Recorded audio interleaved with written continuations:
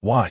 In the realm of Qingxian, at the edge of Yeqing in the eastern Hua Kingdom, lies the beast forest, 20 miles distant. How utterly unprincipled. How outrageous. It is intolerable. Heavens! You trick me.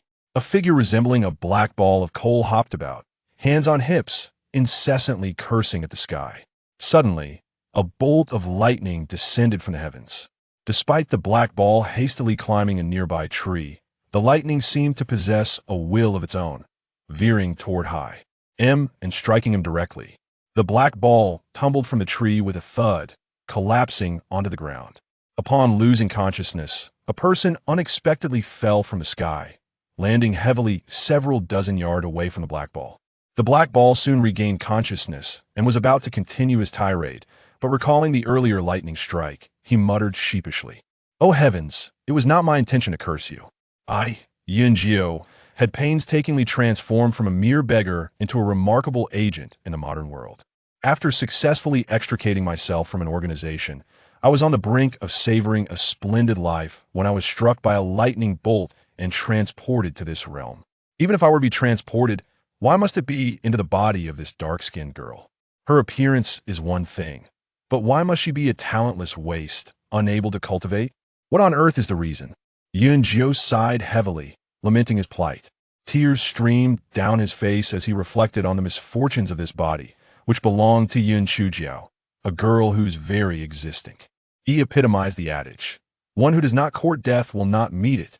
This body, with its dark complexion, was not only unattractive but also a hopeless case in the realm of cultivation. Moreover, she was an abandoned child, cast aside at birth in the woods of Luoxiao Mountain. Fortunately, she encountered the kind-hearted couple, Yun Changqing, since she was found on the 9th day of the lunar month, and her ranking in the Yun family was also 9 Thane. Named her Yun Shujiao. The Yun family was a prestigious cultivation family in Yi City, and Yun Changqing was the youngest son of the family patriarch, Yun Xiaotian, renowned for his exceptional talent and favored by his father. Thus, Yun Shujiao seemed to have fallen into a pot of honey. However, to her dismay, when Yun Shujiao turned 5, she discovered that she was a talentless individual incapable of cultivation. Misfortune often comes in pairs. When she was 8, the Yun Changqing couple mysteriously disappeared while completing a family mission. As time passed, others could only reluctantly accept the grim reality of their demise and erected a ceremonial tomb for them. Yun Shujiao's position in the Yun family became increasingly precarious. As a foster daughter, a talentless individual, and now deprived of her guardian's protection, her sensitive Ert began to harbor suspicions toward the Yun family, convinced that everyone looked down upon her and wished to expel her from the family. At this juncture, the scoundrel by Moyu made his appearance. With a few insipid, nauseating remarks and some dry pastries, he managed to sway the original owner's foolish heart. The original owner, in her naivety, failed to realize that Bai Moyu was the second son of the Bai family, the sworn enemy of the Yun family. How could she follow him around, acting all affectionate, without considering how the Yun family would perceive her? Although Yun Xiaotian was quite infuriated by the actions of the original body, he chose to merely offer verbal counsel, taking into account her tender age and pitiable background, and refrained from imposing any harsher consequences. However, this foolish individual misguidedly believed that Yun Xiaotian harbored ill towards her. Under the instigation of Bai Moyu, she committed several transgressions against the Yun family. Today, she has once again perpetrated a folly that might warrant her expulsion from the family. Chapter 2. The fat sheep. Under the instigation of Bai Moyu, the original body, an utter fool, brazenly pilfered a third-tier spirit-enhancing elixir, the spirit-gathering pill, which the Yun family had painstakingly acquired at great expense. This precious pill was intended for Yun Xiaotian's advancement to the 7th level of spirit refining. Alas, it was promptly gifted to his arch-rival. One can only imagine the depth of resentment the Yun family harbored towards Yun Shujiao. It was akin to nurturing a treacherous wolf. Today marked the death anniversary of Yun Changqing and his wife. Yet this peculiar individual seized the occasion to invade the study of the Yun family patriarch, Yun Xiaotian, and abscond with the spirit-gathering pill. Ecstatic, the original body hurried to the outskirts of the beast forest, where she had arranged to meet Bai Moyu, her mind brimming with fantasies of escaping together. However, upon obtaining the pill, Bai Moyu's demeanor shifted dramatically. After subjecting her to scorn and ridicule, he callously kicked her to the ground. The unfortunate wretch struck her head against a rock and met her demise. Yun Chujiao was utterly at a loss for words regarding the original body's foolishness. To commit such egregious acts for a scoundrel was a quintessential example of ingratitude. Countless handsome suitors awaited her in the future. Why the urgency? To sacrifice herself over a crooked tree was truly both pitiable and contemptible. Not long after Yun Chujiao had departed, her eyes suddenly brightened. A figure lay before her, seemingly lifeless, for there was not a whisper of breath. With her keen hearing, she would have detected any signs of life otherwise.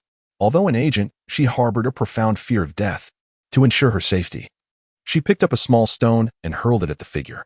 The stone struck the person's back, yet there was no discernible reaction. Yun Chujiao smiled, feeling prosperous.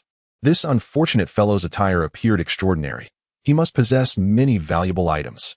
It was as if she could see heaps of gold and silver beckoning to her, and she skipped gleefully to stand before him. "Hey, are you still alive?" Yun Chujiao prodded the man with a branch, yet there was no response. Observing his garments, her eyes narrowed, and a grin spread across her face. "Huh, it seems the heavens are indeed reliable, sending me a plump sheep." The fabric was evidently exquisite, indicating he surely harbored a wealth of treasures. Yun Chujiao turned the man over and was taken aback. Goodness, a handsome man. All those so-called pretty boys and male gods could step aside. This was the epitome of allure. TSK, TSK, look at that jawline. TSK, TSK, behold that nose. After marveling for a while, Yun Chujiao sighed. What a pity. Even the most striking beauty is but a corpse. Truly, beauty is often accompanied by misfortune. Having seen her share of the world, she soon regained her focus. My dear beauty, I apologize. Wealth cannot be brought into life or taken in death. So I shall reluctantly take it upon myself to collect your riches. With that declaration, Yun Chujiao began rummaging through the man's clothing. After a lengthy search, she found not a single coin, let alone any treasures. Anger surged within her. What a disappointment. Turns out you are merely an empty shell. Such a waste of a handsome visage, to be a pauper. How lamentable. In her fury let us just say she undressed the man. Chapter 3. Merely a moment of impulse. This attire is rather fine. Just as my own garments have become soiled, I shall reluctantly accept it. I am a person of kindness, and all I require is a single outer garment. Yun Chujiao swiftly removed the man's outer coat. Although the wound at the back of her head had curiously healed completely, there were still traces of blood and dirt on her clothes. She discarded her dirty attire and donned the man's clothing, thinking to herself, let it be a bit oversized. It's certainly better than my filthy rags. To her astonishment, the outfit magically adjusted itself, fitting her perfectly in size and shape. A glimmer of delight sparkled in Yun Chujiao's eyes as she joyfully exclaimed, what a treasure! Who would have thought this pretty boy's clothes would be so splendid? With a mischievous glint, she layered her own garments over this exquisite outfit. Adhering to the adage that wealth should not be flaunted, such a precious find should not attract unwanted attention. Huh? What else did this charming fellow possess? Yun Chujiao noticed that the man's right hand was tightly clenched, as if concealing something within. How could she let such a lucrative opportunity slip away? With considerable effort, she finally pried open his hand, internally grumbling about the strength of a corpse. To her dismay, what she discovered was an unremarkable fruit. She picked it up and inhaled gently, detecting only a faint fragrance, and she couldn't help but curl her lip. It's clearly worthless. Fine spiritual fruits are said to exude a captivating aroma. Feeling a bit parched, Yun Chujiao decided to munch on the fruit, devouring it in a few swift bites. She carelessly tossed aside the pit and prepared to leave. As her gaze inadvertently fell upon the man's striking features, an inexplicable impulse compelled her to touch his face. The sensation was surprisingly pleasant. Good heavens! What was she doing? Yun Chujiao's face, as thick as a city wall, suddenly flushed a deep crimson as she stammered. I am not trying to take advantage of you. I simply acted impulsively. Yes, I admit it, I acted impulsively. Anyway, thank you for your clothes, handsome. I am small and weak, so I won't dig a pit for you. Rest assured, soon enough, some demonic beasts will come to help you return to dust. Farewell. In a fluster, Yun Chujiao hopped away awkwardly. Half an hour later, several black dots appeared in the sky, and a group of figures clad in black descended to the ground, staring in bewilderment at the man below. Just as the black-clad figures were in shock, The man suddenly opened his eyes. Had Yun Chujiao seen him at that moment, she would never associate him with any handsome youth, for as his eyes unfurled, a chilling aura enveloped the air, making him appear as a terrifying harbinger of death.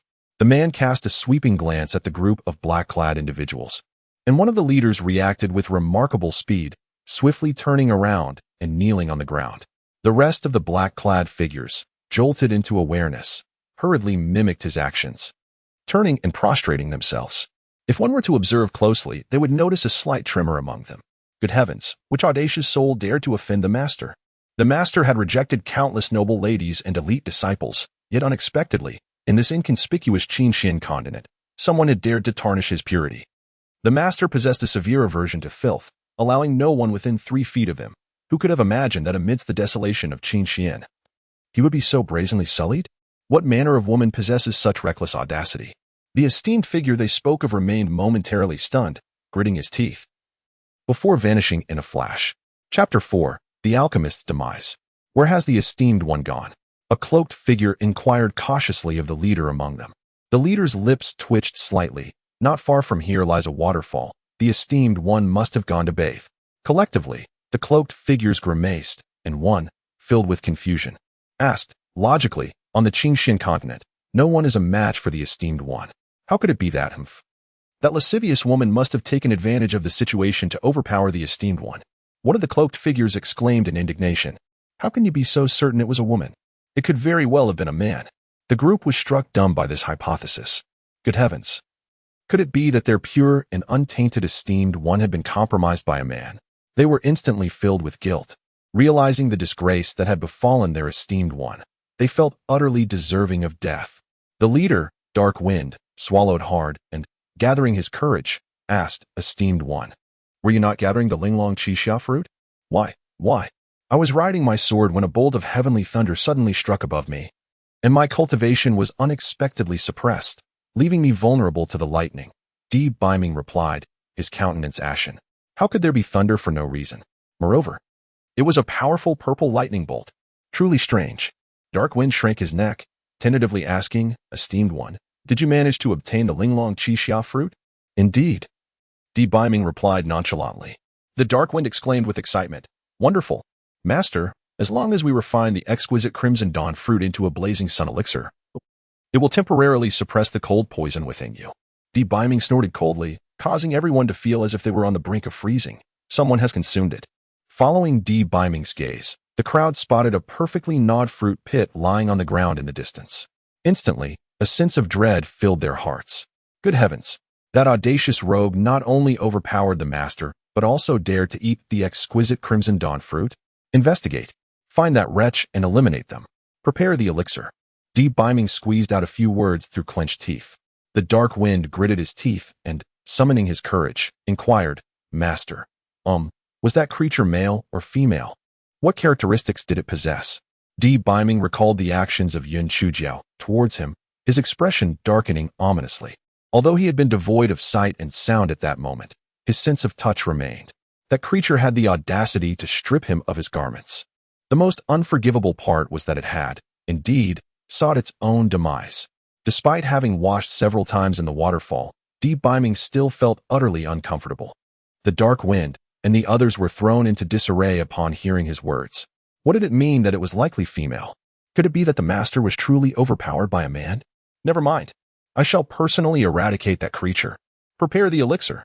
Amidst a seething hatred, Di Biming harbored a flicker of curiosity regarding the audacious entity that dared to defy him. It was simply outrageous. Unbeknownst to Yun Chujiao, she had caught the attention of a vengeful deity, and she was on the verge of tears, cursing the original owner of her body. The reputation of the original owner was utterly tarnished. Upon exiting the forest of beasts, Yun Chujiao encountered several groups of people. Despite her persistent pleas, not a single individual was willing to offer her a ride. The sight of Yun Chujiao elicited expressions of disdain and contempt, as if they were gazing upon a repugnant creature. Get lost, you worthless wretch, they scoffed. Indeed, her lack of beauty was bad enough, but her incessant clinginess to young Master Mou was utterly shameless. The Yun family must have fallen into dire straits to have raised such an ungrateful ingrate.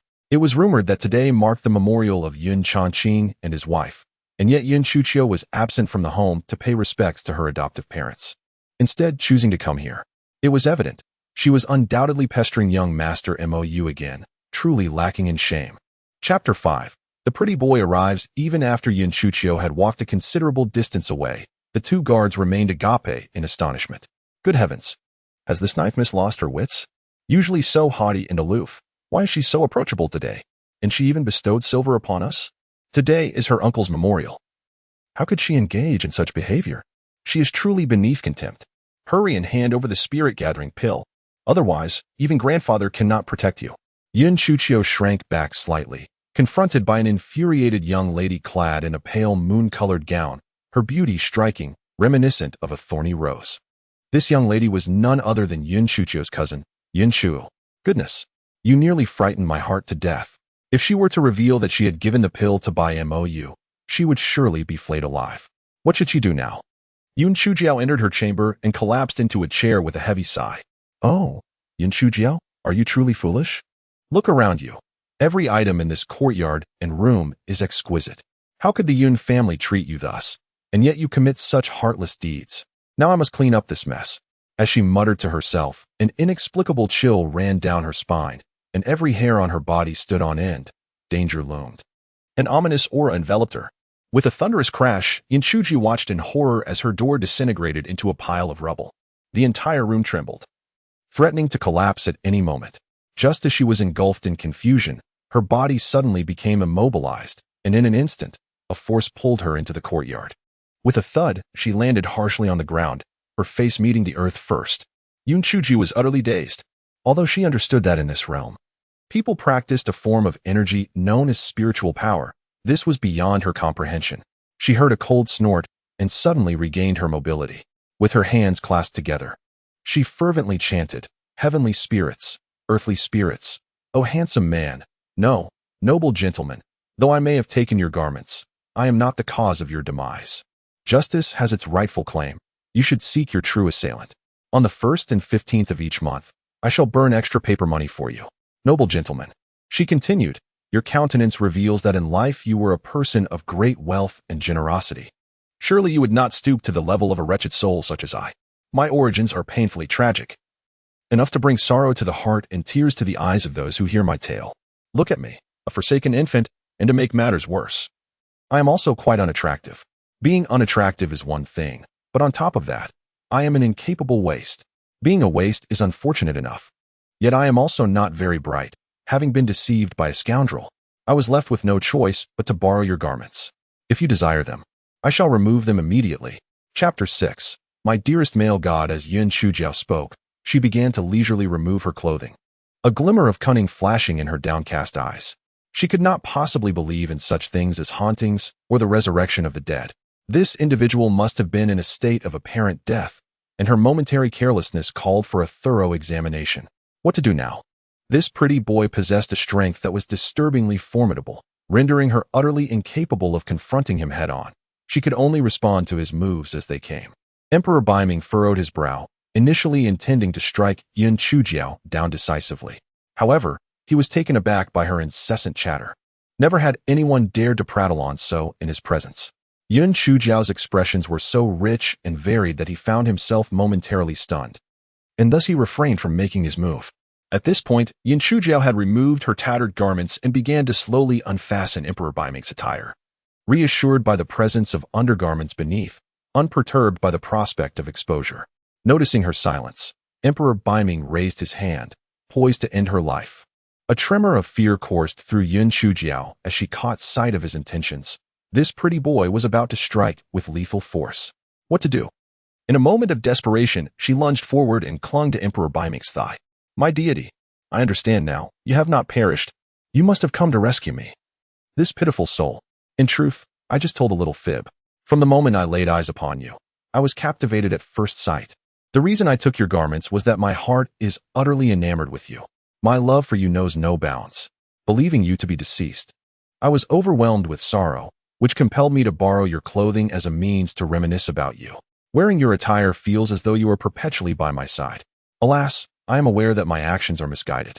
Yet, I implore you to forgive me, considering the depths of my affection for you. My tender, youthful heart burns solely for you. The hidden shadows chuckled at this absurdity. This girl spins quite the tale. A tender heart, indeed? It should be a matter of desire. The illustrious Byming had never encountered such boldness before. His previous suitors were shy and withdrawn, struggling to utter a single word in his presence, let alone confess their feelings so openly. Under the fervent declaration from Yin Chuxiao, Byming found himself momentarily oblivious to her embrace around his leg, and oddly, a sense of exhilaration washed over him.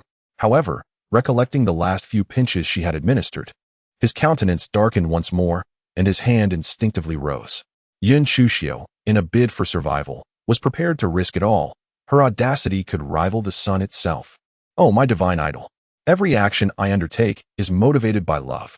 I am irresistibly drawn to your charm, and thus, my feelings are beyond my control. Love is innocent. My idol, if you wish to take my life, then do so. Should I perish by your hand, I would embrace my fate with joy, even in a spectral form.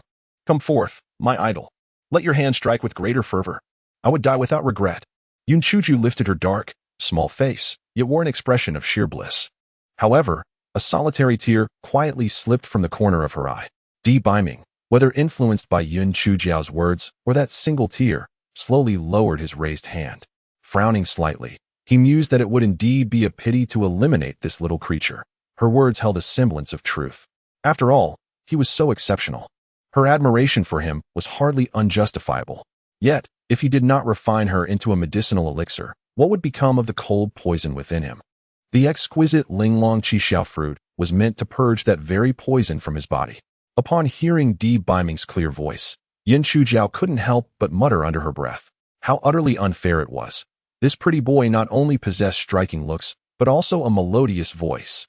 However, having already consumed it, she could hardly regurgitate it. With a pitiful tone, Yin Chujiao lamented, "But that's impossible. What's the difficulty? I can refine you into a pill just the same," Byming replied, his tone calm, as if it were the most ordinary matter.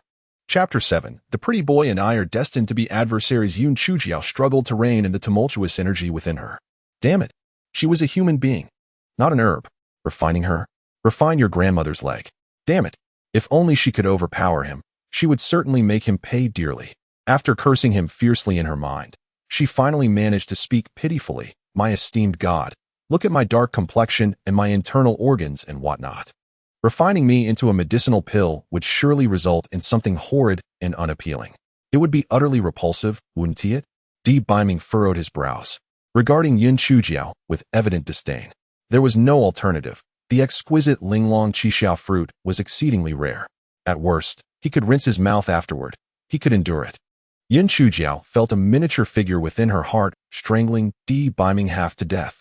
How infuriating. Even in this dire state, he dared to express distaste. If only I could overpower you, I would end your life. As her mind raced in a frenzy, she contemplated her predicament. Clearly, that wretched fruit held significant importance for this dashing young man. Had she known, she would have refrained from consuming it, for its flavor was utterly unpalatable, less delectable than a mere radish.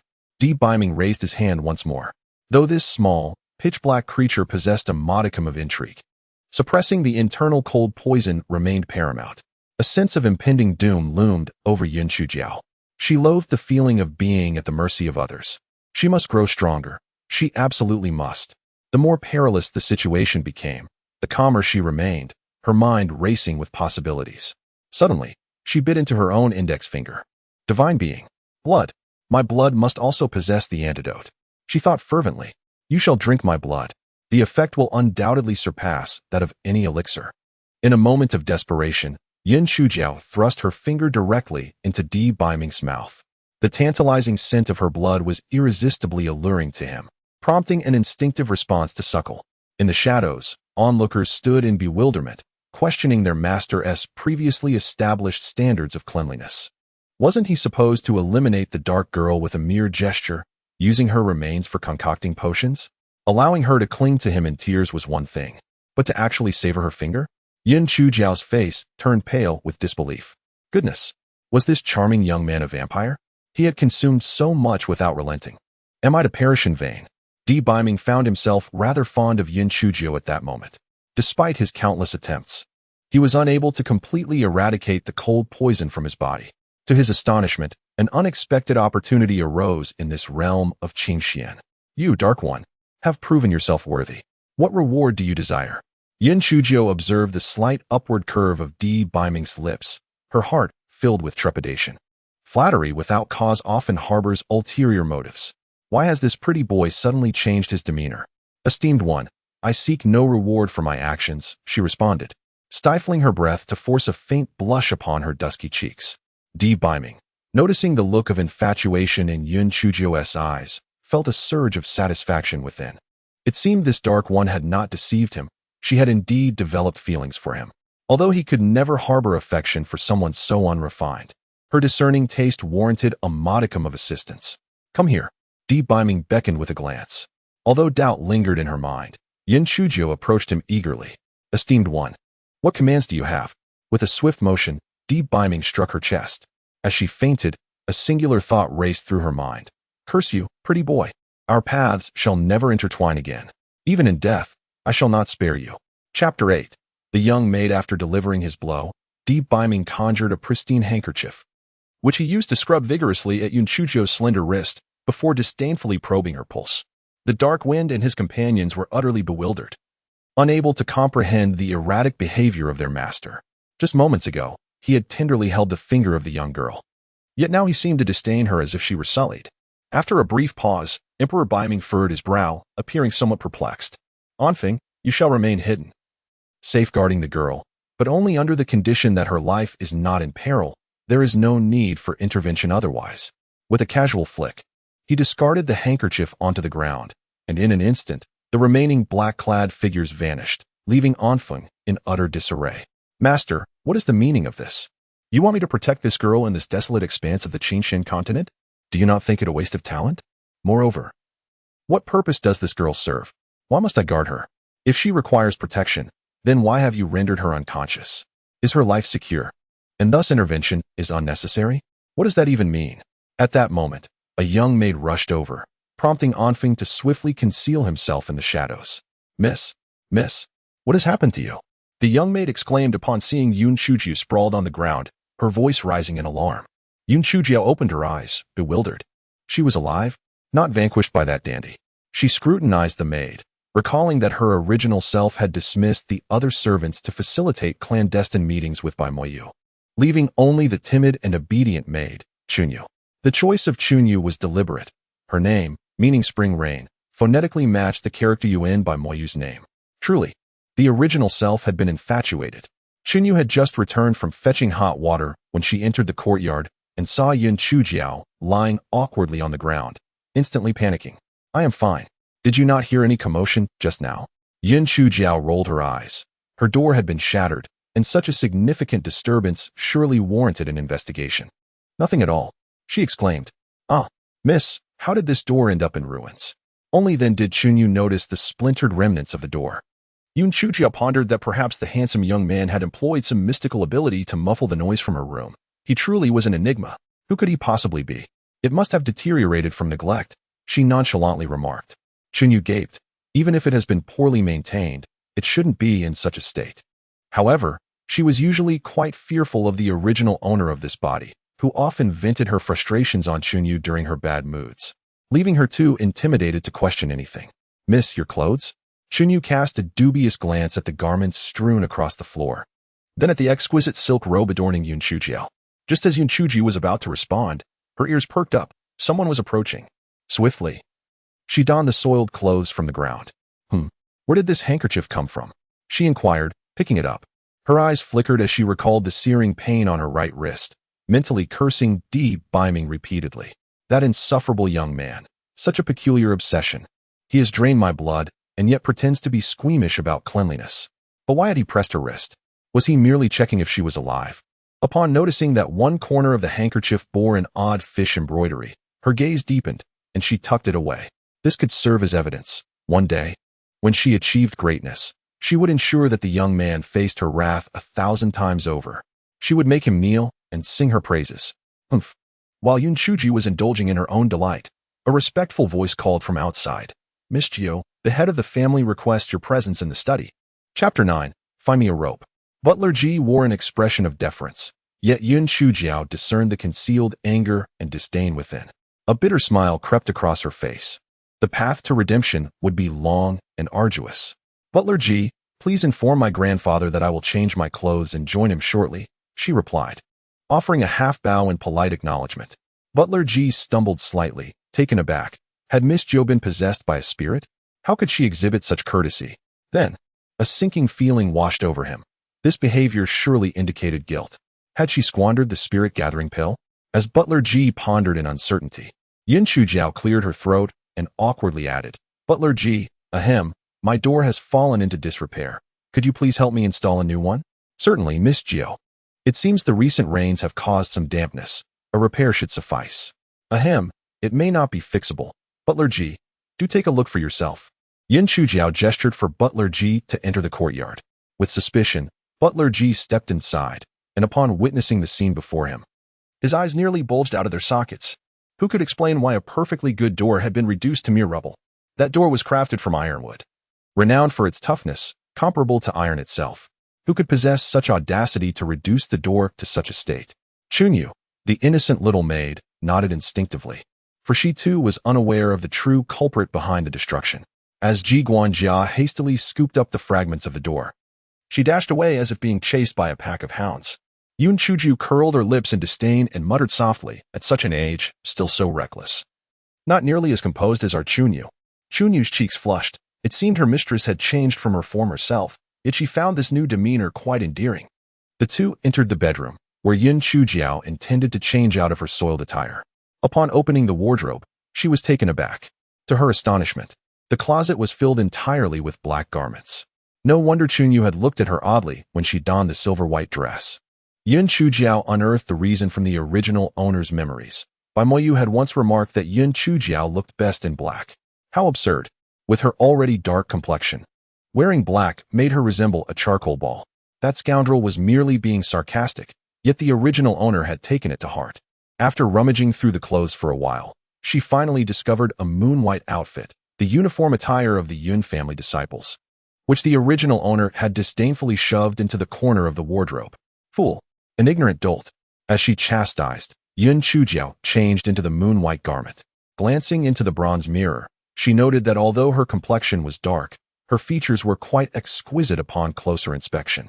A flicker of satisfaction stirred within her. It was not entirely dismal after all.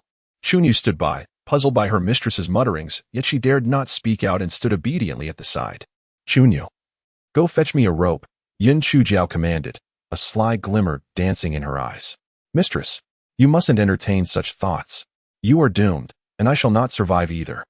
Spring Rain exclaimed, disregarding her fear. What do you mean by doomed? I'm not hanging myself.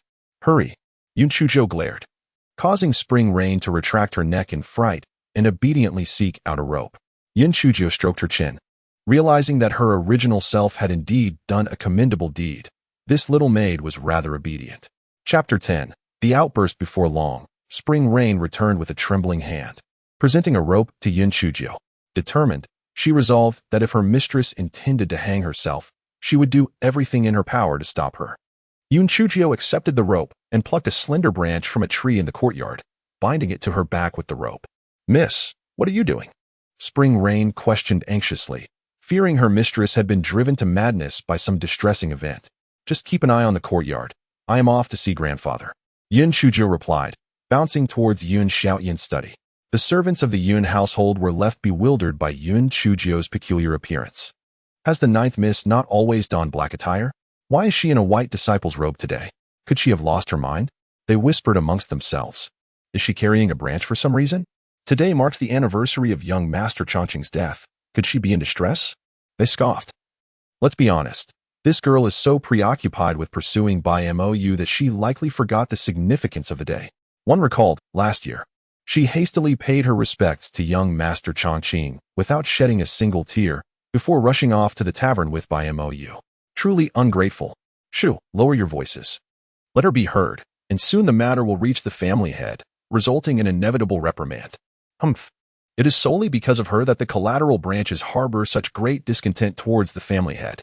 Fortunately, our family head is benevolent. Such a person ought to be expelled from the Yun family. Yun Chujiao possessed remarkable hearing and caught the whispers of the crowd, causing her to stumble momentarily. Goodness, how did she end up in such a peculiar situation? Based on the murmurs of those around and the previous actions of Yun Chu, it seemed that Yun Xiaotian had suppressed the incident regarding the theft of the spirit-gathering pill. Yun Chujiao felt a semblance of affection towards this unseen grandfather, for he showed kindness even to a white-eyed wolf like the original owner. This demonstrated that Yun Xiaotian was a person of deep emotion and loyalty. Perhaps he had transferred the love and guilt he held for his youngest son onto Yun Chujiao. Unfortunately, the original owner was too foolish to appreciate it. As Yun Chujiao pondered deeply, her path was abruptly blocked. What an unusual occurrence. Yun Chujiao, you didn't follow Bai Moyu around today? Taunted Yun Chuer, the second branch of the family, who often bullied Yun Chujiao. Oh, why aren't you wearing your crow outfit? And what with that branch behind your back? Could it be that Bai Moyu fancies this style? Haha. Yun Chujiao rolled her eyes inwardly. In a vast forest, one encounters all sorts of birds. This Yun Chuer had frequently tormented the original owner, and her stubbornness was not without relation to the bullying she endured. Second brother. Grandfather is eager to see me regarding an important matter. Please step aside, Yun Chujiao replied calmly. Yun Chuer was taken aback. Typically, Yun Chujiao appeared to be a picture of grievance and melancholy, yet today she seemed remarkably composed. It was not impossible for her to step aside. After all, her finances had been rather tight lately. 100 taels of silver. Yun Chuer smirked, knowing that although Yun Chujiao was a little orphan, the old scoundrel Yun Xiaotian had often provided her with support. 100 taels? Why don't you just go rob someone? Yun Chujiao retorted sharply. She harbored two great passions in life, food and money. The moment she heard Yun Chuer mention silver, she exploded like a cat whose tail had been stepped on. Yun Chuer was startled by the fierce expression on Yun Chujiao's face. She had previously managed to extract silver from her without much trouble. Why this sudden outburst? Anger welled up within her, and she indignantly exclaimed, Yun Chujiao, how dare you be so brazen? You ungrateful wretch, if you do not hand over the silver, I will make you regret it. Make me regret it? I am already quite pleasing to the eye. What more do you desire? Yun Chujiao crossed her arms. A disdainful expression etched across her dark face. Yun Chujiao, you dare to talk back. If you have the audacity, never set foot outside the family estate. Otherwise, once you're out there, just wait and see how I deal with you. Yun Chuer hissed venomously. She would not dare bully Yun Chujiao within the estate. If it reached Yun Xiaotian's ears, she would certainly face dire consequences. If you're so capable, why don't you make a move now? Talking without action is nothing to boast about. Look at you, trying to lecture me? No wonder your name is Yun Chuer. You truly are foolish. You're nothing but a dimwit. A glint of severity flashed in Yun Chujiao's eyes. How dare they covet her? Soon enough, she would make them regurgitate all they had previously swallowed. Yun Chuer never anticipated that Yun Chujiao would dare to insult him. Upon noticing the hushed whispers of the servants around them, Yun Chuer was consumed by a mix of embarrassment and fury. You. Very well, Yun Chujiao. Since you lack respect for your elder brother, I shall educate you on proper etiquette. With that, Yun Chuer swung his hand toward Yun Chujiao's face. The servants of the family estate closed their eyes in fear, thinking it was over. The second young master possessed a cultivation level of the second tier of spirit refining. Surely, the ninth young lady would be sent flying by such a slap. To their astonishment, Yun Chujiao nimbly leaped aside, deftly avoiding Yun Chuer's strike. Yun Chuer, is your eyesight poor? I am right here. How is it you cannot hit me? How can you be so foolish? Like a little rabbit, Yun Chujiao bounced about, while Yun Chuer flailed for what felt like an eternity, failing to even brush the hem of her garment. The servants widened their eyes in disbelief, exclaiming inwardly about the peculiar occurrences of the day. How had the ninth young lady become so agile? A surge of joy filled Yun Chujiao's heart. It turned out that the so-called second tier of spirit refining was not all that impressive. With newfound confidence, she declared, Get lost, you worthless scum. Seizing an opportunity, she delivered a swift kick to his abdomen. Yun Chuer was sent sprawling, crashing heavily to the ground. Yun Chujiao frowned. This body was still too weak. In the past, she could have sent Yun Chuer flying dozens of feet away, but now, he had only been knocked back a few. Yun Chuer was momentarily taken aback, then erupted into a torrent of invective. You wretched, callous little wretch, how dare you kick me? Just watch how I deal with you.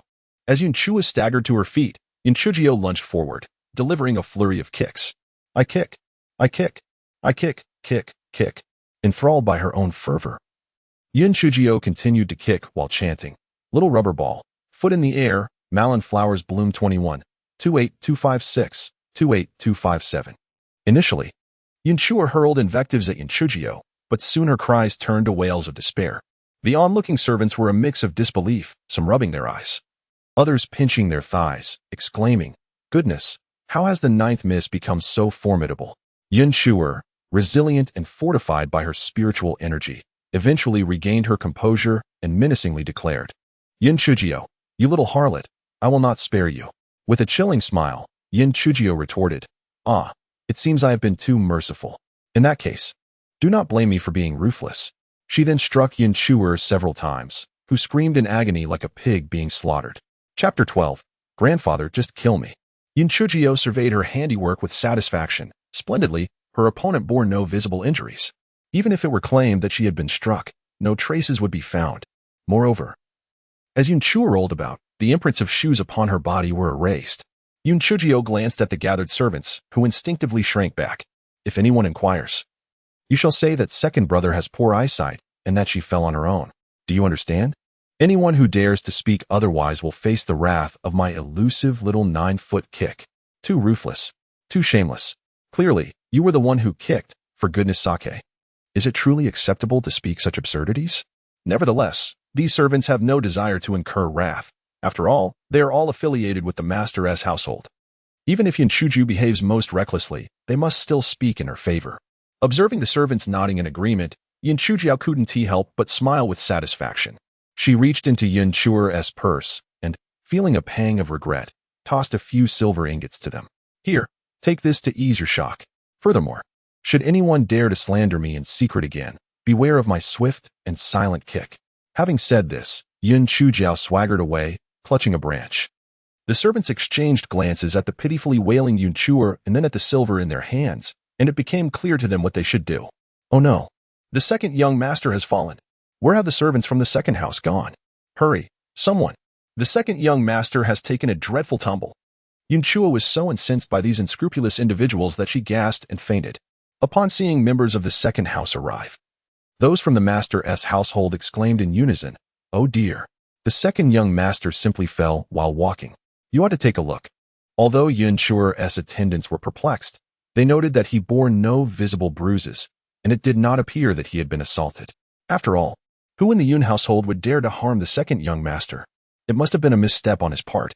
As the servants of the Master's household witnessed Yin Chua being carried away, they stifled their laughter, amused at how cunning Miss Nine was.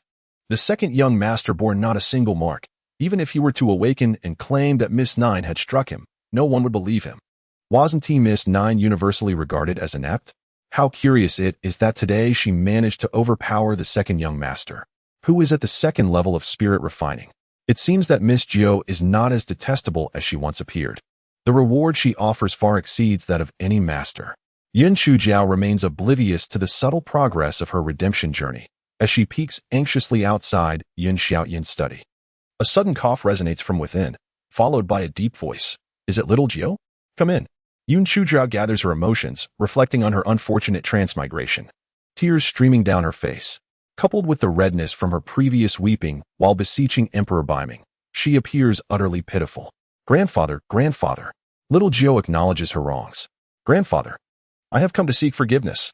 The spirit-gathering pill was deceitfully taken by that scoundrel, who nearly ended my life. I now see his true nature clearly. Woe is me, grandfather, I was wrong. Please, punish me. I am no better than a beast. I am an ungrateful wretch, a white-eyed wolf. After you strike me down, please bury me alongside my parents. In this life, I have failed to repay the kindness of the Yun family. In my next life, I shall toil to make amends for my sins. Oh, how I regret. Grandfather, please end my suffering swiftly. A single blow would suffice. Do not let me endure prolonged agony." Yin Chujio, small and fragile, trembles as she weeps, appearing on the verge of fainting. Chapter 13. A treasure. Yun Xiaotian nearly burst into laughter. This little Jio, who once seemed so dull and oblivious, has suddenly gained insight. Her repeated pleas for him to end her life are clearly a strategic retreat. Yun Xiaotian scrutinizes Yin Chujio carefully. Indeed, this is little Jio. But how has she become so astute? Could it be that her heart was truly shattered by Bai Moyu, leading to this sudden enlightenment? Yun Chujiao observed Yun Xiaotian, who merely scrutinized her in silence. She untangled the branch from behind her and raised her hands, saying, "Grandfather, I know you cherish me and wouldn't dare to harm me. So why not use this branch to give me a few whacks? It would serve as a valuable lesson." Yun Xiaotian took the branch she offered, his eyelids twitching slightly. "You little rascal, are you jesting with me? This branch is thinner than noodles. I do wager it would break with just one strike. Now, do elaborate on how Bai Moyu deceived you."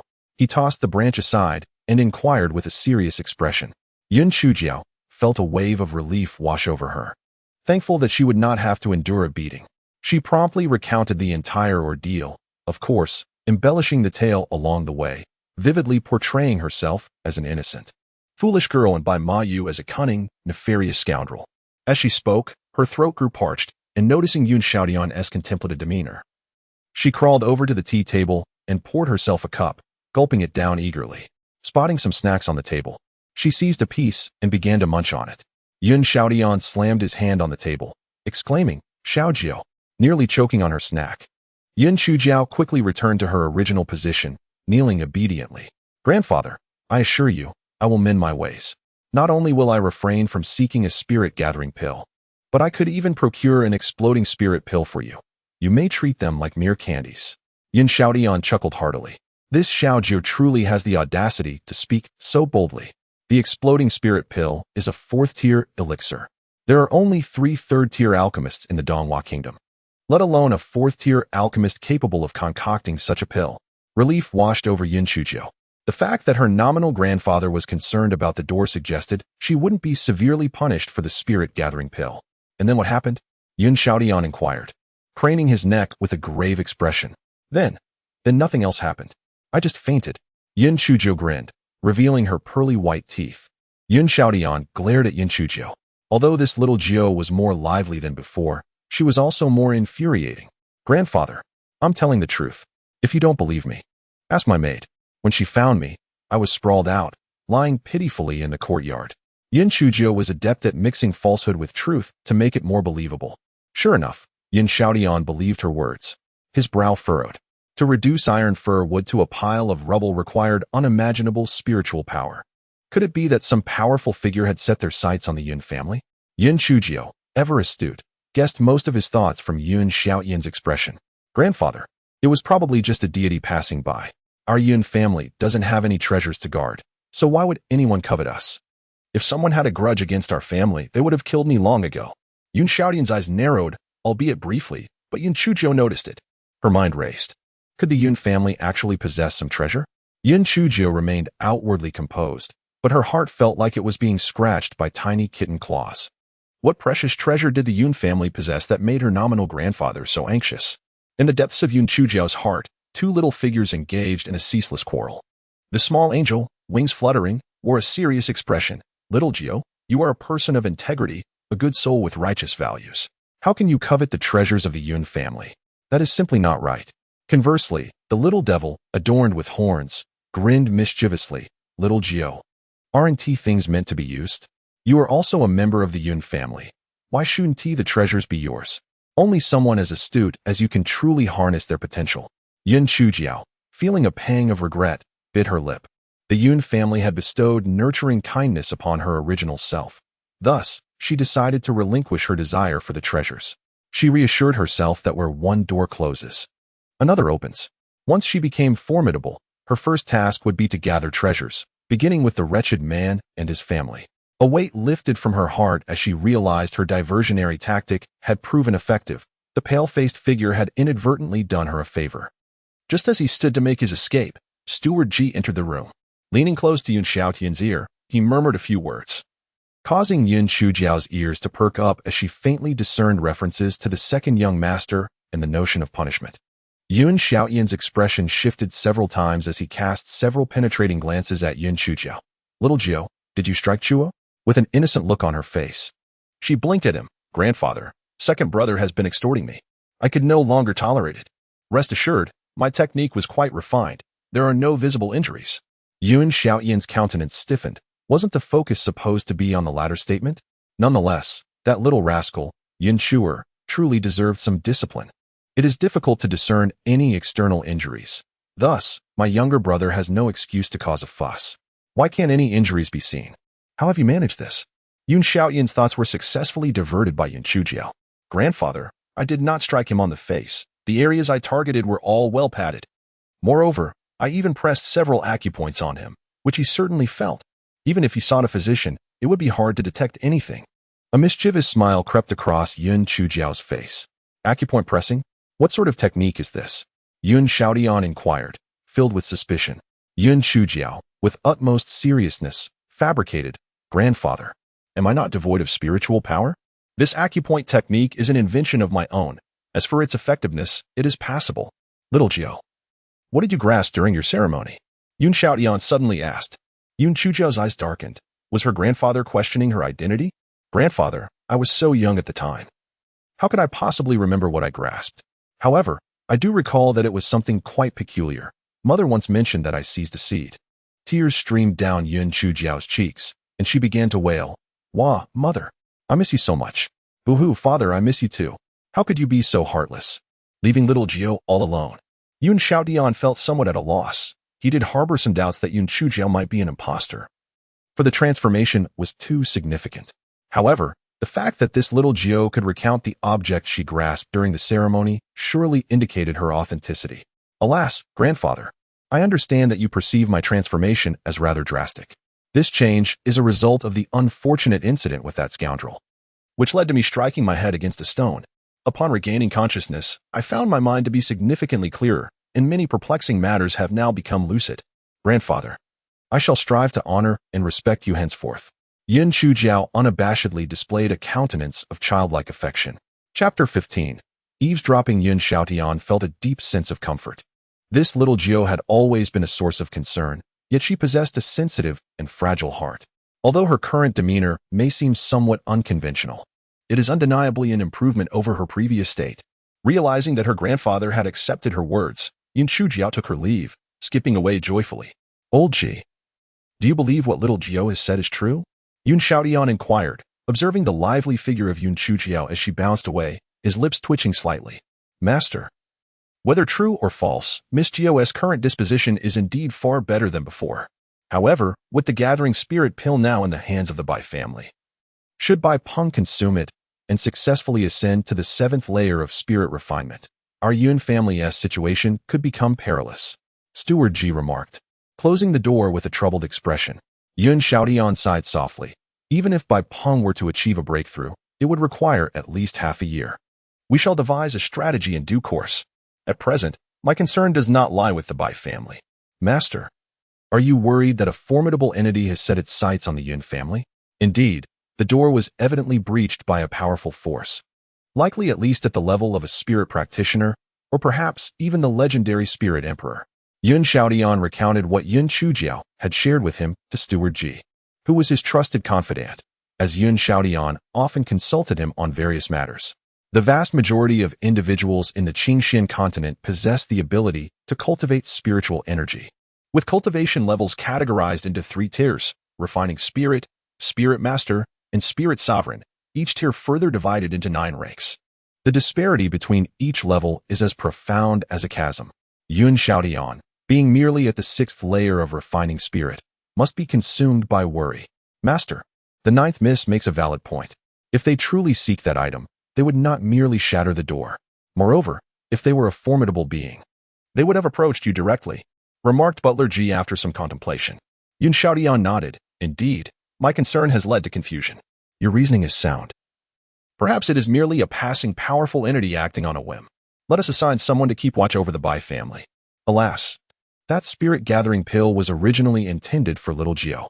Since she has yet to draw spiritual energy into her body, I hope that consuming the pill might yield results. Who would have thought?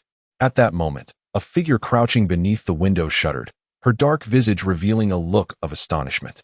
It was none other than Yun Chujiao who had returned, although she had resolved to abandon her covetous thoughts regarding the treasures of the Yun family. A lingering curiosity gnawed at her. Displaying remarkable audacity, she had left the courtyard only to return, now hiding beneath the window, eavesdropping unabashedly.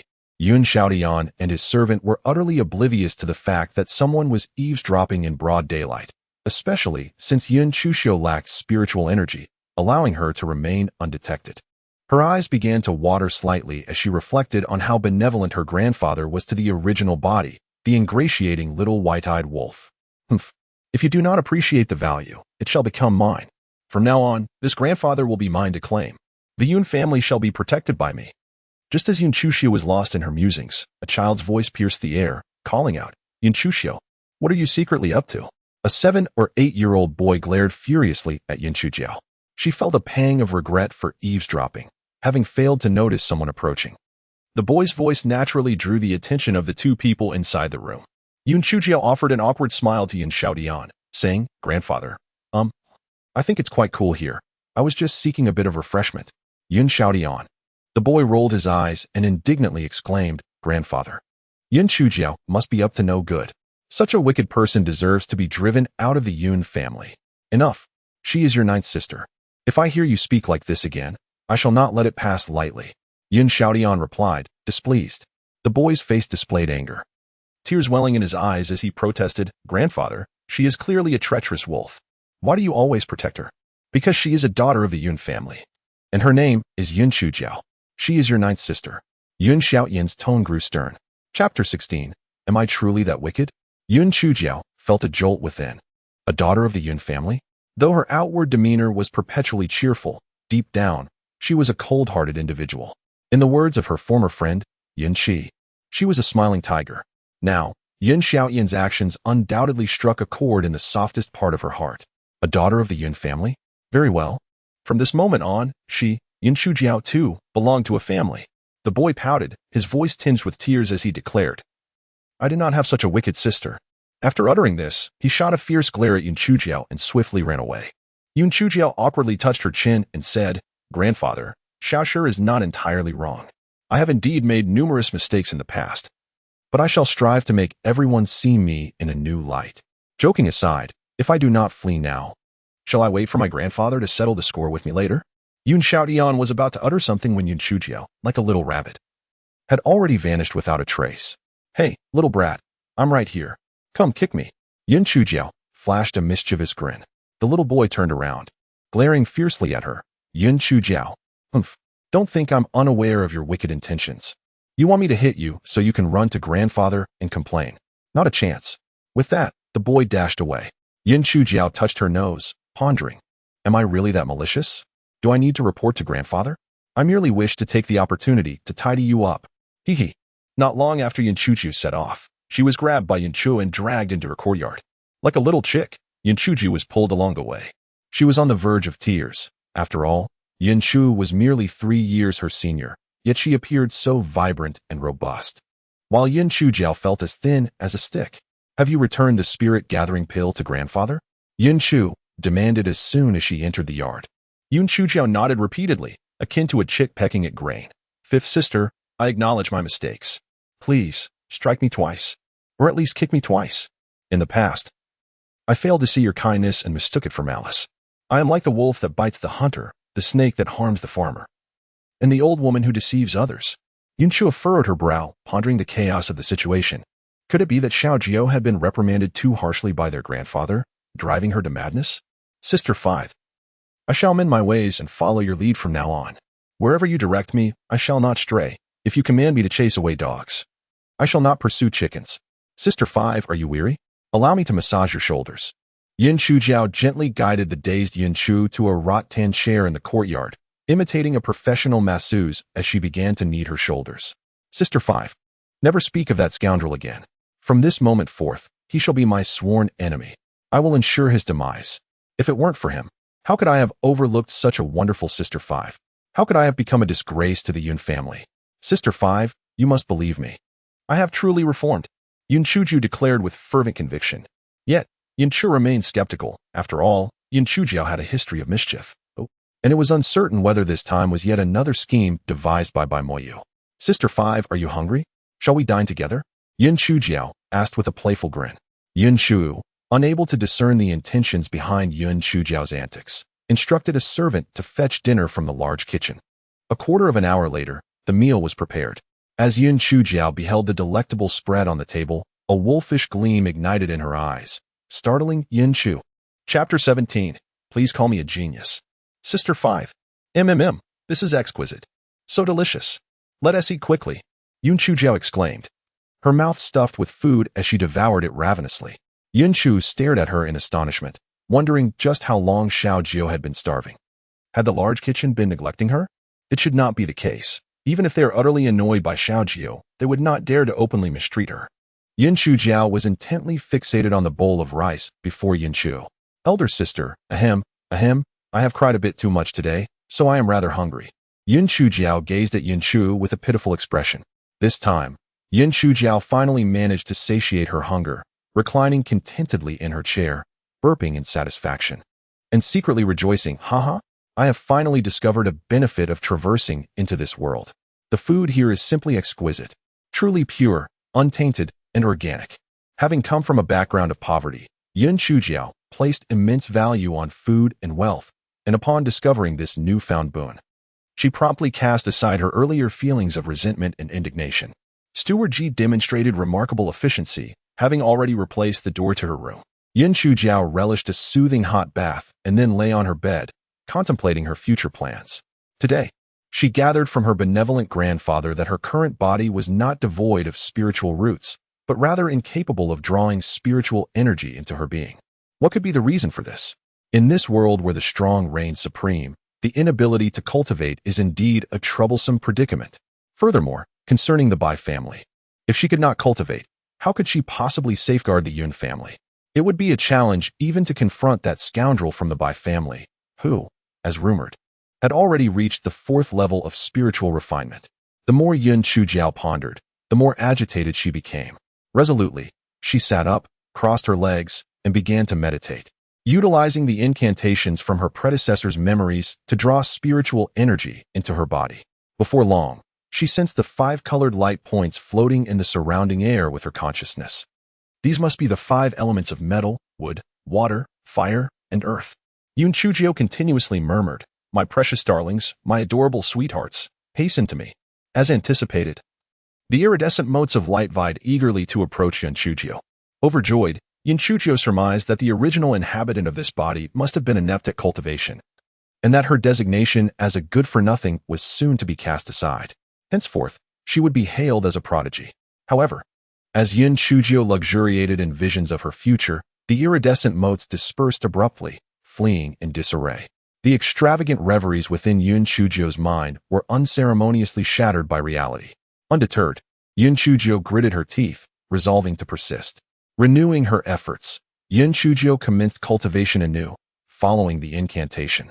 Once more, the iridescent motes congregated around her. Yet at the critical juncture, her efforts were thwarted again, as the motes resisted entering Yun Chujiao's body. Possessing unwavering tenacity, Yun Chujiao persevered despite repeated failures, clinging steadfastly to her attempts. Finally, after countless setbacks, Yun Chujiao discerned a solitary violet mote gradually extricating itself from the cluster and infiltrating her being. Violet. Yun Chujiao was perplexed. Golden motes signified the element of metal, green denoted wood, white represented water, red symbolized fire, and yellow embodied earth. Yet, she had never encountered a violet element. Although somewhat bewildered, Yun Chujiao consoled herself, reasoning that violet was preferable to remaining a useless individual. Through her relentless endeavors, Yun Chujiao managed to attract approximately 24 violet motes over the course of the night. Stretching languidly, Yun Chujiao marveled at her lack of fatigue despite having remained awake throughout the night, wondering if this was an advantage of cultivation. The spring rain had prepared the washing water, and after Yun Chujiao had freshened up, she cheerfully reminded Chunyu, make sure to bring plenty for breakfast. If you can't carry it, have someone from the kitchen assist you. Do you hear me? I am famished. Very hungry. Upon hearing that Yun Chujiao was hungry, Chunyu hurriedly dashed off to the kitchen to fetch breakfast. Yun Chujiao observed Chun Yu's retreating figure and nodded in satisfaction, thinking to herself, for this alone, I shall look after this little girl. After a fulfilling breakfast, Yun Chujiao sat cross-legged on the floor and began her cultivation. Chun Yu was greatly alarmed. Wasn't the young lady unable to cultivate? What was she doing? The little maid dared not question her and cautiously stood by, fearful of any mishap befalling Yun Chujiao. After 2 hours of cultivation, Yun Chujiao had absorbed about 10 small violet light dots. She stretched lazily, patted her belly, and decided it was time to venture out for some exploration. Chunyu, I will be going out for a while. You stay here and guard the house. Miss W, what were you just doing? Practicing cultivation. What else could it be? Sleeping. Chunyu stared blankly at Yun Chujiao's departing figure. Cultivating? Could the young lady truly cultivate? However, from her demeanor, it seemed more like sleeping. Who stretches after finishing cultivation? The young lady must have been napping and felt embarrassed to admit it. But why not sleep inside the house? Unbeknownst to Yun Chujiao, her naive and endearing little maid was lost in her thoughts as she confidently strode out of the Yun residence, heading towards the largest tavern in Yi City, the Gathering Immortals Tower, guided by the memories of her former self.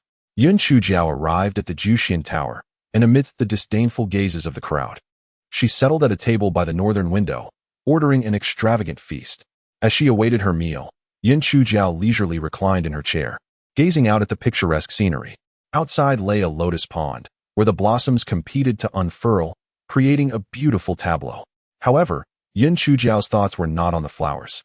Rather, she pondered when the lotus pods would emerge and reminisced about the tantalizing crispy lotus roots, salivating at the thought. While she indulged in her daydreams, the patrons of the tavern began to openly gossip. Isn't that the infamous waste of Yeqing, the notorious infatuated one, Yun Chujiao? They scoffed. Such a young age. Yet she neglects her studies to chase after an older man. What a disgrace. Indeed. Moreover, that Bai Mayu is the sworn enemy of the Yun family, a true ingrate. Who knows? She might be here waiting for young Master Moyu. As if to validate their words, 3 figures entered from outside. Sister Yanran, please. It was Bai Moyu, handsome and charming, exuding an air of sophistication. The young girl walking beside him merely nodded slightly, and as the crowd turned their gaze towards her, a collective gasp of admiration echoed. What a stunning beauty. Chapter 19. The vermilion birthmark encounters the mosquito's blood. The young maiden was adorned in a delicate white gauze dress, intricately embroidered with a solitary red plum blossom at the hem. She exuded an ethereal charm, reminiscent of a celestial being untouched by earthly affairs. Yet her countenance bore an air of haughtiness, causing onlookers to hesitate in her presence. Beside her stood another girl clad in pink, who, despite her own beauty, appeared rather pedestrian in comparison to the maiden in white. Recognizing her, some murmured that the girl in pink was the 4th miss of the Bai family, Bai Moru. Sister Yinran, let us ascend to the private room on the 2nd floor. The 1st floor is a cacophony, filled with individuals of no standing, Bai Moru remarked disdainfully, casting a scornful glance at the crowd below. Her words sparked a wave of discontent among those present, yet none dared to voice their grievances. For Bai Moru was not merely any young lady, she was the beloved sister of Bai Mou and favored by the patriarch of the Bai family, Bai Peng. Bai Mou furrowed his brow slightly. Rower, refrain from such impudence. Even if your intention is to properly host Sister Yanran, you must choose your words with care. He addressed the assembly with a slight bow. Upon witnessing this, the gathering's irritation dissipated, and they began to extol Bai Mou's humility and courtesy. Seeing their favorable reaction, Bai Mou concealed his inner satisfaction and, with a gentle smile, proposed, Sister Yanran, although Rower has spoken indiscreetly, the 2nd floor is indeed quieter. Shall we ascend to the private chamber? The maiden in white gestured gracefully. That spot appears splendid, offering a view of the lotus pond outside. Bai Mou followed her and was momentarily taken aback. The crowd was instantly ignited by the flames of gossip, their laughter echoing in anticipation of the unfolding drama. Dining? What a frivolous notion. Drinking? Who possesses the spirit for such indulgence? A new romance clashes with a former love. The scarlet mark encounters the blood of a mosquito. Naturally, Yun Chujiao noticed Bai Moyu and his companions, yet she had no inclination to engage with them, as she was currently relishing her meal. It is no wonder that the Gathering Immortals Tower is renowned. The dishes are indeed exquisite, visually appealing, aromatic, and flavorful. 32 praises. Upon spotting Yun Chujiao, Bai Mayu was momentarily taken aback, yet he dismissed the thought altogether. A useless individual posed no threat to him, and perhaps keeping her around might prove beneficial in the future. In Bai Mayu's view, this foolish girl would come running at his beck and call without a hint of complaint. Thus, he addressed the woman in white, saying, Sister Yanran, please. This is a friend of mine. She will be leaving shortly. We can take that table. The lotus flowers outside are indeed beautiful. The woman in white nodded with satisfaction and made her way towards Yun Chujiao's seat. However, something seemed amiss. Yun Chujiao continued to eat with great enjoyment, showing no intention of departing. Xiaojiu, Bai Moyu called out with heightened urgency, irritation seeping into his voice. Yet, Yin Chujiao remained unfazed, not even casting a glance in his direction. Yin Chujiao, my brother is speaking to you. Are you deaf? Bai Mo Ro, who had always looked down upon Yin Chujiao, would not have bothered with her had it not been for Bai Moyu's insistence on her usefulness. Only then did Yin Chujiao's gaze shift from her plate to the trio. Are you calling me? She asked, her expression one of bewilderment. Chapter 20. Who do you think you are? Nonsense. Of course, I'm calling you. Sister Yin wishes to sit here. You should hastily make way. Bai Mora cast a disdainful glare at Yin Chujiao. Not only was she unattractive, but she was also a good-for-nothing, yet she dared to harbor feelings for her brother, truly, a toad wishing to eat swan meat. I shall depart once my meal is finished. However, I have yet to finish. As Yin Chujiao spoke, she picked up a piece of fish and savored it, her face adorned with an exaggerated expression of delight. Bai Moru was nearly apoplectic with rage. Just as she was about to confront Yin Chujiao, Bai Moyu shot her a calming glance. With a cold huff, Bai Moru fell silent, still somewhat intimidated by her brother. Bai Moyu furrowed his brow and approached Yin Chujiao. Xiaojiu, cease this nonsense. Leave at once, or else. Or else what? Only my family may call me by my nickname. Who do you think you are? From now on, please refer to me as Yin Chujiao, or Miss Yin, or even Fairy Yin if you wish. Upon hearing her words, the onlookers couldn't help but twitch their lips. Fairy Yin? Do you not have any shame? You look like a charcoal ball. A little ghost would be more fitting. Yet, how peculiar. Yin Chujiao seemed to be acting out of character today, as she was usually so obedient to young Master Moyu. Bai Moyu was equally taken aback by this turn of events, realizing that this foolish girl was still upset about yesterday's incident. Thus, he softened his tone, his eyes glimmering with affection. Xiaojiu, don't be petulant. I will visit you another day. Noticing Yin Chujiao's momentary pause, Bai Moyu felt a swell of satisfaction. This tactic had never failed him with this fool, and surely now she would comply and leave. As Bai Moyu reveled in his own sense of superiority, Yin Chujiao suddenly retched at the ground, exclaiming, "Oh heavens! This is utterly revolting. Please direct your advances towards someone else, and spare me your disturbances." You wretched scoundrel. Bai Moyu was taken aback, as was Bai Mame, and everyone in the room stood in stunned silence. Could it be that Yin Chujiao had lost her senses? Had she not been infatuated with young Master Mayu all along? Why on this day was she repeatedly hurling insults at him? Bai Mame was the first to erupt. Yin Chujiao, you worthless wretch. You hideous creature. Who was it that clung to my brother like a loathsome parasite? My brother, with his kind heart, took pity on your pitiful background and extended his kindness to you. Yet, here you are, speaking ill of him, truly a thankless ingrate. This time, Bai Moyu did not intervene. Yin Chujiao's audacity in addressing him thus warranted a lesson. Yin Chuji regarded Bai Mame with a look of incredulity before suddenly leaping onto her chair. Bai Mame, startled, instinctively took a step back. The onlookers, bewildered, cast curious glances at Yin Chujiao. Could it be that she had truly lost her mind? With a cold smile and a grave expression upon her delicate features, Yin Chujiao declared, "Ladies and gentlemen, I, Yin Chujiao, wish to formally announce something today." Bai Moyu felt an ominous premonition stir within him. This insidious and deceitful Bai Moyu had, in pursuit of his clandestine ambitions, ensnared me with his devious schemes. In my youthful ignorance, I had unwittingly boarded his treacherous vessel, committing numerous transgressions against the Yun family. Yin Chujiao's eyes reddened as she spoke, tears streaming down her cheeks. She wiped them away with her sleeve, displaying a stubborn and resilient demeanor. Though I, Yin Chujiao, am young, I understand the principle of acknowledging one's mistakes. The Yun family has nurtured me, yet I have repaid their kindness with ingratitude. I am filled with remorse and regret. I have resolved from this day forth to reform and start anew. Henceforth, Bai Moyu, this scoundrel, shall be my adversary, and I shall stand resolutely against him. Having uttered these words, Yin Chujiao leaped from her chair and fled from the Jushin building, her face concealed in her hands, leaving the onlookers in a state of bewilderment. Chapter 21. Who will pay the bill? To the assembled crowd, it appeared that Yin Chujiao was in profound despair, prompting her hasty departure. My goodness, her words held significant implications. A hidden agenda? It was well known that the Bai and Yun families were at odds, surely. Young Master Mayu sought to extract information from Yin Chujiao or to manipulate her in some manner. As the crowd recalled the events of the day, it was evident that while Yin Chujiao claimed to have not finished her meal, young Master Mayu had pressured her to leave. which hardly aligned with Bai Moru's purported intentions of care. It was a blatant exploitation. At that moment, a server at Jushian Building suddenly raised his voice, exclaiming, "Oh dear! That Yun Chujiao has tea settled the bill yet. The dishes she ordered are the restaurant's specialties, amounting to several dozen taels of silver." The server instinctively turned his gaze towards Bai Moyu, recognizing that Yun Chujiao's departure was closely linked to him. Thus he could only seek payment from him. "Young Master Moyu, you see this."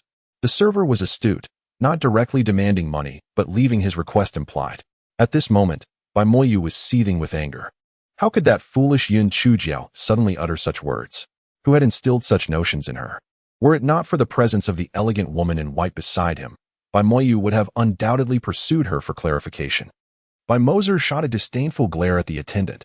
"That dish was consumed by that useless Yun Chujiao. It has nothing to do with my brother. Step aside." Although the onlookers dared not mock openly, their eyes betrayed their sentiments. Just moments ago, Bai Moser had claimed how attentively young Master Moyu cared for Yun Chujiao. Now, when it came time to settle the bill, she distanced herself entirely. It seemed Yun Chujiao's assertions were indeed true. This young Master Moyu was merely exploiting her. "Moser, cease your unfounded remarks. Attendant, I shall cover Yun Chujiao's meal. Quickly clear this table." Despite the turmoil within, Bai Moyu maintained an outward facade of composure. He furrowed his brow, a flicker of dissatisfaction gleaming in his eyes, as he tossed a few silver ingots to the attendant and hastily followed after her. "Sister Yinran, that Yun Chujiao is the adopted daughter of the Yun family. Her adoptive parents have both passed away. I only acted out of pity, never anticipating she would misconstrue my intentions and persist in her pursuit of me. This time, she has likely employed some tactic of retreating to advance, aiming to capture my attention. Indeed, Sister Yinran, everyone in Yi City is aware of Yun Chujiao's reputation. She is an incapable of cultivation, a mere waste. If it were not for my brother's kind heart, who would even acknowledge that dark and unattractive failure," Bai Moser remarked with evident disdain. A hint of contempt flickered across the face of the woman in white. "The Yun family? The very same family that has always been at odds with your Bai family?" Bai Moyu nodded. "Indeed, the head of the Yun family, Yun Xiaodian, is also at the 6th level of spirit refinement, and their family power is on par with our Bai family." The woman in white displayed a slight air of disdain. "It's merely the 6th level of spirit refinement, a position of dominance only in the small locale of Yi City. In Lingyun City, it merely qualifies as mediocre." Bai Moyu chuckled. "Lingyun City is the capital, naturally brimming with talent." Bai Moli, standing nearby, added flatteringly, "Sister Yinran is absolutely right. Just like how Sister Yinran, who is merely a year older than I, has already reached the 5th level of spirit refinement. I am utterly envious." Chapter 22. Su Yinran, the woman in white, felt quite pleased by the continuous flattery from the Bai siblings. "Cousin, little Moli, you need not underestimate yourselves. Achieving your current level of cultivation in the small town of Yi City is commendable." Bai Moyu, hearing her words, stiffened, feeling somewhat uncomfortable. Had it not been for his need of the woman before him, he would have long since taken his leave. He discreetly signaled to Bai Moli, who understood and flattered. "Sister Yinran, you speak wisely. Yi City is indeed too small. I have heard that the disciple recruitment for Luo Yun sect, held once every 10 years, is about to begin. I wonder if Sister Yinran has any connections?" Su Yinran's pride intensified. Luo Yun sect has always maintained stringent requirements. Not only is being accepted a challenge, but even to register, a recommendation is necessary. "What? Is there such a stipulation? Then brother, and I might not even be able to register." Bai Moli feigned disappointment. With a triumphant smile, Su Yinran declared, "If it were anyone else, it would undoubtedly be impossible. However, my great-aunt is an elder of the Falling Cloud sect and holds a special affection for me. Not only can I secure your eligibility to enroll, but it is also feasible for you to be directly accepted." "Well, Sister Yinran, you are truly remarkable." Bai Moru's face initially radiated admiration, soon giving way to eager anticipation. "Sister Yinran, could you assist my brother and me with the enrollment? How could this pose a challenge? I shall ensure you both are registered." Su Yinran replied with a smile, fully aware that the Bai siblings had already conspired to seek her help. Once the time comes for her grandfather to speak, her mother would inevitably comply. It was far more advantageous for her to offer a favor in this instance. Moreover, the siblings possessed commendable abilities, and having them at the Falling Cloud sect would provide her with additional support. A glimmer of light flickered in Bai Mou's eyes. His relentless efforts to please Su Yin and were solely aimed at gaining entry into the Fallen Clouds sect. With his talent, it would not be an unattainable dream to become a spiritual practitioner once he was accepted. Having fulfilled their wish, the Bai siblings grew even more attentive. Sister Yinran. Earlier at the gathering of immortals, that useless fellow spoiled the mood. Shall we head to Yuran residence? Though it lacks the renown of the gathering of immortals, it is quite elegantly arranged, Bai Moru suggested sweetly. Feigning modesty, Su Yinran nodded, and the trio made their way to Yuran residence, located 2 streets away. Young Master MOU. Mrs., please follow me to the private room on the 2nd floor. The attendant, upon spotting the 3, approached them with enthusiasm. Let us choose the cold plum room. It is adorned with a refreshing and delicate ambience, and offers a splendid view of the scenery outside, Bai MOU stated casually. Sir MOU, perhaps you might consider changing to another room. The Golden Autumn Pavilion is also one of our esteemed private chambers, the attendant stated, somewhat hesitantly. Bai MOU's expression darkened. Today seemed fraught with misfortune at every turn. Cousin, my mother often speaks of how remarkable our maternal grandfather's home in Yi City is. I never anticipated that dining here would prove to be such a challenge. Su Yinran, noticing how Bai MOU and his sister sought to appease her, began to reveal her haughty nature. Bai MOU felt a twinge of embarrassment, his mood growing increasingly somber. Who is dining in the cold plum pavilion? Go inform them to relocate to the Golden Autumn Pavilion. I shall cover this meal. Chapter 23. Today, I shall make you suffer. The attendant, wary of offending Bai MOU, reluctantly acquiesced and descended to the 2nd floor. Moments later, he descended with a mournful expression. MOU, that guest refuses to change rooms. Does that individual not realize I am requesting the room change? Bai MOU's countenance was exceedingly grim, his frustration boiling within. Unable to vent his ire upon Su Yinran, he redirected it towards the guest in the cold plum pavilion. I have said it, yet. What is the issue? The attendant's face was awash with distress, as if he struggled to articulate certain words. What is it? Speak plainly. Should there be any concealment, I shall have your establishment dismantled. Bai MOU felt equally vexed. Typically in Yi City, she was one to assert herself, yet since Su Yinran's arrival, she felt reduced to a mere servant. The attendant, trembling with fear, stammered. I will tell you. Initially, the guest was quite pleased when she heard someone was willing to pay for her to change rooms. However, upon hearing that it was the 3 of you, she immediately changed her mind. Bai MOU was infuriated by these words. This was a blatant act of defiance against the Bai family. I must see who dares to challenge us. Bai MOU stormed up to the 2nd floor with fury. The attendant, terrified, turned pale and hurried to the backyard to find the manager. Bai MOU kicked open the door to the elegant room of Lung Maya, and upon seeing the occupants inside, her anger intensified. Inside the room, a black girl was blissfully gnawing on a chicken leg. Yun Chujiao, you again. Are you doing this on purpose? Bai MOU said fiercely. Yun Chujiao glanced at her. Is there something wrong with your mind? I arrived first. There is a sequence to everything. You snatched my spot at Jushin Tower, and I didn't hold it against you. Yet you followed me here. Do you have no shame? You seek death. Bai MOU's face flushed with rage as she leaped forward, ready to slap Yun Chujiao, internally cursing. Yun Chujiao wondered if everyone here was insane, all wanting to slap someone. Damn it. If you want to slap me, today I shall utterly defeat you. Behold my hidden weapon. Yun Chujiao hurled a half-eaten chicken leg at Bai MOU's face. Bai MOU was momentarily stunned and instinctively dodged. Yun Chujiao swiftly maneuvered behind Bai MOU and kicked the back of her knee, causing her to fall unceremoniously. With a few swift movements, Yun Chujiao rendered Bai MOU immobile. She then seized a bowl of hot soup from the table and poured it over Bai MOU's head. Ah! Bai MOU shrieked in agony, scalded severely, though not disfigured. Her skin reddened in patches and strands of vegetable clinging to her hair. Bai MOU and Su Yinran, hearing Bai MOU's tormented cries from downstairs, rushed up to investigate. Damn it! Toiling in 2 places, yet still unsated. A complete and utter loss.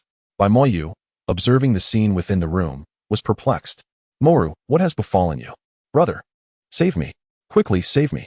That vile Yun Chujiao employed some sort of dark sorcery, striking me in several places, and now I am unable to move. Bai MOU cried out hoarsely. Chapter 24. What if I refuse? Bai MOU advanced, intending to help Bai MOU to her feet, but discovered she was utterly incapable of standing. Her body is rigid as a corpse. Bai MOU considered entrusting Bai MOU to Su Yinran's care, but to his surprise, Su Yinran recoiled with disdain, retreating to the doorway. Bai Moyu was left with no choice but to support Bai Moru himself. Yun Chujio, what have you done? Kill Moru at once, or you shall face my wrath. Yun Chujio grinned. Bai Moyu, are you quite dim? Bai Moru's own poor eyesight led her to stumble and fall face first, overturning my soup in the process. I should be the one demanding recompense. Besides, I am renowned as a good-for-nothing. Where would I find the ability to subdue her? Bai Moyu was somewhat doubtful, for indeed, Yun Chujio possessed no spiritual energy, whereas Moru was at the third level of spirit refinement. Brother, do you believe me, or this wretch? Bai Moru cried, her voice laced with tears. She was now both enraged and terrified. Aside from her face, she had lost all sensation in the rest of her body. Bai Moyu listened to Bai Moru's words, casting a sinister glance at Yun Chujiao. Yun Chujiao, I offer you one final opportunity. Heal Moru immediately and kneel to apologize. Yun Chujiao set down her chopsticks, a faint smile gracing her lips. And what if I refuse? Bai Moyu was momentarily taken aback. This version of Yun Chujiao was one he had never encountered. In his mind, she was a sullen, timid, foolish wretch. Yet the individual before him, though unchanged in appearance, radiated an aura that seemed to belong to an entirely different person. It was as if she were a sharp sword, poised to unsheathe at any moment. Bai Moyu shook his head, convinced that he must have lost his wits in his agitation. She was clearly a powerless fool. Perhaps that old rascal Yin Xiaotian had given her some poison or concealed weapon. If you do not comply with my demands, do not blame me for my lack of mercy. I shall bind you and seek out that old cadre Yin Xiaotian for an antidote. Slap, slap. Yun Chujiao delivered 2 resounding blows to Bai Moyu, exclaiming, I might tolerate it, but how dare you insult my grandfather? That is tantamount to courting death. Bai Moyu had not anticipated Yun Chujiao's swiftness, and being in close proximity to Bai Moru left him vulnerable to her strikes. The force of her slaps left him seeing stars, momentarily dazed. Yun Chujiao cast a glance at Su Yanran outside the door, deftly snatching the purses from the waist of Bai Moyu and Bai Moru before leaping through the window of the private room. As she fell, a cacophony of screams erupted. Ah, murder! Help! Bai Moyu, that scoundrel, intends to silence me. Help! Help! That rogue Bai Moyu, enraged by my exposure of his true character at the Jushan building, seeks to eliminate me.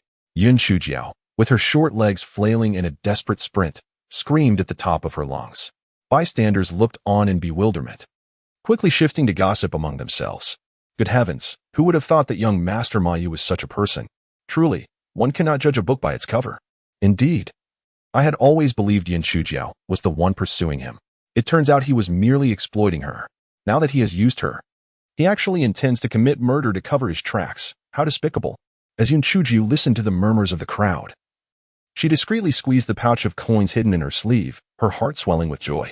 Her legs danced with renewed vigor. Chapter 25. A splendid deed. Thank you for your hard work. Take this to enjoy some tea. Yun Chujiao tossed a piece of silver to the 2 guards at the gate, bouncing into the courtyard with glee. The guards expressed their gratitude repeatedly, puzzled by Miss Jio's sudden generosity over the past 2 days. What? Miss Jio actually fought with the second young master? How is that possible? Isn't she unable to cultivate? The guard named Luo Fan's eyes widened in disbelief, questioning if he had misheard. It is true. Not only Zhang Yuan witnessed it, but many in our household saw it as well. However, Miss Jio insisted that it remain a secret, claiming the second young master fell by his own accord. Lu Dong, are you suggesting that Miss Jio has always been hiding her true abilities? Luo Fan still found it hard to believe. Who knows? However, let us diligently fulfill our own responsibilities and avoid provoking the 9th miss. It is said that the second young master was quite severely reprimanded yesterday, akin to a slaughtered pig. Lu Dong could not help but shudder, while the 2 murmured to each other.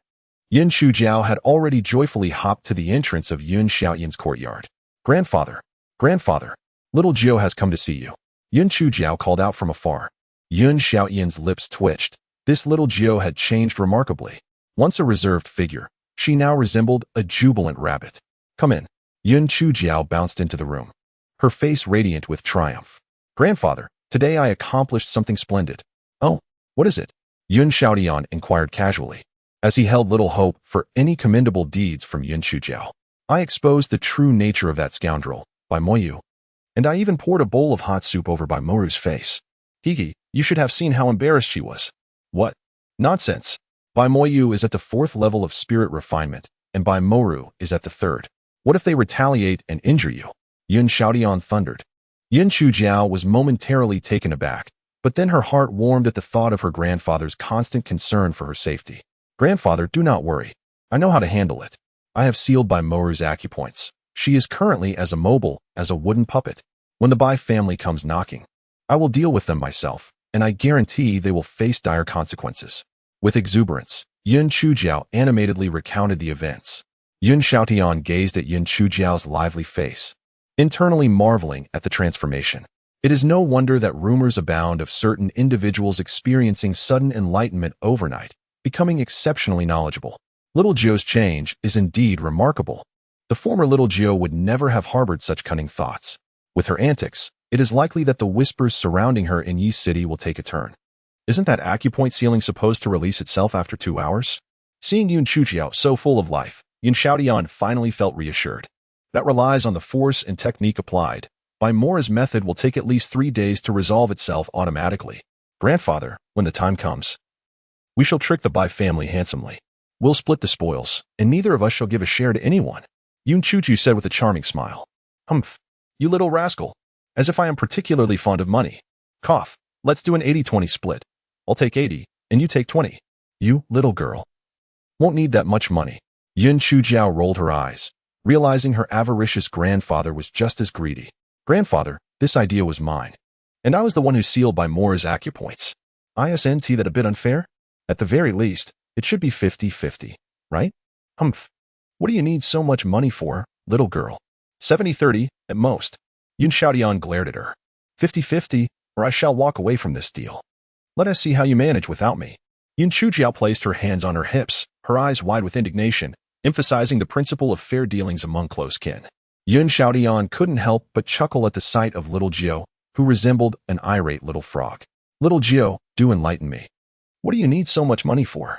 If it makes sense, let's not split it 50-50, even a 70-30 division would suffice. Yun Chuchu declared, extending her tiny, ebony fingers and counting off. Firstly, I absolutely adore gourmet food, and the dishes at the tavern are exorbitantly priced. Yun Xiaotian nearly twisted his mouth in exasperation. Just look at her aspirations, her mind is solely fixated on food. Just as he was about to scold Yun Chuchio, she flashed a playful smile and continued. Secondly, I must have money to buy gifts for you, grandfather. You treat me so kindly, and I ought to show my filial piety. You wouldn't want anything shabby, would you? Yun Xiaotian's previous irritation evaporated instantly, replaced by an overwhelming sense of delight. If he weren't suppressing himself, he might have burst into a hearty laugh. Yun Chuchio secretly glanced at Yun Xiaotian's expression, feeling immensely proud. No matter how cunning an old fox he might be, he couldn't escape the grasp of a skilled hunter like me, haha. Thirdly, I must also buy gifts for my uncle, my aunt, my 4th brother, my 5th sister. And little Sure too. After all, I've committed so many wrongs before, I ought to make amends, right? Grandfather, do you think my request is too excessive? Not at all. Not at all. Little Zhou, you can keep this silver. Your grandfather doesn't want it. It's all yours. Yun Xiaotian, utterly charmed by Yun Chuchio, was in such high spirits that he would not hesitate to part with his very life for her. He laughed heartily. Very well. I shall keep it for you. And when you find a suitable husband, these shall serve as your dowry. After indulging in some more playful antics, Yun Chuchio skipped away to find Yun Chuo. As she frolicked, she inwardly lamented, is it easy for her? The original owner had committed numerous blunders, and it was imperative for her to cleanse her reputation. Having seemingly appeased her grandfather, she now needed to win favor with her uncle's family. Yun Chujiao skipped to Yun Chu's courtyard, only to discover that Yun Chu had gone to class. It then dawned on Yun Chujiao that the Yun family possessed a training hall. Unless there were family matters or breaks, the younger generation of the Yun clan was required to attend classes. The original owner, being a cultivation failure and preoccupied with pleasing Bai Moyu, had never set foot in the training hall. Blinking her eyes, Yun Chujiao hurried to the entrance of the training hall. The guardian of the hall was Elder Yun Xiaowen, the 5th elder of the Yun family. Upon seeing Yun Chujiao bounding over, he could not help but furrow his brow. Yun Chujiao, what brings you to the training hall? I've come to attend class. Aren't all disciples of the Yun family allowed to do so? Yun Chujiao tilted her head, asking earnestly. Elder Yun was momentarily at a loss for words. As a senior, he found it inappropriate to trouble a junior. He waved his hand. You may enter, but do not cause any disturbances. Yun Chuju rolled her eyes internally. Did she truly appear so out of sorts? Strolling confidently into the training hall, she immediately drew the attention of the crowd. Oh, Yunchujio, what are you doing here? Could it be that the first failure of Yusidi has taken to cultivation? A striking young woman mocked. Yunchujio recognized her as Yunchuqing from the third branch, the seventh in line, who often looked down on the original owner and had bullied her on numerous occasions. Chuqing. A graceful young girl shot a glare at Yunchuqing, then gently addressed Yunchuchio. Sister Jio, what brings you to the training hall? Why haven't you gone out? Yunchuchio's eyes flickered. Compared to Yunchuqing, this Yunchushan was even more detestable. Yunchushan, ranked third, was the biological sister of Yunchuer. The original owner had once regarded Yunchushan as a good person. Yet many of the misguided ideas originated from her, ultimately causing the original owner to bear the blame. This included Yunchuchio's infatuation with Baimoyu, for which Yunchushan also bore significant responsibility. Noticing Yunchuchio's silence and her dark, piercing gaze, Yunchushan felt a twinge of panic. Sister Jio? Yunchuchio yawned. Since I have nothing better to do, I thought I'd come see you all. You may continue your practice without concerning yourselves with me. Who do you think you are? Do we really need the opinion of a useless person like you? Third sister, ignore her. Yunchuqing huffed angrily, dragging Yunchushan aside. Yunchuchio pouted and moved closer to the meditating Yunchuo. Dearest fifth sister, I've come. The corner of Yunchu's eye twitched slightly. Since you are here, sit quietly. Elder 4 will be teaching us soon. He is notoriously stern and impartial, so do not cause any trouble. Yunchuchio nodded repeatedly. Fifth sister, do not worry. You know me best. I am the most well-behaved and will not cause any trouble. Yunchu rubbed her forehead. It is precisely because I know you that I fear you will incite chaos. Yunchujiao curiously surveyed her surroundings. This so-called cultivation hall was merely a spacious room. Including Yunchujiao, there were a total of 9 disciples from the Yun family present. Among the younger generation of the Yun family, only Yunchuer was absent. Unperturbed by whether others found her bothersome, Yunchujiao greeted each person with a nod and a smile, leaving everyone feeling somewhat uneasy. This little girl, who typically bore a gloomy demeanor, was behaving quite unusually today. Yunchushi's small face was taut, and he shot a resentful glare at Yunchujiao, who merely responded with a playful grimace. At that moment, the fourth elder of the Yun family, Yun Shaohai, entered the room. He immediately noticed Yunchujiao and wondered to himself why she was there and what was transpiring. The fourth elder cast a warning glance at Yunchujiao, but to his surprise, she flashed him a sweet smile, her dark face appearing unexpectedly endearing. The fourth elder was momentarily taken aback. He had never noticed before that this child, little Jio, possessed such beautiful eyes, bright and spirited, reminiscent of a clear spring. As the learning pace of the Yun family disciples varied, what was termed as instruction often devolved into self-directed cultivation, with the elders available to clarify doubts. Today was no exception. After entering, the fourth elder promptly settled into a cross-legged position at the front, awaiting inquiries from the disciples. Yunchujiao, however, was oblivious to this customary process and stared wide-eyed at the fourth elder, her expression one of utter confusion. The fourth elder, bemused by her gaze, inquired, Little Jio, do you have a question? Yunchujiao was bewildered, pondering the peculiar situation. Chapter 28. The Bai family calls Yunchuki curled her lips in disdain. Esteemed fourth elder, this Yunchujio is a good-for-nothing who can't cultivate. What problems could she possibly have?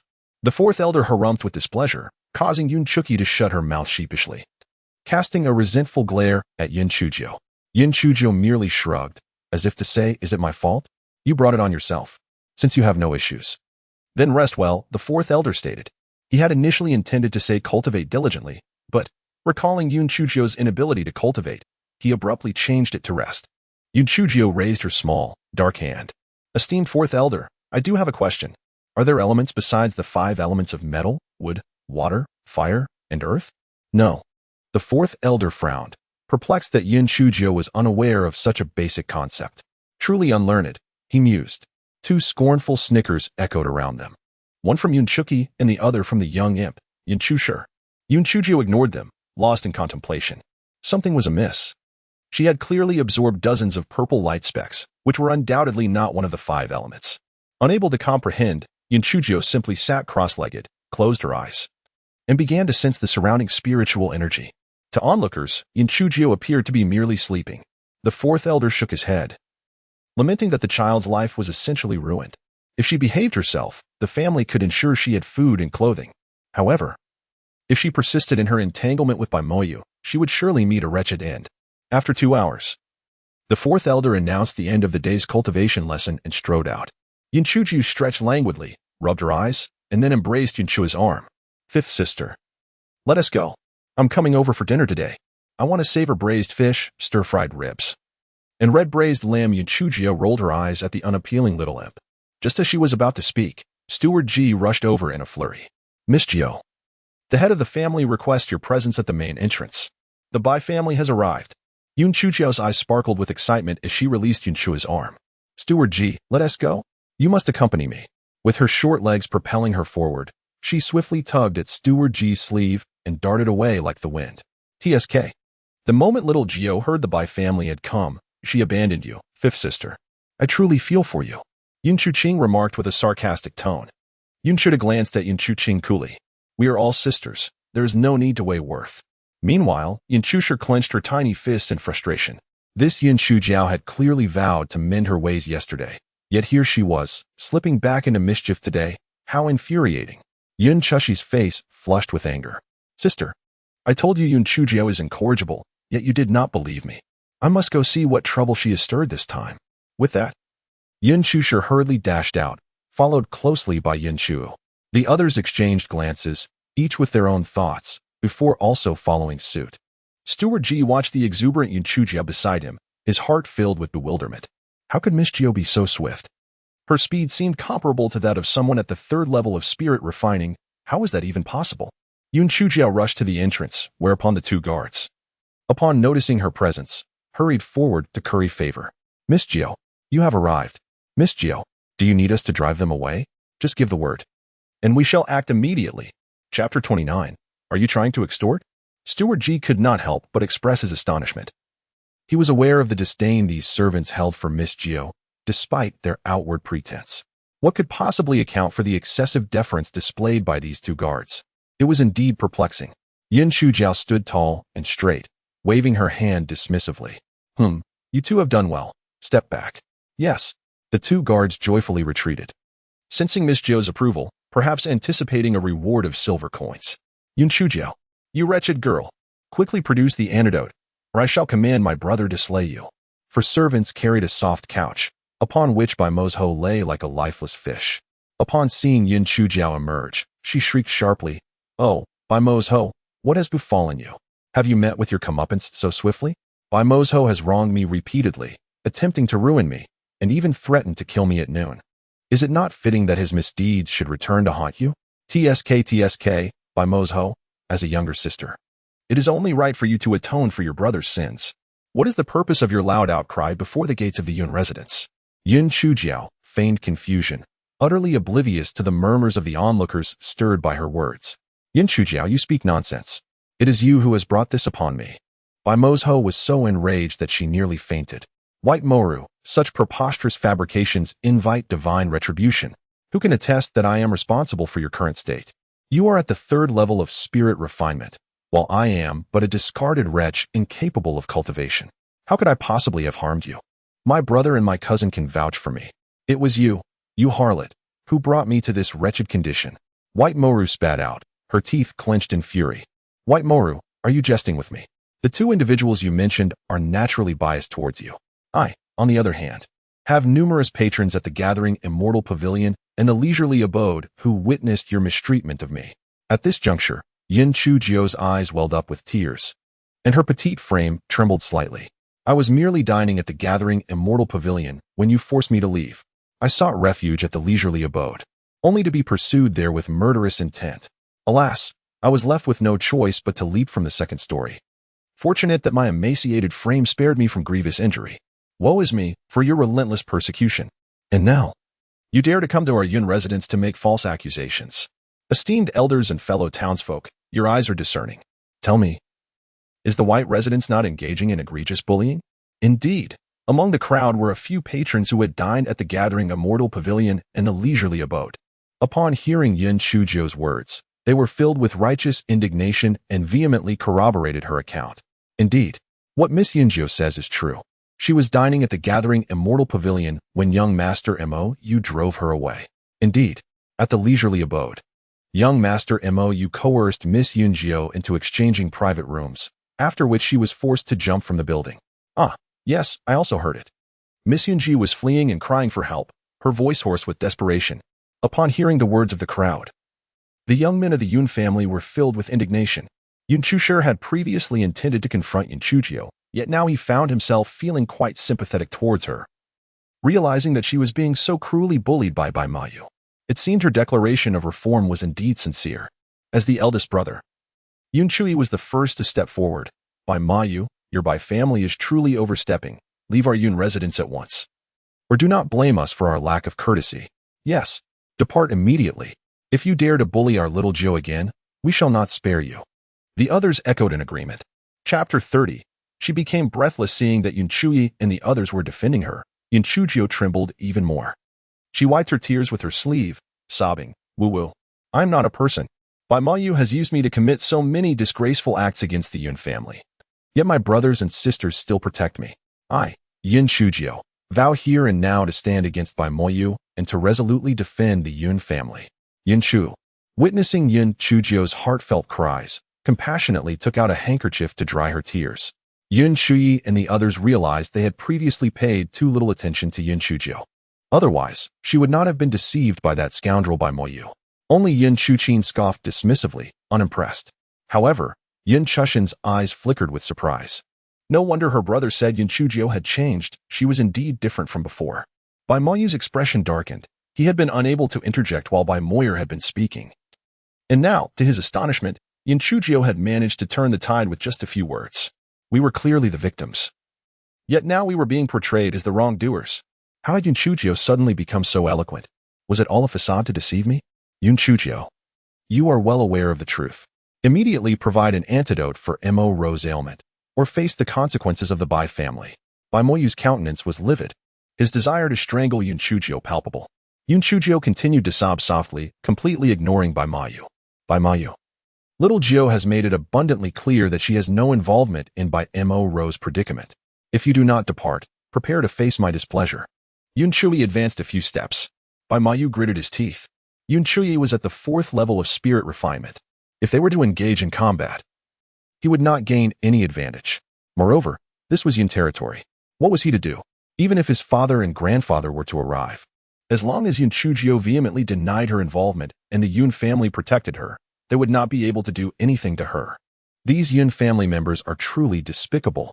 Yun Chujio had committed so many transgressions against the Yun family in the past, and this time she even stole the spirit-gathering pill. Yet, they still defend her. Truly despicable. Little Jio, I know you are angry with me. What must I do to persuade you to save Mo.Ro? Whatever conditions you propose, I will fulfill them. Even if you demand that we reconcile, I am willing. Yun Chui and the others immediately turned their attention to Yun Chujio. What? Could it be that little Jio is acting this way because of a quarrel with Moyu? Is she deceiving them again? Yun Chujio cursed inwardly. This scumbag is truly insidious. Moyu, spare me your flattery. Someone as effeminate as you is not even worthy of licking my shoes. I would rather become a nun than marry you. Yun Chujio pointed her finger at Moyu, jumping and scolding him vehemently. The members of the Yun family, upon witnessing Yun Chujio's demeanor, could not help but feel relieved. It seemed that Xiao Jiao had truly reformed. However, Moyu's face darkened with rage. This Yun Chujiao was utterly detestable. He resolved to find an opportunity to eliminate her, for only then could he quell the resentment that brewed within him. At present, the priority was to heal Mo.Ro, and the debts could be settled in due time. With this thought in mind, Moyu suppressed his fury and inquired, Yun Chujiao, let us speak plainly. What must be done to save Mo.Ro? Yun Chujiao sighed. Very well, although you are insufferable, I bear no grudge against Mo.Ro. It is truly lamentable to see a fine young woman reduced to such a state. I suspect she may have suffered a strain during her fall. Chapter 31. Yun Chujiao. A little demon. Yun Chujiao. You speak nonsense. You are shameless. It is you who has brought me to this condition. Mo.Ro exclaimed, her eyes rolling back in anger, nearly losing consciousness. Yun Chujiao feigned innocence. Raising her hands in a gesture of surrender, Moyu, I have put aside past grievances and kindly stated the cause of her ailment. Unfortunately, Mo.Ro is ungrateful. Thus, I cannot be blamed. Bai Maoyu's gaze grew somber. If Imoro truly has a strain, how can she be cured? Quite simply. Perhaps a few kicks will suffice to realign her, Yin Chuji replied, blinking innocently. You liar. You scoundrel. Brother, do not heed this wretched woman's absurdities. Kill her. Kill her. Bai Imoro, now devoid of reason, screamed at the top of her lungs. The onlookers could not help but express their disdainful opinions. TSK. I have heard tales of the fourth young lady of the Bai family being arrogant and domineering, and upon witnessing her today, I find those accounts to be quite accurate. Indeed, even Miss Yunjio, who has set aside past grievances to assist her in uncovering the cause of her ailment, is met with insults. How ungrateful.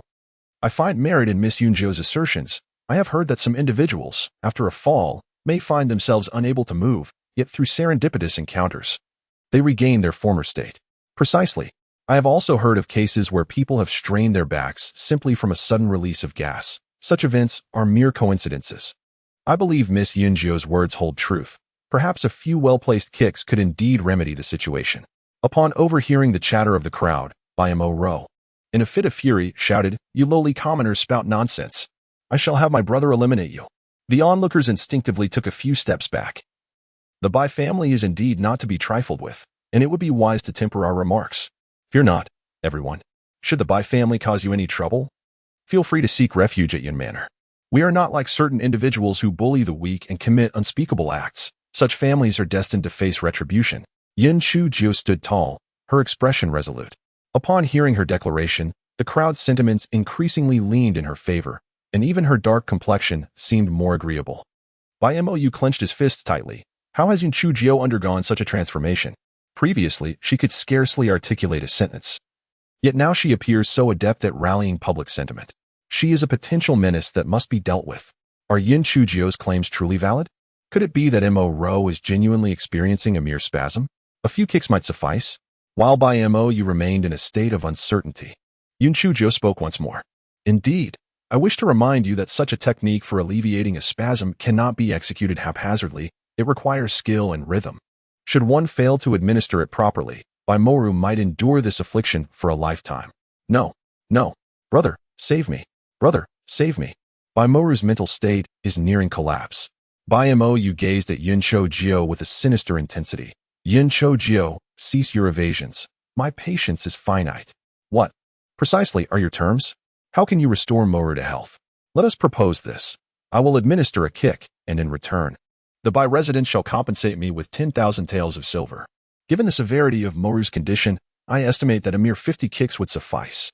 The onlookers collectively gasped in astonishment. My goodness, 50 kicks equate to 500,000 taels of silver. Some of the quicker-witted individuals began to regard Yin Chujio with increasingly complex expressions. Who, pray tell, deemed Yin Chujio a mere incompetent and infatuated fool? She is, in fact, a little demoness who devours without leaving a bone. They had eagerly sought to champion her cause, only to discover that she had orchestrated a trap to ensnare the Bai family's wealth. Chapter 32. A parting without farewell. Although the crowd recognized Yin Chujio's devilish nature, they were not angered.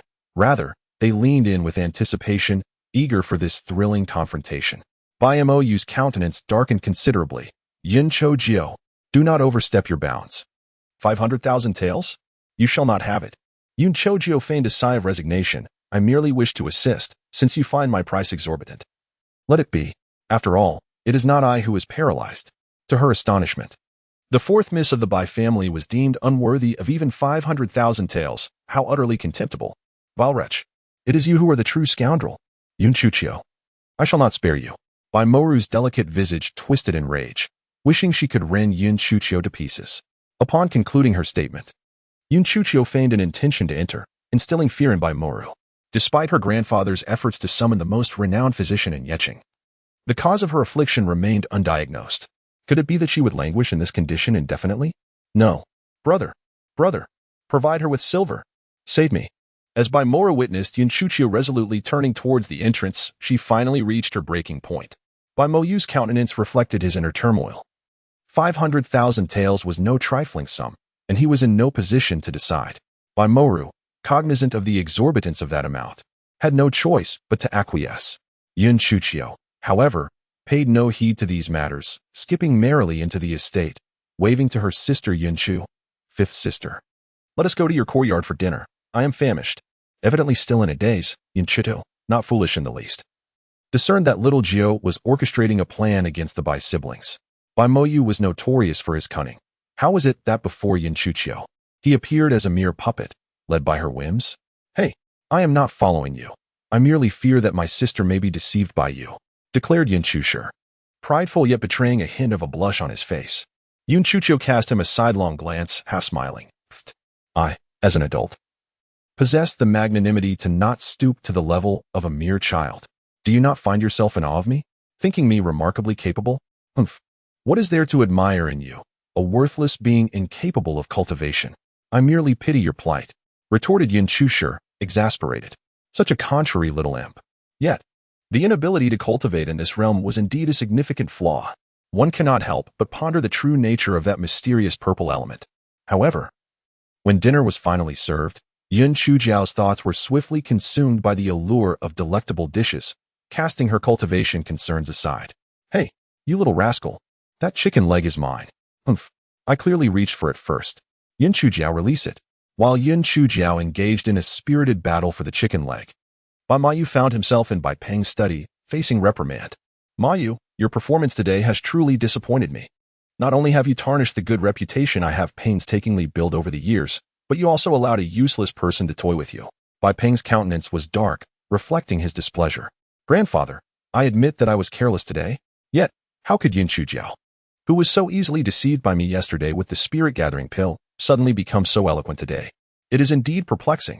Humph. Stop making excuses for yourself. As the elder brother, you cannot even protect Roer. You are utterly useless. Grandfather, then what should we do now? Should we acquiesce to Yun Chujiao's demands? Despite feeling resentment over Bai Peng's favoritism towards Bai Majiao, Bai Moyu dared not show it on his face. Chapter 33.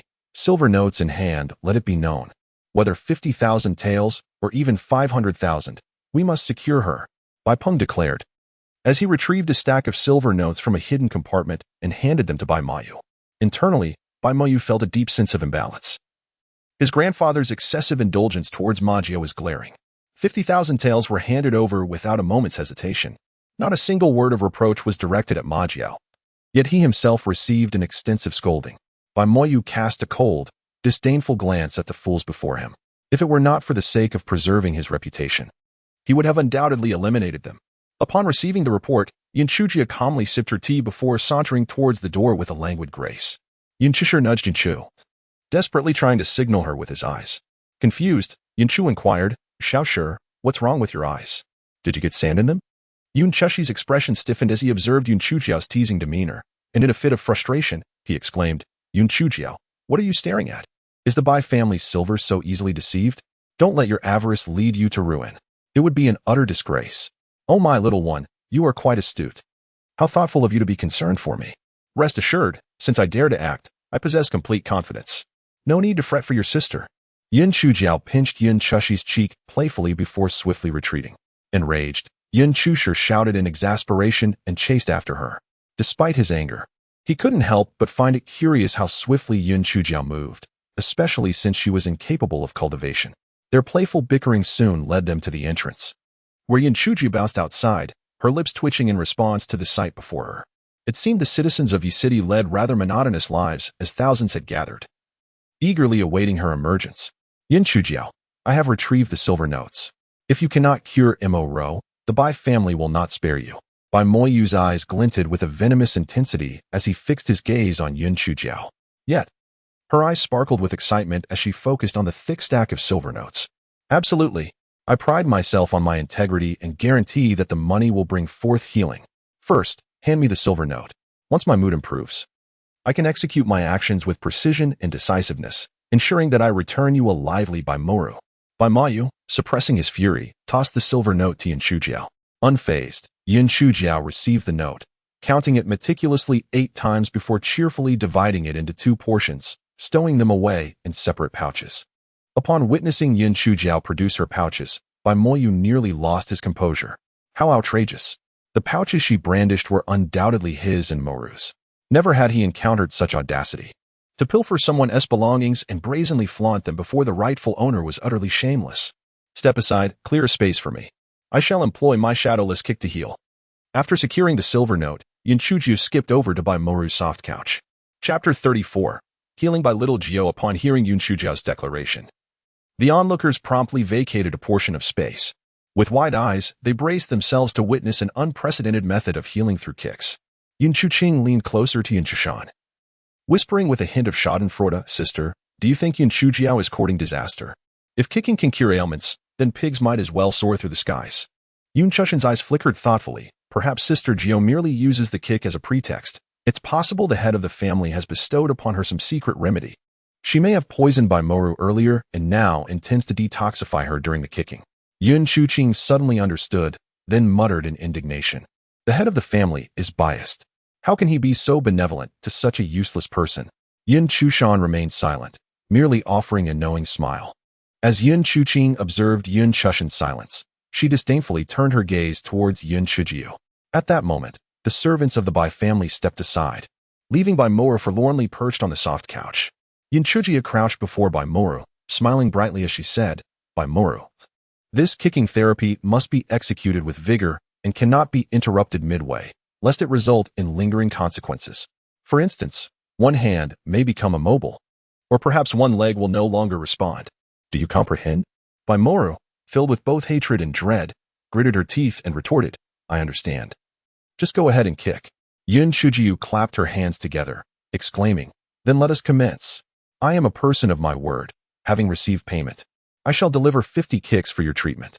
No sooner had she uttered these words than she delivered a swift kick to Bai Moru's lower back.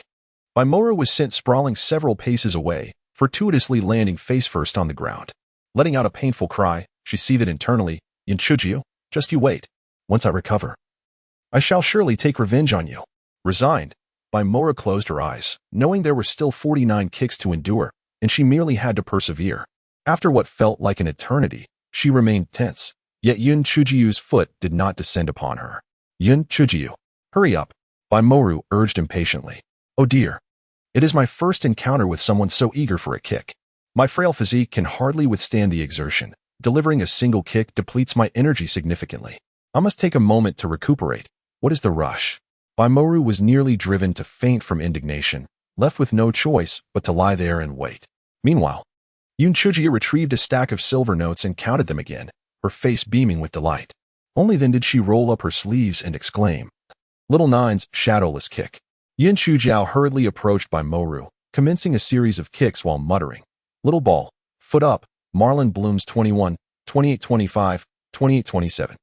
As Bai Moru endured a dozen kicks, she regained her senses, yet recalled Yun Chujiu's warning, rendering her unable to evade. Thus, she resigned herself to the relentless onslaught of Yun Chujiu's left and right kicks. 48, 49, 50. At last, Bai Moru counted to 50, expecting Yun Chujiu to cease. However, Yun Chujiu, with utmost seriousness, proclaimed, Since you have cooperated so splendidly, I shall bestow upon you one final kick to reinforce the treatment. In the brief moment of surprise, Yun Chujiu delivered a forceful kick, one imbued with greater strength than before, propelling Bai Moru 10 paces away, after which she coughed up blood and fainted with a gasp. Moru, are you all right? Bai Moyu rushed to her side, applying pressure to her acupoint while calling out urgently. Yun Chujiu, you are courting death. Bai Moyu's eyes burned with fury, wishing nothing more than to eliminate Yun Chujiu at that moment. Yun Chujiu shrugged nonchalantly. Oh dear, you are truly ungrateful. I acted out of goodwill. Bai Moru's energy was obstructed, and I merely expelled the stagnant blood from her body. I haven't even asked you for any compensation yet. Truly, you fail to recognize a kind heart. Chapter 35.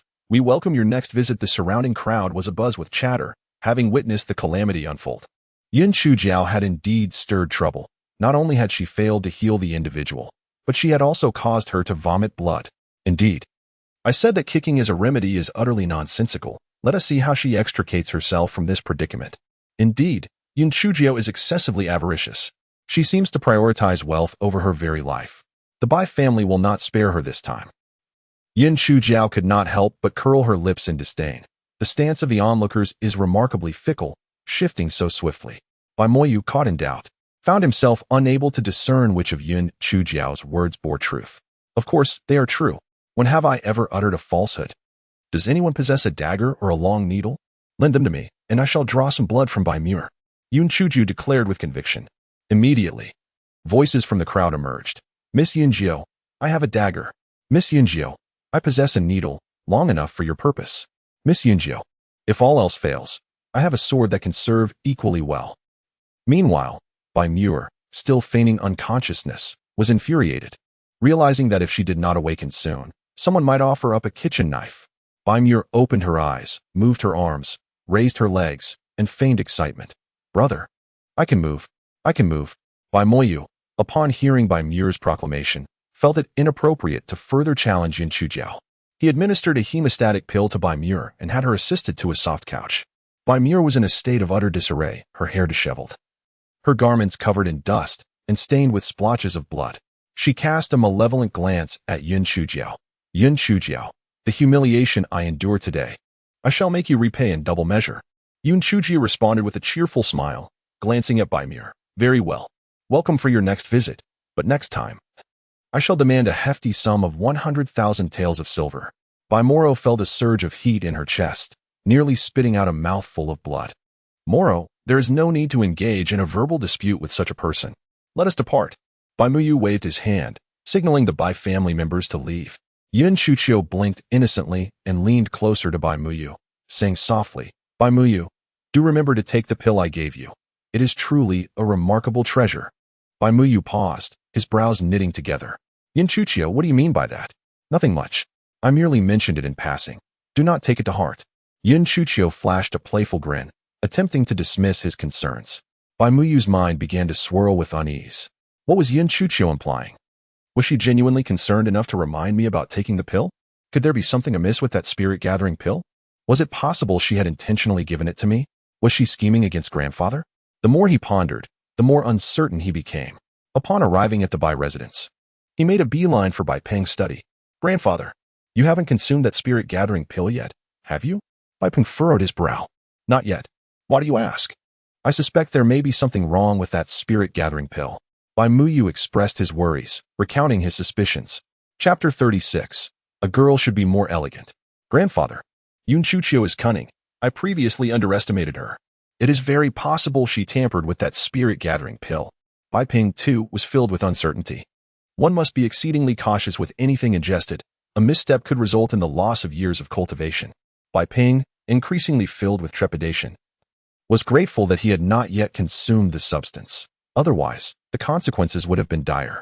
Grandfather, perhaps it would be prudent to seek an expert's assessment before proceeding. He suggested. It seemed there was no other option. That Yin Chujiao was truly despicable. What has become of Mo? He inquired. Do you believe I favor Mo excessively? Bai Peng fixed a piercing gaze upon Bai Mou. The latter, feeling somewhat flustered, stammered, No, not at all. I merely think Mo's temperament has become somewhat spoiled. Bai Peng chuckled softly. A girl can afford to be a bit spoiled, provided she possesses beauty and exceptional talent. Your aunt had a similar disposition, yet she still married into the Su family. It is crucial for her to remember the merits of her maternal family, lest she forget her roots. Mo is the most striking among our Bai family, and with many disciples from prestigious families at Luoyun sect. You should keep an eye out for her prospects. A good match for Mo would greatly benefit our family. If it were not for your aunt's marriage into the Su family, we would not currently possess the strength to contend with the Yun family. Mou. One must think deeply and plan for the future. Do you comprehend? I am ashamed, grandfather. I understand now. Bai Mou felt a sense of enlightenment, and his earlier discontent dissipated. After a leisurely exchange, Bai Mou's eyes gleamed with intensity. Grandfather, Yin Chujiao is utterly detestable. I am determined to find an opportunity to eliminate her. She is merely a cunning and ineffectual individual. Your and Mo's immediate priority should be to focus on your cultivation and strive to pass the entrance examination of Luohua sect. Once you both reach the 7th tier or above, dealing with the Yun family will be a trivial matter, let alone that Yin Chujiao. Bai Peng clearly underestimated Yin Chujiao. Although Bai Mayu verbally agreed, he secretly resolved to find an opportunity to eliminate Yin Chujiao. What a wretched situation. Which scoundrel dares to insult me from the shadows? In the study, Yin Chujiao, feeling rather pleased with herself, suddenly sneezed. Yun Xiaodian frowned. As a young lady, you ought to be more graceful. Yun Chujiao chuckled. Grandfather, how could a refined girl amass such a fortune in silver notes? What do you require? I shall procure it for you by tomorrow. Hearing this, Yun Xiaotian felt a surge of delight, his lips curving into a smile, momentarily forgetting any concerns of propriety. I lack for nothing, yet you, with your previous penchant for black attire, seemed impervious to advice. Now that you've come to your senses, do procure some fine fabric promptly and create garments of vibrant hues. Noticing that Yun Chujiao had been clad in disciple robes for days, he surmised she wished to abandon the somber colors. Yun Chujiao flashed a bright smile. Grandfather, you are absolutely right. Tomorrow, I shall buy fabric, not only for myself but also for you, uncle, and aunt. Who could resist such wealth? Yun Xiaotian felt a profound sense of satisfaction, finding Yun Chujiao increasingly endearing, believing his years of dedication were vindicated, honoring his late son and daughter-in-law. Just as the two were reveling in their conversation, a rumble of thunder echoed outside, and heavy raindrops began to fall. Chapter 37, Struck by Lightning. Yun Chujiao took the oiled paper umbrella and cheerfully exited the study. This individual was reveling in their good fortune, having garnered a substantial profit of 500,000 taels of silver in a single day. White Mou and White Mo Rose still had several hundred taels in their pouches. Moreover, she had successfully redeemed her reputation. The overly suspicious Bai Peng would likely refrain from consuming that spirit-gathering pill now. Ah, what a splendid day it was, just as she was basking in her delight. A bolt of purple lightning descended from the heavens, striking directly at her. Yun Chujiao gasped in terror, discarding her umbrella and darting away like a frightened rabbit. The lightning seemed to possess a will of its own, relentlessly pursuing her despite her frantic zigzagging. Yun Chujiao was on the verge of tears. Who had ever witnessed lightning that could curve? Was it a consequence of her thoughtless words earlier, when she had jested about being struck? She had committed no wrongdoing. Why would it target her? If it had any prowess, it ought to strike that scoundrel by instead. Get away, you slippery little eel. If you dare strike me, I shall bite you to death. Yun Chujiao found herself cursing wildly, yet it was all in vain, as the lightning ultimately struck her. A jolt coursed from her feet to the crown of her head, and she sadly succumbed to unconsciousness. Upon regaining her senses, her first instinct was not to assess her injuries, but to retrieve the pouch hidden beneath her clothing. A smile spread across her face as she discovered that the pouch remained completely dry. She had not anticipated that the attire of the delicate young man would be so effective at repelling water. Indeed, Yun Chujiao had been wearing the outfit of Di Bei Ming underneath, for she feared for her life. She believed this garment to be a treasure, potentially her salvation in a critical moment. Yun Chujiao withdrew a substantial stack of banknotes from her purse. Chunyu, please keep this money for me. Chunyu was initially taken aback, but soon felt tears of gratitude welling up. In the past, her mistress had guarded her wealth as if it were a treasure, never allowing her to manage any finances. Yet now, she was entrusted with such a significant sum. After taking a warm bath, Yun Chujiao began her training. Sitting cross-legged on her bed, she murmured, although the purple light particles I absorb daily are minimal, every little bit adds up. Her words abruptly halted as she sensed an unexpected surge of purple light particles within her. My goodness, this must equate to half a year of cultivation. Yun Chujiao paused in astonishment before slapping her thigh in realization. Of course, it must be related to lightning. I was struck by a bolt just now, which is why I have gained so many purple light particles. Related to lightning? Could it be the lightning element? She recalled not having heard anyone mention the lightning element in addition to the 5 elemental forces. Regardless, the existence of something implies its validity.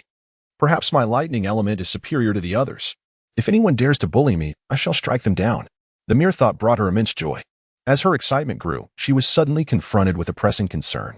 Despite the apparent potency of the lightning element, its scarcity was disheartening.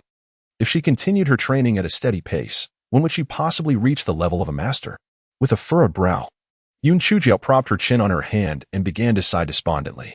Suddenly, her eyes sparkled with inspiration. She leapt from her bed, flung open the door, and dashed into the courtyard. Chapter 38, The Human Lightning Rod Outside. The night watch, Chunyu, was startled by the spring rain. Miss, what are you doing? It's raining outside. Stay inside and don't worry about me. I am in the midst of my cultivation. Chunyu looked bewildered. Cultivation? With thunder and rain outside. You intend to cultivate? Are you jesting with me? Mississippi. Chunyu was concerned and prepared to dissuade her. If you continue to linger, I shall request grandfather to assign me a different maidservant tomorrow. Yun Chujiao was eager to step outside and validate her thoughts. She had no time to explain herself to the young maid and resorted to her trump card. Indeed, Chunyu pouted in grievance and dared not speak further. Yun Chujiao stood in the center of the courtyard, her face alight with anticipation, awaiting the strike of lightning. Thunder rumbled, and after several claps, though a silver bolt of lightning streaked across the sky, it did not strike Yin Chujiao. Frowning, she waited a little longer, and again, a silver flash descended. Yet it still failed to hit her. Blinking her eyes, she cleared her throat and recited with fervor, "Ah, upon this vast expanse of land, there exists a fool. Let the storm rage even fiercer. Let the lightning strike me." Inside the house, Chunyu was left dumbfounded. It's over. It's over. The miss has surely lost her mind. No wonder her behavior was so peculiar before. She truly has gone mad. Whether it was due to Yun Chujiao's impassioned recitation or some other reason. A purple bolt of lightning indeed zigzagged towards her. Yun Chujiao, satisfied, was blissfully struck unconscious as the gentle spring rain inside the house began to pour forth. Yun Chujiao leaped up with uncontainable joy, exclaiming, "How wonderful! How wonderful! I guessed correctly. Ha ha! Dear little lightning, come quickly to your sister. I shall treat you with utmost tenderness. Little Shan Shan, little Dian Dian, little Lele, come hither." Alas, despite Yin Chujiao's exuberant entreaties and the tempestuous thunderstorm outside, no lightning struck her. Yin Chujiao, infuriated, declared, "I refuse to be daunted. I shall not be bested." She dashed into the house, and the spring rain finally sighed in relief. Sensing that the young lady had returned to her senses, little did she expect that Yin Chuji would seize a copper basin meant for washing her face and place it atop her head before charging back outside. Yin Chuji swiftly climbed a tree in the courtyard, securing herself to it with her belt, and fervently waved the copper basin with her hands. She felt a surge of pride, thinking, look at me, a human lightning rod. Let us see if you dare strike me." Indeed. A silver flash of lightning surged toward Yun Chujiao. As she desired, she was struck and momentarily dazed, yet thanks to the belt binding her, she did not fall to the ground. In mere moments, she regained consciousness, brimming with triumph. "Ha! I am truly clever. The power of thunder and lightning comes so easily. In no time, I shall cultivate an unparalleled skill. Ha! The opportunity for me to dominate this realm has arrived." Meanwhile, hidden in the shadows, the dark wind observed in bewilderment. This mischievous girl was far too spirited. It was one thing to frolic during the day, but what madness compelled her to seek out lightning in the dead of night? Was she unwell? Was it incumbent upon him to apprise the venerable one of this matter? What purpose did it serve to task me with safeguarding a veritable madwoman? Nevertheless, this dusky lass demonstrated a remarkable resilience, recovering within mere moments of being struck by lightning. Suddenly, the somber firmament seemed rent asunder, as a bolt of violet lightning, as thick as a bowl, descended with unerring accuracy. Chapter 39. Her audacity to perish. By the time Dark Wind had registered the event, it was already too late. The violet lightning struck Yin Chujiao, who was in the throes of self-congratulation. The residual force of the lightning reduced the very tree upon which Yin Chujiao stood to charred remains, leaving a gaping chasm in the earth. Spring Rain, witnessing this cataclysm, succumbed to a faint. Dark Wind felt a pang of dread in his heart. The dusky lass had undoubtedly been reduced to ashes. Such a potent bolt of lightning would be difficult for even a spirit emperor to withstand, let alone the dusky lass, who possessed no spiritual power whatsoever. After a protracted wait, the chasm remained devoid of any sign of life. With trembling hands, Dark Wind retrieved the transmission talisman. "Venerable one, the dusky lass has been struck by lightning and has perished." Dark Wind felt a twinge of sorrow. Though the dusky lass was eccentric and unpredictable, she possessed a certain charm. Alas, what were the venerable one's intentions? If the venerable one harbored genuine affection for the dusky lass, would he not be heartbroken? As Dark Wind wallowed in remorse, Spring Rain awoke at the doorway and, wailing, rushed to the edge of the chasm. "Miss. Alas, miss. Your death is so tragic." Ahem. Ahem. Ahem. A series of coughs emanated from the depths of the chasm. A pair of small, ebony hands gripped the edge of the chasm, pulling themselves upward. "Cease your lamentations. I am not yet deceased. To obliterate me is no simple feat." A figure with a head as dark as charcoal emerged from the depths of the pit. Chunyu, terrified, collapsed onto the ground, exclaiming, "Ah, a ghost! Help!" The charcoal-headed figure grinned, revealing 2 rows of pristine white teeth. "Where's the ghost?" "It is I, your young lady." "Young lady? Oh, it truly is you. You are alive. How wonderful!" Chunyu cried tears of joy. In that moment, when a violet lightning bolt struck, Yin Chujiao genuinely believed she would meet her demise. After being struck, her consciousness swiftly returned, yet her body remained unresponsive, plummeting into the pit. The overwhelming force of the lightning surged through Yun Chujiao, making her feel as though her very being would explode. Just when she thought she was on the brink of collapse, the power of the lightning within her inexplicably vanished, as if consumed by something unseen. "Young lady, your hair!" Chunyu exclaimed in astonishment, breaking Yun Chujiao's daze. Upon touching her head, Yun Chujiao gasped, "Goodness gracious! I have become a bald pate." Lowering her gaze, she noticed that while her outer garments were reduced to charred remnants, the attire gifted by the pale-faced gentleman remained remarkably intact, sparing her from any embarrassment. At that moment, she could no longer concern herself with absorbing any further lightning power and hastily retreated indoors. Gazing into the copper mirror, she could hardly contain her amusement at her reflection. Already dark-skinned, she now appeared even more so. Her head was completely devoid of hair. What a sight to behold! And her eyebrows had been singed away as well. Ah! Ah! Ah! The sound of Yun Chujiao's furious outcry resonated within the room, but fortunately, the storm outside masked the unusual commotion within. Dark Wind slapped himself in frustration, chiding his hasty tongue. Could he not have waited to ascertain whether the dark girl was truly dead before sending the message? Now, to his dismay, she was alive. The transmission talismans between the two continents were limited in their usage. He could not send another message for 3 days. If the master genuinely believed the dark girl had perished, he would be heartbroken for naught. Should the truth come to light that she was alive, and that his intelligence had been flawed, he would undoubtedly face dire consequences. A chill ran down Darkwind's spine, and the future appeared bleak. Meanwhile, a certain master clutched the transmission talisman in his hand, his face contorted with fury. That dark creature is dead? His immediate concern was not the inability to counteract his cold poison, but rather the audacity of the dark being to die when he had not even deemed to strike her down. What boldness! Chapter 40. Your entire family is amusing. The more Biming contemplated, the angrier he became, shattering the desk before him with a single strike. Dark Hidden, accompany me to the Qingxian continent. Yes, master. Dark Hidden's demeanor stood in stark contrast to Dark Wind's. Where Dark Wind was extroverted, Dark Hidden maintained a stoic expression, rarely displaying emotion. Yun Chujiao was blissfully unaware that her idol was on his way. Having just finished bathing, she sat lost in thought, resting her chin on her hand. What could be the reason for her distraction? She had always absorbed purple light points and had never encountered silver ones. Did the silver lightning have any effect on her? Sitting cross-legged, Yun Chujiao began to introspectively examine her dantian. Upon glimpsing the state within her dantian, she was left utterly bewildered. Inside, the purple light points were gleefully devouring the silver ones. What on earth was happening? Was this a case of the survival of the fittest?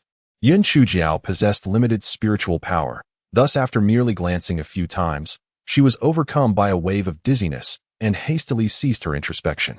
As her consciousness withdrew from the dantian, a glossy black sea joyfully emerged beneath the purple speck of light, already bearing a fissure, suggesting it was on the brink of sprouting. Unbeknownst to Yun Chujiao, she was preoccupied with the dilemma of her own bald head. How was she to face the world in such a ghastly state? The eyebrows could be easily remedied with a charcoal stick, but what of her hair? Surely, she could not wear a hat perpetually.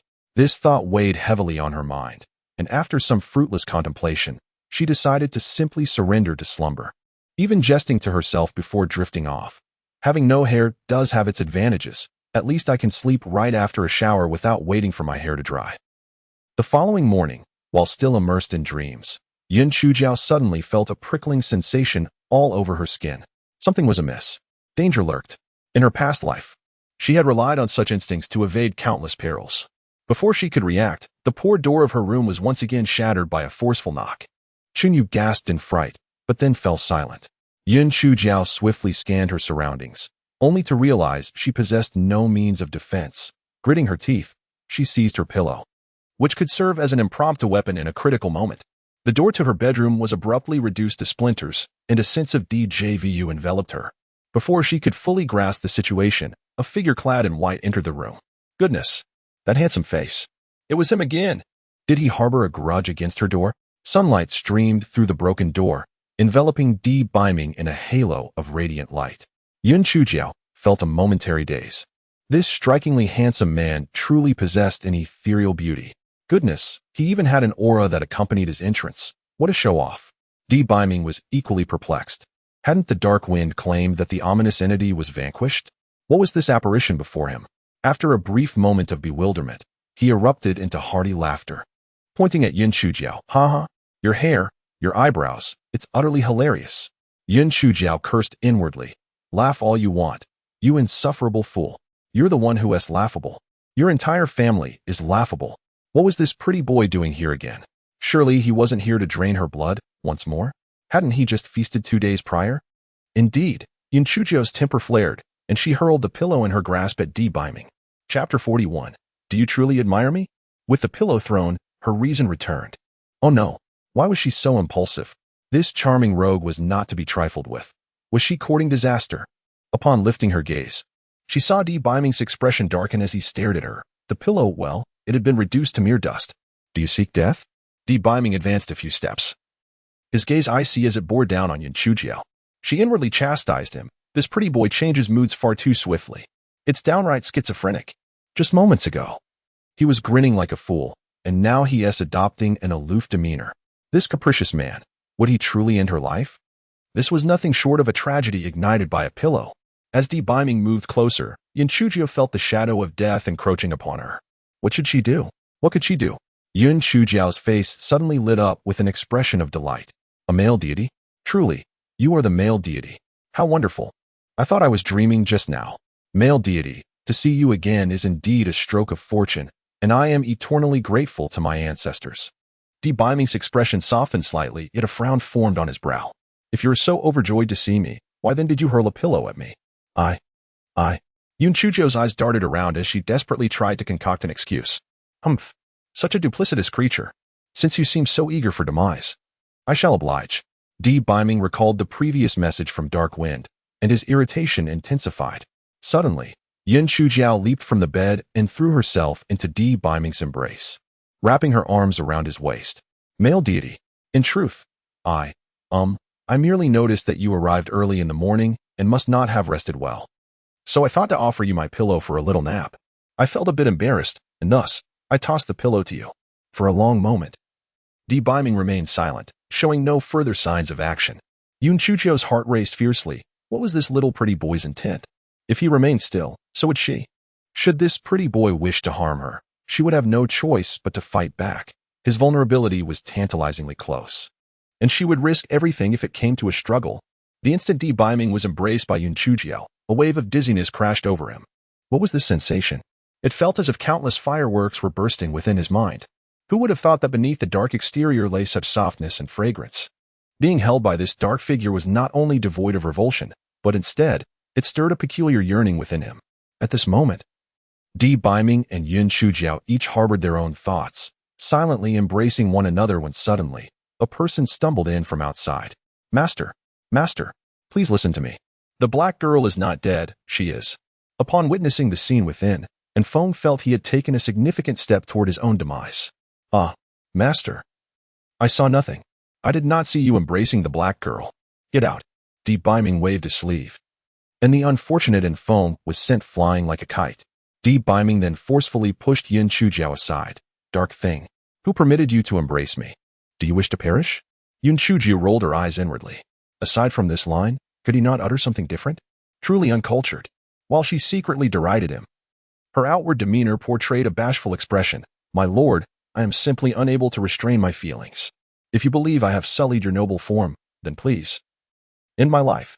Byming cast a sidelong glance at Yun Chujiao. Do you truly admire me?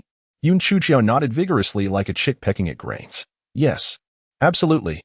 You are the idol in my heart. You are the sun in my life. You are the very source of my existence.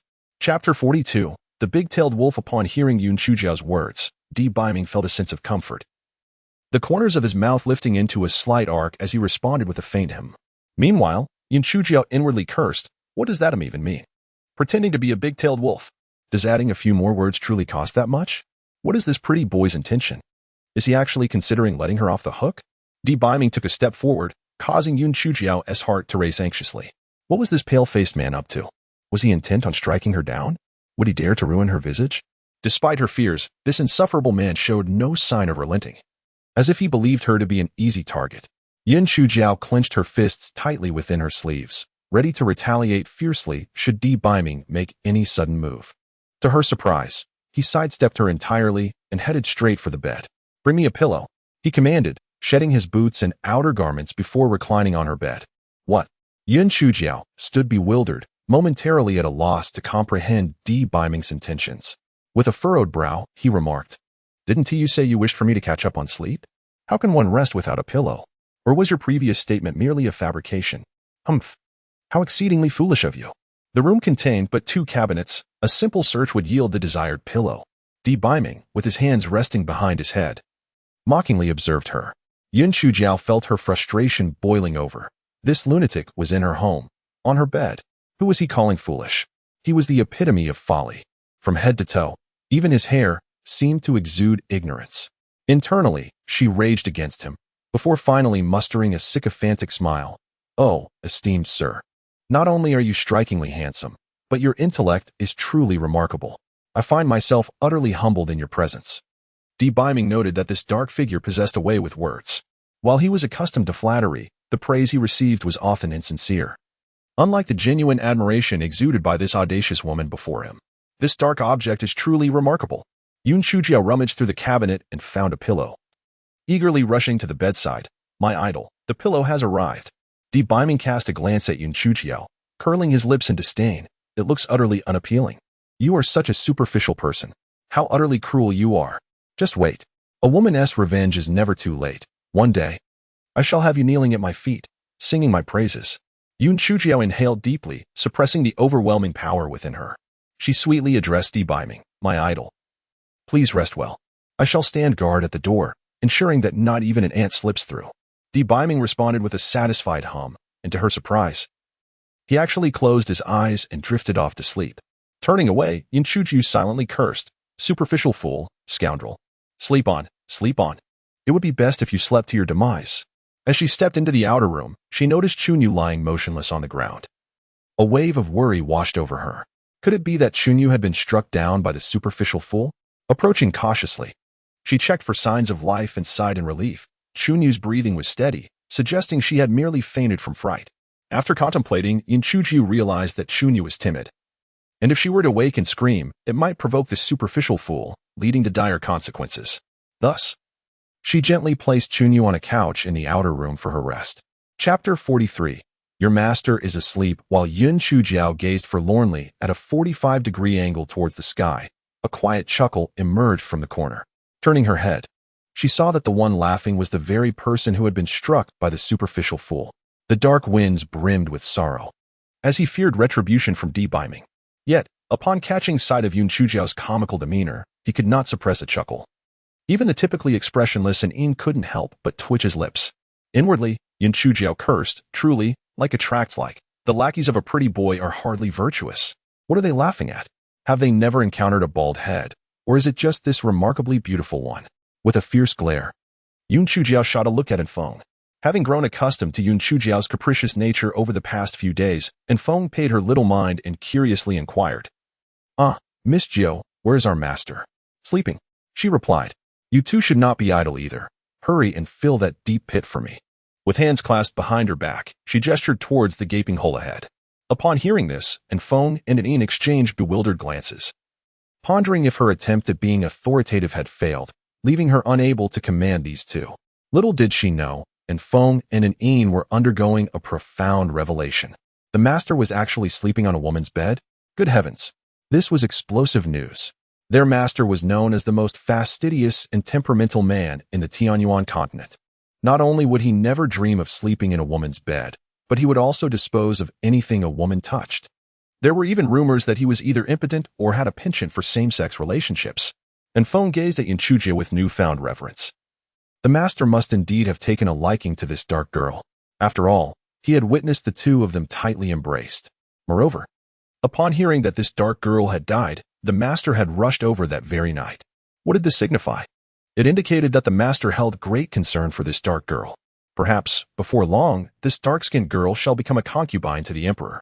Although her spiritual power is too feeble to be carried to the Tianyuan continent, the master can certainly come here, and we might as well accompany him for a leisurely stroll. The lord and his lady would undoubtedly be overjoyed to hear such news. With this thought in mind, Enfeng hurried off to fill in the pit. Yun Chujiao's eyes flickered. Had she inadvertently revealed something of great significance? Why had these two shadow guards suddenly adopted such a respectful demeanor towards her? Yun Chujia was not concerned about anyone discovering the commotion here. Those handsome faces surely possessed the ability to isolate sounds from the outside world. She glanced at the sun, touched her belly, and realized it was time for breakfast. She needed to make her way to the grand kitchen, both to procure her morning meal and to avoid raising suspicion for not collecting breakfast herself. If her grandfather were to discover that she was harboring a man in her room, he would surely be infuriated. Moreover, this handsome stranger was unpredictable. It would be disastrous if he harmed anyone from the Yun family. Yun Chuju picked up a charred branch from the ground, struck by lightning the previous night, and entered her room. Standing before the mirror, she began to shape her eyebrows. In her past life as an agent, disguise was a commonplace skill, making this task a mere trifle for her. Soon, she had drawn a pair of eyebrows identical to her original shape, then donned a straw hat that hung on the wall before stepping outside. Chapter 44. You are destined to be the one of the master. I am going to fetch breakfast. You two keep a good watch over the courtyard. Yun Chujio skillfully wielded her authority, and since she had noticed the shift in attitude from the two shadow guards, she felt quite pleased with herself. Indeed. Miss Nine. Do remember to bring us a portion, the sycophantic Onfeng remarked. Yin Chujiao replied with a brief acknowledgement and gaily hopped out of the courtyard. The servants she encountered along the way were bemused by her donning a wide-brimmed hat, yet none dared to inquire further, nor did they perceive anything amiss. Upon reaching the grand kitchen, Yin Chujiu directed the servants to fill 2 large food boxes to the brim. After breakfast, she pretended to lounge comfortably in a wrought-tin chair. Initiating her quest for information, "How do you address yourselves?" she inquired. "I am but a humble subordinate, Onfeng. I am but a humble subordinate, Anin." Upon hearing their self-identification as subordinates, Yun Chujiao felt a twinge of confusion. "You are the subordinates of that pretty boy. Why refer to yourselves as such in my presence?" She stated bluntly. "I am hardly worthy of such titles. You both are formidable experts. How can you lower yourselves to calling me a mere inept without the ability to cultivate your superior?" Onfeng, eager to flatter, responded, "Miss Nine, you are destined to be a person of great stature. You are our master, and we are your servants. This title of subordinate is entirely appropriate." Yin Chujiao, taken aback, stumbled back onto the ground before rising with a hollow laugh. "That sentiment may be a tad premature. The esteemed one possesses discerning tastes, and someone like me may not be worthy of his attention." Onfeng immediately raised his voice. "Miss Nine, you must not underestimate yourself. I have discerned that the esteemed one holds you in the highest regard. Otherwise, how could he, a man with a notorious aversion to filth, ever dare to embrace you? Not to mention sharing your bed." Yun Chujiao chuckled awkwardly, speechless at the absurdity of the situation. It was a tremendous farce. That pretty boy would wish to see her undone. Were it not for her shameless attempts to curry favor with him, her life would likely hang by a thread. To think he could ever harbor feelings for her. Do you take me for a fool? However, Yun Chujiao, amused by the misunderstanding of her 2 shadow guards, swiftly redirected the conversation. "Onfeng, you just informed your master that I am not dead. What do you mean by that?" Onfeng's gaze flickered, and he certainly would not be foolish enough to speak the truth outright. With a grin, he replied, "Our master, last night, suddenly felt a sharp pain in his chest, fearing something had befallen you. Thus, he hurriedly rushed here overnight. Upon discovering nothing amiss in the estate, I was on my way to notify him, but unexpectedly, I was dismissed by the master." Yun Chujiao naturally did not believe this tall tale. However, she was utterly astonished that Emperor Baiming would secretly send someone to protect her. So she refrained from further inquiries. Onfeng felt a sigh of relief. This girl was indeed not easy to deceive, and he would have to be more cautious in the future. "You might just get struck by lightning," Yun Chuji remarked, half in jest. Onfeng found amusement in her words, thinking, "What do you mean might, when you actively sought out the lightning? But why would this girl attract lightning in the first place?" "Miss Jiao, our master has procured a hair growth elixir. When dissolved in water and applied to the scalp, it can accelerate the hair growth process. Once the master awakens, you may request it from him." Onfeng mused, "Master, I can only assist you to this extent. I hope this act will lessen your punishment towards me." "Indeed." Yun Chujiao's face lit up with delight. "Is what you say true? If I use this elixir, how long will it take for my hair to grow?" "Though it cannot restore you to your original state, it can grow an inch a day," Onfeng replied. Yun Chujiao nodded. "An inch is acceptable. Anything is better than being bald." Yun Chujiao resolutely decided that she would obtain a hair growth elixir from the charming gentleman, no matter what. An hour later, a languorous voice echoed from within the room. "Dark creature, I am famished. Chapter 45. A favor from the idol. Yin Chujiao clenched her teeth in frustration, thinking, why should your hunger concern me? Am I your mother or your father? She felt that if this continued, she might very well lose her sanity. With a food box in hand, she cheerfully entered the room. Fortunately, the three of them had only consumed one food box in the morning, which was just enough for Biming. Biming lounged against the headboard, observing Yin Chujiao bounce in, a slight smirk tugging at the corners of his mouth. Oh, you are awake, my idol? I can't help but notice that you seem even more captivating after a nap. Yin Chujiao gazed at him with adoring eyes. Biming reveled in Yin Chujiao's earnest admiration, responding with a nonchalant hum as he approached the table and began to leisurely enjoy his breakfast. Yin Chujiao rested her chin on her hand, her eyes fixated on Biming. Goodness, how can this handsome fellow be so extraordinarily attractive? It's simply unjust.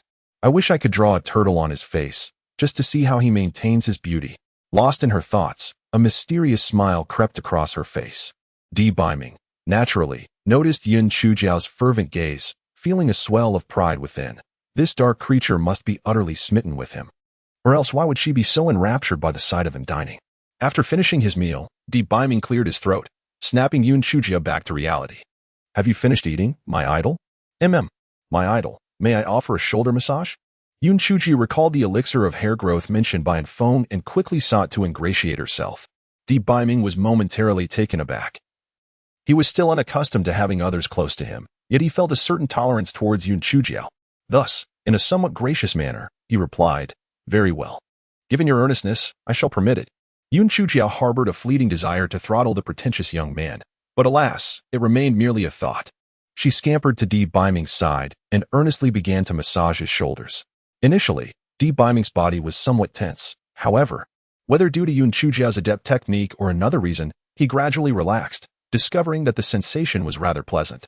Even the piercing sunlight streaming through seemed less bothersome. Could you assist me with a small favor? Yin Chujiao finally revealed her ulterior motive. Speak. Biming replied languidly, his eyes still closed. How did you lose your hair? Biming neither affirmed nor denied her inquiry. Yin Chujiao's gaze flickered as she contemplated before confessing. Am I not a talentless waste unable to cultivate? After being struck by lightning yesterday, I realized I could absorb the power of lightning. So, I climbed a tree to absorb more, but unexpectedly, it escalated into this predicament.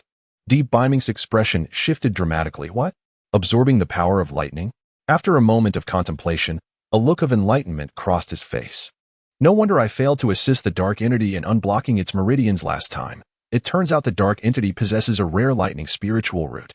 Noticing Biming's prolonged silence, Yin Chujiao felt a twinge of anxiety in her heart. Is my situation perhaps a bit precarious? Emperor Biming's heart stirred. And he said with a grave expression, indeed, the cultivation of the thunder spiritual root differs from other spiritual roots. Without guidance, one can easily succumb to cultivation deviation. Chapter 46. The culprit revealed. Yin Chujiao, being particularly attached to her life, exclaimed upon hearing Emperor Biming's words. Ah, is that really the case? Where am I to find someone to guide me? The people of Yi City have never even heard of the thunder spiritual root. The Azure Profound continent likely only possesses the cultivation methods for the thunder spiritual root within the four great sects. However, becoming a disciple among them would likely prove difficult. Especially for someone as dim-witted as you, Emperor Biming remarked with a hint of disdain. Yin Chujiao glared in vexation, increasing the pressure on his legs. Emperor Biming said with satisfaction, not bad. This is the perfect amount of pressure. The previous amount was too light. Yin Chujiao was so angry that she wanted to kick Emperor Biming away, but for the sake of her life, she had to endure it. In truth, I could offer you some guidance. However, I am quite occupied with various matters. Yin Chujiao, ever astute, immediately understood Emperor Biming's implication. My God, I knew you were omnipotent. Although I am a bit slow-witted, I am diligent. Diligence can make up for deficiencies. As long as you condescend to guide me, I will certainly serve you wholeheartedly. Seeing that Emperor Biming remained silent, Yin Chujiao continued her efforts. My God, think about it. If you train me to be powerful, then when you see someone you dislike, I can strike them down with lightning. How impressive would that be? Emperor Biming remained silent. My God, once my cultivation reaches fruition, I shall summon lightning for your amusement at night, a spectacle far more refined than mere fireworks. Biming's lips twitched slightly, finding the dark entity's notions rather peculiar. Perhaps stemming from her affinity with the thunder element? My deity, grant me a decisive answer. Should you refuse to instruct me, I shall relentlessly pursue the four great sects. Yun Chujio exclaimed, growing impatient with Biming's continued silence. Humph. Dark entity, your audacity knows no bounds. Dare you deem those scoundrels superior to this? Biming frowned, displeasure evident in his countenance. Pretty boy, you are utterly deranged. I have showered you with compliments, yet you remained impassive, and now you reproach me, though inwardly seething. Yun Chujio feigned elation. My deity, does this signify your consent to guide me? Biming nonchalantly assented. Proceed with the massage. Yun Chujio dejectedly massaged him for another half-hour before Biming dismissively remarked, cease. Your technique is so appalling, it leaves me in discomfort. Yun Chujio was beyond words, her resentment coalescing into a silent vow. Pretty boy, just you wait. Perhaps moved by a twinge of conscience, Biming finally addressed the matter at hand. Elaborate on your experience with absorbing thunder elements. Yun Chujio's spirits lifted, and she recounted her cultivation process in detail. Biming was taken aback. While thunder-aligned individuals could indeed harness the power of lightning, their absorption was generally limited to ambient thunder elements. The prospect of someone directly absorbing lightning into their body, as the dark entity described, was unprecedented. The potency of lightning is exceptionally volatile. Excessive absorption can lead to the detriment of one's core, or even result in fatalities. If the dark thing's implications are accurate, she has assimilated 4 bolts of lightning? How could this be? As Bachin furrowed his brow in perplexity, Yun Chujio continued, my deity. There is another intriguing matter. I've observed that violet celestial lightning relentlessly pursues me, while silver lightning does not. What could be the cause? Bachin suddenly recollected the incident in the monster forest, where he was struck by violet celestial lightning. It turned out that the culprit behind his unwarranted misfortune was this dark thing. Yun Chujio abruptly felt a tingling sensation on her scalp, as she noticed Bachin glaring at her with a predatory expression. The little rascal was dumbfounded. Dark thing, you caused this deity to be struck by celestial lightning. What punishment do you deserve? Bachin menacingly glared at Yun Chujio. My deity, this signifies that our destinies are intertwined. If it weren't for being struck by celestial lightning, how would I have had the opportunity to become acquainted with you? This lightning served as our matchmaker. Yun Chujio's eyes darted about, and she swiftly grasped the situation, uttering those words with a touch of bashfulness. In truth, she felt a sense of vindication. Serves you right. Why didn't it strike you dead? However, this could be an advantageous strategy. If a similar opportunity arises in the future, she could embrace this pretty boy and let the celestial lightning obliterate him. Little did Bachin know that this schizoid girl was secretly hoping for his demise. He carefully mulled over Yun Chujio's words, sensing a peculiar sensation within his heart, as if delicate feathers were gently caressing it. My deity? My deity? Is my condition normal or not? Yun Chujio grew increasingly uneasy as Bachin remained silent. Biming finally regained his composure, remarking, your situation is truly unprecedented. A typical thunder spirit root can absorb the power of lightning, but it is limited to the floating elements of thunder. The force of lightning is exceedingly violent. Direct absorption could lead to the destruction of one's energy center, or worse, loss of life. Yet here I am, lively and well. Yun Chujio responded, perplexed. Indeed, your condition is rather rare.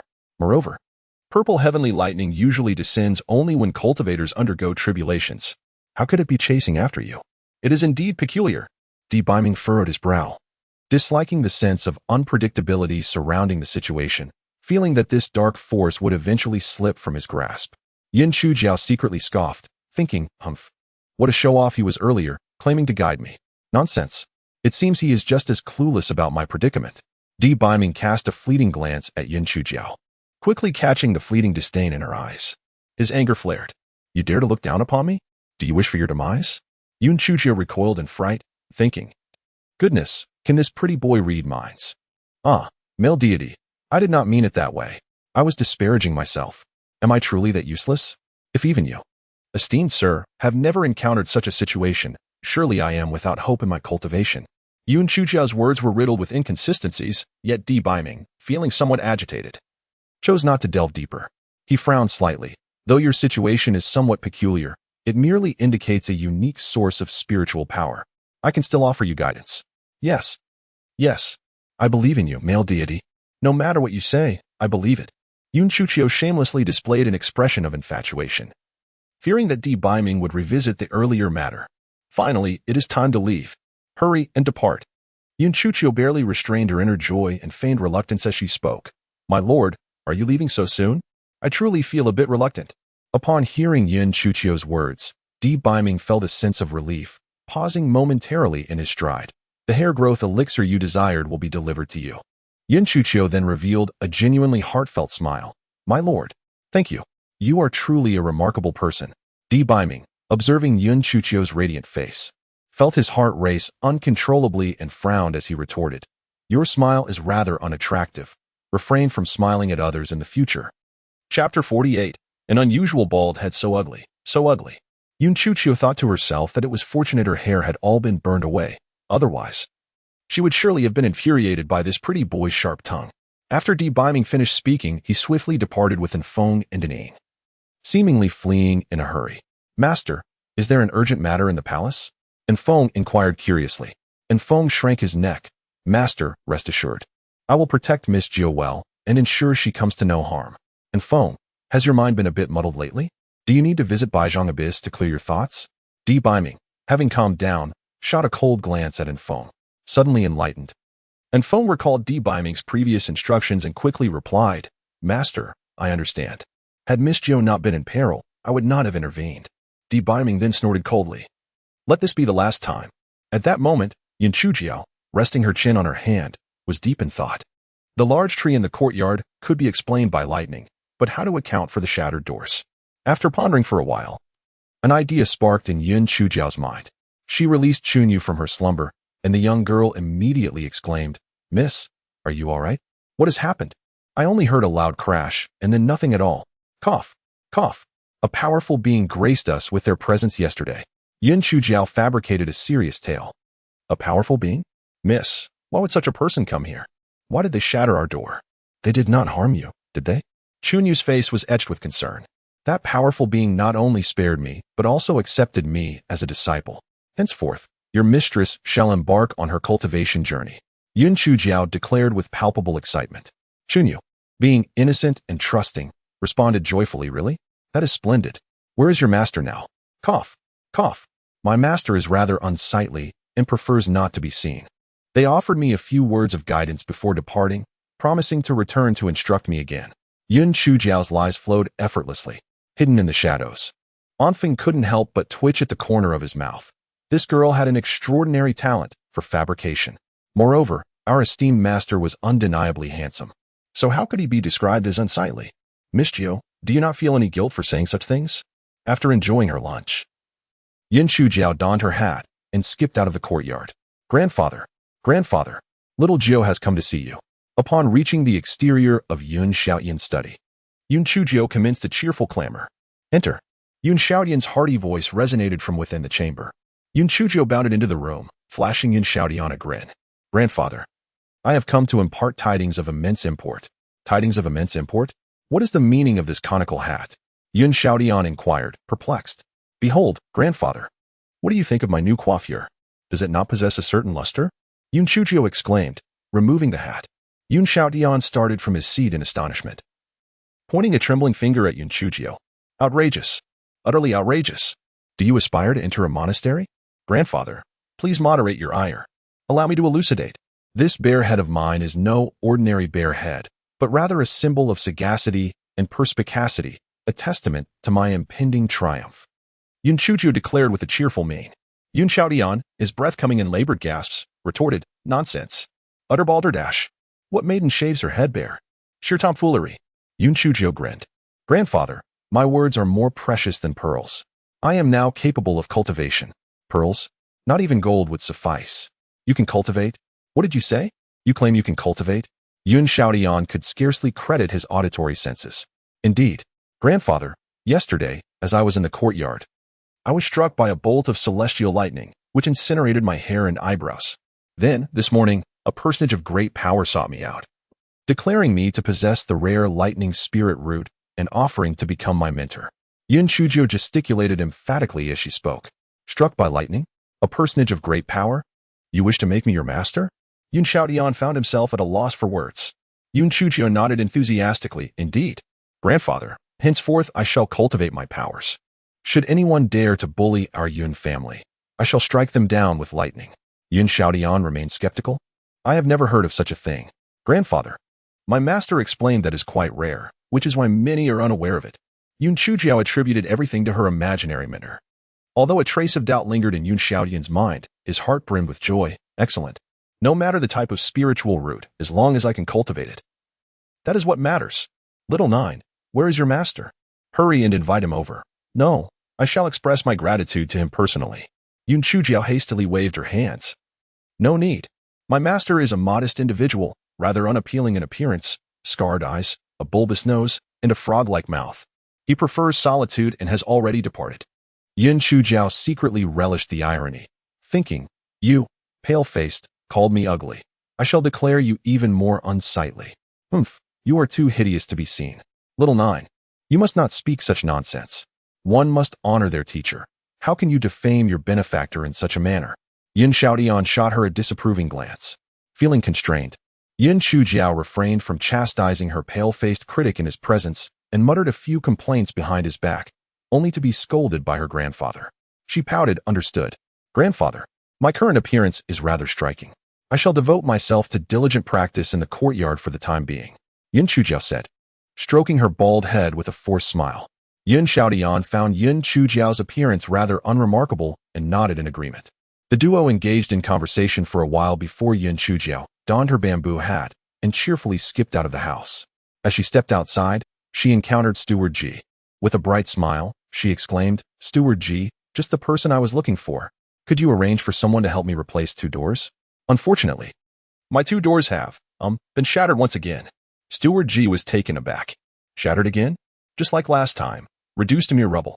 Yin Chujiao lamented the unfortunate fate of her doors. Bewildered, Steward Ji pondered whether a formidable entity had indeed set its sights on the Yun family. He vaguely agreed and darted into Yun Xiaoyan's study like a startled rabbit. By evening, Steward Ji returned with a team to install the new doors. His demeanor towards Yun Chujiao grew increasingly respectful. Goodness! The master of Miss Geo possesses such formidable power that he can reduce doors to fragments. The future of Miss Geo is undoubtedly limitless. However, Steward Ji was perplexed as to why Miss Geo's master would have a penchant for destroying doors. Could it be a peculiar hobby? Meanwhile, the individual under suspicion of harboring unusual inclinations was diligently engrossed in study within the library. Chapter 50. A tea egg. A thick stack of jade slips lay scattered across the floor, and Deep Biming's typically aloof visage was marred by irritation. After perusing so many jade slips, he had yet to uncover any information resembling that of the mysterious black entity, capable of directly absorbing lightning energy, an unprecedented phenomenon. The more he contemplated, the more he became convinced that the peculiar constitution of the black entity was anything but ordinary. The Thunder Tribulation is the most dreaded calamity for practitioners of cultivation, having claimed the lives of countless powerful beings. The fact that the dark entity could absorb it directly is nothing short of astonishing and defies the natural order. Deep Biming found this situation quite displeasing. Although he could not fully comprehend the nature of his feelings, the sensation of being unable to exert control was profoundly unsettling. He spent the entire night in the library, seeking both the reason behind Yun Chujiao's unique constitution and a suitable cultivation method for her. By the break of dawn, with bloodshot eyes, Deep Biming sighed, still unable to discover any circumstances akin to that of the dark entity. However, fortune smiled upon him as he finally found a technique appropriate for the dark entity. The carefully selected cultivation method was titled Thunderbolt Illusions, a practice fitting for those with a lightning affinity and one that possessed no limits for advancement. Ineen, take this Thunderbolt Illusions and this bottle of growth elixir to the dark entity, he commanded. Yes, master. As Ineen bowed and prepared to exit, Deep Biming added, inform that foolish being to keep her ability to absorb lightning power a secret, lest she attract calamity. Furthermore, she must diligently cultivate. If she does not reach the 2nd tier of spirit refinement within a month, I shall not spare her. Yes, master. Later that evening, Ineen arrived at Yun Chujiao's courtyard. She was enjoying her dinner with delight when Spring Rain, startled by Yin's sudden appearance, almost called for help. However, Yun Chujiao smiled and said, he's from my master. This reassured Spring Rain, though she still cast curious glances at Ineen. Miss Nine, this is the elixir of hair growth and the cultivation method that the esteemed one has instructed me to deliver to you. Ineen respectfully presented the items to Yun Chujiao. With a smile, Yun Chujiao accepted the gifts. Pondering to herself that the pretty boy at least had one virtue, he kept his word. Miss Nine, Our esteemed one wishes to remind you not to disclose your ability to directly absorb the power of lightning, lest it bring calamity upon you, An stated solemnly. Yin Chujiao nodded in acknowledgement. While the pretty boy was indeed insufferable, he possessed redeeming qualities. Furthermore, Miss 9, our esteemed one has declared that if you do not reach the second level of spirit refinement within a month, he will not spare you. An recited Di Biming's words with utmost seriousness. The fleeting gratitude Yun Chujiao had felt towards Di Biming instantly evaporated. Good heavens! Achieving the second level of spirit refinement in merely a month was utterly impossible. This pretty boy was simply provoking her. Yin Chujiao rolled her eyes and glanced around the table, picking up a tea egg. Chunyu, wrap this tea egg in oil paper. She then handed the neatly wrapped tea egg to An, saying, An, take this tea egg to your esteemed one, and tell him it is a gift from me. Yin's lips twitched. What was the meaning of gifting a mere tea egg? This Miss 9 was exceedingly stingy. It was the first time he had seen anyone present a tea egg to their esteemed one. Despite his inner complaints, An respectfully departed with the tea egg in hand. Miss, we have so many fine items in our residence. Why only gift your master a tea egg? Well, the tea egg is convenient to carry, rich in nutrition, and though modest in gift, it carries deep sentiment. Yin Chujiao stifled a laugh as she remarked. To send a tea egg certainly implies a desire to roll away, and it can also be interpreted as a term for a scoundrel or a rogue. In any case, it is quite satisfying. The following morning, An observed Di Biming recounting the events, after which he respectfully presented the tea egg, saying, Your Excellency, this is a gift from Miss Jiao. Chapter 51. Playing the victim, Di Biming's heart raced as he realized that the black creature had sent him a gift. He coldly responded, Just place it on the table. Who cares for her trivial gift? Depart. Yes. Once An had left, Di Biming cast a sidelong glance at the table and could hardly contain his eagerness to unwrap the oil paper package. After some effort, he finally managed to open it. A single tea egg? What could this mean? Why would the black creature send him a tea egg? Did it carry some special significance? After pondering for a while without arriving at an answer, he concluded that the black creature must be attempting to curry favor with him. He could simply inquire further upon their next encounter. Though he had just had breakfast, Di Biming still indulged in the tea egg.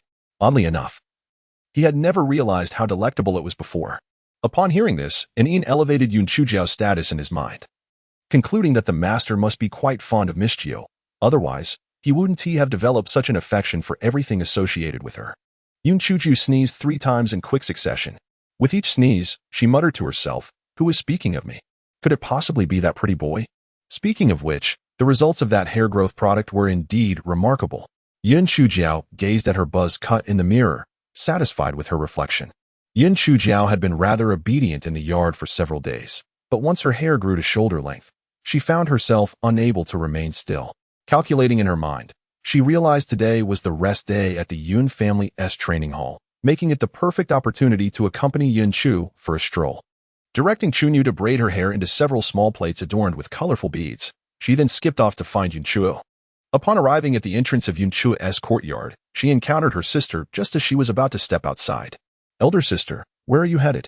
Yun Chujiao inquired with curiosity. We are going to hunt at the outskirts of the monster beast forest, both to procure some game and to gain practical combat experience. Yun Chuda replied. Noticing Yun Chujiao's distinctive hairstyle, she added, It's quite a unique style. Did you cut your hair shorter? Yun Chujiao twirled around proudly, exclaiming, Indeed. It's primarily due to my natural beauty. Any hairstyle suits me. Yun Chua's eyelids twitched slightly. Her little sister's audacity was growing bolder. I want to go with you. I'm suffocating from boredom. Yun Chujiao insisted, linking her arm with Yun Chu's and refusing to let go. Unable to resist Yun Chujiao's persistence, Yun Chu reluctantly agreed. You can come along, but you mustn't wander off. The monster beast forest is fraught with danger, and encountering high-level beasts would be disastrous. Yun Chujiao nodded vigorously. Elder sister, I promise to behave. I just need to stretch my legs. Yun Chu led Yun Chujiao to the main gate, where other members of the Yun family gradually arrived, except for Yun Chuer and Yun Chushir. The latter was too young. While the former had concocted an excuse to indulge in mischief. Yun Chujiao, you're not planning to join us, are you? We are heading to the demon beast forest for training, not to a tavern.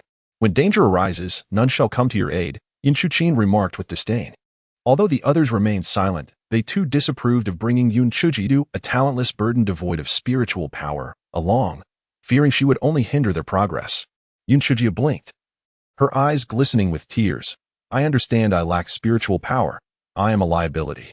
Since my elder siblings are unwilling to take me, I shall not go. After all, I am but a useless individual." As she spoke, tears streamed down her cheeks, her small frame trembling with an air of utter helplessness. Chapter 52. The plump rabbit Yunchujiu's display of vulnerability proved too much for several of the boys. Yunsi quickly reassured her, "Little Gio, do not cry. Stay with fourth brother. I shall protect you. Indeed, little Gio, sixth brother will safeguard you as well. You need not worry. Absolutely. If we cannot protect you, what sort of companions are we? Eighth brother will look after you." Yunchu Ba exclaimed, waving his fist animatedly. "Come now, eighth brother, spare us your bravado. Who will protect you remains uncertain. What heroics can a mere second-layer spirit refining practitioner boast?" Yun Chuqin retorted sourly as she observed the others rallying around little Gio. Yun Chui cleared his throat a couple of times. "Enough of this chatter. We shall take little Gio along. I will be responsible for her safety. Let us set forth." As the eldest brother, Yun Chui commanded considerable respect among the younger members of the Yun family. Thus, they mounted their steeds and, accompanied by a retinue of guards, set off boldly towards the demon beast forest. Yun Chui selected a gentle-tempered mare for Yun Chujiao, and in an instant, the tears vanished, replaced by a radiant smile as she mounted the horse and chattered animatedly beside Yun Chudo, entirely devoid of any sorrow. The onlookers suddenly felt a sense of betrayal. Wondering aloud, "Little Gio, can't you be a bit more dedicated to your performance?" Yun Chuqing, indignant, remarked to Yun Chushan, "Third sister, this little Gio has become increasingly mischievous."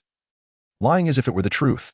Yun Chushan gazed at Yun Chujiao's retreating figure, a flicker of disdain crossing her eyes, yet she spoke softly. "Little Gio is still young, and with everyone indulging her, it is only natural for her to be a bit capricious. Humph. It is merely the head of the family who treasures her so dearly. These people are merely flattering her. An inept individual devoid of spiritual power. Venturing into the beast forest is akin to courting death." Yun Chuqing's ire only deepened upon hearing Yun Chushan's words. Yun Chushan merely smiled, choosing not to respond, her thoughts wandering to the notion that if an accident were to occur, it might not be entirely unwelcome. This Yun Chujiao was becoming increasingly inscrutable. However, she was also growing more irksome. An hour later, the Yun family arrived at the outskirts of the beast forest. They dismounted, entrusting their steeds to two guards for safekeeping before entering the forest. Yun Chujiao had hurriedly fled the last time and had not taken the opportunity to observe her surroundings. The beast forest bore resemblance to the tropical rainforests of her past life, characterized by towering trees, winding vines, and lush underbrush. "Little Gio, these coral fruits are sweet and tangy. You girls will surely love them." Yun Chuba offered Yun Chujiao a branch laden with vibrant red berries. "Thank you, Brother Ba. You are so kind." Yun Chujiao, upon hearing the promise of food, instantly brightened, her eyes curving into crescent moons. After speaking, she felt an inexplicable urge to laugh. How unfortunate for this hapless child to be ranked 8th. Yun Chuba gazed at Yun Chujiao's beaming visage, finding this little sister truly delightful, wondering how he had never noticed her charm before. Having such a sibling seemed rather splendid. "Everyone, be cautious. A beast approaches," Yun Chui urgently warned the group. They swiftly concealed themselves, waiting for the prey to reveal itself. Yun Chujiao felt a surge of excitement. She had never encountered a demon beast before. What could it possibly look like? Soon enough, a grayish beast made its appearance. As Yun Chuju focused her gaze, she gasped. Wasn't that merely a plump rabbit? A feeble rabbit at that. Was there any need for such gravitas? However, she quickly dismissed her naive thoughts, for this seemingly weak rabbit was capable of unleashing wind blades. Chapter 53. Do you wish to grow closer? The gray rabbit's wind blades were remarkably sharp, effortlessly severing branches the thickness of a finger. Yun Chulu and Yun Chuba sprang into action, engaging in a fierce struggle with the gray rabbit. Yun Chujiao watched with keen interest. Those at the first to third levels of spirit refinement could not yet release their spiritual energy, merely exhibiting agility superior to that of ordinary individuals. It was at the fourth level of spirit refinement that one could project spiritual energy for offense and create protective shields. Yun Chula was at the third level, while Yun Chuba was at the second. Although neither could emit spiritual energy, the gray rabbit required a moment to gather its strength before unleashing wind blades, allowing the two to manage the confrontation through their nimble movements. A quarter of an hour later, the gray rabbit transformed into a lifeless one. Yin Chuba, brimming with confidence, addressed Yin Chujiao, saying, "Xiaojiao, have you witnessed the prowess of Brother Ba? From now on, Brother Ba will look after you. Yun Chujiao gazed at them with admiration in her eyes, exclaiming, "Sixth brother, Brother Ba, you both are truly remarkable." "Humph, such ignorance," scoffed Yun Chuqing from the side. "It's merely a first-tier wind-blade rabbit. I could dispatch it single-handedly. What is so impressive about that?" Yun Chujiu rolled her eyes inwardly, wondering if Yun Chuqing was akin to a hedgehog with her prickly demeanor. Naturally, Yun Chuba was indignant and soon began bickering with Yun Chuqing again. The two exchanged glares before falling silent, their rivalry momentarily quelled. As the group continued their journey deeper, they encountered several magical beasts, predominantly of the first tier. Yun Chujiao had yet to grasp the bizarre nature of this world. However, after witnessing the wind-blade rabbit, the fowl whose feathers could transform into arrows, and the squirrel capable of spitting fireballs, she felt as though she had merely scratched the surface of this realm's mysteries. Though these first-tier magical beasts possessed unique abilities, each attack was followed by a cooldown, allowing the Yun family disciples to sustain minor injuries while managing to cope with the situation. Before long, the guards had amassed a considerable amount of spoils. As noon approached, the group efficiently processed their catch and commenced roasting meat. Yun Chujiao, her eyes sparkling like stars, was transfixed by the sizzling, oily delicacy. "What a glutton!" exclaimed Yun Chuqing, casting a fierce glare at Yun Chujiao. "Seventh sister, are you eager to cozy up to me?" Yun Chujiao finally shifted her gaze from the roasted meat to Yun Chuqing. "Are you trying to get close to me? You really overestimate yourself. A worthless being. Stop. Since you do not wish to engage with me, kindly divert your attention elsewhere. You have been incessantly speaking of me, leading me to believe you yearn for my attention," Yun Chujiao said, her expression stern as she cast a deep glance at Yun Chuqing. Yun Chuqing felt inexplicably frightened, sensing that Yun Chujiao's gaze was sharper than that of a ferocious beast. Awkwardly, she mumbled something about nonsense and went to find Yun Chushan. Finally, the air was peaceful, and the meat was perfectly roasted. Undaunted by the heat, Yun Chujiao accepted the rabbit leg handed to her by Yun Chuyi and began to devour it. Delicious. Truly delightful," Yun Chujiao exclaimed, her delight bubbling over. The beast's meat was far superior to ordinary fare, succulent, tender, rich yet not greasy, lean yet not tough, an exquisite delicacy. Just as she was savoring her meal with joy, Yun Chuyi suddenly shouted, "Stay hidden. A second-tier beast is approaching." Yun Chua swiftly pulled Yun Chujiao into the nearby thicket for concealment. Anger flared within Yun Chujiao as she glared, lamenting the timing of the insufferable beast's arrival. Chapter 54. Ironbone Bear. A colossal ironbone bear charged forth, seizing the prey from the grill and devouring it voraciously. Yun Chujiao's eyes turned red with fury. "Damn it. I haven't had enough yet. You beast, how dare you take advantage of me? Truly despicable." Yun Chu was taken aback by the cold ferocity radiating from Yun Chujiao, wondering what madness had overtaken her. Could it be fear? Yun Chuyi furrowed her brows and murmured, "Logically, this area should only be inhabited by first-tier demonic beasts. How could a second-tier iron bone bear possibly appear here? Brother, it seems this iron bone bear was lured by the scent of demonic beast flesh. Although it may be somewhat formidable, we should be able to vanquish it together. Perhaps it even possesses a crystal core within." Yun Chuba spoke with excitement. "You need not involve yourselves. Let me and Chuzi handle this." Yun Chui exchanged a glance with Yun Chuzi, and the two positioned themselves to flank the iron bone bear. With a swift motion, Yun Chui unleashed a blade of wind aimed at the bear's chest. Yun Chuji's eyes sparkled. So this was how one could project spiritual power. How impressive.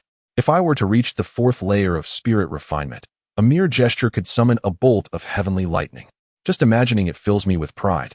Although the wind blade struck the iron bone bear, its tough hide rendered it nearly unscathed, inciting the bear's wrath.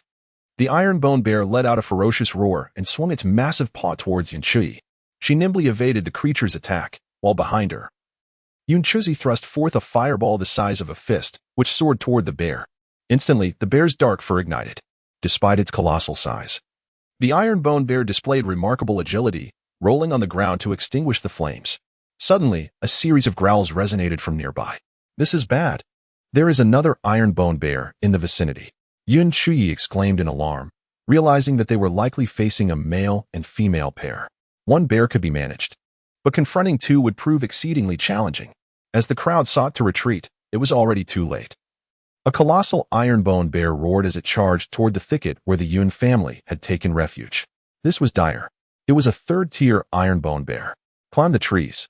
Yun Chu urgently pushed Yun Chujiao away. The members of the Yun family soon found themselves entangled in a fierce battle with the bear. Most of them were merely at the third level of spirit refinement, rendering them incapable of long-range attacks, while the iron-bone bear was extraordinarily formidable. It wasn't long before several guards sustained injuries, and the rest suffered varying degrees of harm. Yun Chujiao, her mind racing, devised a plan and shouted, "Eldest sister, stab its eyes with your sword. Sixth brother, slash at its ears with your knife. Seventh sister, thrust your sword into its rear." Yun Chuqing was furious but recognized that this was not the time for anger. She reluctantly focused her efforts on attacking the bear's vulnerable spot. Half an hour later, both iron-bone bears collapsed with a resounding thud, and the Yun family members lay exhausted on the ground. Yun Chujiao nimbly descended from the tree and fiercely kicked one of the fallen bears. "Damn it. This is what you get for stealing my roasted meat. For interrupting my meal. Soon enough, I shall feast on your roasted paws. Yun Chujiao, we are utterly exhausted, and you still think about eating? You truly are an ungrateful wretch." Yun Chuqing gasped, her indignation palpable. Just as Yun Chujiao was about to retort, footsteps echoed from a distance, and the sound indicated a considerable number of people approaching. The group looked up to find that the newcomers were from the Bai family, led by none other than Bai Moyu. "Surround them and kill." Bai Moyu commanded fiercely. "Bai Moyu, have you lost your mind? Though our families have long been at odds, an unspoken understanding has emerged between us, one that prohibits any acts of treachery. What is your intention?" A sense of dread enveloped Yun Chui. Everyone was utterly exhausted and could hardly mount a defense. Should a confrontation ensue, it would undoubtedly lead to our demise. Bai Moyu let out a cold laugh. "You ought to thank Yun Chuqiao. Had she not provoked my ire, I would not have the heart to act so ruthlessly. If I slay you all, the Yun family shall face extinction." "Huh. Let us see how you contend with the Bai family then." Yun Chuqing cast a fierce glare at Yun Chuqiao, while Yun Chushan wore an inscrutable expression, seemingly concocting a scheme.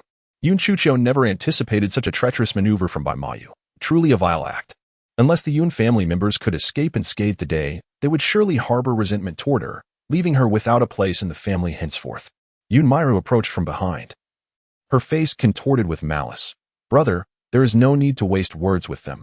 We should eliminate them directly. Leave Yun Chuqiao to me. I shall personally end her."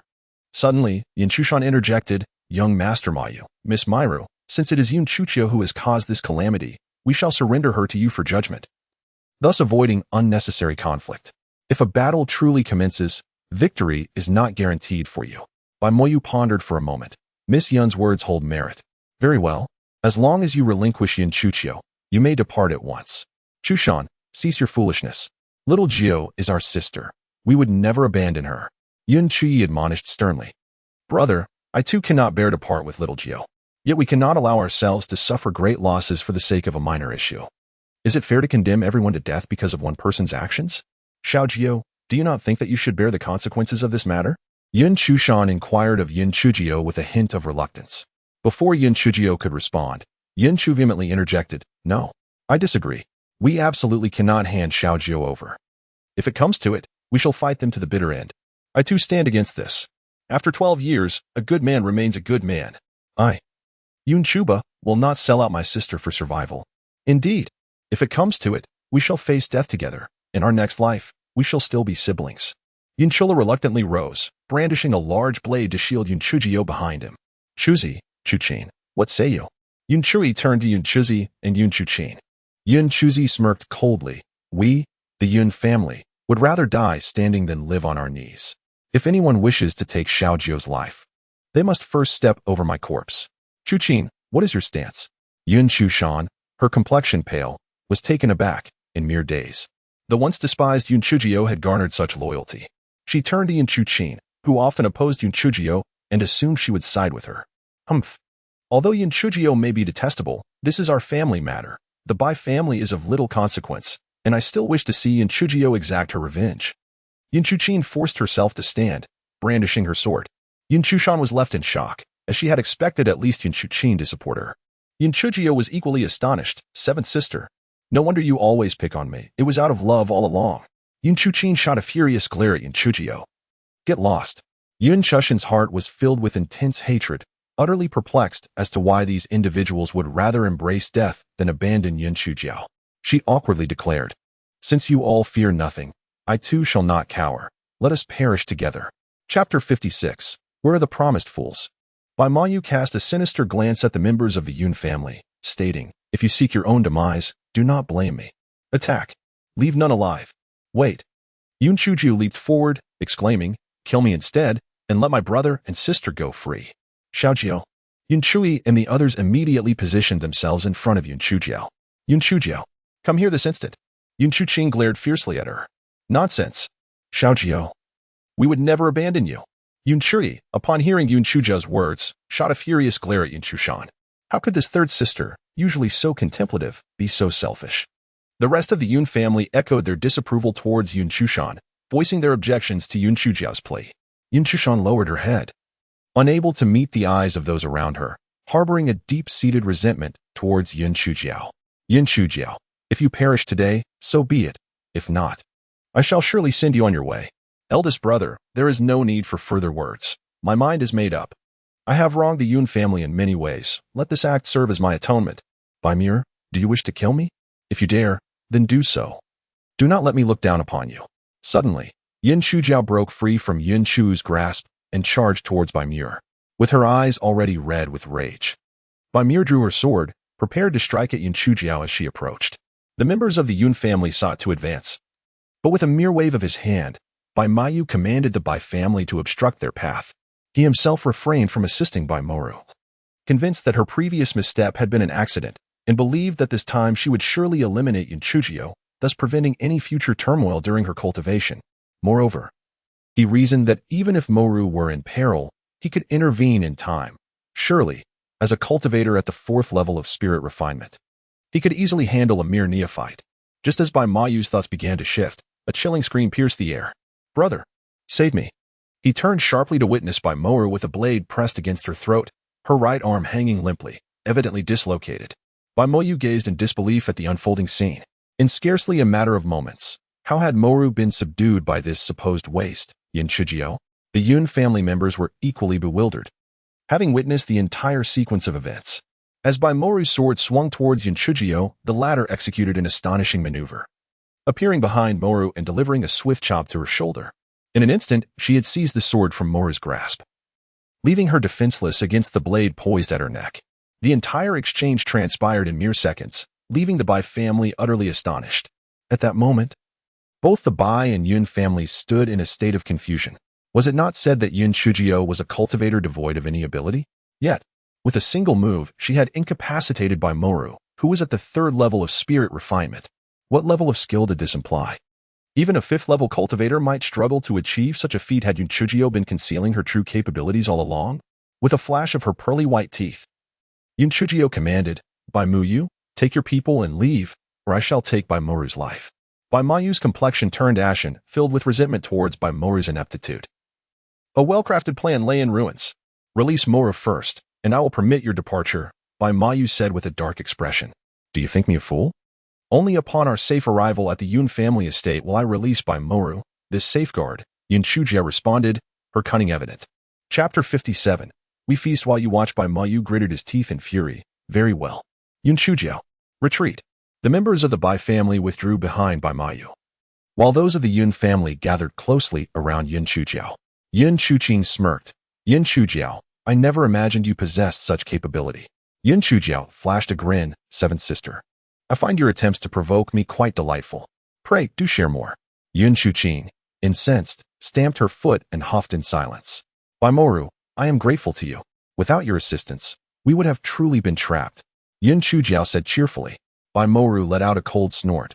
She was in pain and fear, filled with anger and hatred, wishing fervently to faint. Alas, her robust constitution denied her that escape. Yun Chujiao blinked her eyes, noting that the Yun family had yet to fully regain their strength. It would be prudent to rest in place. Once rejuvenated, they could extricate themselves even without Bai Moru as leverage. Brother, woe is me. Come save me. I can hardly move. Yun Chujiao must have poisoned me again." Bai Moru recalled the previous incident with trepidation. That wretched Yun Chujiao had deceived her with tales of mere discomfort when it was, in truth, poison administered to her. Just as Bai Moyu was about to advance, Yun Chuzi's sword pressed against Bai Moru's neck. "Bai Moyu, if you wish to see Bai Moru's head separated from her body, then by all means proceed." Bai Mayu cast a baleful glance at Yun Chuzi, retorting, If you dare harm Moru, the Bai family will not let you off lightly. Yin Chuzi merely scoffed, not deigning to reply. Her immediate priority was to replenish her strength, and engaging in pointless banter was unnecessary. Meanwhile, Yun Chujiu was diligently rekindling the fire, preparing to roast the remaining wind-blade rabbits and crimson-feathered chickens from their earlier meal. Her mouth watered at the sight of the enormous iron-bone bear paw, lamenting that it couldn't be savored fresh but required a year of drying before being stewed with honey. The savory aroma of roasting meat gradually permeated the air, stirring appetites among the Yun family members. Having been interrupted by the iron-bone bear after only a few bites earlier, they were now ravenous. Yun Chujio, like a diligent bee, distributed the cooked meat among them. Without uttering a word, they eagerly devoured it.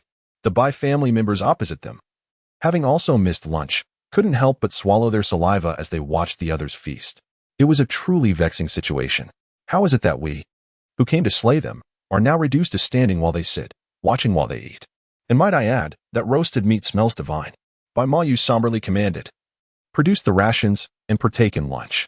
The Bai family members reluctantly retrieved their dry provisions, bitterly gnawing on them amidst the tantalizing aroma emanating from the opposite side. Bai Moru, prostrate on the ground, was in the most pitiable state, unable even to partake in the meager rations. It is uncertain whether Yun Chuchio acted with intent. As she squatted beside Bai Moru, munching away and smacking her lips, exclaiming, "Delicious. Absolutely delightful. Each bite is bursting with flavor. How can this roasted meat be so exquisite? Oh my, it surpasses even the dishes at Yushin Tower. Rich yet not greasy, lean yet not tough, truly magnificent." Bai Moru swallowed hard, internally cursing Yun Chuchio countless times. "Yun Chuchio, just wait. I shall not let you off easily." As the group finished their meal, someone pointed skyward in astonishment, shouting, "Look! Quick, see what those are."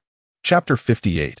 The uninvited guests. Everyone looked up to behold three dark shapes swiftly approaching from the heavens. Heavens! Those are the legendary flying spirit artifacts. Surely, a powerful being has arrived. "Kneel down. Quickly kneel," they urged. "If the powerful being is angered, we shall meet our doom." Both the Bai family and the Yun family members hastily knelt, terrified of provoking calamity. Observing that Yun Chuchio was still joyfully gnawing on a rabbit leg, Yun Chua hurriedly tugged at her.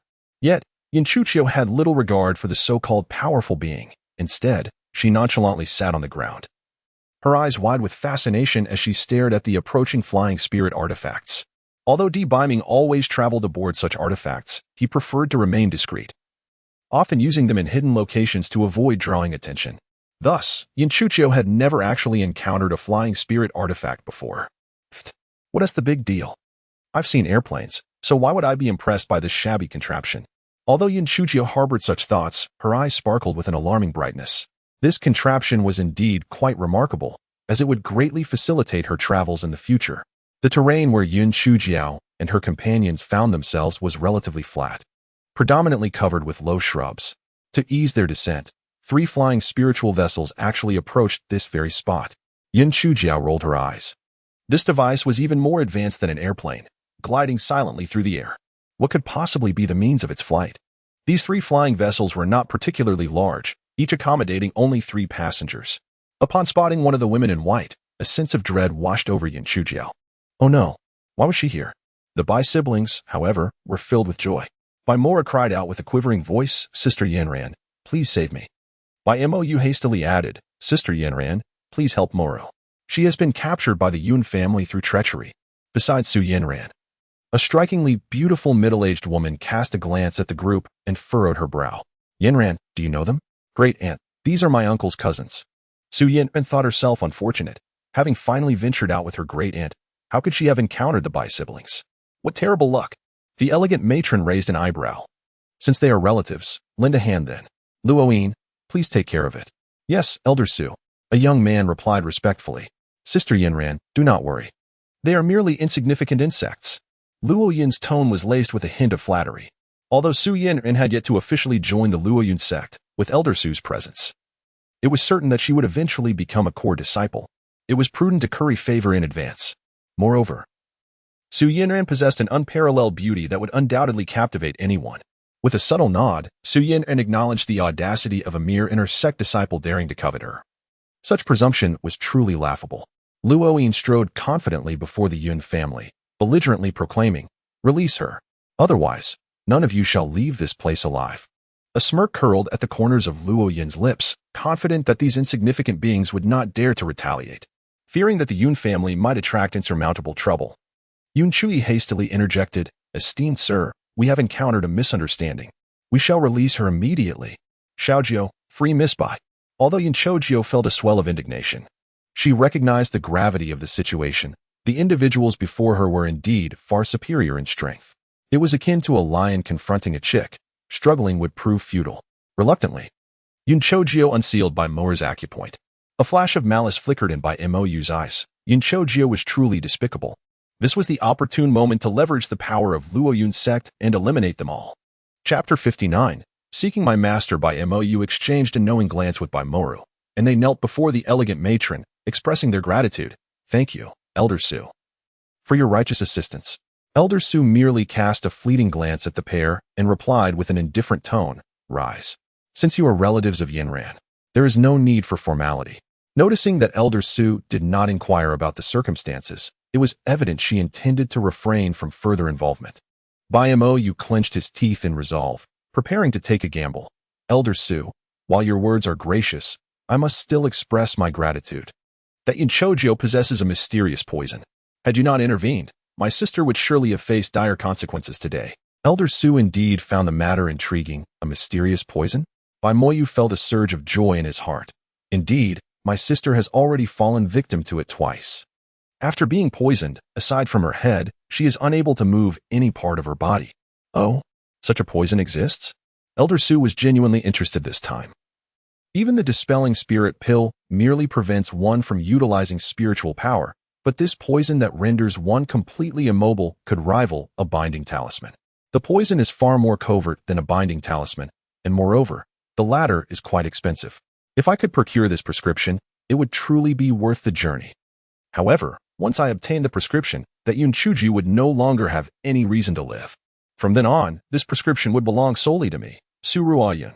Absolutely. Sister Yinran can attest to this. Bai Mayu's heart surged with delight. Yun Qiujiao, you are doomed. Su Yinran's eyes flickered. Although she disapproved of Bai Mayu's use of Elder Su to seek vengeance, she noticed Elder Su's keen interest in the poison formula and went along with it, saying, "Aunt, indeed, last time, my sister Moyer was poisoned by that Yun Qiujiao, and it took 500,000 taels of silver for her to be cured by that very same Yun Qiujiao." A satisfied expression appeared on Elder Su's face.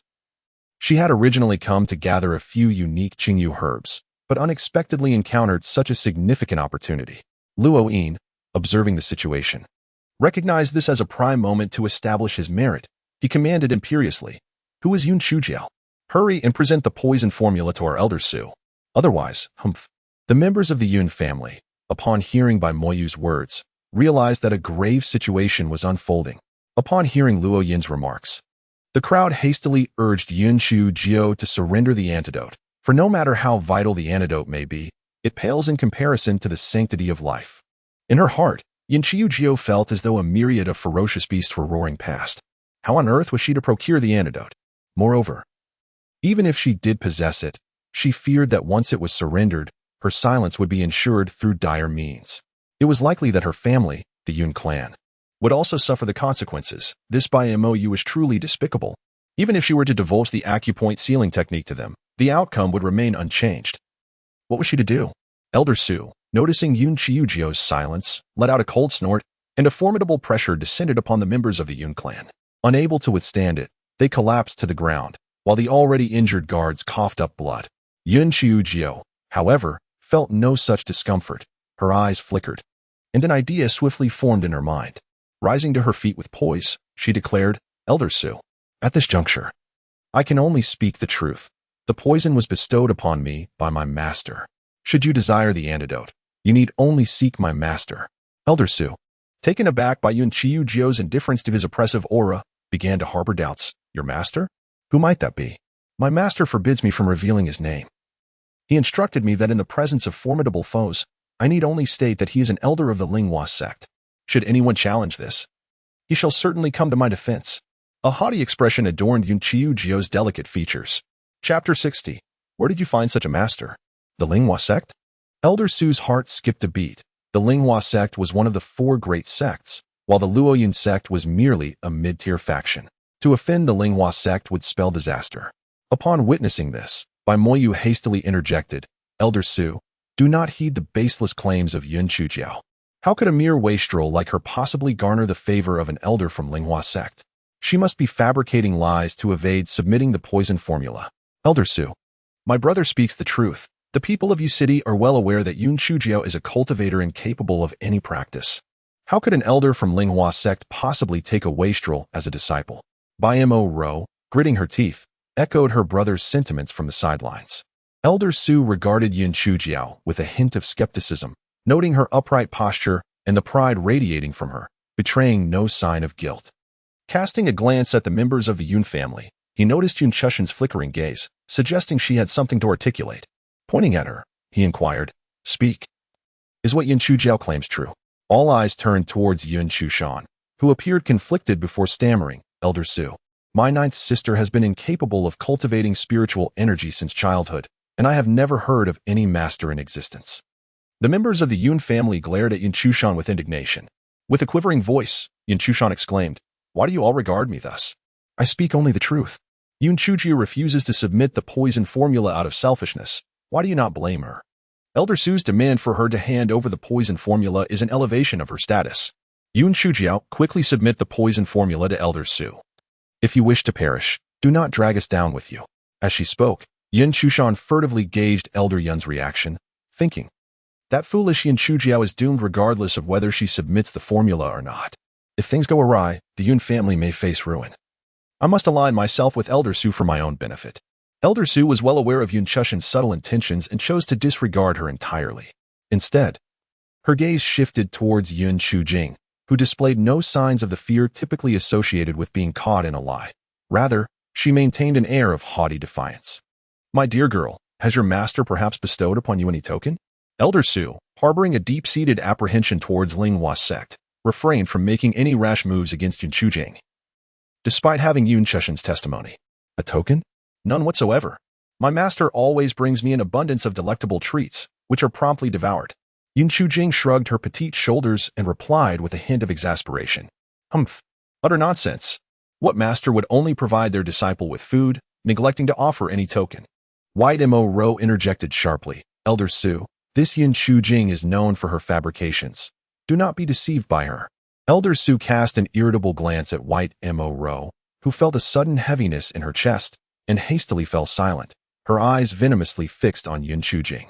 Yun Chujing, without spiritual power or a token, your words lack credibility. Therefore, I propose this. You shall accompany me to Luo Yun's sect as a guest. When your master arrives, I shall have the opportunity to meet them as well. Elder Su, unwilling to risk offending a powerful entity from Linghua sect yet equally unwilling to relinquish her advantage, devised this plan. If that so-called master failed to appear, she could simply dispose of the girl at her leisure. Yun Chui was on the verge of tears. Little Jiao, although your lies sound convincingly real, where on earth did you acquire a master? Chapter 61. The Great-Beaked Azure-Feathered Raven. Initially, Yun Chui demurred, reluctant to abandon Yun Chujiao in such a place. However, Yun Chujiao winked at him, and only then did Yun Chui lead the Yun family away. Yun Chujiao breathed a sigh of relief. My dear grandfather thinks I have a master, so he probably won't act rashly. At least, the Yun family won't be in danger for a while. Now, I not only have to find a way to escape, but also to eliminate any future troubles. Seeing the Yun family depart, Elder Su addressed the disciples of Luo Yun's sect. Let us proceed to gather the azure feather wormwood. The group from Luo Yun's sect, along with Yun Chujiao, ventured deeper into the demonic beast forest. Bai Moyu's mind raced, and he proposed, Elder Su, allow us to accompany you. Though our spiritual power is meager, we can still assist with various menial tasks. Elder Su paused in contemplation before responding, follow, but be responsible for your own lives. Bai Moyu's face lit up with joy, and he led the Bai family to follow. Despite the anxiety gnawing at her heart, Yun Chujiao maintained an innocent and carefree facade, picking wild berries to eat and feigning astonishment at unfamiliar plants. The more she acted this way, the more Elder Su believed her words. If she didn't have something to rely on, how could such a young girl possess such composure? Therefore, Elder Su treated Yun Chujiao with a degree of courtesy, allowing her to frolic and leap about. Bai Moru was green with envy. Is Su Yinran's Anna fool? Yun Chujiao is clearly lying, yet she believes her? How utterly dense. Su Yinran also doubted Yun Chuzhou's claims. Even with my exceptional aptitude, I couldn't enter a super sect like Linghua sect. How could a good-for-nothing like Yun Chuzhou be favored by an elder of Linghua sect? Each individual harbored their own thoughts. Though they encountered several second and even third-tier beasts along the way, the members of the Falling Cloud sect, each possessing at least the 6th layer of spirit refinement, dispatched the creatures with relative ease, aided by their considerable numbers. Soon, they reached the first layer of the beast forest, marking their true entry into its depths. The previous stretch had merely been the periphery. The Qingyu herb, a mid-grade yellow-tier spiritual plant, though not particularly prestigious, was often found in the vicinity of the formidable giant-beaked Qingyu crow. This third-tier beast was capable not only of launching razor-sharp wind blades, but, when provoked, would attack with its massive beak and sharp talons. The giant-beaked Qingyu crows were social creatures, nesting in the trees near the Qingyu herb, making the task of gathering the herb considerably arduous. Elder Su's lips curled into a cold smirk. By Moyu, instruct your people to provoke the giant-beaked Qingyu crows and lead them away. The members of the Bai family turned pale, aware that the giant-beaked Qingyu crow was a third-tier beast, and there were many of them. They implored Bai Moyu with desperate glances, hoping he would refuse the command. Bai Moyu hesitated momentarily. Elder Su, my people possess limited spiritual power. After a moment of steely resolve, he thought, if he offended Elder Su, entry into Falling Cloud sect would be impossible. You shall go. Rest assured, if you survive, our Bai family will reward you handsomely. Should fate be unkind and you perish, your families will receive generous compensation. However, should you refuse, Bai Moyu's expression darkened. Though the Bai family was engulfed in fury and hatred, they found themselves powerless to resist, resorting instead to grinding their teeth in frustration as they provoked the colossal beaked azure-feathered crows. Once these formidable creatures were lured away, the disciples of the Luoyun sect began to swiftly harvest the azure mugwort. Yun Chuzhou had contemplated taking action amidst the chaos, hoping to utilize the giant crows to eliminate her adversaries. However, upon further reflection, she deemed such a plan imprudent. Lacking absolute confidence in her own escape and recognizing that even with their demise, the Su family and Luoyun sect would inevitably pursue retribution, leaving the Yun family in dire straits. Chapter 62. The beastly uprising. After the Luoyun sect members finished gathering the azure mugwort, they hastily retreated. It was evident that those on foot could not outrun their winged counterparts. Mere moments later, a flock of over 20 dark azure crows swooped down from the sky. Upon glancing upwards, Yun Chuzhou gasped in terror, quickly seeking refuge in the nearby thicket. Were these truly crows? They were larger than golden eagles. Not only were they massive, but they also unleashed blades of wind from their beaks, akin to bombers in the sky. Yun Chuzhou had found an excellent hiding spot. Not only did the thicket provide concealment, but a large slanted boulder also offered additional cover. Internally, she grappled with conflicting emotions. On one hand, she wished for the giant azure crows to eliminate her foes, yet on the other, she feared that the Su family and Luoyun sect would not rest until they exacted vengeance. Cautiously, Yun Chuzhou peered out, observing as the members of the Luoyun sect unleashed their powerful spells. Fireballs, wind blades, and water arrows were launched towards the crows perched in the trees or soaring above. Soon, the Luoyun sect found themselves at a disadvantage, prompting Elder Su to take action. Elder Su appeared to possess some form of defensive spirit artifact. As the wind blades were halted a foot away from her, with a mere gesture, she unleashed a barrage of wind blades directed at the enormous beak of the azure-feathered crow. The wind blades from Elder Su were significantly larger than those spat forth by the creature, and they struck simultaneously in groups of 3, exhibiting tremendous power. Yun Chuzhou pondered to herself, realizing that Elder Su was indeed formidable, likely at the level of a spirit practitioner. She needed to devise a comprehensive strategy. Following Elder Su's offensive, the situation gradually tilted in favor of the Falling Cloud sect, causing the azure-feathered crows to depart in indignation. Without a moment to spare, the group hastened to flee, and Yun Chuzhou scurried along, unwilling to remain alone within the treacherous beast-laden forest. They soon reached a relatively open area where Elder Su deemed it safe enough for a brief respite. After accounting for the members of the Falling Cloud sect, she found that, although they bore some superficial injuries, there were no serious concerns, which greatly pleased her. Had it not been for the White family's diversion, their losses would surely have been more severe. Thus, her attitude towards the White siblings softened somewhat. Just then, the ground began to tremble violently, accompanied by the distant roars of beasts. Alarmed, Elder Su's expression shifted dramatically as she grasped Su Yanran and urged her to flee swiftly. The others, too, were filled with trepidation as they hurried forward. Yun Chujiao, however, thought to herself, no matter how fast they run, can they outrun the beasts? Given the tumultuous signs, the number of approaching beasts must be staggering. She quickly climbed the stoutest tree she could find to prevent herself from falling. Yun Chujiao secured herself to a tree branch with a belt. Perched on the branch, she reflected on the day's events, feeling utterly unfortunate. Not only had she encountered a detestable man, but she had also provoked the Falling Cloud sect. Having narrowly escaped the clutches of the giant beak Azure Crow, she now found herself besieged by a multitude of ferocious beasts.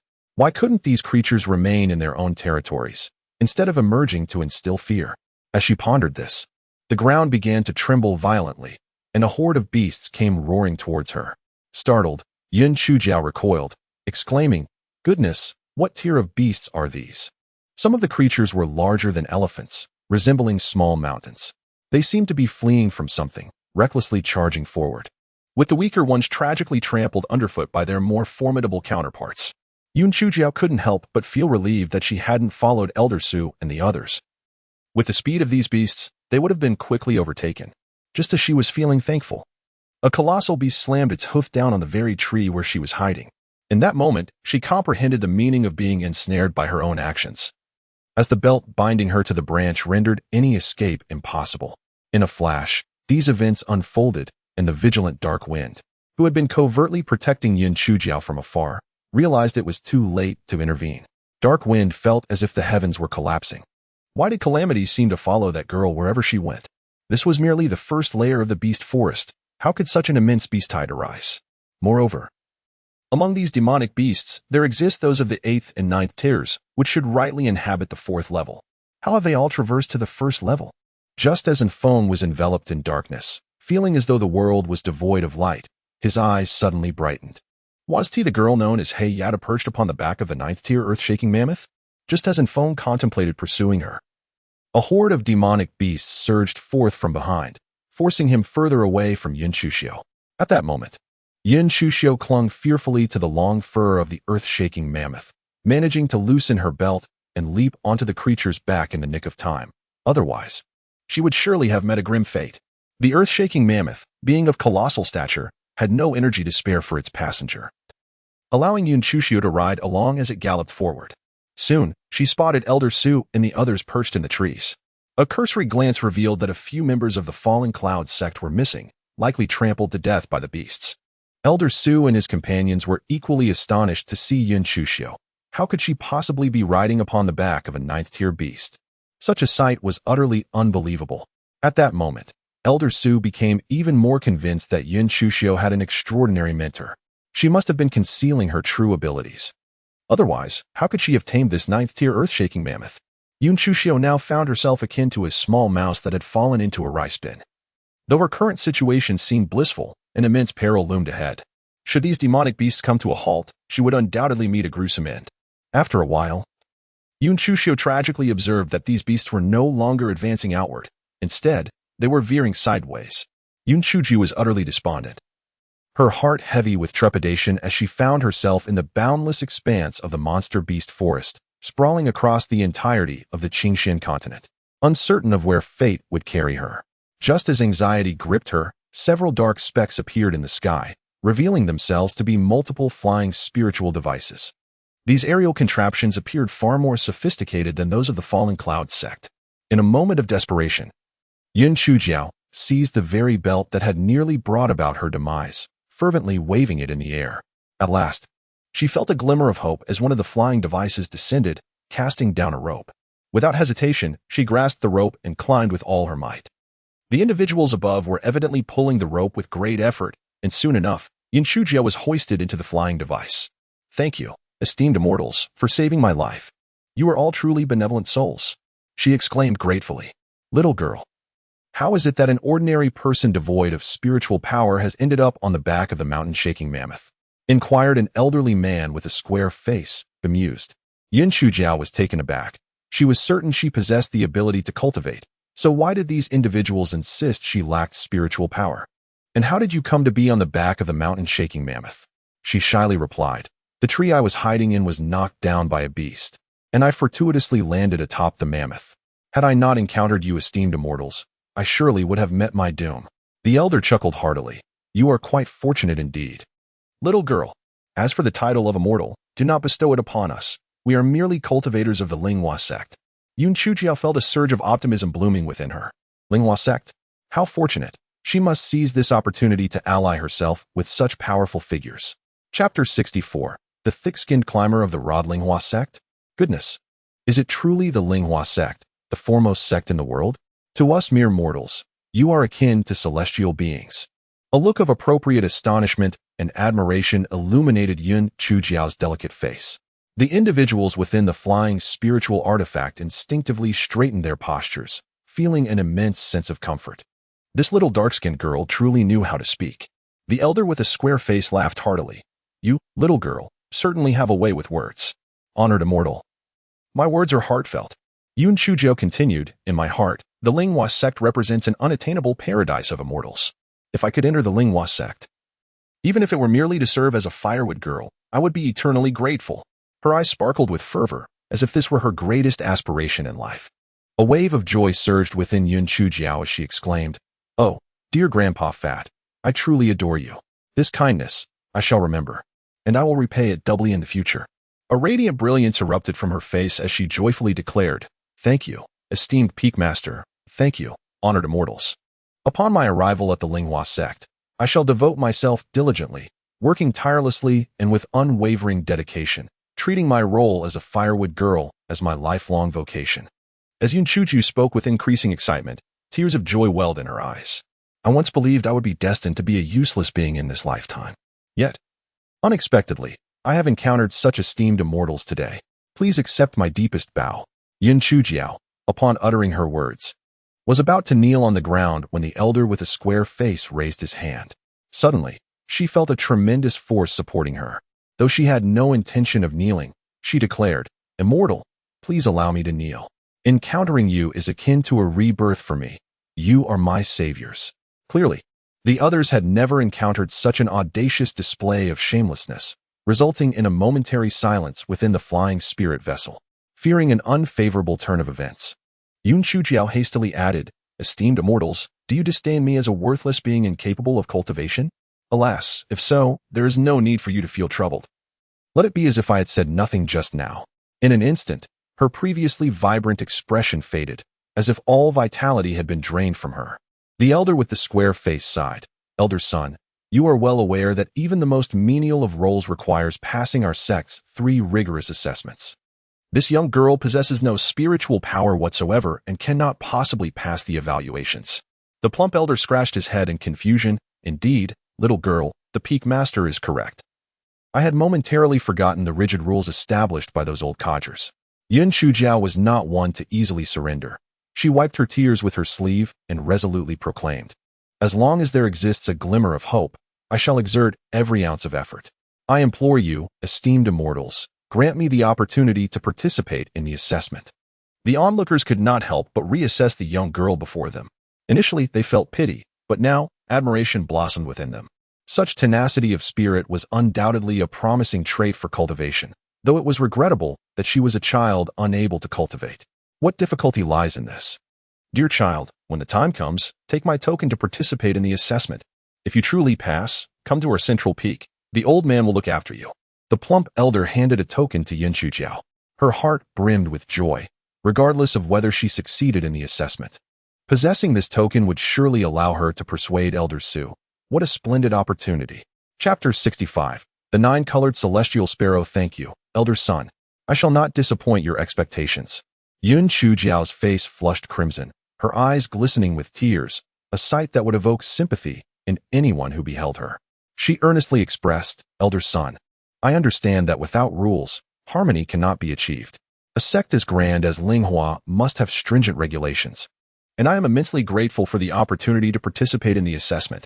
The onlookers nodded in agreement, recognizing that this young girl was not only tenacious but also possessed a commendable understanding of matters. Yun Chujiao nodded in acknowledgement and obediently found a corner to sit. The flying spirit vessel was quite spacious, accommodating not just the Peak Master and Elder Son but also 3 other elderly men. who were currently gazing out of the lookout window. The men began to converse, evidently unconcerned about Yun Chujiao's presence. As a girl unable to cultivate posed no threat whatsoever, it seemed our conjecture was accurate. The unusual behavior of these beasts must be related to the impending hatching of the nine-colored celestial sparrow. Indeed, these creatures were likely in a state of panic, dashing about in disarray. Only a celestial beast like the nine-colored sparrow could wield such formidable power.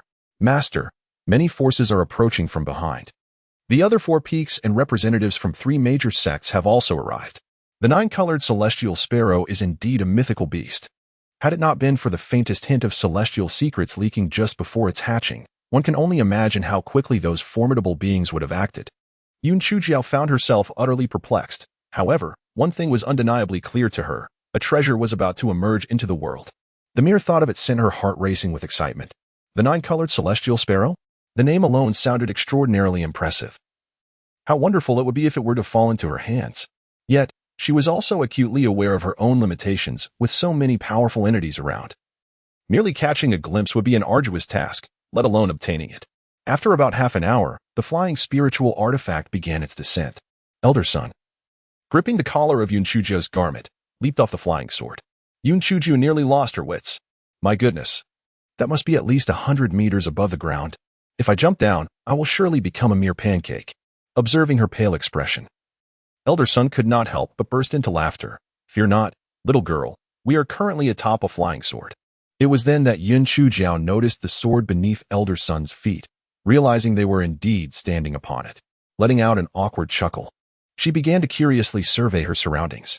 It was evident they had ventured deep into the beast forest, where an eerie silence prevailed, as the creatures had long fled. Elder Sun, why is it so hot here? Yun Chujiao remarked, noting that the deeper they went, the more oppressive the heat became. The nine-colored celestial sparrow, being a fire attribute mythical beast, would inevitably generate significant heat upon hatching. Elder Sun, with no reservations, replied candidly, the nine-colored celestial sparrow must be exceptionally beautiful, wouldn't you agree? Yun Chujiao inquired with genuine curiosity. Haha, what a delightful little girl you are. The nine-colored immortal sparrow is indeed a sight to behold. Yet what captivates the attention of all is not its exterior beauty, but rather its formidable combat prowess, for it is a celestial beast. Once we arrive at our destination, I shall place you upon a sturdy branch. Remain there quietly, as a fierce battle is imminent. Rest assured, Elder Sun, I value my life greatly. Yun Chujiao replied obediently. Chapter 66. The descending calamity thunder. A quarter of an hour passed, and the temperature rose increasingly, nearly saturating Yun Chujiao in perspiration. We are close. Ahead lies the territory of the nine-colored immortal sparrow. Elder Sun's voice brimmed with excitement. Elder Sun, aside from that egg, are there no mature nine-colored immortal sparrows? Yun Chujiao inquired with curiosity. Rebirth through nirvana, is it not akin to a phoenix? Yun Chujiao blinked her eyes. Phoenix? Elder Sun exclaimed, raising his voice. Though the nine-colored immortal sparrow is rare, it is incomparable to the phoenix. The phoenix is a legendary divine beast. However, it remains merely a legend, for no one has ever laid eyes upon a phoenix. Yun Chujiao nodded, acknowledging that in later times, the phoenix too is but a myth. Elder Sun located a sturdy tree and placed Yun Chujiao upon its branches, offering her final instructions before rejoining the others. Soon after, a number of individuals arrived, many of whom noticed Yun Chujiao perched in the tree. Yet, upon realizing she was merely a powerless young girl, they paid her no mind. The pressing matter at hand was to seize the nine-colored immortal sparrow once it hatched. Yun Chujiao's gaze fell upon a deep pit not far away, where the surrounding earth had transformed into a fiery red hue, resembling molten lava. Within the scene lay a snow-white egg, comparable in size to that of an ostrich, already marred by cracks. Upon witnessing this egg, Yun Chujiao's initial thought was, wow, what an enormous egg. It could easily yield a small basin of steamed egg cake. Her subsequent contemplation, however, was, can such a dilapidated egg truly hatch the nine-colored celestial sparrow? This egg appears rather unremarkable. As Yun Chujiao's imagination soared, the atmosphere below grew increasingly tense and charged. Elder Sun and the members of the Linghua sect had formed an alliance, while other factions began to band together. Though the nine-colored celestial sparrow could not be divided. Once it matured, even a single feather or a drop of blood would be an invaluable treasure. Yun Chujiao couldn't help but grimace. The plight of this nine-colored celestial sparrow was indeed tragic. Even before its birth, it was already the subject of so many covetous gazes. Destined to have its feathers plucked and blood drawn. How unfortunate, indeed. The cracks on the eggshell became increasingly dense. The nine-colored celestial sparrow was on the verge of breaking free. The breaths of the crowd quickened, each wary of the others, fearful of being outmaneuvered. At that moment, the sky suddenly darkened as thick clouds began to gather. The onlookers were bewildered. Was rain imminent? Just moments ago, the sky had been clear, and now it had transformed. Yet, a sense of foreboding stirred within Yun Qiujio. No way. Could it be that thunder would strike again? While she would relish absorbing the power of lightning, how could she explain her survival amidst so many witnesses when struck? Just as Yun Qiujio wrestled with her thoughts, a fissure appeared in the heavy cloud cover, and a bolt of purple lightning descended. Ah, good heavens, it is a calamity thunder. It must be the nine-colored celestial sparrow that has drawn this calamity. Everyone, disperse quickly. The violet thunderbolt, possessing boundless power, is upon us. Hurry, activate the defensive spiritual artifacts. I wonder if this newly hatched fledgling can withstand such a ferocious lightning strike. Indeed, if it is reduced to ashes, our efforts will have been in vain. As the crowd braced for the impending strike, they were taken aback to witness the violet thunderbolt inexplicably halt mid-air. Chapter 67. Crackle, crackle, crackle. The thunderbolt was in a state of confusion, pondering whether to strike the egg nestled in the pit or the dark young girl perched upon the branch. It had not been informed of the existence of two targets. The lightning was torn between its choices, shifting slightly towards the pit and then towards Yun Qiujio. The egg in the pit and Yun Qiujio on the tree remained unscathed, while the onlookers were left utterly bewildered. Something was amiss. This thunderbolt did not seem to be aimed at the nine-colored celestial sparrow's egg. Could it possibly be targeting us instead? Panic ensued among the crowd, who began to murmur and gesture animatedly.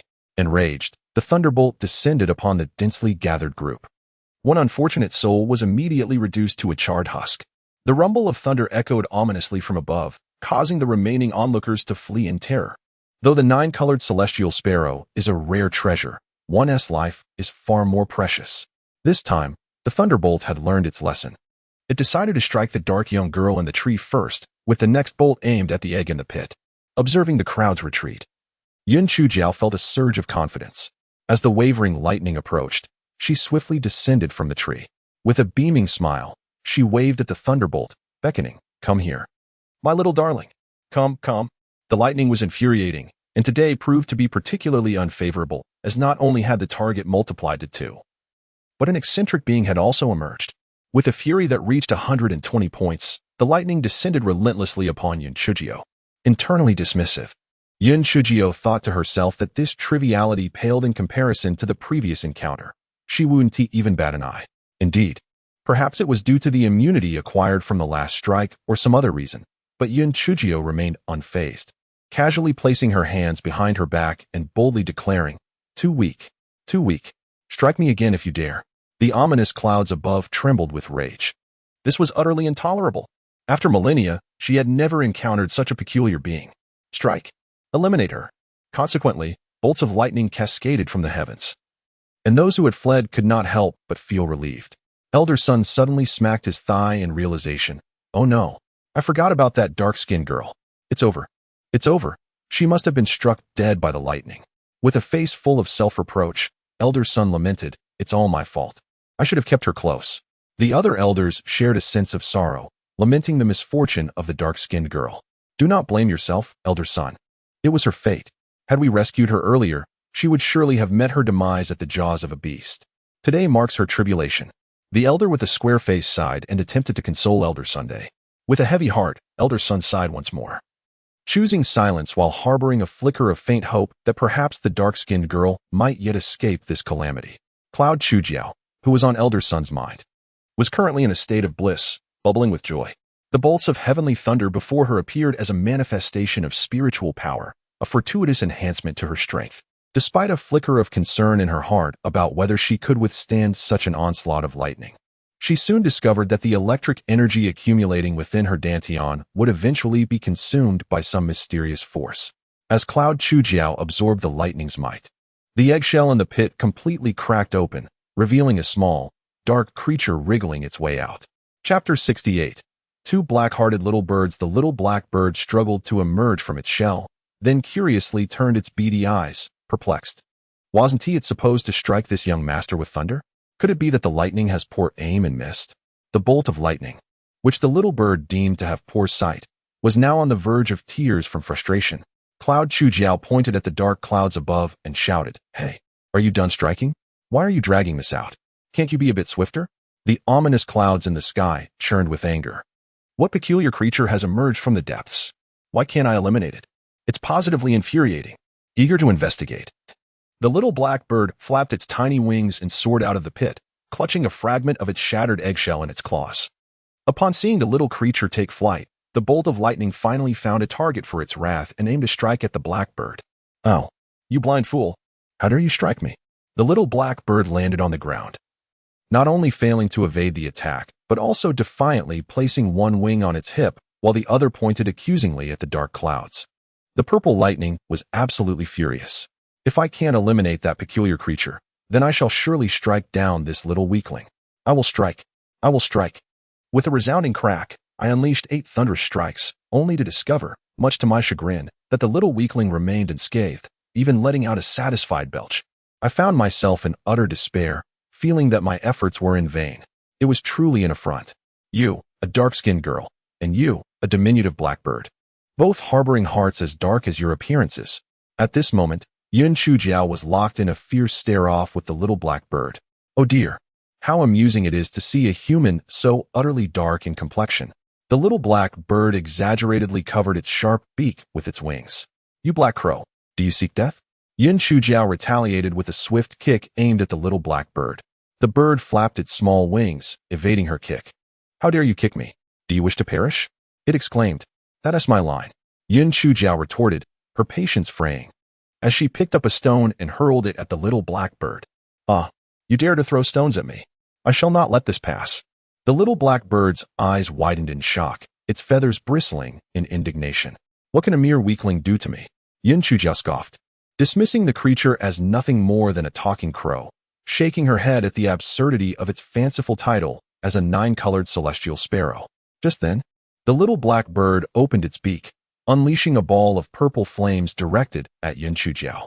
She swiftly dodged, surprised by the creature's hidden prowess. "Ha! Now you recognize my might, do you? I shall incinerate you," the little black bird boasted, launching fireballs with reckless abandon. Though Yun Chujiao nimbly evaded the fiery projectiles, she found herself in a rather precarious situation. A wicked thought crossed her mind. Alas, no matter how formidable you believe yourself to be, you cannot escape your dismal fate. The little fireball you are, you may contend with me, but when those individuals arrive, you shall be utterly outmatched. TSK, I can already foresee it. Once they seize you, not only will you be forced to serve them, but your very feathers and blood will be mercilessly divided among them. Just the thought is truly lamentable. Your ultimate fate will be that of a plucked chicken. Yun Chujiao displayed a look of schadenfreude. The little black bird, though incensed to the point of ruffling its feathers, was aware of the truth in Yun Chujiao's words, and thus its bravado dwindled, its tiny wings drooping. "I shall not become their beastly pet. I refuse to be plucked and bled dry." Cough, cough. "Oh, little weakling, I actually possess a method to prevent you from being plucked and bled." A glimmer of cunning danced in Yun Chujiao's eyes. Chapter 69. Seizing the opportunity, the little black bird's beady eyes brightened. "What method? I am naturally soft-hearted. I initially had no intention of intervening. But fate has drawn us together, so I shall reluctantly take you under my wing. If you acknowledge me as your master, I shall devise a way to lead you to safety." Yun Chujiao's expression was one of apparent disdain. The little black bird nearly fainted from indignation, tremblingly pointing its tiny wing at Yun Chujiao. You are taking advantage of me in my time of peril. You are kicking me while I am down. Oh dear. You possess quite the talent. You even know idioms. I must inform you, little weakling, that recognizing me as your master is your wisest choice.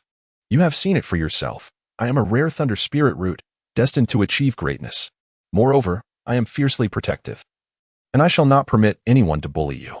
Yun Chujiao coaxed, resembling the cunning wolf that lures Little Red Riding Hood. The little black bird remained unmoved, disdainfully remarking, "You are so feeble. If I were to acknowledge you as my master, those people would surely eliminate you." Yun Chujiao shook her finger, exclaiming, "Incorrect. Incorrect. Incorrect. Although my spiritual power may be weak, my intellect is formidable. She pointed to her own small head, asserting, I possess unparalleled wisdom. And others believe I lack any spiritual power. How could a so-called worthless being without spiritual prowess command the allegiance of a nine-colored celestial sparrow? The little black bird rolled its eyes and said, I can form a bond with you, but we cannot enter into a master-pet contract. I insist on an equal pact. Reluctantly, the little black bird had no alternative but to flap its tiny wings and begin to weave a seal, pecking once at Yunchujiao's index finger. An ancient and intricate pattern emerged in the sky before vanishing between her brows. Yunchuji was incensed, jumping in agitation. Are you foolish? You created such a ruckus. How can I protect you now? The little black bird raised its neck defiantly. You never specified. Aren't you the clever one? Hurry and devise a plan. Idiot. Quickly conceal your celestial beast aura. Yunchujiao glared menacingly at the little black bird. The little black bird huffed in response and promptly masked its presence. Yunchujiao rolled on the ground, grabbing a handful of scorched earth to smear across her face, tousling her hair into a disheveled state. Ha! Crazy woman. You look even worse now. The little black bird trembled with laughter. Yunchujiao seized the little black bird by the neck and smeared it with a handful of scorched earth as well. The little black bird was on the verge of being choked, one wing akimbo while the other pointed accusingly at Yunchujiao, unleashing a torrent of invectives. Indifferent to its outburst, Yunchujiao cast her gaze upon the eggshell on the ground, her eyes glinting with a sudden idea. Ah, my reserves. The little black bird cried out in distress. Silence. If you continue to cause trouble, you shall become the very reserve you lament. Yunchujiao shot a fierce glare at the bird. Immediately, it recoiled. The seriousness of this dark girl was indeed quite intimidating. In a moment, I shall conceal you within my garments. Behave wisely. Seize the moment. Do you understand? The little black bird, recognizing the urgency, muttered, Understood. I am quite clever. Hurry.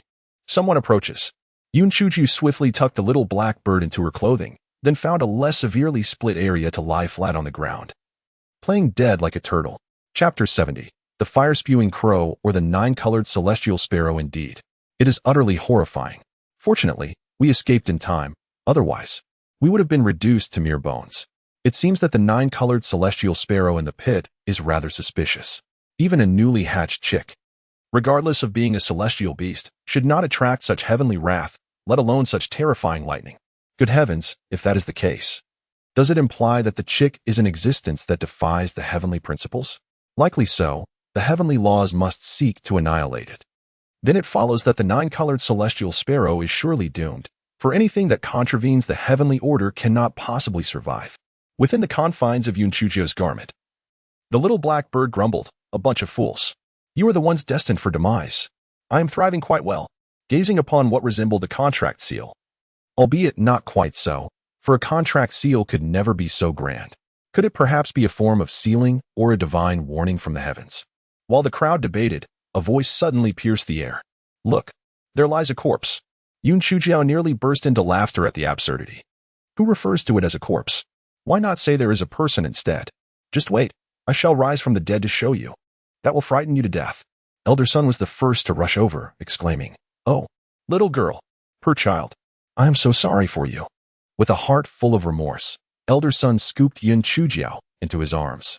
As she slowly opened her eyes, she clutched her head and cried out, help.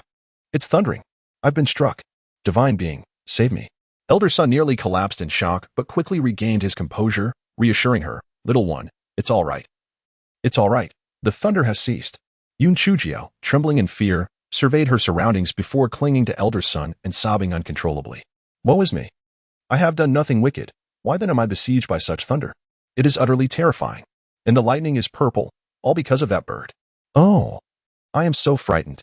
As Yunchujiao wept inconsolably, the crowd's curiosity about her words intensified. That bird? Which bird? Could it possibly be the nine-colored celestial sparrow? Clutching Elder Sun's sleeve with a tremor, Yunchujiao stammered, I was merely observing the commotion from the boughs of a tree. Upon witnessing your frantic movements, I desired to descend and join in the pursuit. Alas, this wretched raven, in its flight, collided with my eye, precipitating my fall from the tree. From within her garments, Yunchujiao produced the diminutive black bird, addressing it with vehement animosity. This is all your fault. Were it not for you, I would have been able to accompany them. Within the recesses of its consciousness, the small black bird erupted in vociferous indignation. You utter simpleton! By exposing my presence, have you not jeopardized my very existence? Imbecile! This is a feigned retreat. Mimic the call of a raven, post-haste. The small black bird, its inner being awash with copious tears of despair, commenced its lamentable imitation. Caw, caw. The assembled multitude directed their gazes toward the diminutive black bird. Could this, perchance, be a nine-colored immortal sparrow? One individual inquired with skepticism. Good sir, might I suggest a consultation with an optometrist? This specimen is unequivocally a fledgling fire-breathing raven. The nine-colored immortal sparrow, as its nomenclature implies, possesses an exquisite countenance. This creature, with its lamentable appearance, could scarcely be mistaken for such a being. Furthermore, its vocalizations are demonstrably those of a fire-breathing raven. The nine-colored immortal sparrow is renowned for its melodious vocalizations, akin to celestial harmonies. However, the gaunt elder interjected, his eyes gleaming with avarice as he scrutinized the small black bird, given the exodus of all other demonic beasts from this locale. Why would a fire-breathing raven manifest itself here? That thing, a nine-colored immortal sparrow? I witnessed it emerge from its nest in yonder tree with my own eyes. Moreover, it possesses a lamentable sense of direction, having inadvertently precipitated my fall from the tree. It is likely a creature captured by some demonic fowl to nourish its young. Yunchujio disdainfully clutched the small black bird by its diminutive wings. The little black bird struggled incessantly, letting out desperate cries. Upon hearing Yunchujio's words, the crowd began to ponder their validity. After all, the fire-spitting crow was of a low level and should not be present in such a place. However, if it were a demon bird captured to feed its young, it could be somewhat understandable. Suddenly, a thought struck me when I fell from the tree. I seemed to have glimpsed a figure in black leaping into the pit. Even before I lost consciousness, I found it peculiar that a person would dare to enter a pit filled with molten lava. With a sudden exclamation, Yin Chujiao slapped her thigh. The crowd awoke from their reverie, crowding around the edge of the deep pit. Although the temperature within still soared, their protective spiritual energy allowed them to endure it. Look, isn't that an egg of the nine-colored celestial sparrow? After a quarter of an hour, more than half of the people had sustained injuries. And the gaunt elder with a sharp beak had seized the egg. His faction surrounded him, their eyes fixed upon the egg he held. Ha ha! The egg of the nine-colored celestial sparrow is mine, the elder exclaimed, but upon closer inspection of the egg in his hands, he nearly fainted from rage. Inside the pristine eggshell lay a charred object. Upon prying it out, he realized it was merely a piece of burnt wood. We've been deceived. That man in black has tricked us. He must have used this eggshell to delay us. Perhaps the earlier pattern was a binding contract. Truly, the mantis stalks the cicada, while the yellow bird lies in wait. Cursed be this, the irate elder declared. The crowd, upon hearing his words, nodded in agreement, though some still cast suspicious glances at Yinchujiao. Could it be that this little girl was merely feigning innocence while hiding her own treachery? Previously, only this little girl was present here. Perhaps that black crow is indeed the nine-colored immortal bird? Yinchujiao timidly tugged at Elder Sun's sleeve, saying, Elder Sun, I truly did not see any nine-colored immortal bird. Elder Sun, already burdened with guilt, felt even more sympathy for the frightened girl. He scoffed, Are you all blind? This little girl possesses no spiritual power. How could she form a bond with the nine-colored immortal bird? Moreover, do you truly believe that this black crow is the nine-colored immortal bird? As if to affirm Elder Sun's words, the little black bird let out a series of cries, caw, caw, caw. Those who harbored skepticism exchanged glances and considered the matter. Indeed, if this little girl lacked spiritual power, how could she possibly bond with the nine-colored immortal bird? Furthermore, the nine-colored immortal bird is notoriously proud. It would never choose such a worthless being as its master. They scrutinized Yunchushio and the little black bird a few more times, ultimately dismissing their doubts. If that little black bird were truly the nine-colored immortal bird, the girl would surely be keeping it hidden rather than parading it about. Yunchushio secretly rejoiced while maintaining a facade of curiosity, asking Elder Sun, Why do you think that person in black is unafraid of the lava? It must be exceedingly hot. The speaker was oblivious, but the listener was astute. The old man, with a sharp, monkey-like face, contemplated. Realizing that the individual who fears not the lava must possess some extraordinary treasure, and he cannot be allowed to escape, the old man signaled to his companions, summoning a flying sword, and swiftly departed. These individuals are astute, the elder mused. Naturally, they have all come to the same conclusion.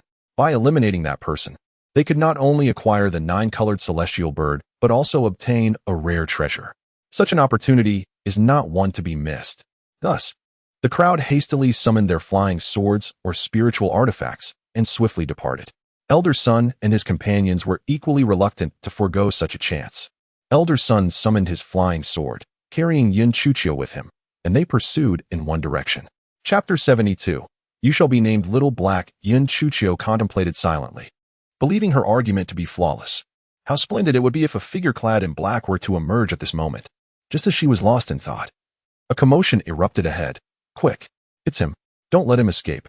Yes, he must be the one who stole the 9-colored celestial bird. Catch him. Halt. Surrender the 9-colored celestial bird and the spiritual artifact, and we shall spare your life. Yin Chuchio couldn't help but chuckle. My goodness. Which celestial being has graced us with their presence? What a fortuitous and extraordinary turn of events. Up ahead, the dark wind, desperately fleeing for his life, was on the verge of tears. Was it easy for him?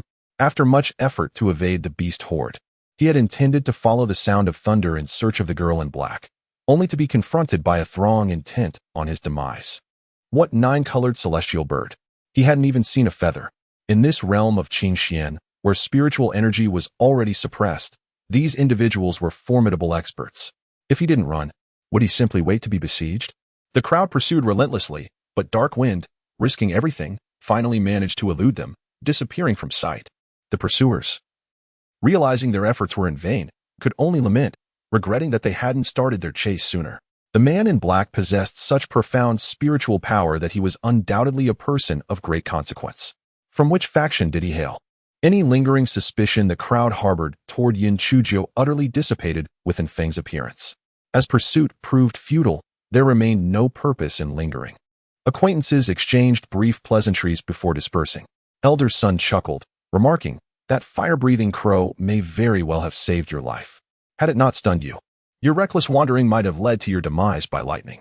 Yin Chuchio rejoiced inwardly. Oh, dear elder, you were truly my lucky star. I was awaiting precisely these words. The square-faced elder reassured her. Although the fire-breathing crow is of a lower grade, it possesses a docile temperament. While you cannot forge a contract with it, cultivating affection could allow it to serve as a spiritual pet. Yin Chuchio's face lit up with delight. Really? I can have a spiritual pet? Wonderful. From now on, you shall be called Little Black. The little black bird nearly fainted in indignation. Little Black? Little Black, I possess such an illustrious and formidable image. And you bestow upon me a canine appellation?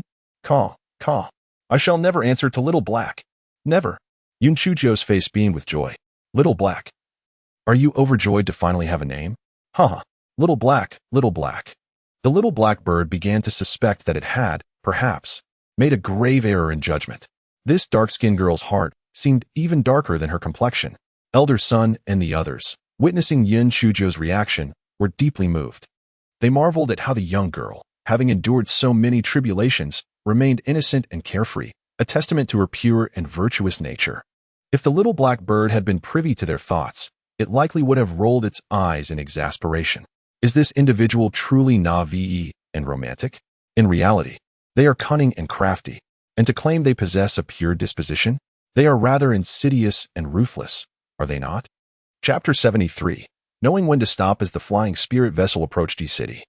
Yin Chuchio peered through the lookout window and spotted 3 flying spirit vessels belonging to the Falling Cloud sect, presumably en route to the Bai family. A flicker of inspiration ignited within her. Esteemed immortals, may I inquire if this window can be opened? I wish to greet those from the Falling Cloud sect. Yin Chuchio timidly asked. The Falling Cloud sect? Their reputation is rather disreputable. How could you possibly wish to associate with them? Elder Sun responded with a hint of displeasure. Yet, Yin Chuchio's heart danced with delight. A poor reputation? How splendid. I had been troubled about how to wield the power of others. But it seems this will be far easier than anticipated. Elder Sun, allow me to explain. Our Yin family has a rather strained relationship with the Bai family. Previously, in the Beast Forest, the Bai siblings attempted to take my life, and I resorted to a bit of trickery to capture Bai Moru. By unfortunate coincidence, I encountered Bai Moru's cousin, Su Yinran, whose great-aunt is an elder of the Falling Cloud sect. Yin Chuchio spoke at length, a blend of truth and embellishment, before feeling somewhat awkward and guilty as she nervously tugged at her clothing. Esteemed immortals, I sincerely apologize. I hold the Linghua sect in the highest regard as the finest, largest, and most upright sect in our Qingxian continent, which is why I inadvertently invoked their name in my deception. I hope you do not hold it against me. Initially, several elderly gentlemen were somewhat displeased, as this young girl appeared to be leveraging our authority to intimidate Elder Su. However, upon hearing Yun Chujiao speak of the best, the greatest, and the most upright, their spirits were considerably lifted. Humph. The Falling Cloud sect has often engaged in despicable acts of bullying the weak. A warning to them would not go amiss. Sect leader, please grant your approval. The girl is quite pitiable. Elder Sun, noticing Yun Chujiao's endearing demeanor, felt a twinge of compassion. The elder with a square face nodded slightly, maintained discretion, and know when to stop. Instantly, Yun Chujiao's face regained its vitality, her eyes sparkling as she incessantly expressed her gratitude. Esteemed immortals, you are all truly benevolent. I shall certainly repay your kindness in the future. The elders merely smiled, not taking her words to heart. After all, how could a girl incapable of cultivation ever repay us? Now that Yun Chujiao had secured a significant connection, she felt compelled to revel in it. As the observation window of the flying spiritual vessel opened, she joyfully waved at the Falling Cloud sect's flying apparatus. Hey, Elder Su, did you not wish to meet my master? Well, he has arrived. Not only has my master come, but also my martial uncle and martial granduncle. Would you care to meet them? Elder Su, do you still mean it when you suggested I visit your Falling Cloud sect? Should I bring my master, along with my martial uncle and granduncle? By the way, Elder Su, your flying spiritual vessel appears rather humble. Would you like to come aboard ours and experience something more impressive?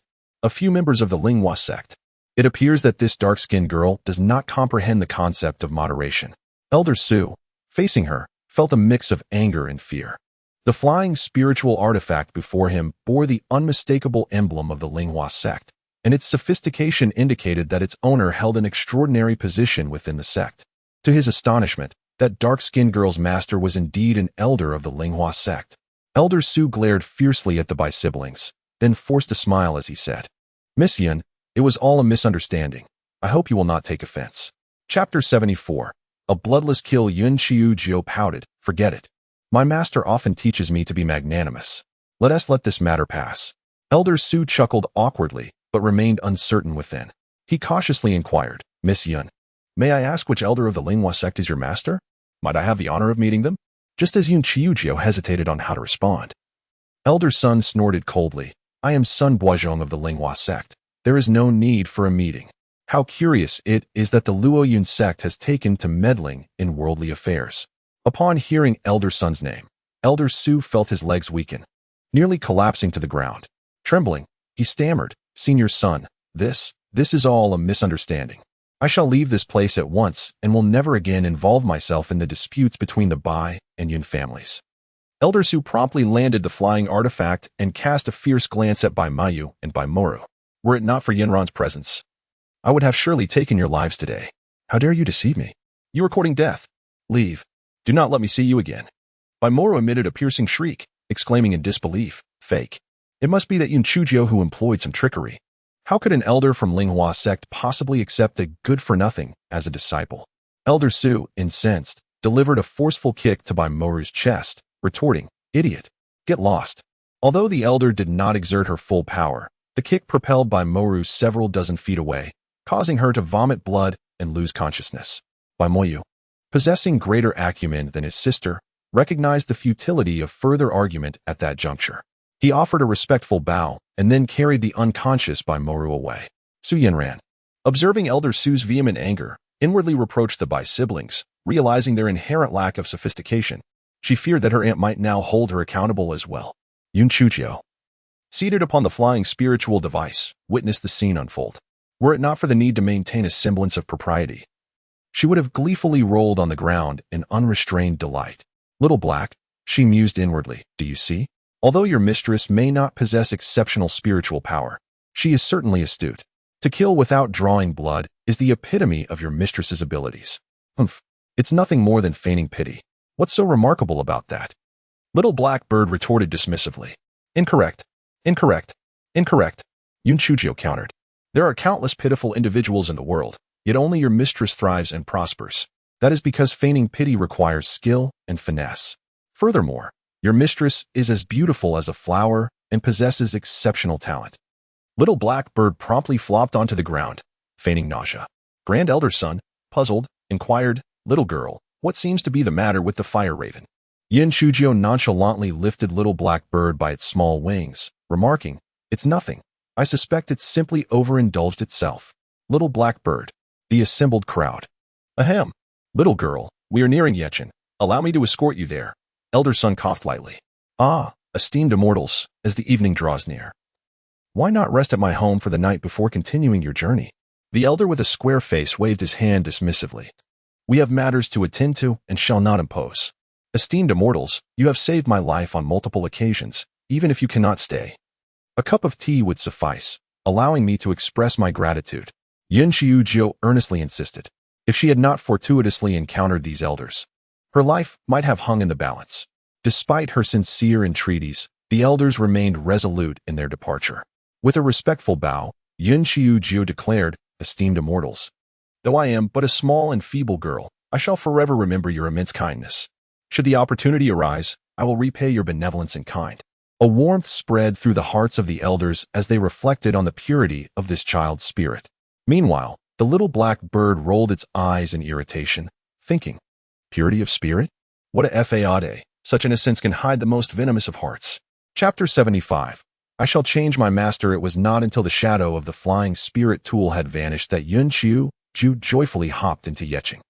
The evening had settled in, and the setting sun cast a golden hue over the streets. Little black, do you not scent the fragrance of happiness? To be alive is happiness itself. Yun Chujio marveled at the scenery before her. Humph, all I desire is a meal. I am on the verge of starvation. You threw away my provisions. The little black bird perched on Yun Chujio's shoulder, sulking with its tiny wings crossed. The pitiable little black bird, which had been posturing with an air of nonchalance, was utterly unprepared for Yun Chujio's sudden acceleration, resulting in an ignominious fall to the ground. The little black bird felt as though its avian existence was utterly hopeless. Is it possible for me to return this item? I refuse to have this black-hearted simpleton as my master. I demand a replacement. Why must I endure such a wretched fate? Yun Chujio, noticing the little black bird glaring resentfully with its beady eyes, experienced a fleeting pang of remorse. Arise. The culinary offerings from the main kitchen are exceptionally fragrant.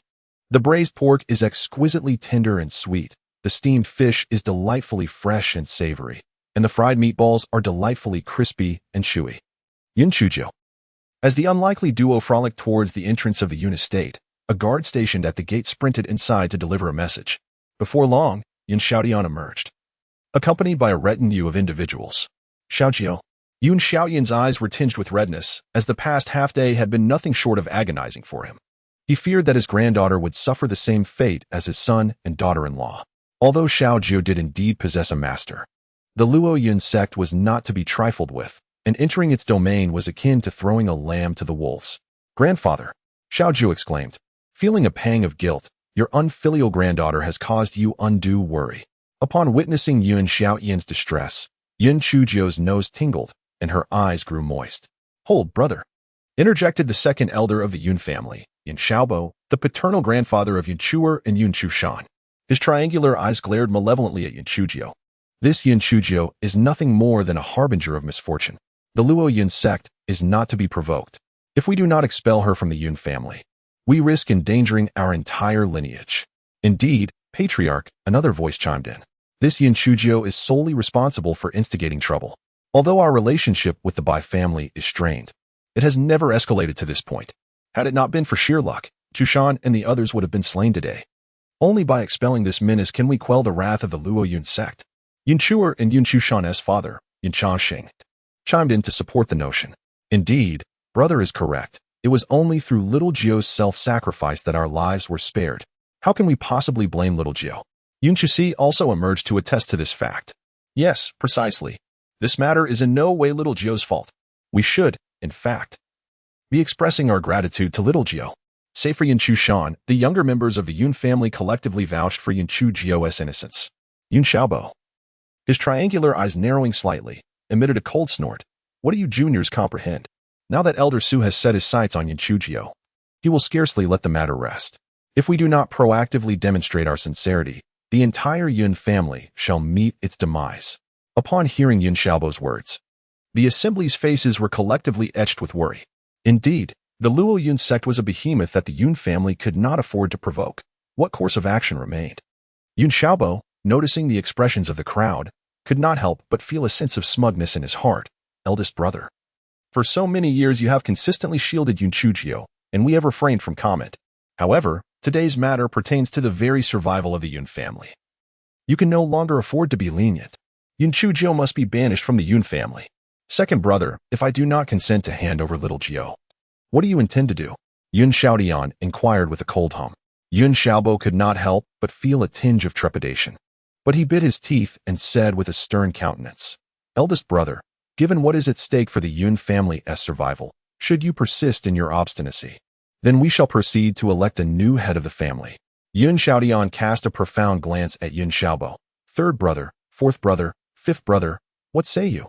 The third elder, Yun Xiaowei, known for his diplomatic demeanor, chuckled lightly and said, I have no objections. Whatever you decide, I shall follow suit. The fourth elder, Yun Xiaoai, a man of unwavering integrity, remarked, this calamity is indeed an unforeseen disaster, and it cannot be blamed on Xiaojio. The Bai family has always eyed us with hostility. Even without this incident, it was only a matter of time before they initiated their assault. Fifth brother, what say you? Yun Xiaodian inquired, nodding slightly as he turned his gaze toward the fifth elder, Yin Xiaowen. At this juncture, the crux of the matter lies not in how we treat Xiaojio, but in how we confront Elder Su. It is not our family's style to shield ourselves by sacrificing our own kin. Fifth elder Yin Xiaowen had always held disdain for the scheming Yun Xiaobo. Very well, you all are quite resolute.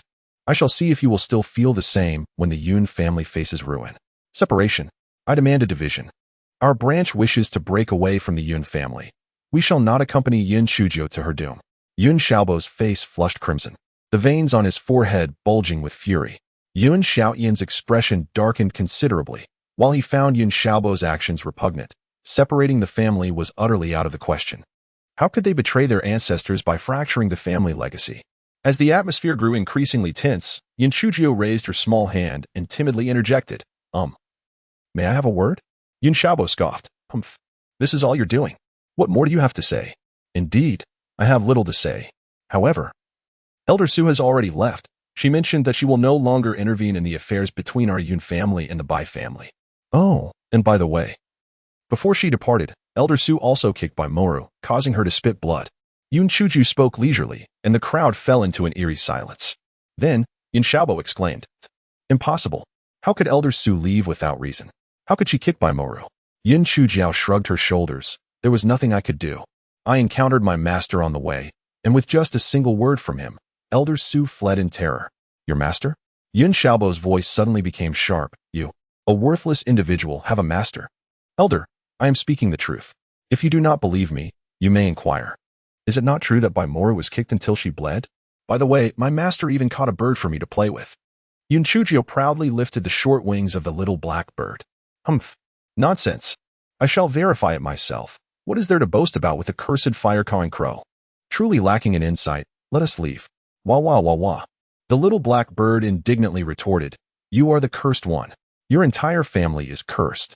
I hope you trip and fall to your demise. As Yun Xiaobo was about to exit, he stumbled and fell, his chin crashing against the flagstone. When he opened his mouth, 2 front teeth honorably retired. Yun Xiaobo was on the brink of spitting blood from anger. Supported by Yin Shaoxing, he walked away, cursing. The little black bird glared with its tiny green eyes, covering its mouth with its small wings. Black girl, it wasn't me, truly. I was merely mimicking a crow-esque call. I am not a harbinger of misfortune. Chapter 77. The accursed pretty boy arrives. Yun Chuju cast a glance at the little black bird. All right, I know it wasn't you. If you truly possess such a talent, that would be quite splendid. I shall speak ill of those whom I deem unworthy, and their misfortune will be my delight. Humph. My abilities far surpass that of any mere crow's curse. Dark maiden, you cannot expect me to imitate a crow endlessly, can you? If you wish to be bled dry and plucked, then speak plainly. I might as well mimic a crow, for mastering a foreign tongue is indeed of utmost importance. Yin Chu thoroughly examined Yin Chuxio from head to toe, and, finding no injuries, felt reassured. Yin Chuxio, however, gazed curiously at the little black bird, which held its head high in a haughty manner, ignoring everyone around. Grandfather, rest assured. That elder Su Wun T dare trouble us again. I am so hungry. May I please have my dinner first? After I eat, I shall report back to you. Yun Chushio lamented while clutching her stomach. Wah wah, wah wah. The little black bird perked up at the mention of food. The onlookers couldn't help but twitch slightly at the corners of their eyes. It seemed that little Jio's spirit companion was indeed a glutton. Never mind. It's getting late. After your meal, you should rest. Come find me in the study tomorrow. Yin Xiaodian waved his hand dismissively. The little black bird nearly fainted from indignation. After all, a fire-crowing bird is still a mystical creature. Yet this little girl dared to call me a crow? One can endure much, but this is simply intolerable. Yun Chushio chuckled. This is not a crow. It is a fire-crowing bird, a gift from my master. Now, let us serve the meal. I am famished. Spring Rain scrutinized the little black bird for a moment, muttering. It's clearly a crow, all dark and murky. Yun Chushio inquired of the little black bird with a touch of bewilderment. Indeed. I haven't had a chance to ask you yet. Shouldn't the 9-colored immortal sparrow possess vibrant plumage? Why are your feathers ebony? The little black bird's beady eyes flickered evasively. How should I know, old chap? Are we going to dine or not? I'm famished. Yin Chujo's mind stirred. So, you're attempting to conceal something from me, little one? Sooner or later, I'll coax the truth out of you. The two commenced their meal, devouring the food with astonishing speed, much to the stupefaction of Chunyu, who was nearby. Her own young mistress was, of course, a glutton, but this new bird was equally voracious. How could such a diminutive creature consume so much? Once they had eaten their fill, Yin Chujo indulged in a hot bath and soon drifted off to sleep. The following morning, she was jolted awake by a deafening crash. Startled, Yin Chujo sprang out of bed. Heavens, is it an earthquake? Or has Venus collided with Earth? Just as she was about to flee, she noticed something amiss. Wait, where's the door? And these familiar fragments on the ground. Hold on. What's that radiant apparition at the doorway? Heavens, it's that pale-faced pretty boy. Why does this wretched pretty boy always seem to be at odds with my doors? Why does he insist on smashing them to smithereens every time? Deep Biming glared at Yin Chujo, his face ashen, and remained silent. Blast it all. I don't owe you any money, so why the long face? Get out. Deep Biming uttered icily. Yin Chujo was utterly incensed. Is this pale-faced pretty boy deranged? He barges in, demolishes my door, and now he's telling me to leave. Yin Chujiao suppressed her anger, cursing the pretty boy in her heart 100 times before pointing at herself. Are you speaking of me, my deity? The little black bird, trembling, flitted out from beneath the bed. Get lost. Deep Biming waved his sleeve, and the unfortunate little black bird soared out like a kite with its string cut. Terrified, it forgot its instinct to fly and crashed directly into the bushes. Had it not been for its robust physique, it might have ended up as a mere puddle of flesh. Oh dear, I've been killed. The black girl was dark-hearted, while this calamity was simply sinister. The little black bird resolved to regard Deep Biming as the #1 entity to be avoided. Upon hearing a loud thud from outside, Yin Chujiao instinctively recoiled, her anger instantly transforming into a sycophantic smile. Deity, please take a seat. Are you thirsty? May I pour you some tea? Are you hungry? I can fetch you breakfast. Or perhaps you would prefer to sit here while I massage your shoulders. Deep Biming remained unresponsive, coldly staring at Yin Chujiao. Goosebumps prickled her skin. What madness was this pretty boy exhibiting? What had she done to provoke him? Insanity. For a full quarter of an hour, the two stood in silence, exchanging glances as they locked eyes, neither uttering a word. Unable to endure any longer, Yin Chujiao blurted out, Deity, I am unsure how I have offended you. They say that acknowledging one's mistakes is the mark of a good child. Please tell me what I did wrong. I will amend my ways, I promise. Her little face blossomed with a radiant smile, as if she were a flower, almost wagging a tail in delight. Emperor Biming was perplexed by the source of his agitation. After receiving a message from Dark Wind the previous night, he felt an overwhelming sense of irritation. That audacious girl was utterly reckless. Daring to play tricks in front of so many formidable figures, it was tantamount to courting death. Emperor Biming surmised that he was merely vexed by the prospect of that dark entity causing chaos, rendering him incapable of dispelling the cold poison. Yes, it must be that. Yin Chujiao was utterly bewildered, unable to comprehend Emperor Biming's intentions. Tentatively, she remarked, My lord, although Little Black is not particularly handsome, it can breathe fire and it even speaks human language. It is said to be a 9-colored celestial sparrow. Little Black, the bird, was infuriated, thinking, You foolish woman, you've revealed our secrets. Aren't you afraid you will resort to violence against us? Yun Chujiao shot a glare at Little Black, asserting, with our meager skills. Do you think that pretty boy won't see through us? It's better to be forthright. Emperor Biming raised an eyebrow. Didn't you claim this was a fire-breathing crow? My lord, can anyone compare to you? Yun Chujiao replied. This little black bird is yours if you desire it. I shall gift it to you without hesitation. She lifted the bird by its short wings, presenting it to Emperor Biming in a flattering manner. Instantly, Emperor Biming felt as though the sky had cleared and his troubles had dissipated. A smirk graced his lips. This worthless creature, keep it for yourself. While it might not be a 9-colored celestial sparrow, it should be superior to a mere fire-breathing crow. Chapter 79. Understated luxury with depth. Little Black was seething internally, thinking, how can I be deemed useless? Although I am not a 9-colored celestial sparrow, I am still. One day, I shall dazzle you with my brilliance. My lord, since you do not wish for it, I shall keep it. Seeing that Di Beixian was finally appeased, Yun Chujiao felt a sense of relief. How could this pretty boy be so much like a donkey that needs constant stroking? She really had the urge to strangle him. Di Beixian nodded slightly, then cast a cold glance at the little black bird. If you dare to betray the dark thing or play any sly tricks, this deity will not spare you. The little black bird immediately flattered him, saying, My God, I've remembered it. Whatever you say goes. Are you worthy to call me a god? Get lost. Di Beixian flicked his sleeve, and the pathetic little black bird was thrown out once again. Fortunately, this time it remembered to flap its little wings, so it didn't fall to the ground. The little black bird found a tree branch and landed on it, its feathers bristling with anger. Do you think I want to call you a god? Bah, you're not even as handsome as I am. My black feathers exude understated luxury and refinement. However, how did the black lass come to know this evil star? The atmosphere inside the house eased slightly, and Yun Chujiao quickly said solicitously, My God. You haven't had breakfast yet, have you? I'll have Chen Yu fetch breakfast for you. By the way, you didn't do anything to my little maid, did you? Di Beixian snorted disdainfully and took a few steps forward, causing Yun Chujiao to subconsciously retreat a few steps. Di Beixian frowned. Why are you dodging me? Yun Chujiao chuckled awkwardly. My God, I'm not dodging you.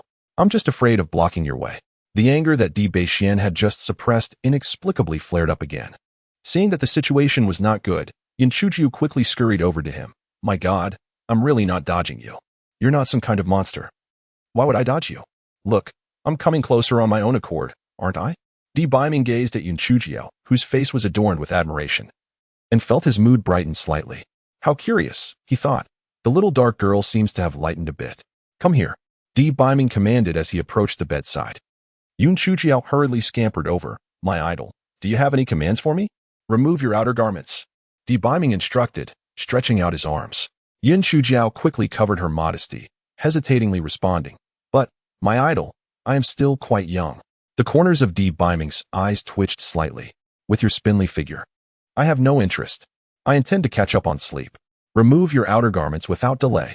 Only then did Yun Chujiao realize, her ever-thick skin turning a shade of crimson as she awkwardly approached. Oh, I see. You wish for me to assist you in removing your garments. As she leaned in, she carefully began to unfasten Di Biming's outerwear. How odd it was. When she had stripped the clothes off that pale-faced youth, it had been a simple task. Yet now it felt increasingly cumbersome. This accursed strap, why did it tighten the more she tried to loosen it? Di Biming observed Yun Chujiao. Her head bowed in earnest concentration as she untied the garment, inhaling the faint, alluring fragrance that wafted from her. A suspicious flush crept across his face. This sensation was unfamiliar. Instinctively, one tends to resist the unknown and uncontrollable. With a brusque motion, Di Biming pushed Yun Chujiao away, exclaiming, utterly useless. You can't even remove a garment.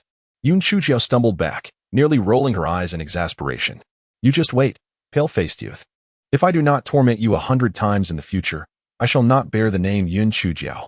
Di Biming, after completing his task, felt a tinge of regret. He swiftly removed his outer garment and boots before reclining on the bed. With a slight cough, he addressed the dark entity, saying, You wished to serenade me into slumber, did you not? Come forth. I grant you permission. Chapter 80. She must be infatuated with me. Yun Chujiao's heart raced, as if 1,000 mythical beasts were roaring through her mind. You pale-faced fool. Do you truly expect gratitude for singing you a lullaby? She rolled her eyes, determined to showcase her vocal prowess. With a facade of appreciation, she remarked, Ah, esteemed deity. Since you have graciously allowed me to sing, I shall proceed. Please close your eyes and listen. Soon, slumber will embrace you. Indeed, Deep Biming shut his eyes, fatigued from a long night's journey, and felt the onset of drowsiness almost immediately. As Yun Chuju became immersed in her performance, she began to sway, singing, "You are the most beautiful cloud in my sky. Let me cherish you with all my heart." Deep Biming was utterly exasperated. "Is this your idea of a lullaby? Change the song." "Very well. I shall sing a tranquil piece. Please close your eyes. This one will surely please you," Yun Chujiao said, eager to appease him. Deep Biming scoffed and shut his eyes again. Rolling her eyes, Yun Chujiao stretched her neck and began to belt out, "To love even in death. It must be passionate and unrestrained. Only such depth can convey true emotion. To love even in death." Rather than succumbing to slumber, Deep Biming nearly sprang from the bed in shock. "Silence. Is this truly your lullaby?" Yun Chujiao pouted in grievance. "My dear idol, I can only sing these two songs. If you do not wish to hear them, then I shall refrain from singing." Deep Biming cast a sidelong glance at Yun Chujiao. "You dark creature, should you dare to deceive me? Begone." In her heart, Yun Chujiao scoffed. "I am indeed deceiving you. It would delight me to infuriate you." Yet, she adorned her face with a cheerful smile. "Very well, my idol. I shall gracefully take my leave. Please rest well."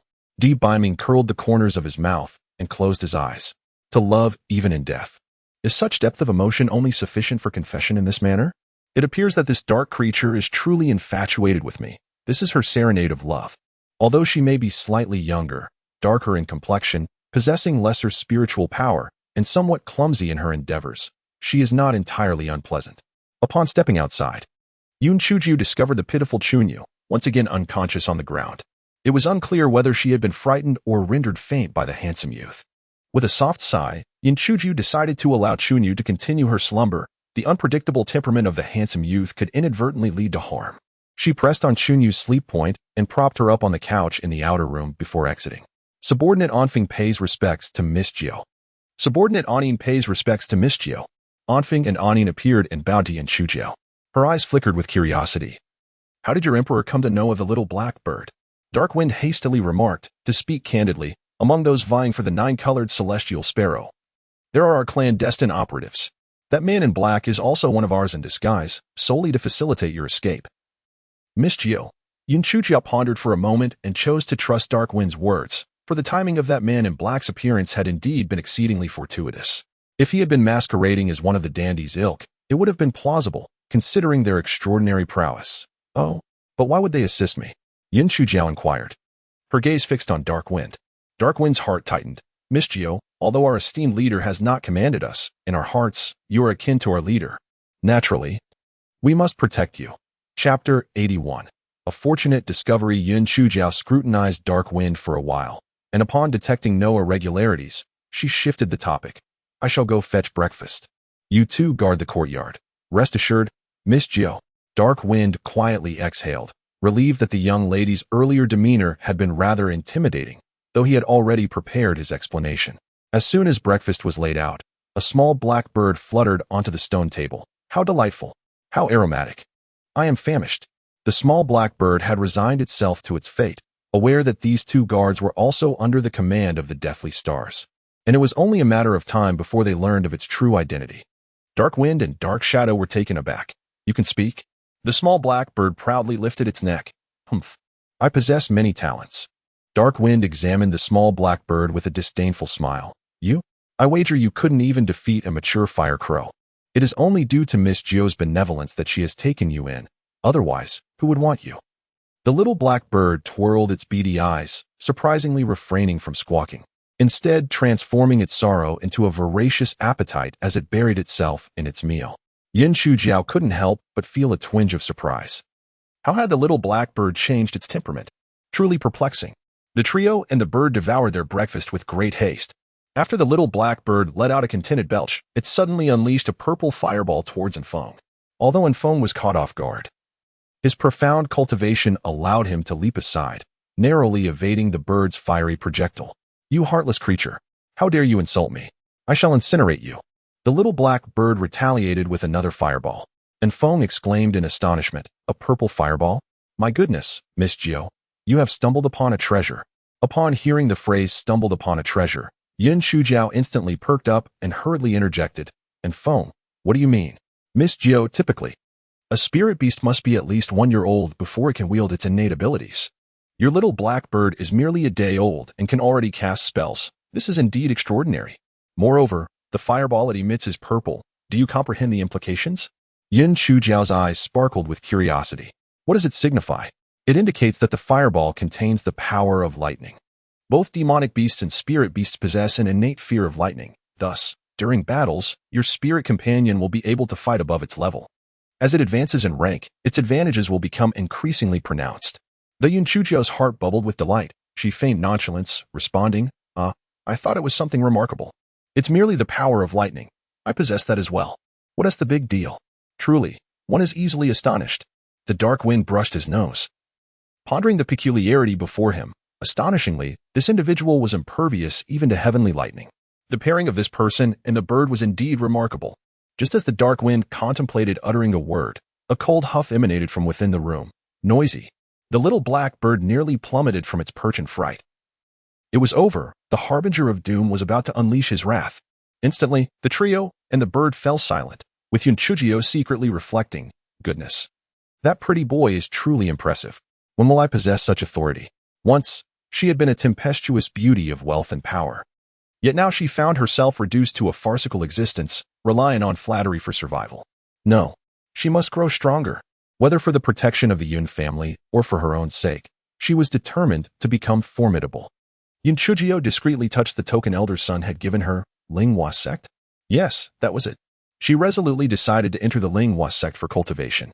Little did Di Biming dream that his mere utterance of noisy would catalyze such a monumental decision in Yun Shujiao. By the time he realized it, well, Yun Shujiao would have already fled. Chapter 82. Where are the tea eggs? While Yun Shujiao was lost in thought, the dark wind whispered, Miss Jiao, someone is approaching. Yun Shujiao furrowed her brow, wondering who it could be, especially with a formidable presence lurking in her abode. She hurried to the entrance, and upon looking up, she saw Steward Ji approaching in the distance. Miss Jiao, the master requests your presence in the study, Steward Ji said with a respectful bow. All right, I shall be there shortly. The dark wind and the hidden shadows nodded in agreement, while the little black bird thoughtfully remarked within its consciousness, Rest assured, my dear girl, I shall keep a watchful eye on them. Indeed, you are becoming increasingly considerate. I shall reward you with an extra chicken leg for lunch. Yun Shujiao skipped into Yun Xiaotian's study, exclaiming, Grandfather, I have arrived. A twinge of guilt washed over her, however. She recognized that knowing more about certain matters might only heighten her grandfather's worries. Thus, she casually stated, Grandfather, what I told you yesterday is entirely true. Elder Su was terrified to the point of losing composure upon encountering my master. My master mentioned he lacks sufficient time to instruct me and bestowed upon me a token, urging me to go to Linghua sect. Yun Shujiao produced the token given to her by Elder Sun and handed it to Yun Xiaotian. Linghua sect? The very same Linghua sect, one of the 4 great sects? Yun Xiaotian could scarcely believe his ears, trembling as he received the token. He scrutinized it from every angle, examining it multiple times. Although he had never seen one before, its extraordinary appearance suggested its authenticity. Suddenly, Yun Xiaotian burst into raucous laughter, startling Yun Shujiao. Goodness! Surely, my dear grandfather hasn't lost his mind. Excellent. Splendid. Little Jiao. With such accomplishments, Longqing and Biyun must be resting in peace below. Amidst his joy, Yun Xiaotian's eyes glistened with tears. Grandfather, you are too easily satisfied. I shall continue to achieve greater heights. Our Yun family will thrive. Yun Shujiao replied with a beaming smile. Wonderful. Wonderful. Yun Xiaotian could only express his excitement with these words, his admiration for Yun Shujiao growing ever stronger. Yun Shujiao entered the courtyard, and the anxious and Feng approached her, urgency etched upon his face. Miss Jiao, please hurry inside. The master is growing impatient. Yun Shujiao felt an overwhelming sense of frustration. Could it be that this insufferable pretty boy was still in a foul mood upon waking? Oh, my esteemed master, you've risen, she exclaimed as she hurried into the room. Di Biming sat in the chair, an aura of displeasure surrounding him. Where have you been? He inquired. I just visited grandfather's study to clarify yesterday's events, she replied, feeling an inexplicable oddity in the air, as though she were a wayward wife being interrogated by her husband. Well, I am hungry. Prepare the meal, commanded Di Biming. Like a diligent little bee, Yun Shujiao arranged the breakfast from the food box, cheerfully stating, "Esteemed master, please partake in your meal." Di Biming cast a critical glance around before asking, "Where are the tea eggs? By the way, what did you mean when you gifted me a tea egg last time?" Yun Shujiao stumbled, perplexed by the question. What could the tea egg signify? Was she to convey that it meant scoundrel, get lost, or bastard? Alas, she had dug herself a deep pit. Chapter 83. The handsome man transforms into a frustrated rooster. Seeing Yun Shujiao remain silent for an extended moment, Di Biming's expression darkened. "Did you not hear my question? Or do you imply that your gift of the tea egg was ill-intentioned?" Yun Shujiao struggled to devise a suitable explanation, letting out a nervous chuckle. "Pray tell, what does the tea egg truly signify?" Di Biming recalled having consumed tea eggs for several consecutive days, and his embarrassment morphed into indignation, his countenance frighteningly grim. Yun Shujiao was on the verge of tears. In her quest for momentary satisfaction, she had not anticipated that this handsome young man would possess such an impeccable memory. Tea eggs are made from chicken eggs, which are laid by hens. Ah, she had an idea. Yun Shujiao's cheeks flushed as she nervously tugged at her clothing. "My idol? Actually, I find it rather embarrassing to say." Di Biming raised an eyebrow. "Speak. Well, chicken eggs are the fruit of love between a rooster and a hen. You understand, right, my idol?" Yun Shujiao lowered her head, her petite frame trembling slightly. Di Biming was momentarily taken aback, then his face turned crimson, and he cleared his throat twice. "At such a young age, you should not be learning such things. Leave." Yun Shujiao covered her face and dashed out, crouching on the ground, laughing so hard that her stomach ached. Oh my! She truly had no shame in her quest for survival. Di Biming finished his breakfast without tasting it, then called for Yun Shujiao to come back and clean up. "Now, recount yesterday's events in detail." Di Biming leaned back in his chair. "Yesterday, my brother, sister, and I ventured into the monster beast forest, where we encountered the By-siblings." Yun Shujiao recounted the events, but she instinctively concealed the matter regarding the token. The By family? The Fallen Cloud sect? How could such lowly beings have left you in such a state? Truly useless. Di Biming cast a disdainful glance at Yun Shujiao. "My idol. I've only been cultivating for a few days. Once I can unleash my lightning power, I will surely defeat them." Yun Shujiao protested, puffing out her small chest defiantly. "Humph. Only at the 4th level of spirit refinement can one channel lightning power. I wonder when you'll manage to break through to the 4th level." The disdainful tone of Di Biming was akin to the final straw that broke the camel's back. Yun Shujiao was already quite irritable that day, and upon hearing Di Biming's words, she instinctively employed the techniques from Thunderous Illusions. With a swift motion, a bolt of lightning surged towards Di Biming. The two were in close proximity, and Di Biming, caught off guard, managed to evade much of the attack by swiftly sidestepping. Yet still, a strand of his hair was singed by the lightning, filling the room with the acrid scent of charred hair. Startled by the commotion, Anfeng and Anin exchanged glances outside the door. "Master, what is happening?" they inquired. "Get lost," Di Biming growled through gritted teeth. Anfeng and Anin, though filled with concern, dared not enter the room to investigate. "Black thing. Good. Very good. You dare to use the techniques I bestowed upon you against me. Truly impressive." Di Biming fumed, retrieving a mirror from his storage ring to assess the damage, nearly driven to madness. Observing the transformation of the once handsome man into a disheveled wreck, Yun Shujiao struggled to suppress her laughter, while inwardly she reveled in the sight, wishing that Anfeng and Anin could witness Di Biming's current state of disarray. However, her attention was now captivated by the storage ring on Di Biming's finger. Oh, what a marvelous treasure! Could it be the legendary storage ring? How extraordinary! Storage bags are already rare enough, yet this pale-faced fellow possesses a storage ring. Curiously, she recalled that during their last encounter when she had rifled through his clothes, she had not noticed this ring at all.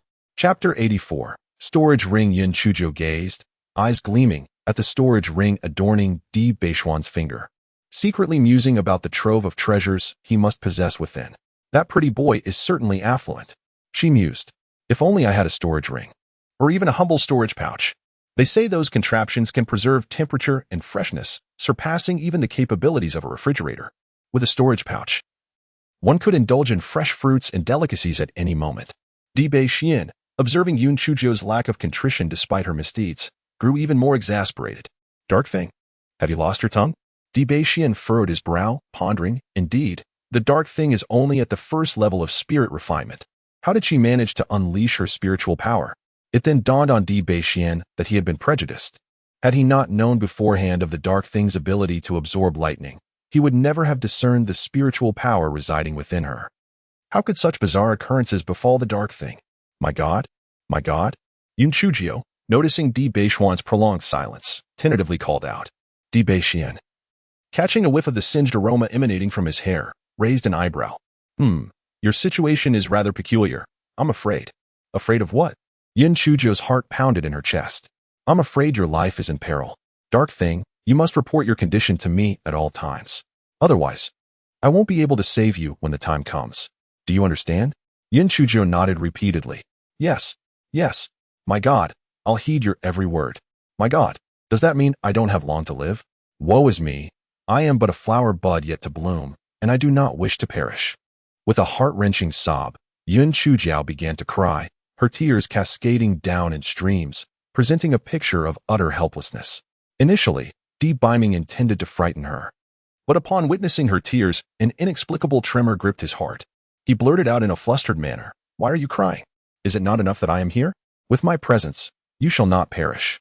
Oh, my beloved deity, you are truly a paragon of kindness. I adore you. Yin Chujiao exclaimed as she leaped forward and embraced Di Biming's waist, weeping uncontrollably. Di Biming's body stiffened momentarily, and he could only stammer, all right, cease your tears. You shall not die. Calamities endure for a millennium. You could live for 10,000 years. Secretly gritting her teeth, Yun Chujiao thought to herself, You are the calamity. And you are the ancient turtle. Discreetly, she wiped her tears and snot onto Di Biming's immaculate white robe. After committing this minor mischief, she rubbed her eyes and pitifully stated, Deity, I entrust my life to you from now on. But how shall I cultivate now? Everything shall proceed, as usual. Di Biming remarked, his gaze fixed on the suspicious stains on his attire, feeling an overwhelming discomfort. Prepare the bathwater. I wish to cleanse myself. Understanding the wisdom of knowing when to retreat, Yin Chujiao obediently replied, Of course, my deity. I shall fetch the bathwater right away, ensuring it is fragrant and delightful. Without waiting for another word from Di Biming, she hurriedly dashed out. Chapter 85. I was just drawing Miss 9. What transpired just now? Anfeng inquired quietly, approaching Yin Chujiao as she emerged. Nothing much happened. As you prepare for your bath, I shall fetch someone to bring you hot water. Please keep yourselves hidden. Yin Chujiao cheerfully directed several rough women to carry multiple buckets of hot water to the entrance of the courtyard. And Feng, and Yin, assist me in bringing the hot water buckets inside. Once the women had walked away, Yin Chujiao summoned Feng and an Yin to help with the heavy buckets. And Feng exchanged a glance with an Yin, and as they carried the buckets to the door, they hesitated to enter. Miss Jiao, the rest is for you to manage. Truly heartless. Do they not realize how heavy these buckets are? Yun Chujiao murmured to herself as she lifted one bucket and trudged toward the room. Utterly useless. With a mere wave of his hand, Di Biming summoned several buckets to float into the room effortlessly. Yun Chujiao's eyes sparkled with admiration. My deity, you are simply magnificent. I am in awe of you. Though Di Biming remained silent, his demeanor suggested a pleasant mood, leading him to momentarily forgive Yin Chujiao for singeing his hair. I shall bathe now. You may leave, he declared, waving his sleeve dismissively as if shooing away a fly. Yun Chujiao exited the room, her lips curling in disdain. Humph. Trying to drive her away? Did he think she was eager to gaze upon him? After all, she had seen him undressing before. What was so remarkable about it? Clothing clung to flesh, and garments shaped the figure. Nothing extraordinary. The memory flashed in her mind, causing her cheeks to flush slightly. Yun Chujiao squatted beneath the window, idly scratching the ground with a twig. What are you drawing, little black girl? A curious little black bird inquired as it perched on her shoulder. Yin Chujiao, feeling somewhat guilty, waved her hand dismissively and said, It's nothing. I'm just doodling. Suddenly, she thought she spotted a figure. The little black bird's beady eyes sparkled with curiosity, and Dark Wind and an unseen presence hesitated to approach, but speculated that the girl must be secretly sketching their revered master. Indeed, Yin Chujiao was drawing Di Biming, albeit in a rather risky manner, depicting him without a stitch of clothing. Half an hour later, Di Biming's voice resonated from within the room. Dark creature. I am done with my bath. Yun Chujiao mused silently. What a vain fellow, taking such an inordinate amount of time for a wash. As she grumbled to herself and stepped inside, she was struck dumb by his appearance. He was astonishingly handsome. How could anyone be so exquisite? It turned out that Byming, noticing only the roots of his hair had been singed, had decided to shear off the burnt portions entirely. The result was a chic, tousled haircut that lent him an even more audacious charm. Byming, sensing Yun Chujiao's captivated gaze, felt a twinge of bashfulness but was inwardly pleased. Clearing his throat, he declared, "I warn you not to covet this esteemed presence. Wipe away your drool." Yun Chujiao instinctively reached to wipe her mouth, only to realize there was nothing there. Recognizing she had been tricked, however, with remarkable composure, she dropped her hand and retorted, "My dear master, I am not coveting your beauty. I am merely appreciating it." After all, who does not have an appreciation for beauty? At that moment, Byming was in high spirits and chose not to engage in a banter. "I have matters to attend to. You should focus on your cultivation. In a few days, I shall return to assess your progress. Should you be idle, HM." Elated at the prospect of Byming's departure, Yun Chujiao exclaimed, "My deity, attend to your affairs. I shall diligently cultivate and endeavor to reach the second level of spirit refinement promptly, so as not to fail your tutelage." Byming nodded with satisfaction. "By the way, my deity," Yun Chujiao inquired with wide, innocent eyes, "why do you always shatter my door upon arrival?" It's not that I'm concerned about the door. I simply fear for your hand." Chapter 86. Devoid of shame expedient. Byming uttered curtly before departing. Yun Chujiao glared after him, incensed. "Expedient for you, indeed," she muttered. "Now I must seek out Steward Ji to repair the door." Anfeng and Ani were dumbfounded by Byming's new coiffure. How had his hair been shorn after a mere slumber in the 9th Mrs. Chamber? What manner of sorcery was this? Ani remained composed, but Anfeng's curiosity gnawed at him. "Your Grace," he ventured, "your hair?" Byming cast a glacial glance at Anfeng. "Refreshing. Do you object?" Meanwhile, Yun Chujiao was upbraiding Byming with vehement indignation. "That damn pretty boy. You flounce off without a care, leaving me with a mountain of trouble. Little Black, incinerate these trimmings," Yun Chujiao commanded, pointing fiercely at the hair Byming had shorn. "Dark Maiden, how did the evil star's hair become singed? Who dared commit such an act?" Little Black Bird exclaimed in astonishment.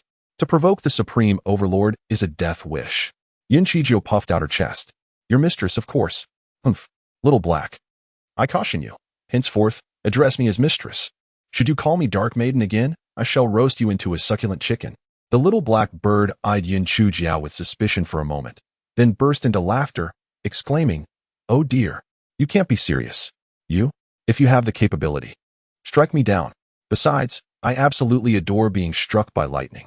That phenomenon is truly a magnificent tonic for me." At this, Yun Chujiao recalled that this peculiar little creature, much like herself, not only feared no lightning but reveled in it. She rolled her eyes and replied, "Suit yourself. In any case, you want to be having lunch." The Little Black Bird, with its beady eyes darting about, quickly responded in a flattering tone, "My esteemed master, I was merely jesting. In my eyes, you are the most resplendent, the most beautiful, and the most formidable." Yun Chujiao merely pursed her lips and remained silent.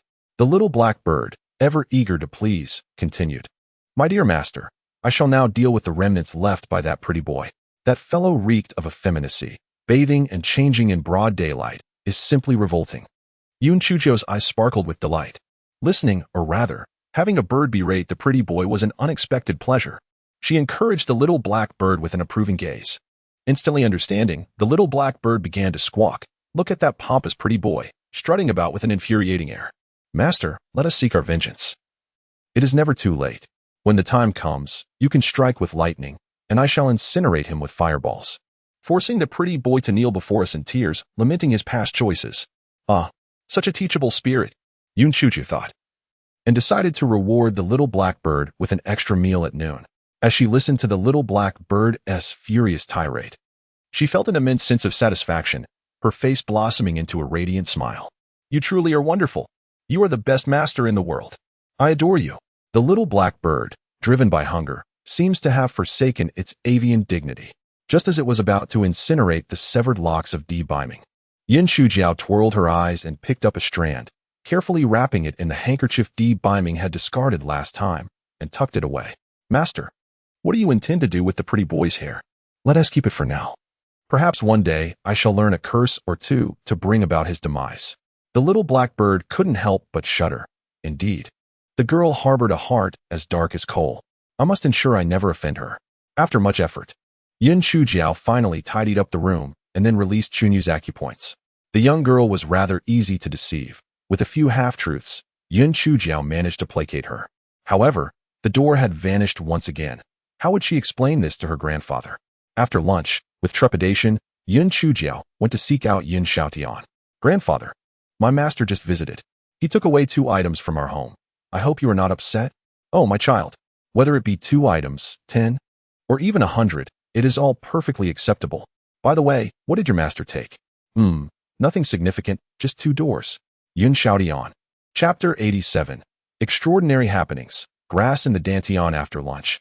Yun Chujiao sat cross-legged on her bed, suddenly recalling the peculiarities within her Dantian, prompting her to introspect. If anyone were to behold Yun Chujiao's Dantian, their eyes would surely pop from astonishment. It was filled with small, purple lightning bolts, crackling and popping intermittently. But wait, what was that green sprout nestled among the purple? The tender shoot seemed to sense Yun Chujiao's gaze and proudly swayed. Alara was on the verge of exasperation. What on earth was this? Her Dantian had sprouted vegetation. As Alara attempted to scrutinize the phenomenon, a severe bout of vertigo assailed her, forcing her consciousness to retreat. Crestfallen, Alara summoned the little black bird into the room. More, I fear my demise is imminent. Your liberation is at hand. The little black bird's eyes gleamed with anticipation. Indeed, Alara seized the little black bird by its diminutive wing. Ah, you ungrateful wretch. You relish the prospect of my death. Do you not? Master, beloved master, you misunderstand. I was merely taken aback. What afflicts you? The little black bird hastily adopted a tone of concern. A sprig has taken root within my Dantian. Alara released the little black bird, lamenting her fate. Ha ha ha. A sprig in your Dantian? Master, you jest. The little black bird erupted in laughter, rolling on the ground. Alara was utterly incensed. You, a respectable bird, deign to emulate a dog's antics, deliberately provoking me. Are you? Begone. Alara expelled the little black bird with a swift kick. Caw caw. The little black bird perched upon a branch, screeching in indignation. That swarthy girl and the pretty boy are both callous and cruel, infuriating this young master to no end. Alara slumped onto the bed, despondent, her fear mounting with each passing thought. Alas, what shall become of me? Should this vegetation burgeon, might I ultimately transform into the larval stage of a cordyceps? Alara, ever clinging to life, had disregarded D. Bachan's prior pronouncements, yet the notion of a plant sprouting within her Dantian portended ill tidings. Yun Chujiao couldn't help but recall a memory from the original owner's past, where her adoptive mother mentioned that during her childhood, she had grasped a seed during a ritual. Could it possibly be that very seed? With this thought in mind, Yun Chujiao rushed towards Yun Xiaotian's study. Upon reaching the study's entrance, she blinked her eyes, mentally preparing her words before stepping inside. Little Jiao, did you not say you were going to cultivate? Why have you come here again? Yun Xiaotian inquired, puzzled. Grandfather, I had a dream during my afternoon nap. I dreamt that a plant was growing in my Dantian. Isn't that strange? Haha, my dear child. Dreams are inherently bizarre and fantastical. There's nothing peculiar about that. Did you come solely to inform me of your dream? Yun Xiaotian gently patted Yun Chujiao's small head, thinking how much of a child she truly was. Yes, grandfather, my mother told me that I grasped a seed during my childhood ritual. What kind of seed was it? Well, everyone was focused on you at that time. As long as you didn't swallow that seed, no one paid it much mind. It's just a seed. If it's gone, it's gone. Yun Chujiao felt a wave of despair wash over her.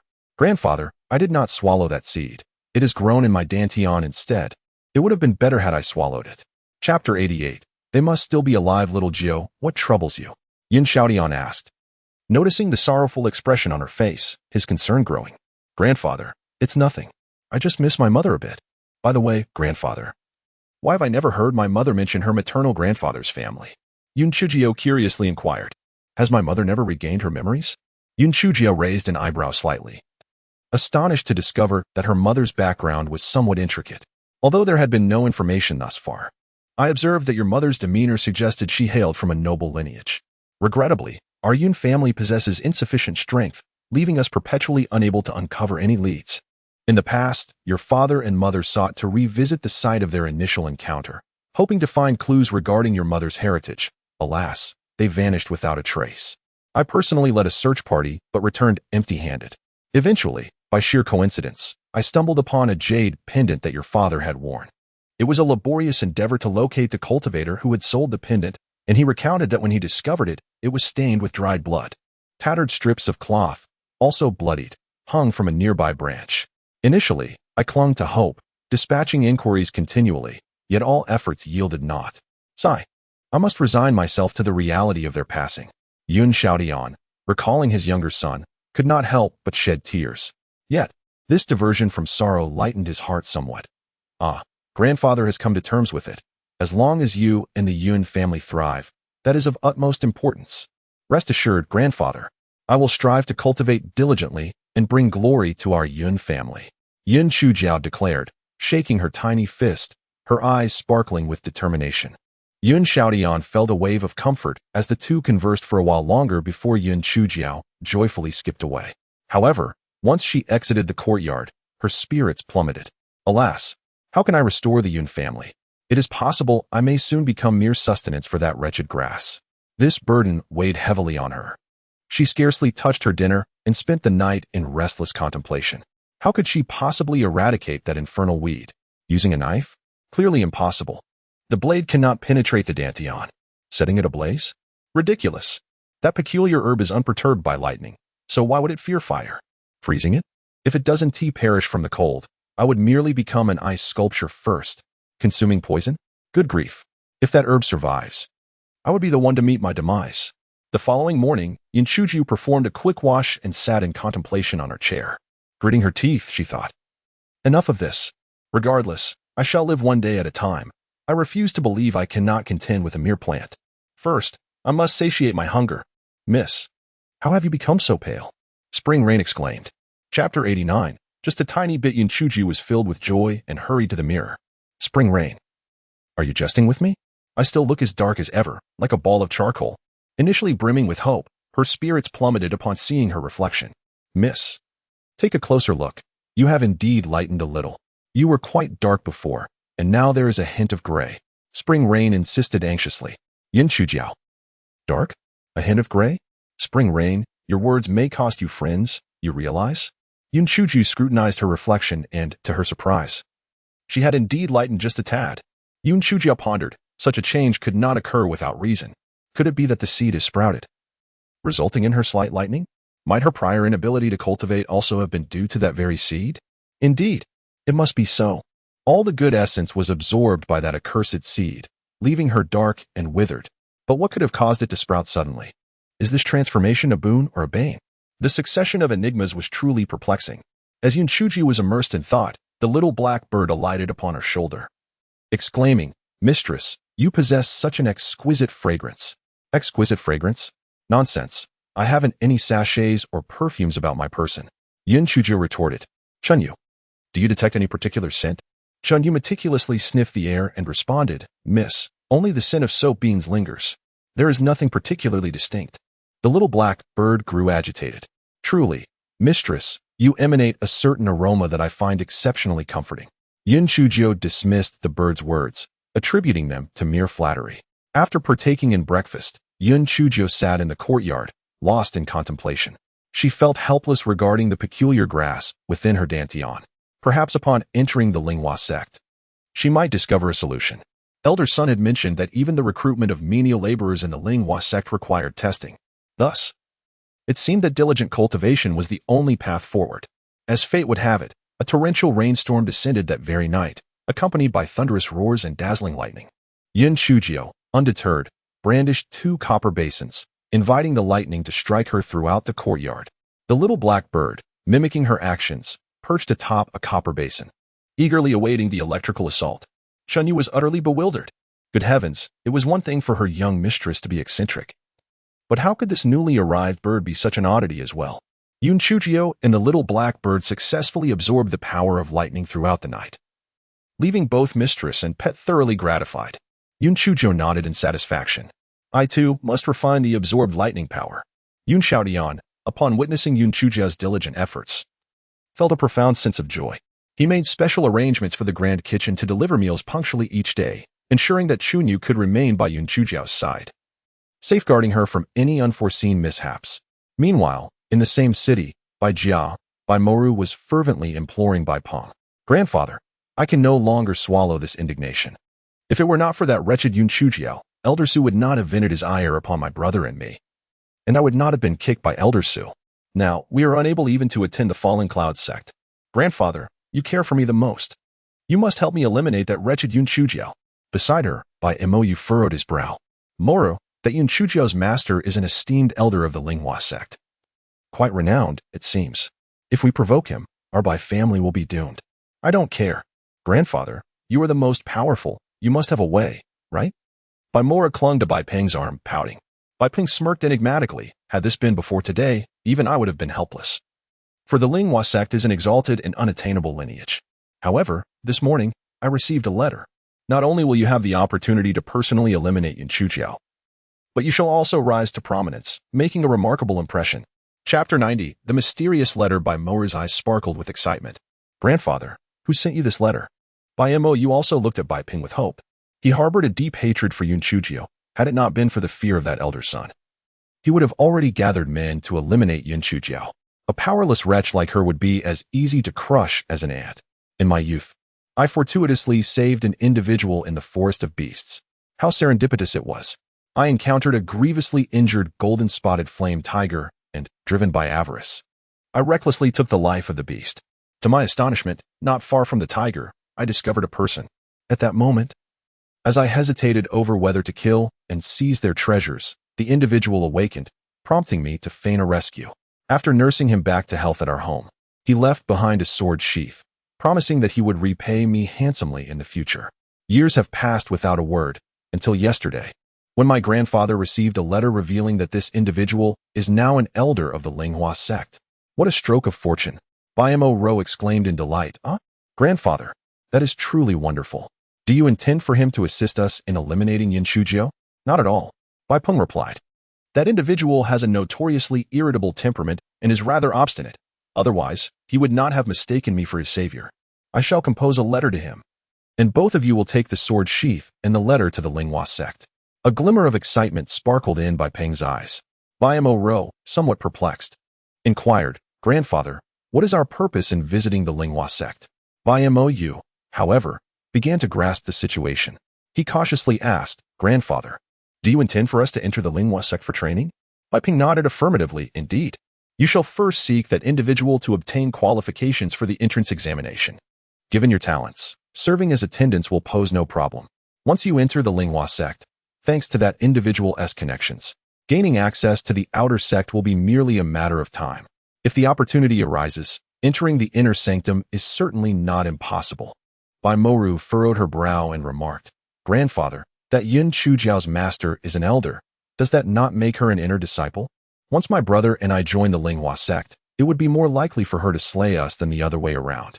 Moru, do not forget that we have a formidable ally within the Linghua sect. If Yun Chujiao dares to act against us, she is merely courting disaster. Bai Mo, evidently more astute than his sister, interjected. Bai Peng nodded in approval, feeling reassured. Indeed, since that individual considers your grandfather his savior, he will undoubtedly look after both of you. However, he is quite straightforward, so do not reveal any weaknesses in his presence. Especially you, Moro. You must heed your brother's guidance. He is Elder Shao Panshur of the West Peak of the Linghua sect. Once you enter the sect, refrain from hastily eliminating Yun Chujiao. Focus on establishing a firm foothold first, then proceed with caution. Understand? Broaden your perspective. Yun Chujiao is merely a small stone on your path to growth. When you have gained strength, dealing with her will be a trivial matter. Bai Mo and Bai Moru nodded in unison, both exhilarated, feeling as if they were in a dream. Chapter 91. The house was struck by lightning 3 days later. Bai Mo and Bai Mora set off joyfully towards the Linghua sect.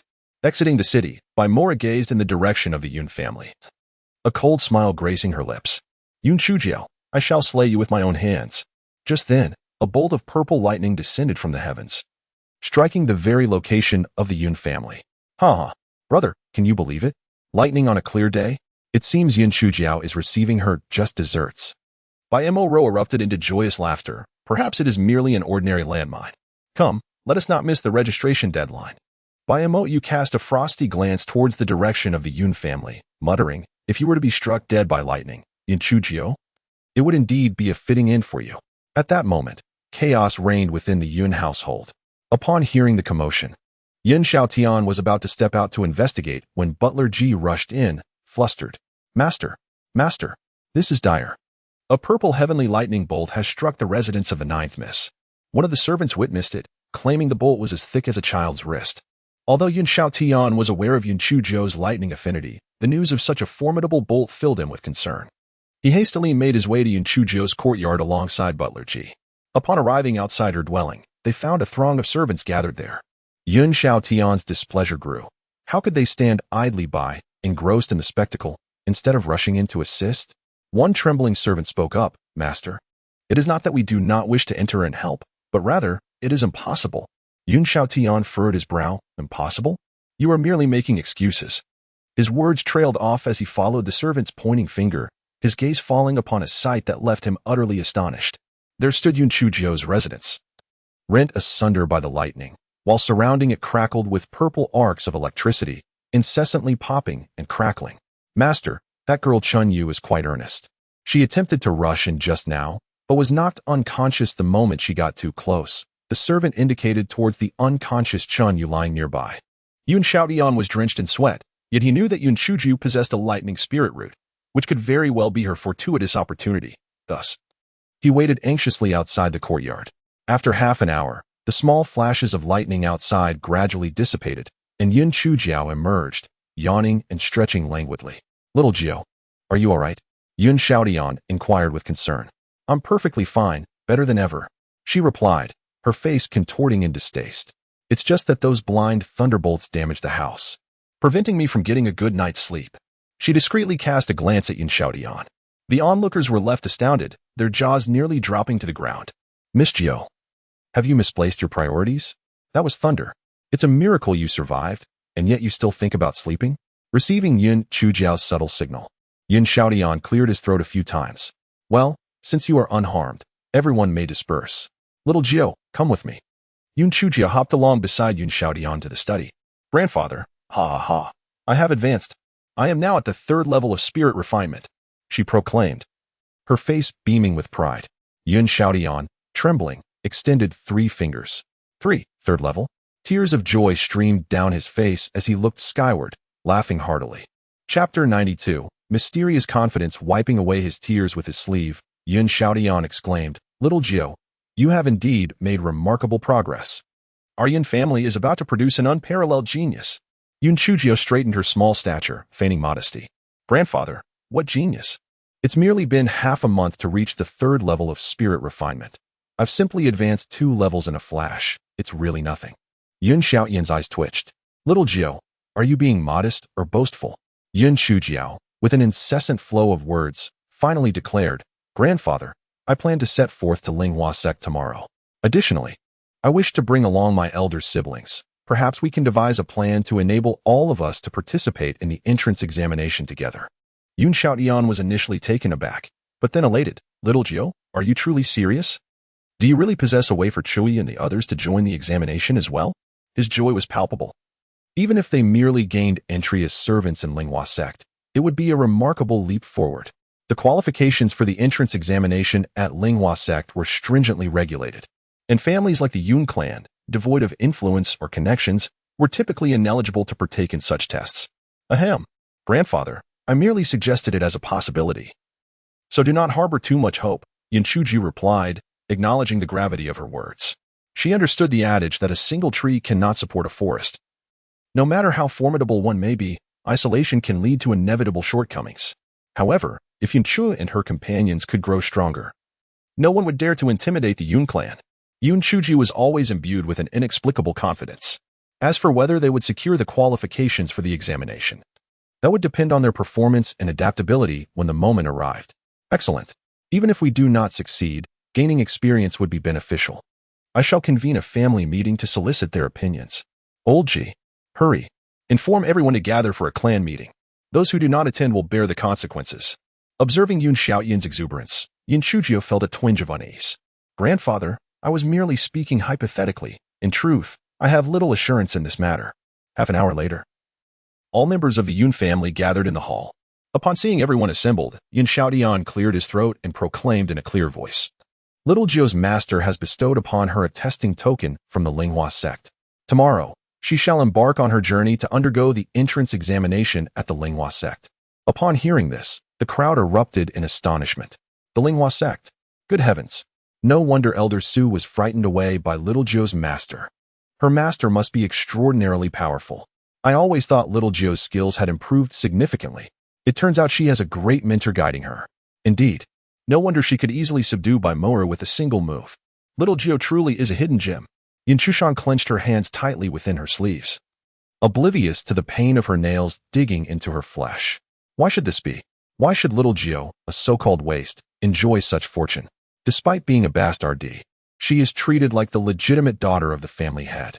Clearly a failure, yet she has been accepted as a disciple by a master, and now she possesses the qualification for the Linghua sect's examination. It is utterly unfair. As Yin Chushan grew increasingly agitated by the praises of others, she spoke softly, Little Jiu. Although it is indeed a fortunate opportunity for you to participate in the Linghua sect's examination, without any spiritual power, how can you possibly pass the test? Just as Yin Xiaotian was about to assert that Little Jiu could cultivate, Yin Chiu Jiu shot him a glance and, with a pained expression, replied, Third sister, you do make a valid point. So, what do you suggest we do? Chapter 93. To toy with the little white lotus, Yun Chushan's eyes flickered with a glimmer of resolve. The qualification for the Linghua sect's examination is hard-earned and should not be squandered. Why not allow someone capable to participate in her stead? Who possesses the capability? Who could it possibly be? Would it be all right for my elder brother to go? Yun Chujiao tugged at the hem of her garment, expressing her dilemma. Yun Chuyi promptly waved his hand. Little Jiao, this is your opportunity. How can I possibly take your place? Yun Chushan quickly interjected, Little Jiao, it cannot be elder brother. As a girl, it should be another girl who takes your place. Yun Chujiao clapped her hands in delight. Third sister, you are truly brilliant. Then let it be you. Although Yun Chushan endeavored to conceal her joy, it was evident on her face. Just as she prepared to feign modesty, Yun Chujiao continued, No, third sister, you are too old. Let fifth sister go in my stead. Yun Chushan nearly fainted from exasperation. Are you doing this on purpose? And who are you calling old? Yin Chu is merely a year younger than me. As Yin Chu was about to decline, Yin Chuqing nudged her, leaving her momentarily speechless. Ever since the incident in the monster beast forest, Yin Chuqing and Yin Chushan had grown distant, while Yin Chu had drawn closer to them. Yin Chujiao cast an appreciative glance at Yin Chuqing, thinking to herself, this seventh sister is quite astute. Grandfather, let us settle on this. Let fifth sister take my place. I shall not go. After all, we are sisters. It matters not who goes. Yun Chujiao cheerfully declared to Yun Xiaotian. Yun Xiaotian, being a cunning old fox, immediately grasped Yun Chujiao's intentions. He felt a stirring within, recognizing it as a good opportunity to gauge everyone's sentiments. Very well, in that case, let Chida go. There were no objections from the others, except for Yun Xiaobo, who grew anxious. Elder brother, this is utterly unfair. What justification is there for Chu to replace Yin Chujiao? If anyone should go, it should follow the order of seniority. It ought to be Chu Shan. Grandfather, please do not speak. Chu and Xiaoji are cousins, and there is a distinction in our kinship. How can I possibly be compared to Chudu? Yun Chujiao appeared as innocent as a pure white lotus, filled with grievance. Upon hearing this, Yin Xiaobo grew agitated. Humph. As the family head, how can you treat us differently in the Yun family, which is united as one? How can you expect to command respect in such a manner? Yun Chujiao narrowed her eyes slightly. Indeed, the second elder was rather dim-witted. It seemed that this false white lotus was the source of trouble, and it would be best to take her away to prevent further disturbances at home. Yun Xiaotian couldn't help but smile wryly. A distinction in kinship? Second brother. Over the years, I, Yun Xiaotian, have believed I have treated everyone present fairly. Take this matter for instance. The token originally belonged to Xiaojiu. Whoever Xiaojiu wished to give it to, she could. However, Xiaojiu has always been considerate of her siblings and voluntarily expressed her desire to take her brothers and sisters to participate in the test. I didn't even have the chance to voice my thoughts before you and Chushan staged this scene, which truly disappoints me. Yun Xiaobo was rendered speechless, his face reddening as he awkwardly replied, Elder brother, I was just being anxious. Xiaojiu is indeed a good child. The corner of Yun Chujiao's eye twitched. The second elder was truly thick-skinned. No wonder he had caused trouble multiple times without facing significant consequences. Esteemed second elder, respected elders, and beloved brothers and sisters. Before you shower me with praise, I must confess that my grandfather's assertions are not entirely accurate. Ordinarily, the token in my possession permits only my participation in the trial. The reason I have brought everyone along is out of a sense of hope, to see if there might be an opportunity, in truth. The likelihood of success is quite slim. Yun Chuchio is not naive. I must lay bare the harsh reality in advance to avoid any future grievances. Little 9. It is already a privilege for us to witness such grandeur, someone reassured. Rest assured, whether we succeed or fail, Sixth Brother will not hold you accountable. Indeed, we all have discerning eyes, unlike some who fail to recognize a kind heart. Yun Chuchio retorted with her usual sharp tongue. Yun Chushin's face flushed with anger, her resentment extending even towards Yun Chuchio. Chapter 94. Let us write a letter to the pretty boy. The members of the Yun family now regarded Yun Chuchio with utmost favor, having completely forgotten her previous misdeeds, extolling her as if she were a blooming flower. Yun Chuyi voluntarily chose to remain behind. His limited aptitude, coupled with his advanced age, and the necessity of having younger individuals to manage affairs within the family weighed heavily on his decision. Yun Chuer, on the other hand, had no desire to go. Life in Yeching was far too pleasant, with ample food and drink. Who would wish to venture to Linghua sect? Moreover, even if one were to go, the chances of selection were minuscule, rendering it a futile endeavor. Yin Chusher, being too young, was unable to accompany them. Pouting, he secretly shed a few tears until Yin Chuchio promised several unequal treaties, which finally coaxed a smile from him. Ultimately, the chosen participants were determined. Yun Chushan at the 3rd level of spiritual refinement, Yin Chuzi at the 4th level, Yin Chudu at the 3rd level, Yun Chulu at the 3rd level, Yin Chuqing at the 2nd level, and Yun Chuba at the 2nd level. Yun Chujio, with her small hands behind her back, spoke earnestly. Though you are my elder brothers and sisters, during this journey, all matters shall be determined by me. If anyone disagrees, they need not accompany us. Furthermore, among the 7 of us, I am the youngest and the most incompetent, thus you must take care to protect me along the way, toiled and uncomplaining. Like beasts of burden, the members of the Yun family exchanged glances, realizing that this delightful creature was merely a gluttonous rascal, adept at taking advantage of others. Xiaojio, please take care of these silver ingots and gold bars. Exercise utmost caution on the journey. Yun Xiaodian handed Yun Chujiao a heavy package. As Linghua sect was not within the borders of Donghua Kingdom, paper currency could not be utilized, necessitating the carrying of more gold and silver for the trip. Butler Ji had already arranged for repairs to the large hole in the roof, and Chunyu had long since awakened, busy tidying the house. Chunyu, bring me the box of silver notes. Chunyu, puzzled yet swift, entered the house and presented the box to Yun Chujiao. Chunyu, I shall be departing for Linghua sect tomorrow. Take these silver notes. If you wish to remain with the Yun family, you may, but if you prefer not to, use some silver notes to redeem yourself. Yun Chujiao handed Chunyu 10,000 taels in silver notes, tucking the remainder into her pocket. Chunyu blushed, replying, Miss, I have no intention of leaving the Yun family. Very well. You may seek a good young man within our family to marry. This money will serve as your dowry. Although Yun Chujiao appeared greedy, she was exceedingly generous towards her own. Chunyu, naturally embarrassed, excused herself to help Yun Chujiao pack, hastily retreating. Yun Chujiao curled her lip. Goodness. This Chunyu is truly so demure. Those who are demure gain nothing, while the brazen reap the rewards. If I weren't so audacious, I would have been slain by that pretty boy long ago. I wonder if that pretty boy will be furious after I leave. I suppose I should leave him a letter. Chapter 95. Little Joe's first letter to the esteemed one Yun Chujio's side. If she weren't afraid that the pretty boy would vent his anger on the Yun family, she wouldn't bother writing him any wretched letter. She would much rather sneak away. It seems she must find an opportunity to make the pretty boy promise not to harm anyone in the Yun family. Yun Chujio took out a writing brush and dashed off a letter to Di Beima in one go. My dearest divine one, greetings upon reading this missive. Although my longing for you is like a surging river, never ceasing, I have decided to journey to the Spirit Transformation sect for advanced studies to better myself and become more worthy of you. I know you will surely be angered.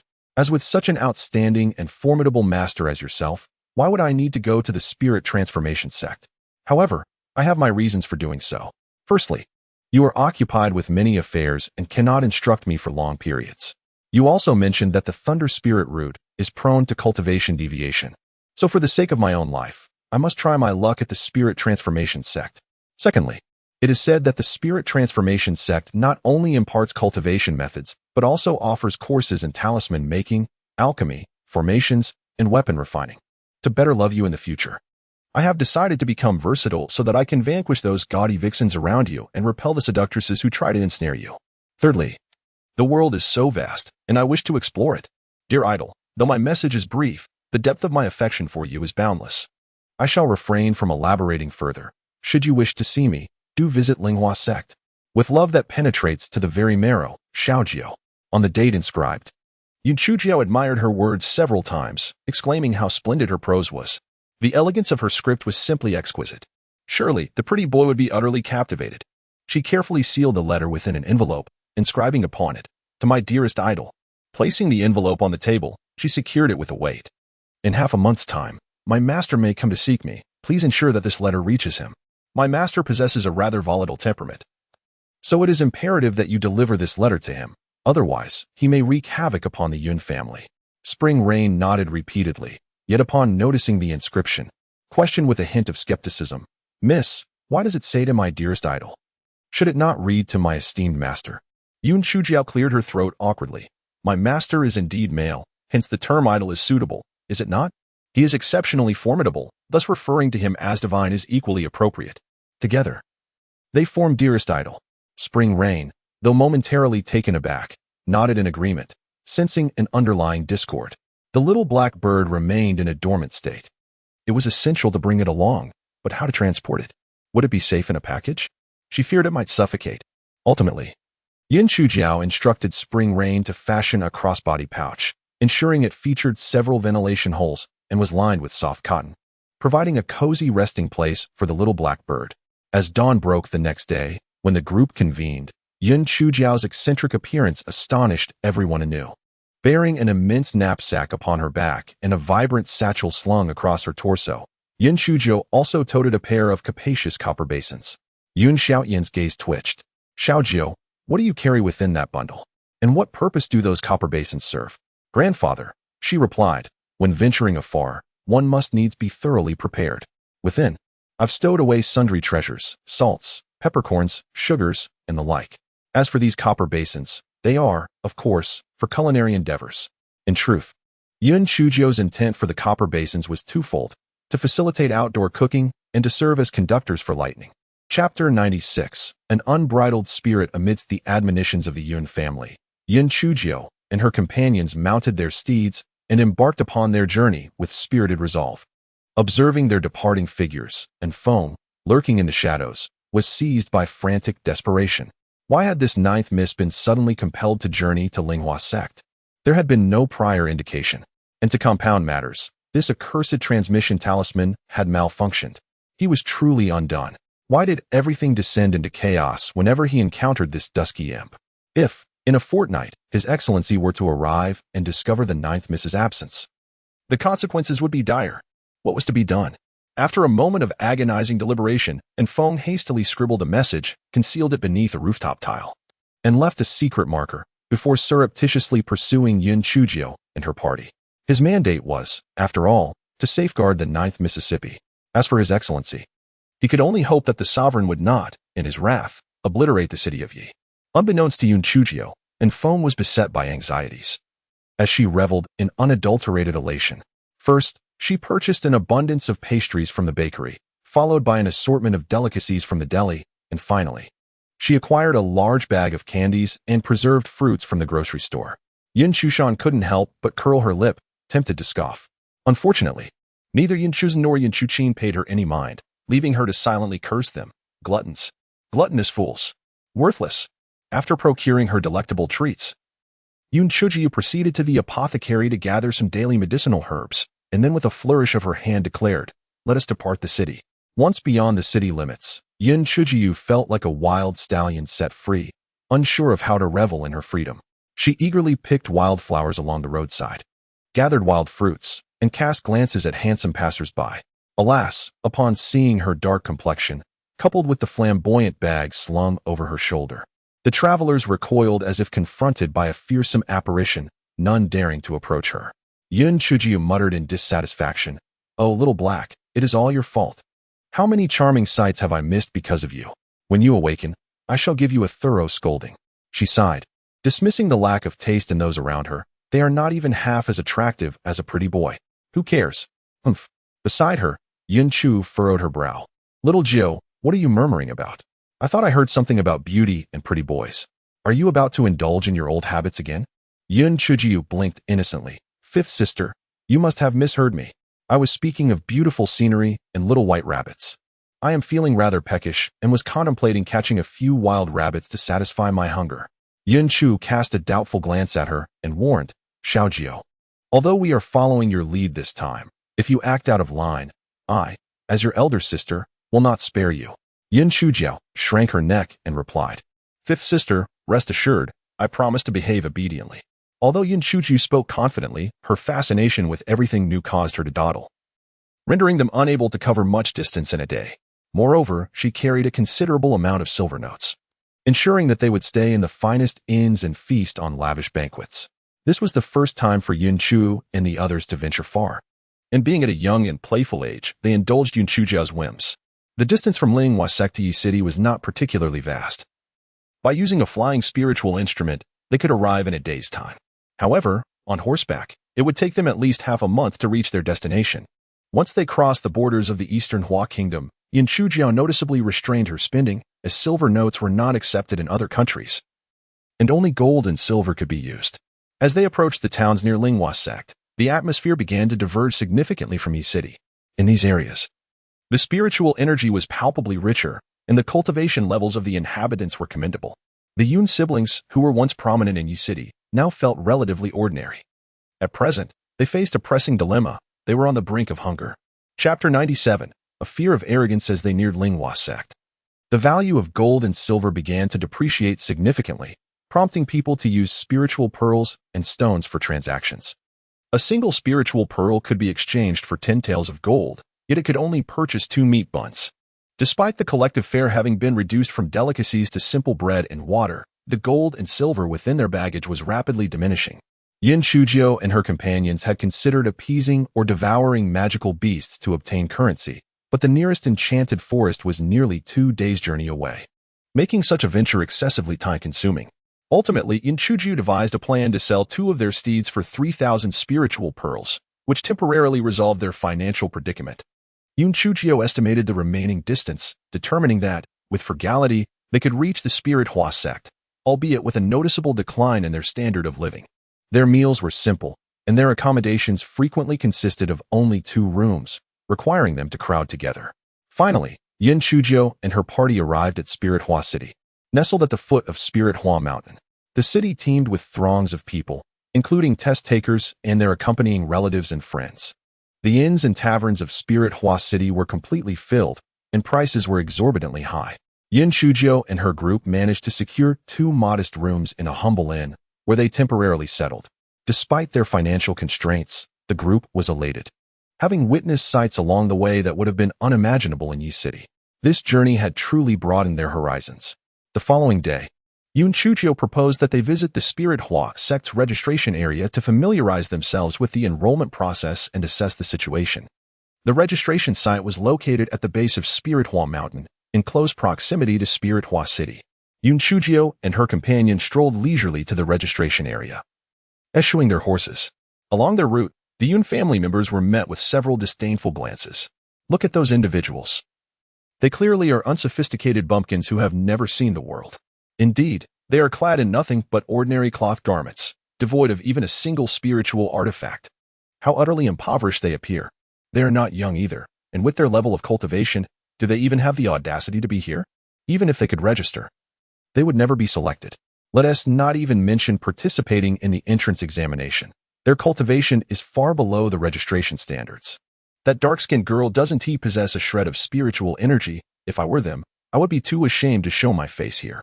And that dark-skinned girl, being a waste is one thing, but she even carries a peculiar bag. Surely, it doesn't contain steamed buns, does it? Haha. Such impoverished souls undoubtedly cannot afford a storage bag, hence the need to carry a backpack. Even the servants in my household are wealthier than they are. Hearing the discussions around them, Yin Chu and the others felt a pang of inferiority as they glanced at the attire and cultivation of others, causing them to walk somewhat awkwardly. Yun Chujiao furrowed her brow, her small face set in determination as she cast an annoyed glance at the Yun family members. Brothers and sisters, cultivating is an endeavor that defies the heavens. It is about constantly surpassing oneself and overcoming various challenges. How can mere idle chatter affect your resolve? We cannot choose our origins, but we can strive to work harder and excel beyond others. Although our Yun family may not be affluent, we must possess faith. Stand tall. Hold your heads high. The words of Yun Chujiao struck Yun Chu and the others like a sudden blow, their faces revealing a sense of shame.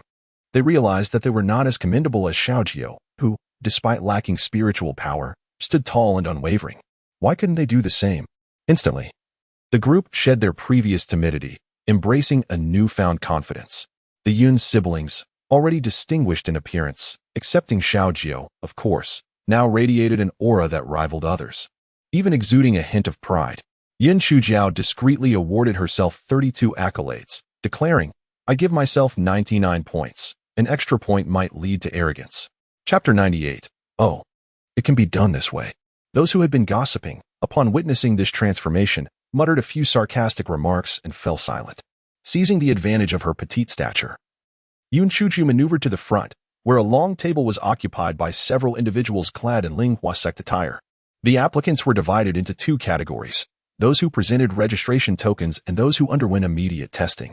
However, the testing criteria were exceedingly stringent. Yun Chuju cast a glance, noting the varying requirements of spiritual power based on age. Furrowing her brow, she realized that none from the Yun family met the necessary standards. Following the established protocol would undoubtedly lead to failure. While she could register using the token provided by Elder Son, what about Yun Chu and the others? Surely, they could not leave empty-handed. Exiting the crowd, Yun Chujiao recounted her observations. Although Yun Chu and the others had mentally prepared themselves, disappointment still lingered in their hearts. Yun Chushan glared at Yun Chujiao with resentment, thinking to herself that the token should rightfully belong to her. Although the members of the Yun family could hardly conceal their disappointment, they decided to stay and witness the spectacle, for such opportunities were indeed rare. Yun Chujiao's mind raced as she pondered how to ensure that Yun Chu and the others could also register. Should she resort to intimidation and beat up the registrant to coerce him into signing them up? Ahem, the question of whether she could even overpower him aside. Creating a scene at Linghua sect would be sheer folly. Bribery? That was out of the question. She was so destitute that she had resorted to selling horses. Where would she find spirit pearls or spirit stones for bribes? Just as Yun Chuji was lost in her troubled thoughts, a commotion erupted ahead. This senior brother, only one registration token remains in Elder Zhao's possession. As siblings, could you make an exception for us? Yin Chujiao was taken aback. That voice, wasn't it by Xiaonan's? She pushed her way to the front and, to her astonishment, found Bai Mayu and Bai Mashio standing there. How curious, what brought them here? The disciple in charge of registration scrutinized Bai Moyu and Bai Mashio for a moment and inquired, Elder Xiao? Which Elder Xiao? Elder Xiao Panshir from the West Peak. Bai Moyu replied. The Bai siblings had encountered Elder Xiao a few days prior, who had graciously given them 2 registration tokens. Unfortunately, while Bai Mashio was out shopping, one of the tokens had been stolen. Fearing Elder Xiao's wrath, they dared not ask for another and decided to blend in for now. If they succeeded in registering, they would not need to seek out Elder Xiao again. Upon inspecting the back of the registration token, the disciple noticed the character Xiao and hesitated, contemplating the situation. The disciple happened to be from Shifeng, and Elder Xiao was the head of the law enforcement hall at Shifeng, notorious as the black-faced executioner. It was best to avoid provoking him. After all, it was merely a matter of eligibility for registration. Even if one signed up, passing the test was not guaranteed. Perhaps it would be wiser to extend a favor instead. Very well. Proceed to collect the testing jade token over there. The disciple waved his hand, indicating that by MOU and by MO had passed. Yunchu Gio's eyes sparkled at this revelation. Oh, is it possible to do it this way? She bounced over to the disciple, presenting the registration token given to her by Elder Sunday Chapter 99. The Phoenixes cried. The disciple accepted the token, scrutinizing Yun Chujiu with a critical eye. He frowned. This dark-skinned girl clearly lacked spiritual power. How could she possess a registration token? Never mind. It was better to avoid complications. She had the token, so it was not his responsibility. Proceed to collect the testing jade token over there. The disciple spoke with a hint of impatience. All right, brother, sisters, let us go and collect the testing jade token. Yin Chu Jio waved her small paw, beckoning Yin Chu Wu and the others from the crowd. The group looked somewhat bewildered but nonetheless approached. The disciple, growing anxious, exclaimed, Hey, I said for you to go alone to collect the testing jade token. Do they possess a token? If not, They cannot participate in the test. Yun Chujiao shot him a defiant glare. Brother, my circumstances are identical to those of the previous siblings. Why are they permitted, yet we are not? The disciple was momentarily taken aback, his irritation flaring as he retorted, their tokens were granted by Elder Shao, who is known for his fairness and would never engage in deception. Alas, your words do not sit well with me. It is evident you are judging by appearances. The token bestowed by Elder Shao should suffice. Why must the token from Elder Son of the Central Peak be deemed inadequate? Yun Chujiao raised her voice in protest. With a heart full of mischief, she intended to take advantage of the chaos. Recalling how the 5 peaks of Linghua sect had subtly competed during their time in the Beast Forest. Today, I shall leverage this issue. I refuse to believe that no one from the Central Peak will come to my aid. The disciple in charge of registration, flustered by Yun Chujiao's audacity, turned crimson with indignation. You are speaking nonsense. No, it simply cannot be done. Yun Chu and the others were left utterly dumbfounded. This little Jiao's audacity was beyond measure. How could she dare to challenge the disciples of Linghua sect? Yun Chu tugged at Yun Chujiao, implying that perhaps it would be best to let this matter go.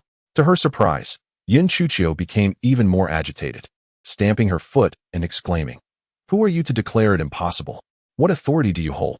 I might as well seek out Elder Son and inquire why his token is deemed less effective than that of Elder Shao. Are we of the Central Peak somehow inferior to the Western Peak?" The disciple was on the verge of fainting from frustration. What was once a commendable position in charge of registration had become a trial, confronted by this obstinate young girl. A trivial matter had escalated to a conflict between 2 peaks, and if not handled delicately, he would find himself caught between both sides. Just as the tension reached a stalemate, a clear and resounding voice rang out from above.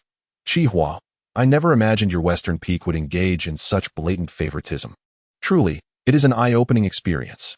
As the crowd lifted their gaze, they beheld a man clad in the attire of an inner disciple of the Linghua sect, soaring toward them on his sword.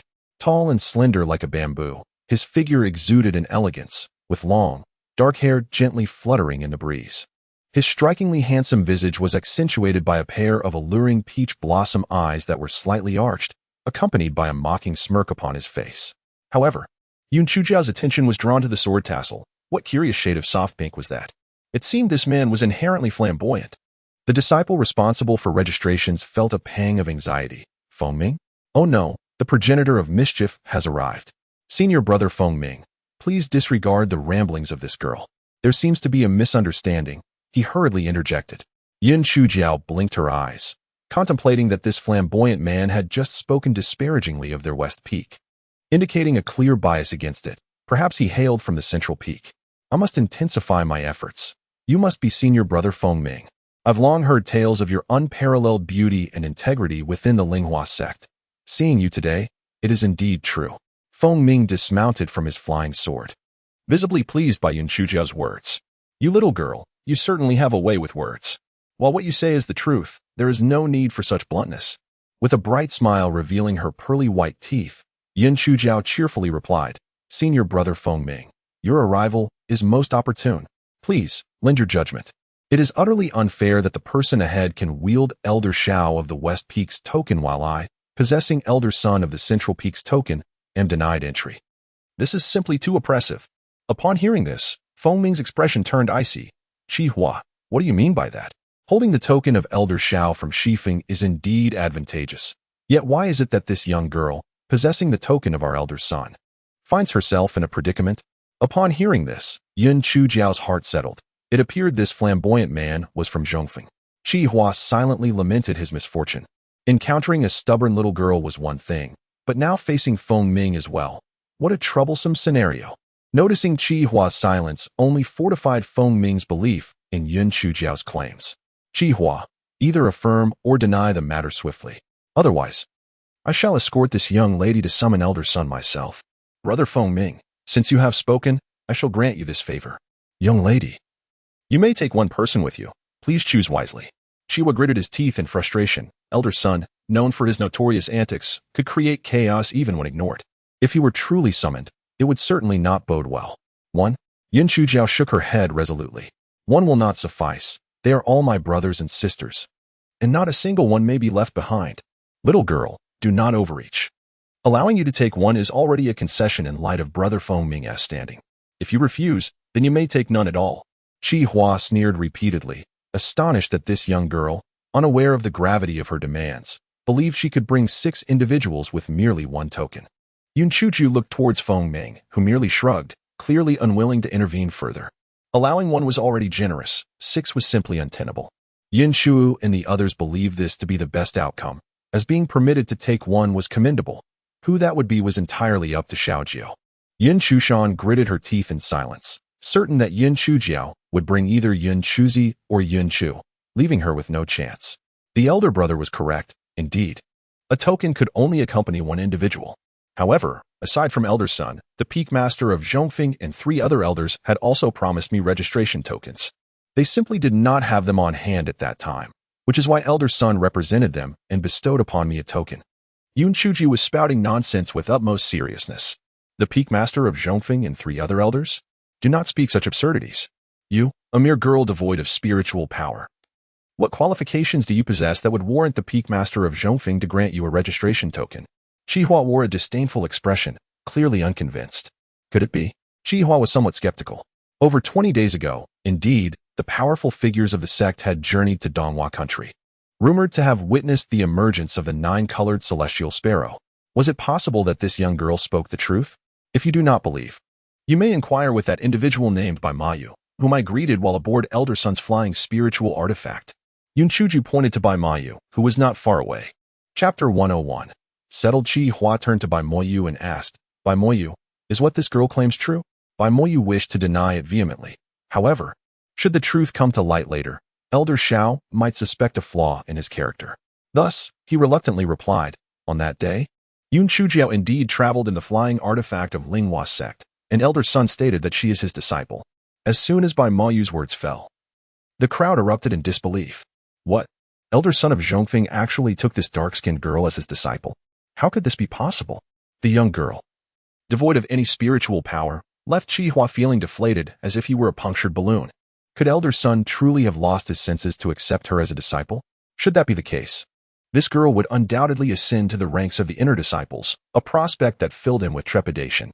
Although Feng Ming remained skeptical, he chose to observe with a detached demeanor, influenced by Yun Chujiao's affable nature and his disdain for the conduct of the West Peak, refraining from interjecting.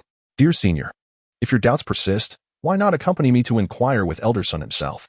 He is renowned for his amiable disposition and will surely address your concerns with patience. Yun Chujiao emphasized Elder Sun's kindness and patience with great fervor.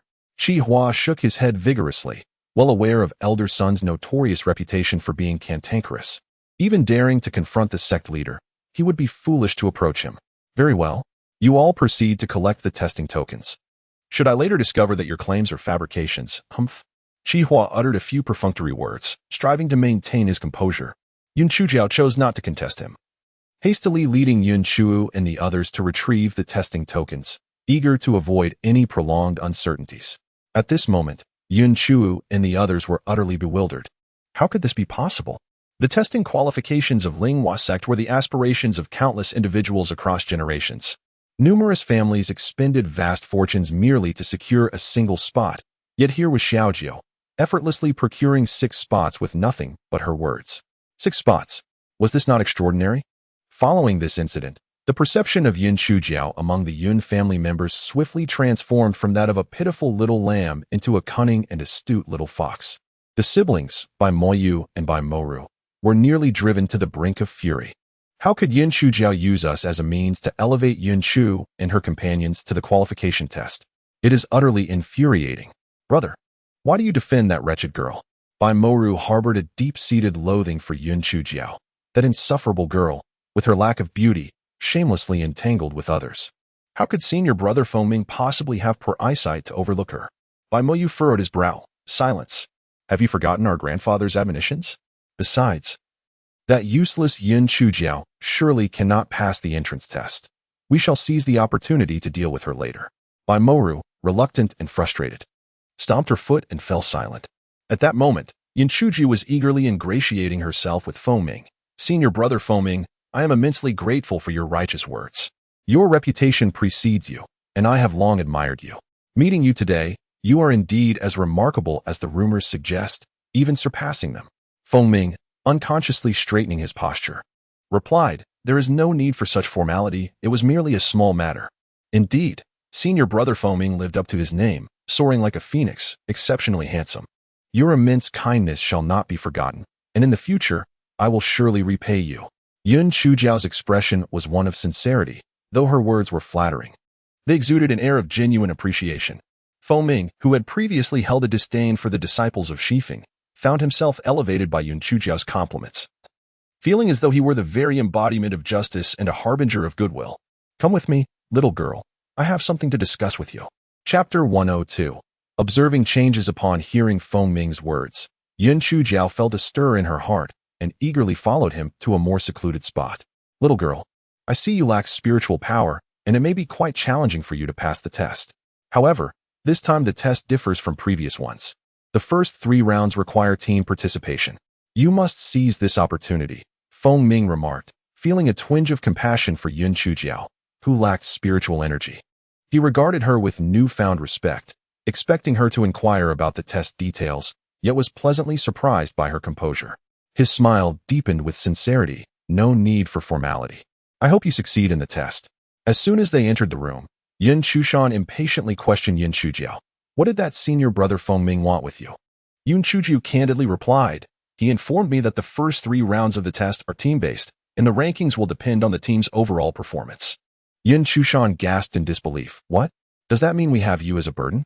Yun Chuqing scoffed. "Third sister, if it weren't for Xiaojiao, you wouldn't even qualify to participate in the test. How ungrateful."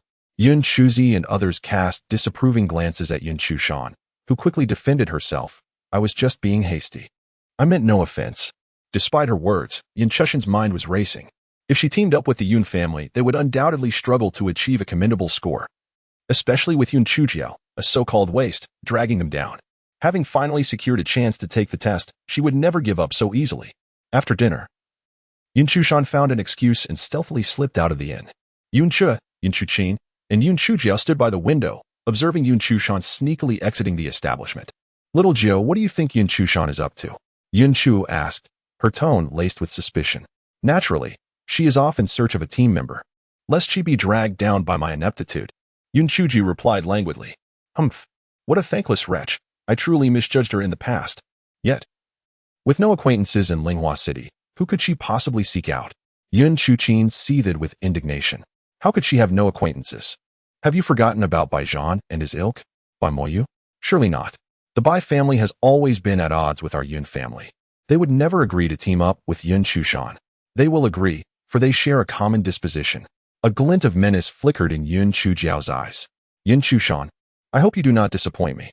If you do not bring about your own demise, I shall have no means to rid our Yun family of your detrimental presence." "Little Jiao, what shall we do then?"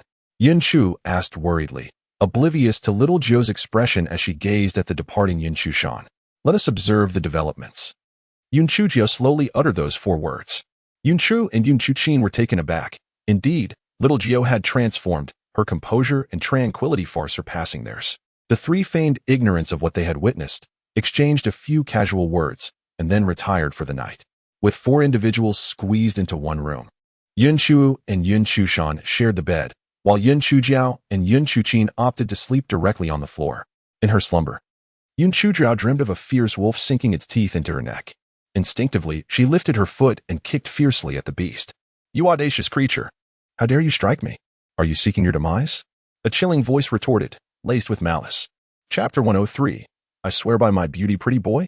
Upon hearing the voice of Di Biming, Yun Chujiao was jolted awake, her mind clouded with confusion. This was not the inn room where she had been sleeping. Before she could fully comprehend her surroundings, her attention was drawn to Di Biming. Observing the palpable fury radiating from him, Yun Chujiao instinctively recoiled. The once charming visage of the pretty boy had morphed into a dark scowl.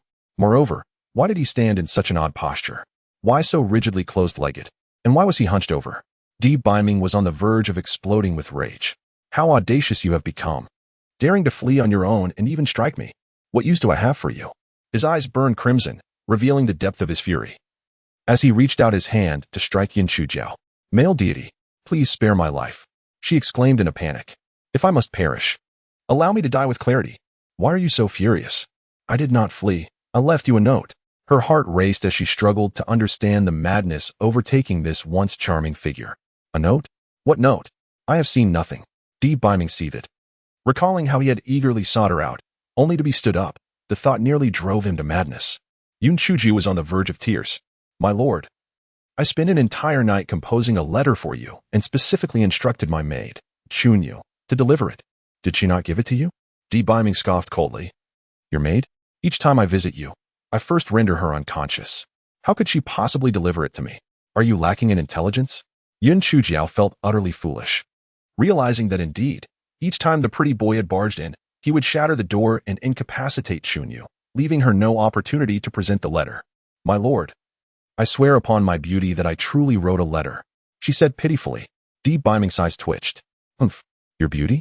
Apologies, but I see no beauty in you whatsoever. All I perceive is a withered black bean sprout. Yun Chujio silently recited to herself that impulsiveness was a devil, managing to suppress the tumultuous energy within her. My lord. Wait, if you haven't seen my letter, how did you know I arrived at Linghua sect? Biming rubbed his nose. Humph, matters I wish to know will always come to light. Do not divert the topic. What you claim about a letter is surely a fabrication. At that moment, Yun Chujio's life felt precarious, and without further contemplation, she hastily declared, My lord, I can recite that letter from memory. If I had pen and ink, I could transcribe it for you immediately. Humph, you have a quarter of an hour to transcribe the letter. When the time comes, I shall compare it with the one you left at the Yun residence. If even a single character differs, I shall whip you. Biming, unable to recall any suitable punishment, carelessly uttered a threat. Yun Chujiao inwardly cursed. Damn it, shall I still use the whip on her? This pretty boy surely harbors some unsavory proclivities, doesn't he? Indeed, he is a pervert. Sooner or later, she will break free from his grasp. Poor Emperor Zun. Little did he know that his casual mention of whipping would lead the mischievous Xiao Jio to concoct such elaborate fantasies. My dear idol, alas, I am bereft of ink, brush, and paper. How shall I write? Humph. Anine, quickly fetch me the necessary writing materials. Biming snorted coldly, striding to the door to call out. Anine, lamenting, complied. Master, where am I to find such things at this late hour? Chapter 104. A kind of pain known as tears uncried Yun Chujiao couldn't help but notice that Biming's gait seemed rather peculiar. Then she recalled the kick she delivered in her dreams. Could it be that she struck the pretty boy in a sensitive area? Ha ha ha, oh my, this is utterly hilarious. Yun Chujiao nearly burst into laughter, quickly turning away to cover her mouth, though her heart was alight with joy. Serves you right. This is retribution.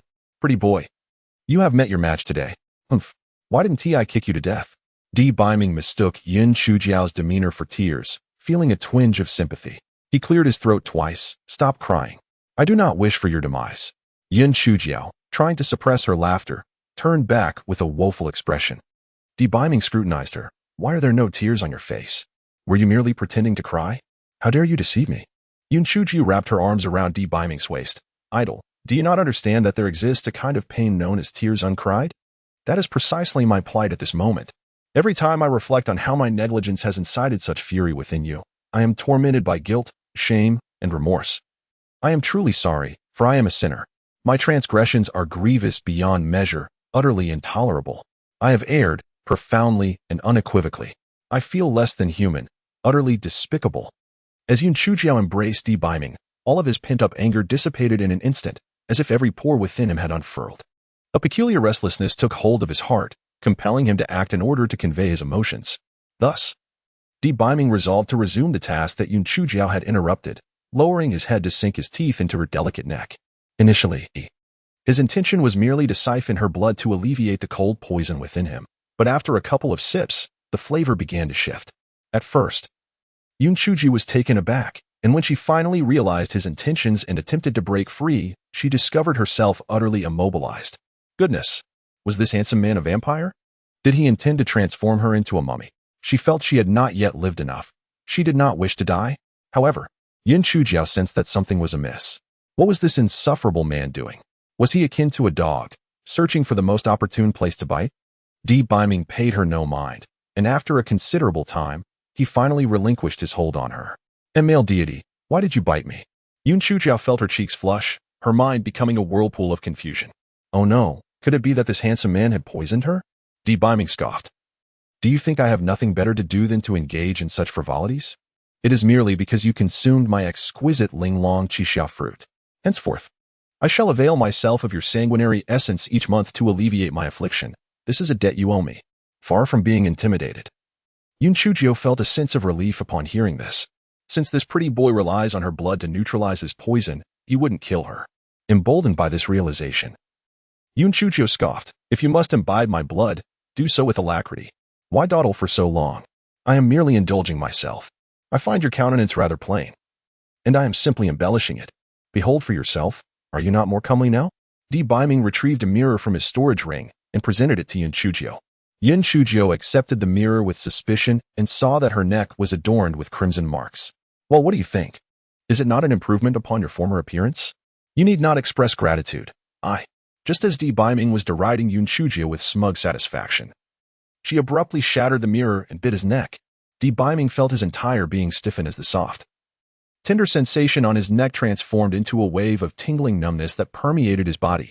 This numbness even overshadowed the pain from the wound, leaving him in a daze as Yun Chujio continued to bite him.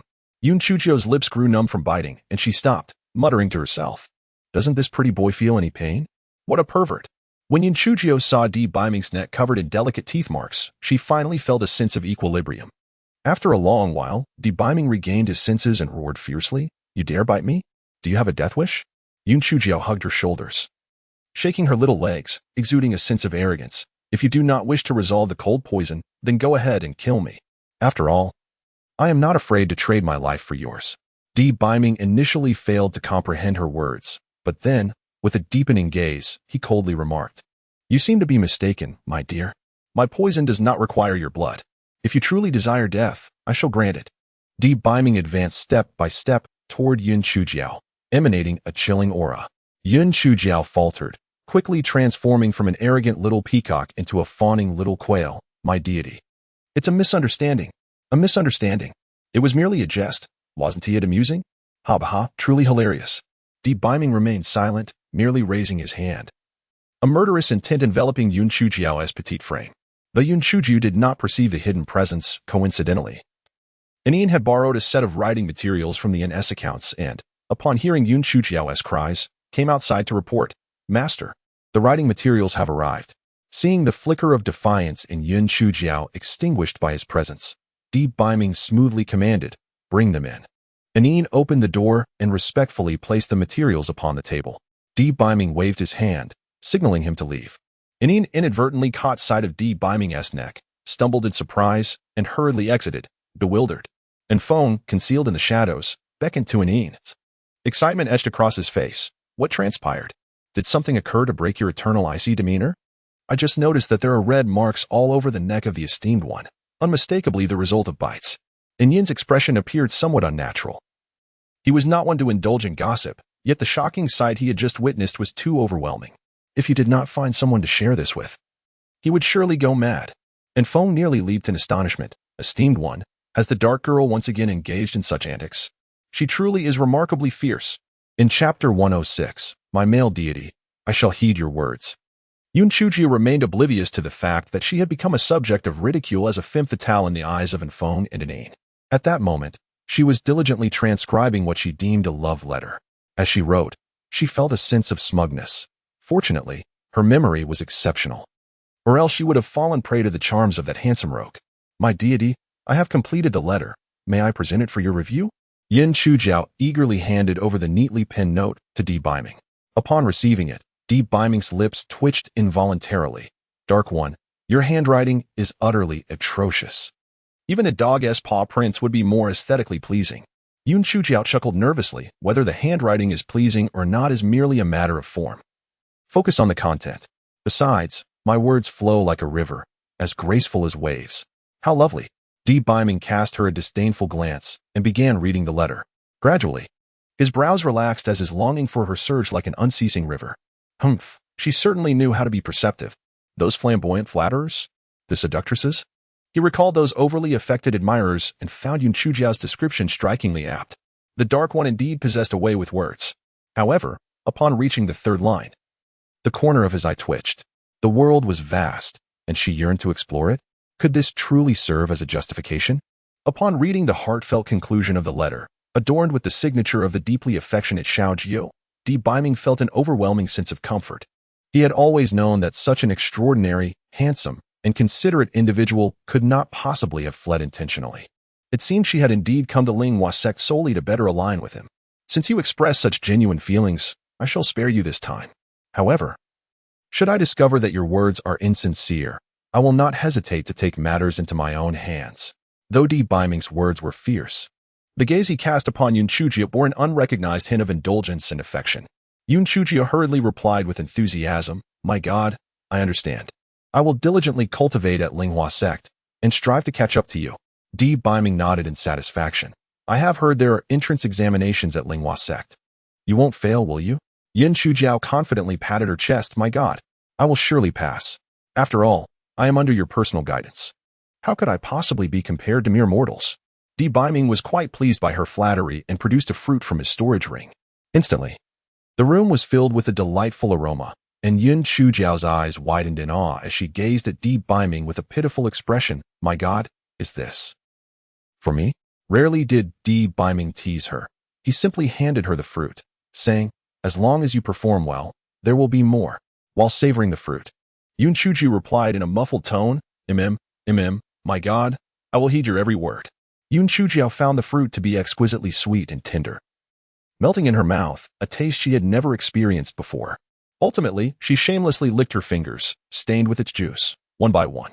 A quintessential example of the adage that nourishment begets loyalty, a single fruit instantly improved the image of Di Biming, whose brilliant smile became dazzling. "All right, my idol. Your efforts are much appreciated." Di Biming resisted the impulse to retrieve the remaining fruit from his storage ring, silently admonishing himself to practice moderation. For this fruit was akin to the carrot dangled before a donkey. Should the donkey consume the carrot, its motivation would wane. Chapter 107. A disheveled wind. Di Biming placed Yun Chujiao outside the room and, with a stern expression, declared, "From now on, do not bite others, or I shall knock out your teeth."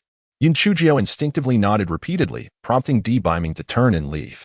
Lying on the ground, she felt somewhat bewildered. What did that pale-faced man mean by forbidding her from biting others? If she couldn't bite others, did that imply she could bite him? This pale-faced man was indeed peculiar. Not only did he relish whipping women, but he also seemed to enjoy being bitten, a true oddity. After indulging in these errant thoughts for a brief moment, she fell into a carefree slumber. Outside the inn, the shadowy figure known as Dark Wind stood like a quail in the wind, hastily approaching Di Biming as he arrived. "My lord, I acknowledge my transgression. The communication talismans malfunctioned, and I failed to report in time." Di Biming waved his hand dismissively, tossing Dark Wind a storage bag.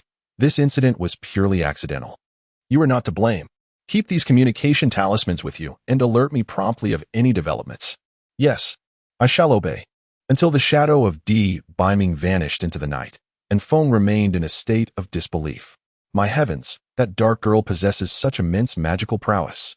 She actually transformed their esteemed master from a frigid iceberg into a warm-hearted gentleman. How astonishing is that? As Feng opened the storage pouch in his hand, he was utterly flustered by the whirlwind of emotions. Inside the pouch lay no less than 5 voice transmission talismans. Goodness gracious, these talismans are quite rare. Their master actually bestowed upon him 5 in one go. He must hold the dark girl in exceedingly high regard. TSK, the dark girl is indeed fierce. Just look at the marks she left on their master's neck. It's nearly a honeycomb. Who would have thought their master had such tastes? Quite the heavy preference, indeed. And Feng recalled the bite marks on Di Biming's neck and, after a moment of hesitation, summoned his courage to grasp one of the talismans. "Esteemed master, I believe it would be prudent to attend to the red marks on your neck. Otherwise, well, it could create quite a stir." After a brief pause, the talisman began to quiver, and Feng hastily employed his spiritual sense to listen. Di Biming's cool voice resonated within. "Starting this month, the monthly salary will be doubled." And Feng was overjoyed, laughing heartily. Ever since encountering the dark girl, their master had become increasingly relatable. Given the promise of increased compensation, he was determined to protect the dark girl diligently. With Feng's warning in mind, Yun Chujiao was not as fortunate. Upon hearing the commotion, Yun Chu and Yun Chuqing hurried over, gazing at Yun Chujiao's neck with expressions of skepticism. Yun Chujiao, groggily awakening, yawned and casually remarked, "What is wrong with my neck?" Must be a bug bite, right? Nonsense. The mark upon your neck is unmistakably the result of a man's bite. Xiaojiao. How could you be so indiscreet? Yun Chushan's tone bore a hint of excitement, as she had finally seized upon a flaw. A man's bite? Third sister. I never expected you to be so knowledgeable. I am still young, and do not comprehend what you are implying. Besides, we all sleep in the same room. Where would a man come from? Yun Chuchio pouted defiantly. Perhaps you sneaked out while we were asleep. You are young, yet you have a history. The more Yun Chushan observed the mark on Yun Chuchio's neck, the more suspicious she became. Yun Chuchio secretly loathed debiming, blaming that wretched pretty boy for her predicament. However, she had also bitten him several times on the neck. Could he not be subject to scrutiny as well? The thought of that insufferable pretty boy being laughed at by others brought an involuntary smile to Yun Chuchio's lips. Yun Chushan took a cautious step back, wondering if Yun Chuchio had lost her senses. Third sister, if Xiaoji were to sneak out, would we not awaken? Moreover, this place is not Yi City. It is unfamiliar territory. Where would any man be found? It must have been some insect that bit her. Yun Chiki could not abide Yun Chushan's triumphant demeanor. Suddenly, Yun Chushan raised her voice. An insect? I slept on the ground with her. How come I was not bitten? Humph. Perhaps the insect knows your blood is black. Yun Chiki remained unyielding in her sharp tone. Yun Chushan's face fell immediately. Yun Chiki, what do you mean by that? It means exactly what it says. If one wishes to keep a secret, one must first refrain from wrongdoing. Yun Chushan harbored a secret within her heart, and upon hearing Yun Chuqing's words, she spoke with a facade of bravado. I have not committed any misdeeds, so what is there to fear being discovered? However, the mark on Xiaojiu's neck is rather suspicious. Yun Chujiu exchanged a knowing glance with the increasingly agitated Yun Chuqing and chuckled. In any case, the mark on my neck is certainly not from a human bite. You may think as you please. I am on the verge of starvation. Consuming breakfast is my foremost priority. Feeling somewhat guilty, Yun Chushan chose not to dwell on the matter any further. After breakfast, Yun Si and the others sought out Yun Chujiu, inquiring, Xiaojiu, what preparations do we need to make for the entrance assessment in 2 days? Unbeknownst to them, the Yun family had subconsciously regarded Yun Chujiu as the decision-maker. With a cheerful demeanor, Yun Chujiu replied, simply eat well and sleep well. The fortunate are always favored by fate. We shall undoubtedly succeed in the first 3 rounds. Yun Si and the others exchanged puzzled glances. Xiaojiu, is that really sufficient? Yun Chujiu shrugged nonchalantly. What else can we do? Even if you forego sleep for 2 days, you cannot level up, can you? It is better to conserve our energy. Upon reflection, the others agreed with Yun Chujiu's reasoning. Since a significant breakthrough was unrealistic, it was indeed wiser to reserve their stamina. Thus, for the next 2 days, the Yun family primarily focused on rest. Even the frugal Yun Chujiu became generous, selling 2 horses in exchange for several thousand spirit pearls, which significantly enhanced the quality of their meals. On the eve of the assessment, Yun Chushan presented an oiled paper package to Yun Chujiu, saying, Xiaojiu, I have wronged you in many ways before.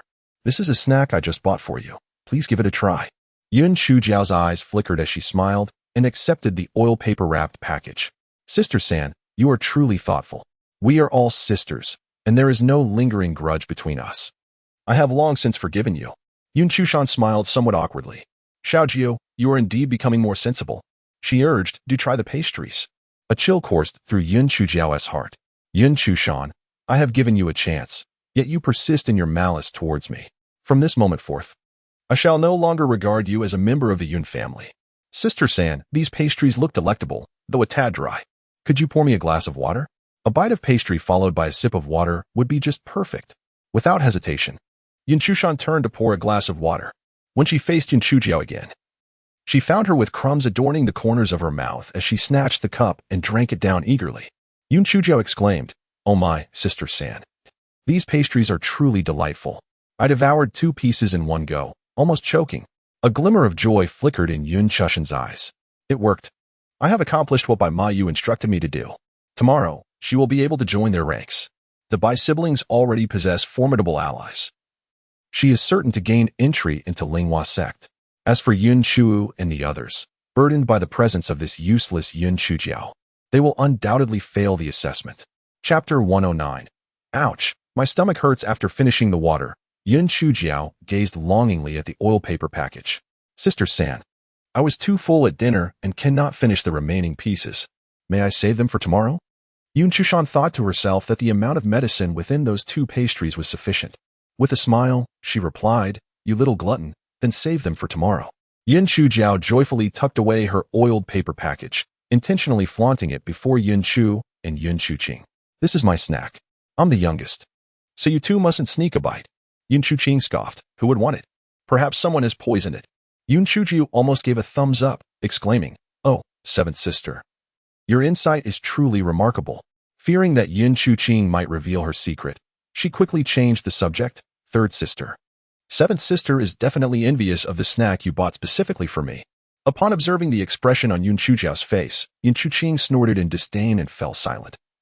Utterly detesting Yun Chushan, the one who betrays her own kin. The following morning, the Yun family arrived early at the foot of Linghua sect's mountain. Despite their timely arrival, a considerable crowd had already gathered at the base. After a while, disciples from Linghua sect began to emerge to maintain order. Participants in the test held their jade tokens and formed a queue, while onlookers were instructed to step back. After a brief commotion, the candidates arranged themselves into several rows as required, and Yun Chujiao estimated that there were well over 10,000 individuals present. At the forefront stood a raised platform, upon which a middle-aged man was stationed. The examination was divided into 4 rounds. The first 3 would be team assessments, and the 4th would be an individual test. Those who succeeded in the first 3 rounds would be eligible to join Linghua sect as attendants, while those who passed all 4 rounds would gain entry as outer disciples. The middle-aged man conveyed this information with the aid of spiritual energy, ensuring that everyone heard him clearly. Some among the crowd were puzzled. Why were there only outer disciples and no inner disciples mentioned? The middle-aged man seemed to be aware of the crowd's inquiries and continued. "This test differs from those in the past. The absence of an inner sect is due to the fact that, 1 year after your initiation, the sect will conduct a trial. Both the servants and outer disciples are eligible to participate.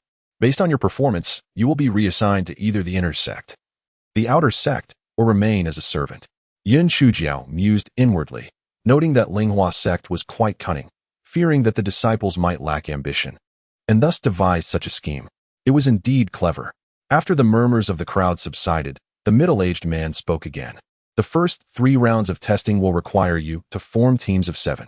You may freely combine, and if there are any left ungrouped by the end, they will be assigned randomly. Once you have formed your groups, proceed to my right side for registration. Now, let us begin. You have half an hour." Yun Chujiao clapped her hands in delight, exclaiming, "Ah, this is splendid. There are exactly 7 of us. Indeed. Haha. We fit perfectly into one group without needing to split up. It seems that Xiaoji was right. Our fortune is indeed favorable." The others, including Yun Chudu, chimed in joyfully, except for Yun Chushan, whose eyes flickered as she glanced around, occasionally casting a puzzled look at Yun Chujiao. Yun Chujiao could not help but smirk inwardly, yet suddenly feigned a pained expression. "Oh dear, why has my stomach begun to hurt so suddenly?" Yun Chu and the others quickly became anxious. "Xiaojiao, what is wrong? Are you all right? Could it be something you ate? But we all had the same breakfast." Chapter 110. The 7th person. The members of the Yun family were in a state of panic, yet a glimmer of triumph flickered in Yun Chushan's eyes. She had succeeded.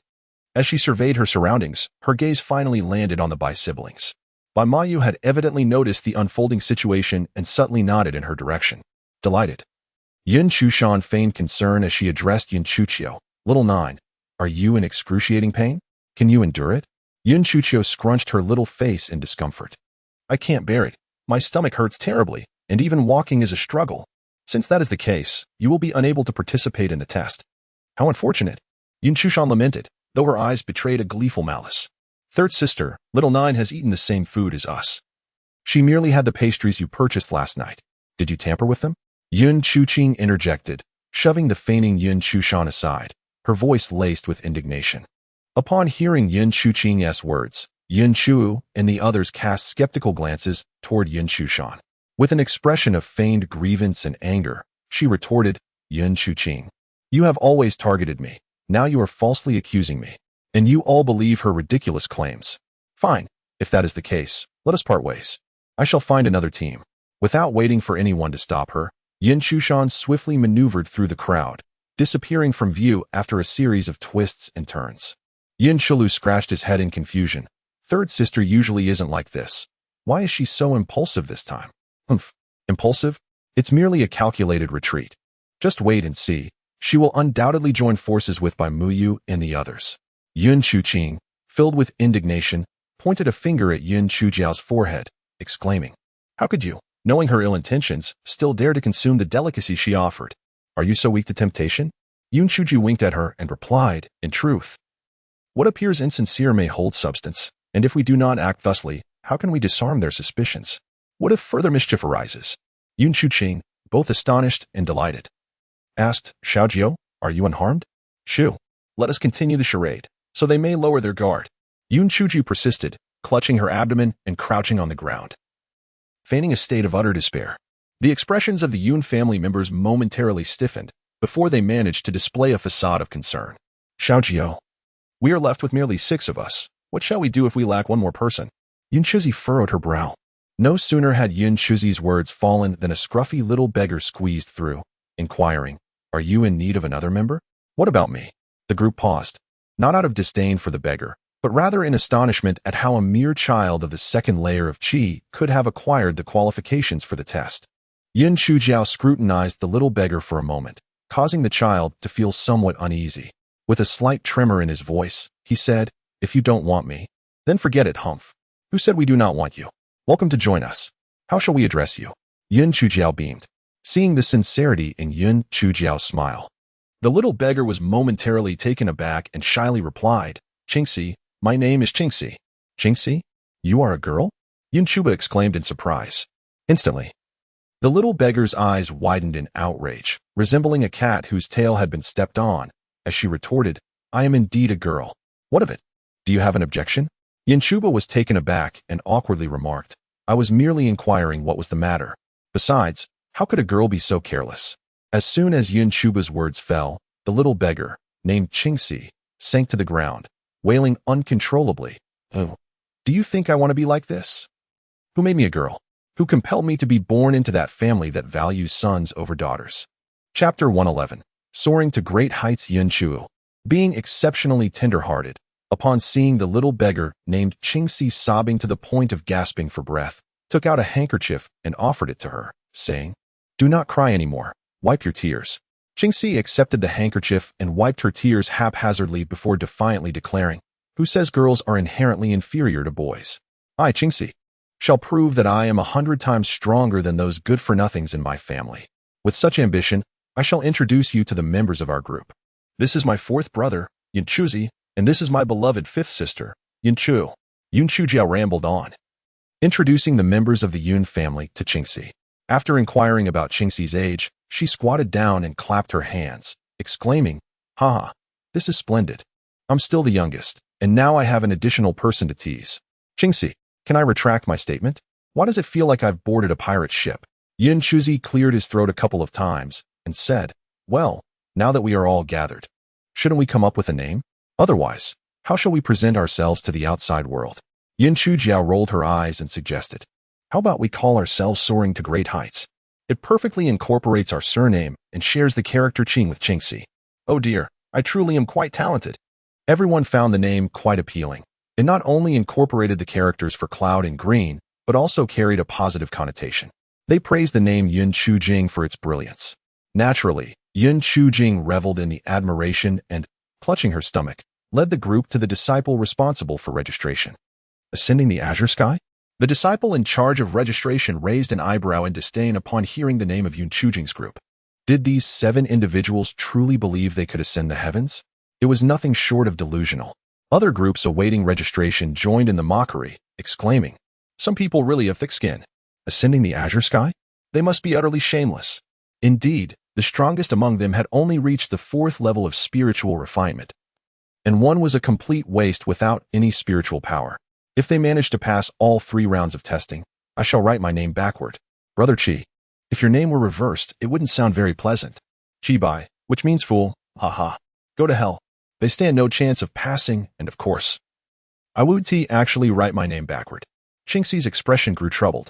During her time in the family, she had endured similar ridicule and contempt. Had she made a grave mistake in choosing to ally with Yun Chujing? No, it must not be a miscalculation. Yun Chujing had secured 6 testing qualifications solely through her eloquence. She must possess hidden depth and exceptional talent. Qingxi was determined to trust her. Unbeknownst to Yun Chujing, She had unwittingly garnered a devoted admirer. With narrowed eyes, Qingxi committed the faces of those who had mocked her to memory. Little Jiu will have her revenge. 10 years is not too late. Just wait and see. It is quite a coincidence that, whether intentionally or unintentionally, Bai Mayu and his group have arrived here to register. Yun Chujiao surveyed their group, which consisted of the Bai siblings, the visibly awkward Yun Chushan, and 2 men and 2 women. The 2 men were at the 6th level of spirit refinement, while the 2 women were at the 5th level. Upon seeing Yun Chushan in the company of Bai Moyu, Yun Chuqing was immediately incensed. Yun Chushan, you truly are something. You pretended to be an innocent little white lotus before, yet now your true colors are revealed. Yun Chushan, feigning strength, coldly scoffed. People strive for higher ground, while water flows downward. I see nothing wrong in my actions. You should speak to me with more respect. Once I enter the Linghua sect, the Yun family, and all of you will have to rely on me. Yun Chujiao tugged at Yun Chuqing's sleeve, her expression one of pitiful dismay. Third sister, if you wish to rise, we shall not hinder you. However, you must not align yourself with our family's sworn enemies. And to conspire with them to drug me is simply heartbreaking. Fortunately, I brought some medicinal herbs. Otherwise, I would surely be forced to withdraw from the test. Chapter 112. The shameless Yun Chujiao. The onlookers perked up at Yun Chujiao's words, realizing there was indeed a story unfolding here. Yun Chushan, already feeling guilty, was thrown into disarray by Yun Chujiao's revelation and could only stammer in response. You speak nonsense. You're just envious of me. Yun Chujiao could not help but smile bitterly, her heart heavy as she replied. Third sister, you think I am envious of you? It was I who fought for your qualification in the test. If I were envious, why would I go through such lengths? Forget it. Justice lies in the hearts of the people. Since you are so ruthless, let us sever our ties henceforth. We shall take our leave. The onlookers have always been sympathetic to the weak, despite their previous disdain for Yun Chujiao and her companions. Their ire is now directed towards Yun Chu and Bai Mayu. TSK, that woman possesses a striking appearance, yet her heart is so wicked. Indeed, she is nothing short of a treacherous wolf. Moreover, that Bai Moyu is likely no better. Shu, lower your voice. It is said that Bai Moyu has connections with Elder Shao. We must be cautious not to incur his wrath. Bai Moyu nearly choked with rage. This Yun Chujiao is truly a calamity. With just 2 sentences, she has tarnished his reputation. Yun Chujiao, await your downfall. I shall make it my mission to eliminate you. Amira shot a fierce glare at Yun Chushan, perplexed by her brother's decision to group them with this jinx, who has already brought misfortune upon them upon her arrival. Yun Chushan forced a smile at Bai Mayu. Having completely offended Yun Chujiao and her allies, she could only cling to the support of the Bai siblings. A quarter of an hour later, the disciple in charge of the testing called out loudly, participants in the test, proceed to the designated area. Yun Chujiao, clutching her abdomen, was shielded by Yun Chu and others as they stepped into the specified testing zone. The members of the Qing Yun group felt a flash of white light before their surroundings underwent a sudden transformation. They stood upon an open expanse, with only the 7 of them present. Before them loomed an endless flight of stone steps, soaring into the clouds as if reaching for the heavens. Most astonishingly, the angle of these steps increased dramatically as they ascended, with the portion that extended into the clouds nearly perpendicular to the ground. A single misstep could result in a disastrous fall. As the group stood in awe, a voice echoed, disciples participating in the test. You must reach the summit of the stone steps within 2 hours to proceed to the second round. Furthermore, all members must arrive together for it to count. The test begins now. Yun Chujiao surveyed the daunting stairs, pondering the nature of this challenge. The first round seemed unlikely to be overly difficult. It appeared to be a test of courage, stamina, and endurance. Clearing her throat, she proclaimed, as the leader of this group, I have something to say. Since when did we elect you as our leader? Yun Chuqing retorted, rolling her eyes. Yun Chujiao shot her a pointed look. When we set off from Yecheng, we agreed that you would all follow my lead. Are you having second thoughts? Yun Chuqing sighed in silence, conceding to her determination. Yun Chujiao continued.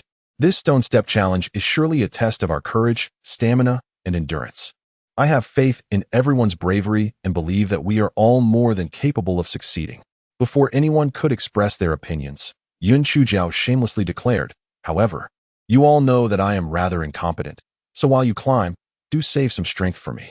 When I can no longer ascend, you shall take turns carrying me.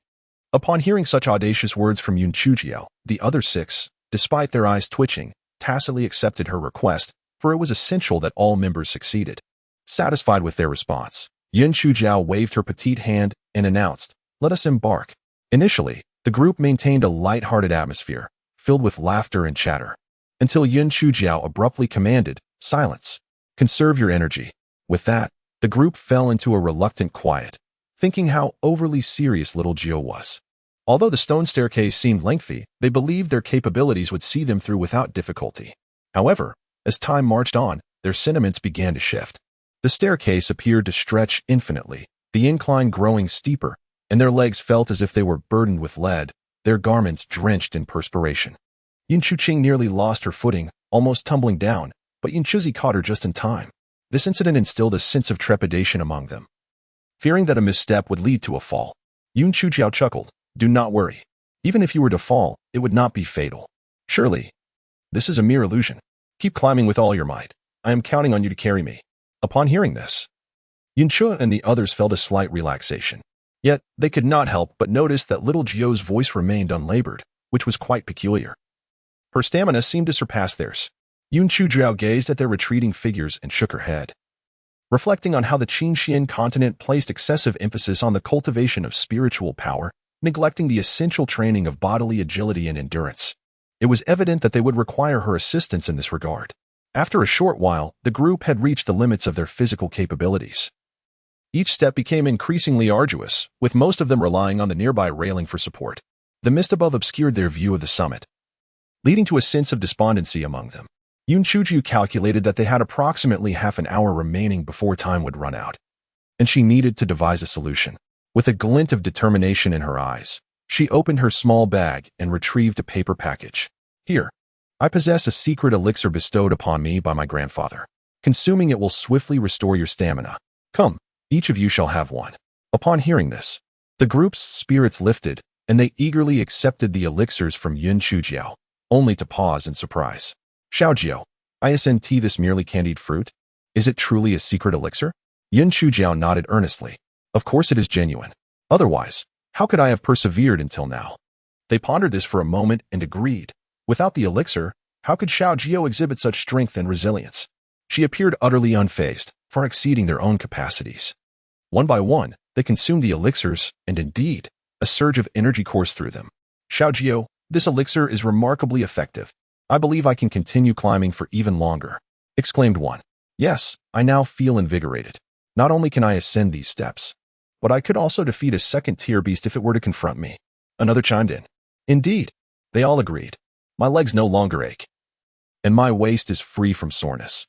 I can ascend 6 steps in one breath." Yun Chujiao felt a pang of recognition at those words. "Well, since everyone has regained their strength, let us hasten our climb. Time is of the essence." With a stern expression, Yun Chujiao urged the group onward. Upon hearing her words, the others, invigorated as if fueled by an elixir, exerted themselves to ascend with fervor. Chapter 114.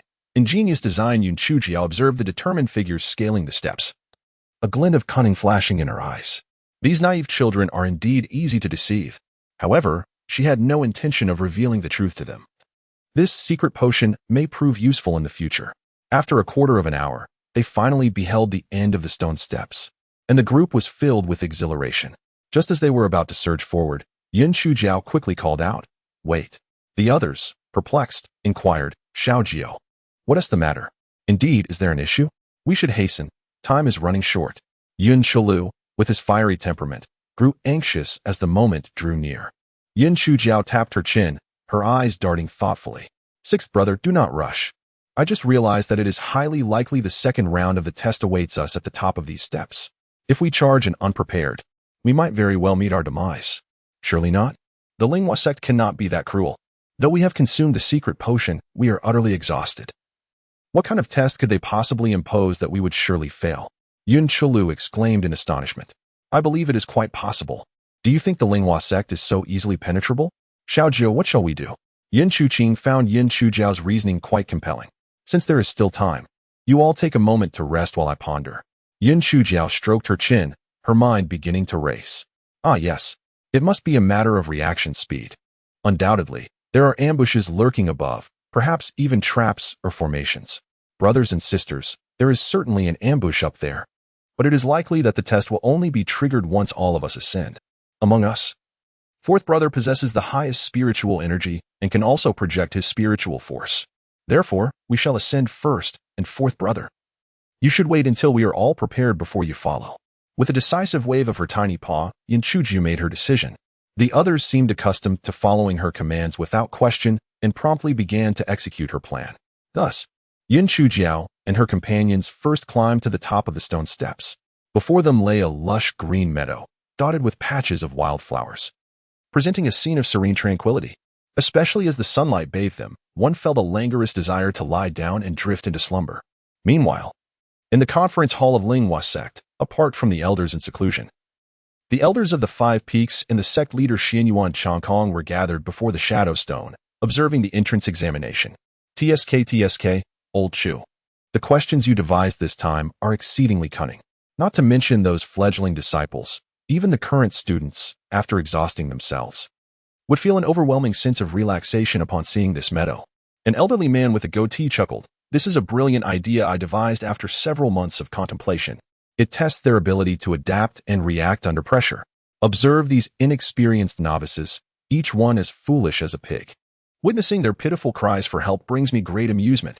The onlookers couldn't help but twitch at the corners of their eyes. It seems that Elder Chu has grown increasingly mischievous with age.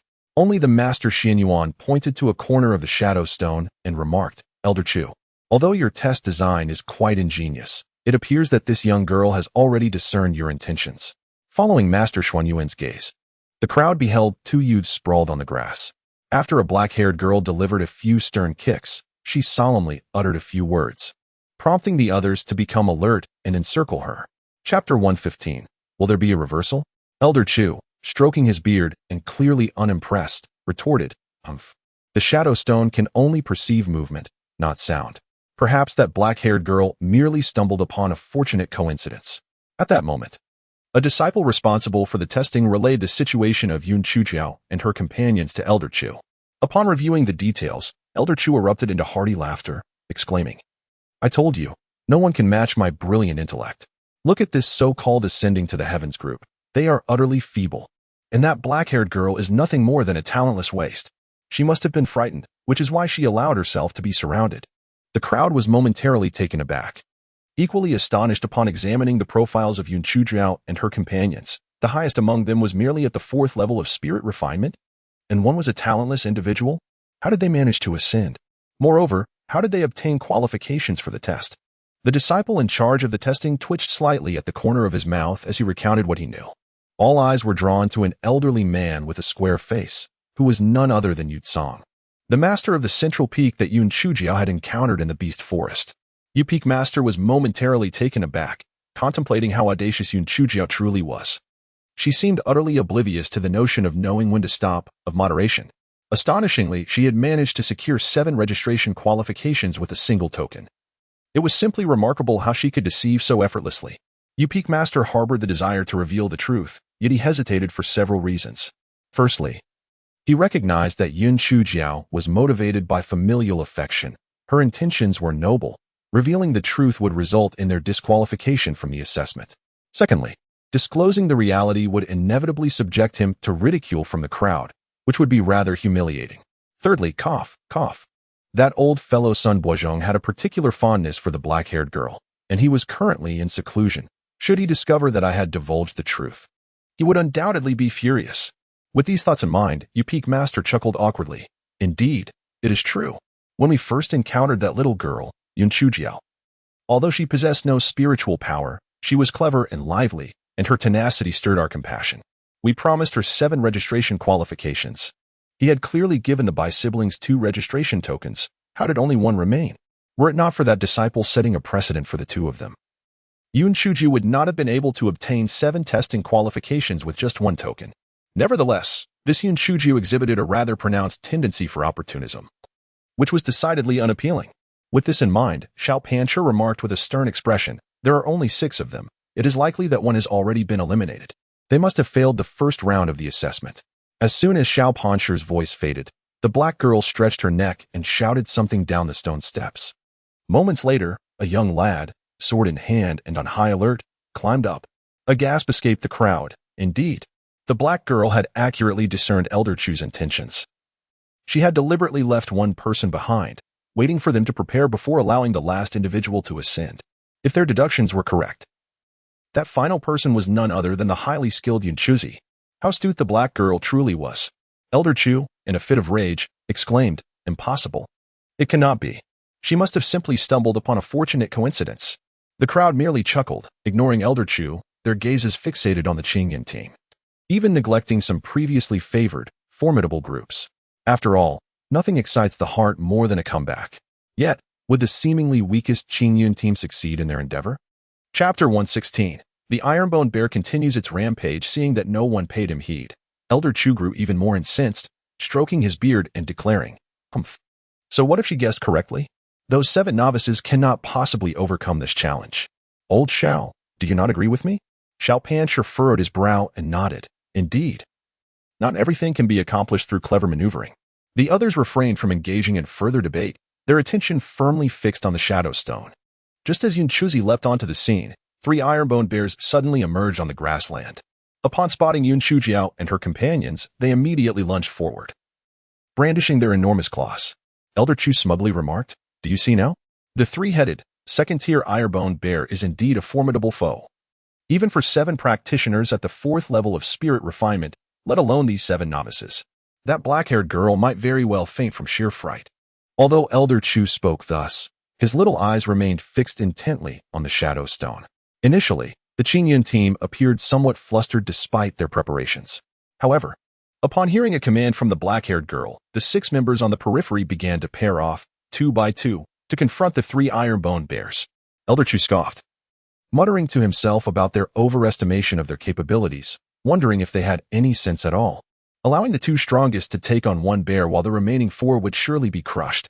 His words were abruptly cut off as Yun Chuzi and Yun Chulu swiftly dispatched their assigned Ironbone Bear. They then proceeded to support the other 2 groups. The faces of Master Xianyuan and the other elders grew slightly rigid, coughing awkwardly. That black-haired girl was indeed quite cunning. She had directed them to attack the bear's vulnerable spots. Aside from their eyes, the only other weak point on the Ironbone Bears was there, and it was likely that the bears had not anticipated such an assault, leaving them unguarded and vulnerable to their strike. "Look quickly, what is the black-haired girl doing?" an elder exclaimed in astonishment. When the assembly turned their gaze, they beheld Yunchuji squatting before the corpse of the bear, extracting a small dagger from her satchel.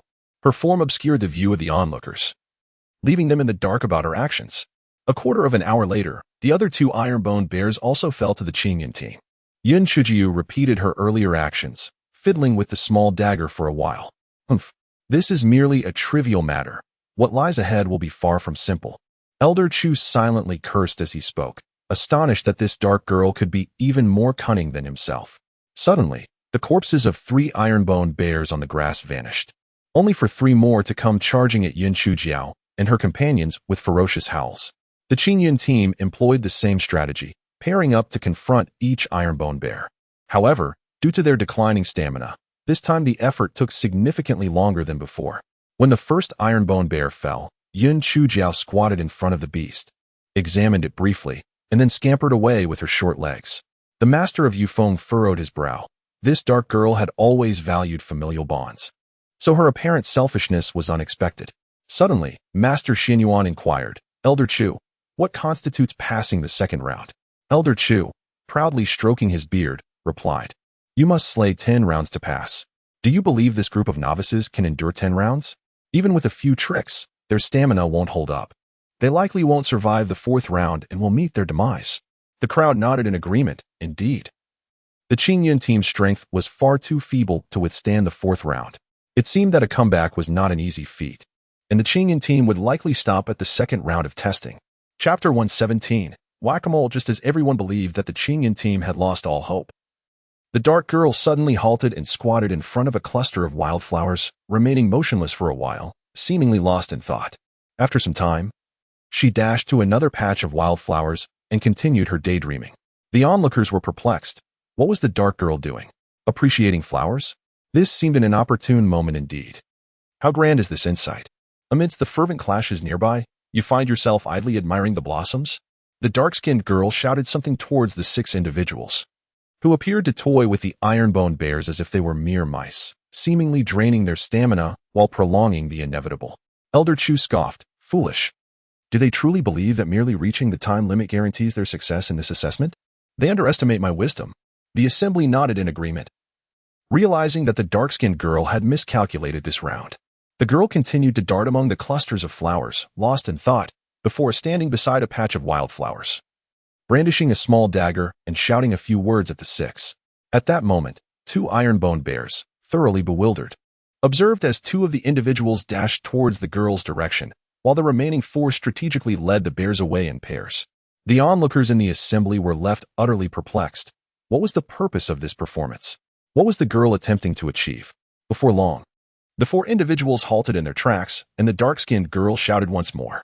Finally, they dispatched the two iron-boned bears. What is this? Elder Chu, what do you think this girl is up to? Inquired one of the elders, confusion etched upon his face. Before Elder Chu could respond, gasps erupted from the crowd. My heavens, what is happening? This is utterly unexpected. How intriguing. How delightful.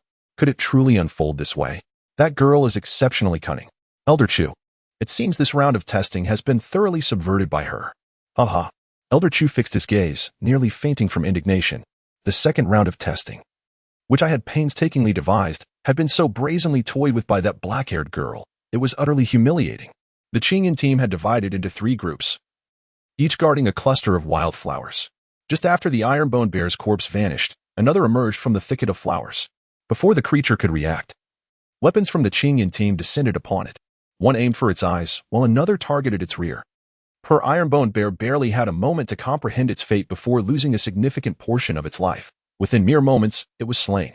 As this cycle repeated, they became increasingly adept, often finishing the task in less than the time it takes to burn a joss stick. Impossible. How could that black-haired girl possibly know the iron-boned bear would emerge from those 3 clusters of wildflowers? Elder Chu was beside himself with rage, feeling utterly humiliated. The Qingyan team was akin to whack-a-mole. They could easily manage not just 10 rounds, but even 20. How distressingly effortless it all seemed. Onlookers murmured among themselves, questioning how the black-haired girl had discerned the focal points of the formation. The wildflowers scattered across the prairie were far more numerous than those few clusters. How had she pinpointed them so swiftly? It likely related to her previous actions, and I too was intrigued. But I could only wait until the test concluded to inquire further. Seeing the Qingyan team excel, the master of the Silent Peak expressed his pride. Elder Chu felt his face burn with embarrassment and retorted angrily, what does it matter if they VE past 2 rounds? There is still a 3rd round to face. They surely cannot succeed in that. Chapter 118. The easy question. Elder Chu, what is the content of the 3rd round of the test? The crowd was quite curious.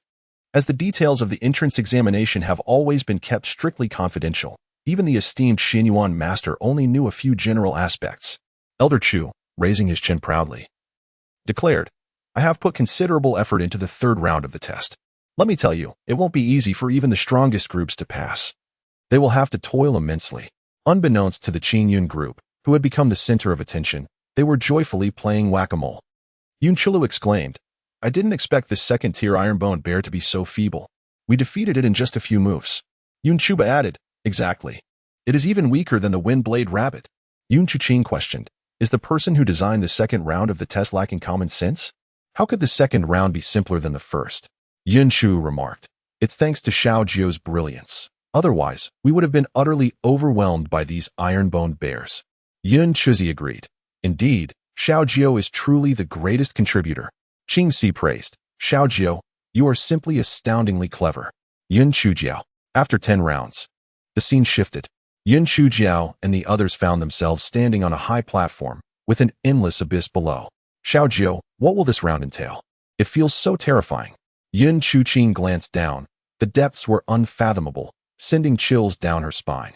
Yun Chujiao surveyed the platform, which had a diameter of approximately 50 to 60 meters, and with the abyss below, could it be? She furrowed her brow. This platform must be a PK arena. What does it mean? The crowd looked at Yun Chujiao in confusion. Ah, it refers to the competition stage, the arena. Yun Chujiao stuck out her tongue. Yun Chubai gasped. The competition stage? Good heavens, our group is the weakest. Any random group could easily overpower us. Does that mean we won't pass this round of testing? The others also wore expressions of despair, for indeed, the strength of every group far exceeded that of the Qingyan group, making it exceedingly difficult to pass this round of testing. Yun Chuju shot them a glare. Difficult. Of course, it's difficult. If it weren't, wouldn't anyone be able to enter the Linghua sect? You should know that knowing the dangers ahead and still moving forward is a true test of courage. Shouldn't you give it your all? Fight them with all your might. Do you hear me? Xiao Jiao, your reasoning is sound, but the disparity in strength is vast. Even if we give our all, we still cannot defeat them. Yinchilla scratched his head, feeling somewhat embarrassed. Humph. If our spiritual power is lacking, we shall compensate with intelligence. Listen to me. Here is what we shall do. Yun Chuju went on to elaborate. The elders in the discussion hall were filled with curiosity. Hey, what is that little dark-skinned girl gesturing about? Elder Chu chuckled smugly. No matter what they plan, it's futile. They cannot win this round through mere cleverness. In this stage, I have arranged for 2 groups to compete. Tell me, which group wouldn't find it a piece of cake to face this little group? Haha. Elder Chu, which group will actually encounter the Qingyun group? The master of Yufeng furrowed his brow. The Qingyun group is indeed in a precarious situation. Allow me to take a look.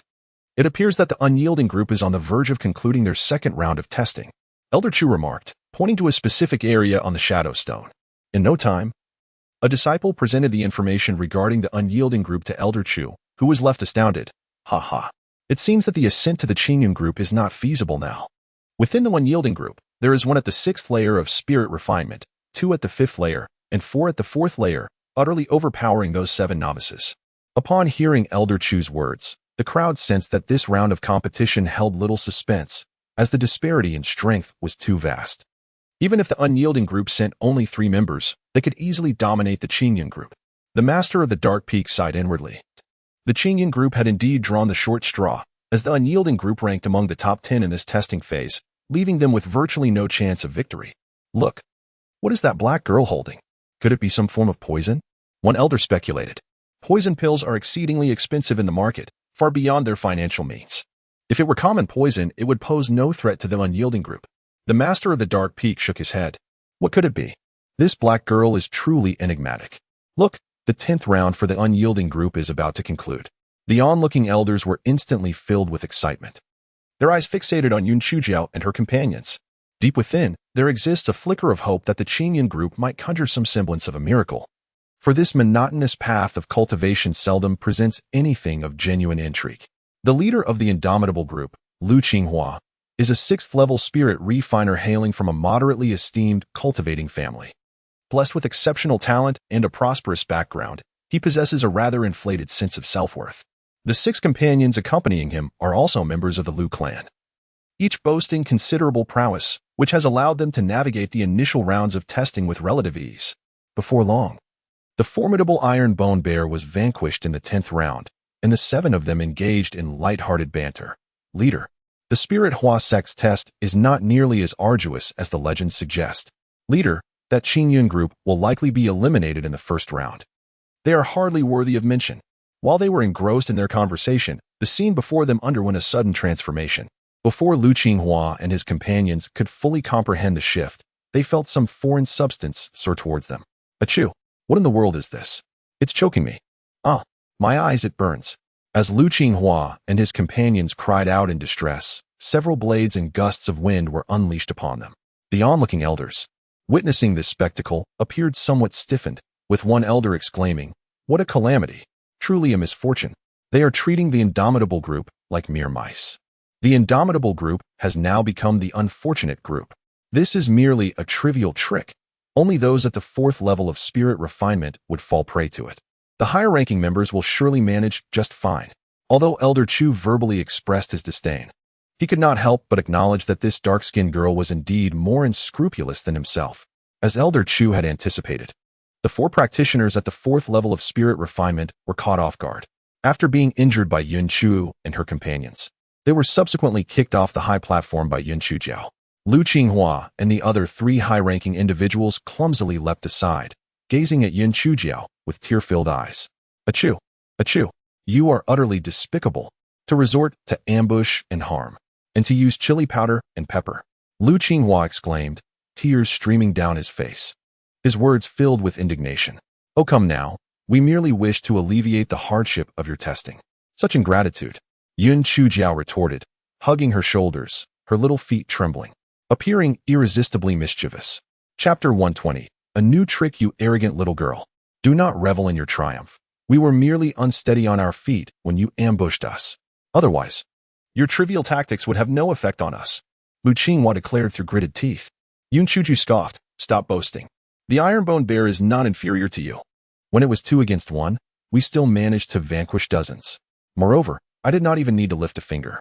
Upon hearing Yun Chujiao's remarks, Yun Chuzi and the others felt a twinge of guilt. Little Jiao, the Ironbone Bear might not guard its rear, but these individuals certainly do. Besides, we cannot engage in a groundhog fight now. We truly cannot contend with them. The trio opposite, Lu Qinghua and his companions, were momentarily taken aback, then burst into hearty laughter.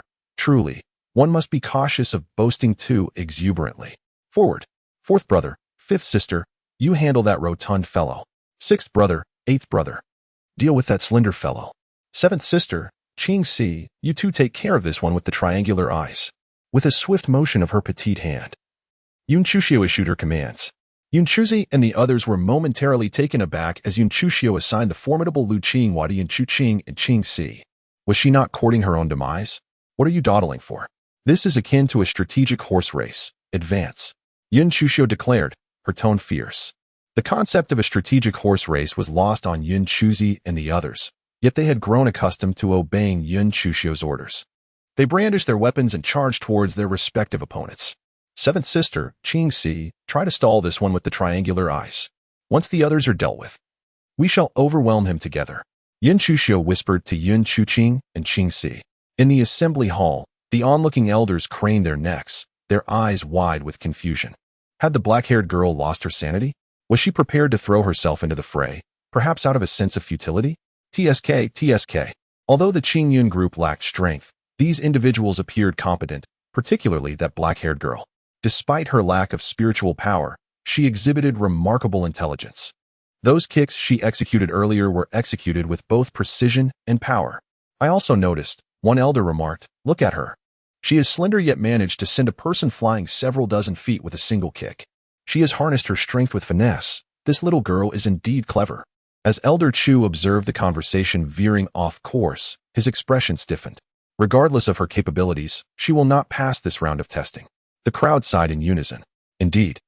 Although the Indomitable team had dwindled to just 3 members, their strength still surpassed that of the Azure Cloud team, which seemed to have little chance of victory. Not necessarily, remarked the Master Xianyuan with a faint smile. The crowd exchanged puzzled glances, and Elder Chu scoffed. Master, are you certain you aren't speaking in jest? Master Xianyuan laughed heartily. Elder Chu, I assure you, I am not jesting. The young girl's actions may appear reckless, akin to a moth drawn to a flame, yet they conceal profound strategy. If those 2 weaker members can endure until the other 2 teams achieve victory, then the Indomitable team will be left with but 1 member, incapable of besting the Azure Cloud team. The crowd finally grasped the insight of their master. Indeed, if that were the case, the Azure Cloud team's odds of triumph would significantly increase. Elder Chu paused, reluctantly conceding that the clever young girl possessed a cunning mind. However, he retorted, that is merely a hypothesis. What if those 4 cannot overcome the other 2? What if those 2 young girls fail to hold out until rescue arrives? In that scenario, the 7 little ones would be utterly defeated. The crowd found merit in Elder Chu's argument, pondering whether the Azure Cloud team could truly overcome their stronger opponents. Chapter 121. We have won. Everyone's gaze was fixed intently on the Shadow Stone, where a chaotic melee had erupted. Only the black-haired girl stood aside, her mouth moving incessantly, chattering away without a pause, leaving them curious as to the content of her words. Yun Chujiao had already devised a plan in her mind. Although she could unleash her spiritual energy, the handsome youth had informed her that her ability to project it before reaching the 4th level of spiritual refinement was quite unusual. Thus she must refrain from revealing it unless absolutely necessary. Should the situation become dire, she would retaliate, for she was determined to gain entry into Linghua's sect. Lu Qinghua, seething with rage, gritted his teeth and exclaimed, I am Lu Qinghua, not some squint-eyed fool. Our team is named Indomitable. Why are you in such a hurry to introduce yourself? I never inquired about your name. You are truly shameless. Indomitable? I see you as a pitiful group. Yin Chujiao retorted, hands on her hips, jumping up and down in anger. Lu Qinghua's face turned a shade of green with fury. You insolent girl, do not get too cocky. Once I deal with these 2, I shall make you pay. Yin Chujiao flashed her pearly teeth at him, teasing, la la la. If you have the ability, come and bite me. Squint-eyed. Pitiful group. You are doomed. In a fit of rage, Lu Qihua actually leaped aside, shaking off Yun Chuqing and Qingxi, and charged straight at Yun Chujiao. You wretched girl. I'll teach you to speak nonsense. I will kill you first. Oh dear, I am so frightened. Please don't kill me. Yun Chuju squealed, darting away. Lu Qinghua, blinded by his anger, paid no heed to Yun Chuqing and Qingxi, who were pursuing him with swords drawn, and unleashed several blades of wind toward Yun Chujiao. Oh heavens! Am I to be pierced by 1,000 arrows?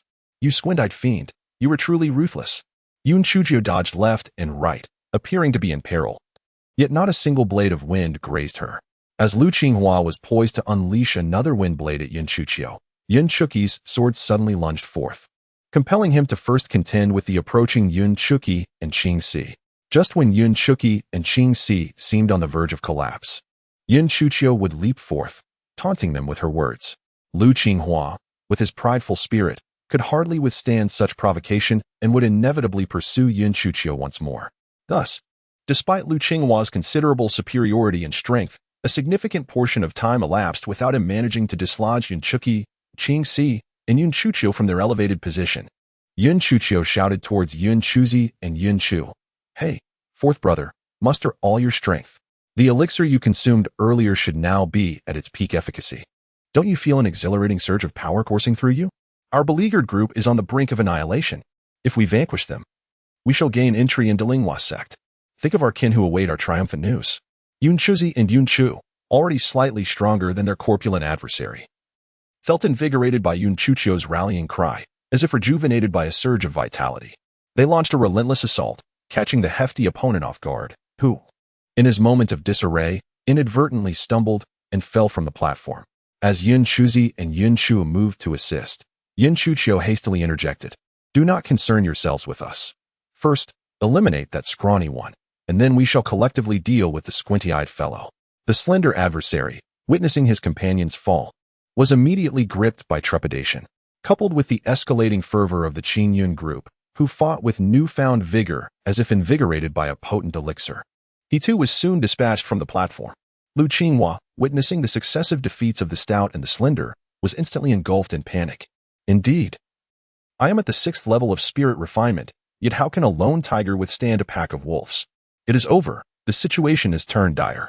After a brief moment of forced composure, Lu Qinghua simply leaped from the high platform, resigning himself to the inevitable loss, preferring to suffer less. Xiaojiao, we have triumphed. Xiaojiao, we can truly enter Linghua sect. Xiaojiao, we have not brought shame to the Yun family. The members of the Qin Yun group were overwhelmed with emotion, tears streaming down their faces. Indeed, from the initial despair to this moment of victory, despite being the weakest, despite the skepticism surrounding them, they had emerged victorious. Through perseverance and diligence, they had triumphed. Chapter 122.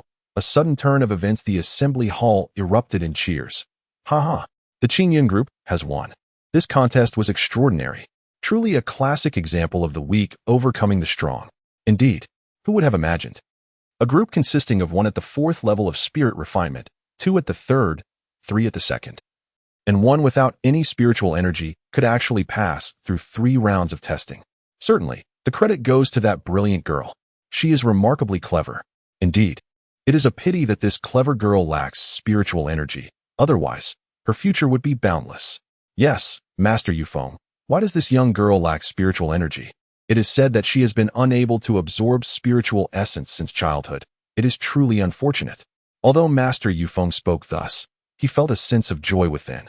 After all, even if the Qin Yun group could not enter the outer sect, they could at least serve as attendants. While the crowd engaged in light-hearted conversation, only Elders Chu and Xiao remained silent. Elder Chu's expression was somewhat strained as he realized the grandiose claims he had made. To his astonishment, the 7 novices had indeed successfully navigated through 3 rounds of testing. Elder Xiao, however, disapproved of Yun Chuxiao's method of operation, deeming her excessively opportunistic and lacking in steadfastness. Nevertheless, given their esteemed positions, neither elder would truly seek to impose difficulties upon these younger individuals.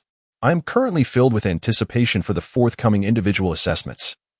I wonder if these 7 will manage to gain entry into the outer sect. One elder exclaimed excitedly. Only the top 300 performers in the individual competition would be granted access to the outer sect, and the chances for these 7 were virtually non-existent. By the way, Elder Chu, what does the individual competition entail?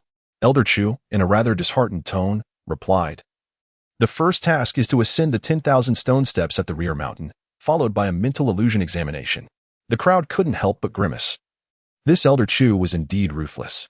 The participants had just emerged from the 3rd round of testing, utterly exhausted. And even if they managed to scale the 10,000 stone steps, they would undoubtedly find their mental faculties compromised during the illusion test, making success exceedingly difficult. The crowd's attention once again shifted to the Shadow Stone, with most still fixated on the 7 members of the Qingyun group. The scene before Yun Chuxiu and her companions transitioned from the high platform to the base of a mountain, where the voice of the testing disciples resonated from the test plaque. Congratulations to the Qingyun group for passing the 3 rounds of group testing. The 4th round of individual testing requires the first 300 to reach the mountain summit by ascending the steps. Yun Shulu and the others gazed up at the seemingly endless stone steps, lamenting, "Good heavens, this looks even more daunting than the steps from the 1st round of testing. I can hardly lift my legs." Yun Shujiao cast them a glance and declared, "There is no impossibility, only a lack of effort. If you cannot catch up to me, you shall henceforth call me sister." With that, she set off with swift strides, racing up the stone steps. Yun Chulu and the others exchanged glances, the youngest among them. Xiaojiu lacked spiritual power, yet did they truly possess more determination than she? They resolved to pursue her. Yun Chuju deliberately slowed her pace, ensuring that her companions could not overtake her while maintaining a manageable distance. Inside the council hall, discussions ensued. "Oh, who would have thought that the black-haired girl possesses such remarkable stamina? She appears to be quite at ease." It seemed illogical. How could a girl devoid of spiritual energy exhibit such strength? Truly perplexing. The remaining 6 individuals displayed commendable perseverance, relying solely on sheer willpower. Indeed, they had ascended more than halfway now. If they persisted, they might well secure a position within the top 100. It was nothing short of astonishing. Just as confidence surged within the Qingyun group, an unexpected turn of events occurred. The sky suddenly darkened, and a dense mass of ominous clouds swiftly gathered overhead. Chapter 123. A grave situation. At the moment the clouds began to coalesce, a sense of foreboding gripped Yin Shujiao. Heavens! Could it be that lightning is about to strike me? Under ordinary circumstances, she would have welcomed such an occurrence with glee, eagerly anticipating the strike. Yet, this was not the appropriate time. Cursed thunder, why must you arrive now, of all moments? If it were but ordinary silver lightning, it would be bearable. However, should it be the violet tribulation lightning, it would surely endanger those around her. What should we do now? Yunchila said with a playful grin, Xiaojiu. We are exhausted. Can we take a break? Yun Chujio's small face grew stern as she replied, No, I can still run. Can you? Hurry up and climb. With a forced chuckle, Yun Chulu scratched his head and reluctantly followed Yun Chuzi and the others upward. Just as they had climbed over 100 zhang, several silver bolts of lightning struck down from the sky. Yun Chujio let out a sigh of relief, grateful that it was silver and not purple. Meanwhile, inside the council chamber, gasps filled the air as the images on the shadow stone began to blur, ultimately transforming into ripples. This is bad. The heavenly lightning must have disrupted the formation. I shall investigate, Elder Chu said with a furrowed brow, hurrying off to check. Just as Yun Chujio relaxed, preparing to catch up with Yun Chuzi and the others, a bolt of purple lightning descended towards her. Damn it. She knew it wouldn't be that simple. Fearing to draw attention or endanger others, she quickly left the stone steps and darted into the nearby woods. The purple lightning, twisting and turning, followed her into the forest, seemingly intent on not resting until it struck Yun Chujio. At last, she found a small clearing, hands on her hips, and began to jump and curse at the pursuing bolt of lightning. Damn. You little purple eel, why did you choose this moment to strike? I will give you 1,000 bad reviews. Come on, strike me. I welcome it. The small purple lightning paused momentarily, seemingly caught in a dilemma, before striking towards Yun Chujio, or more precisely, towards her small handbag. What? Yun Chujio was taken aback. It was not aimed at her, but rather at the little blackbird. Before she could fully comprehend the situation, several more purple bolts of lightning descended from the sky, each mirroring the previous one, pausing briefly before targeting either Yun Chujio or her handbag. These lightning strikes, resembling the thickness of a finger, felt akin to mere tickles for Yun Chujio, offering no satisfaction whatsoever. Disturbed from her testing, She was filled with an overwhelming frustration and pointed angrily at the ominous clouds above, exclaiming, "Too weak. Pathetically weak. Have you not eaten? If you possess any prowess, strike me with something substantial. Do not let me look down upon you." The clouds, incensed by her taunts, retaliated with fury. How outrageous! How utterly outrageous! If they did not vanquish this insolent girl, they could not hope to maintain their reputation in the realm of thunder. Consequently, several purple bolts converged into a single, robust strike, akin to the thickness of a human arm, hurtling towards Yun Chujio with ferocity. Witnessing the colossal lightning approaching, a thought flashed through her mind. This has escalated. The dark clouds, upon seeing the smoldering pit below, drifted away with satisfaction. Mission accomplished. Both nuisances had been thoroughly dealt with. Chapter 124. The misfortunate Yun Chujio. By a stroke of misfortune, she encountered by Moyu and his companions, who were also ascending. Yun Chushan was taken aback upon spotting Yun Chuzi and the others, surprised to discover they too had successfully passed the 3 rounds of testing. With a facade of surprise on her face, Yun Chusher exclaimed, "Initial 4, splendid news. You have also passed the first 3 rounds of testing? Why are you descending rather than ascending? Sister 3, did you encounter little 9 on your way here?" Yun Chusher hurriedly inquired of Yun Chushan. "Not at all. Why? Is little 9 missing?"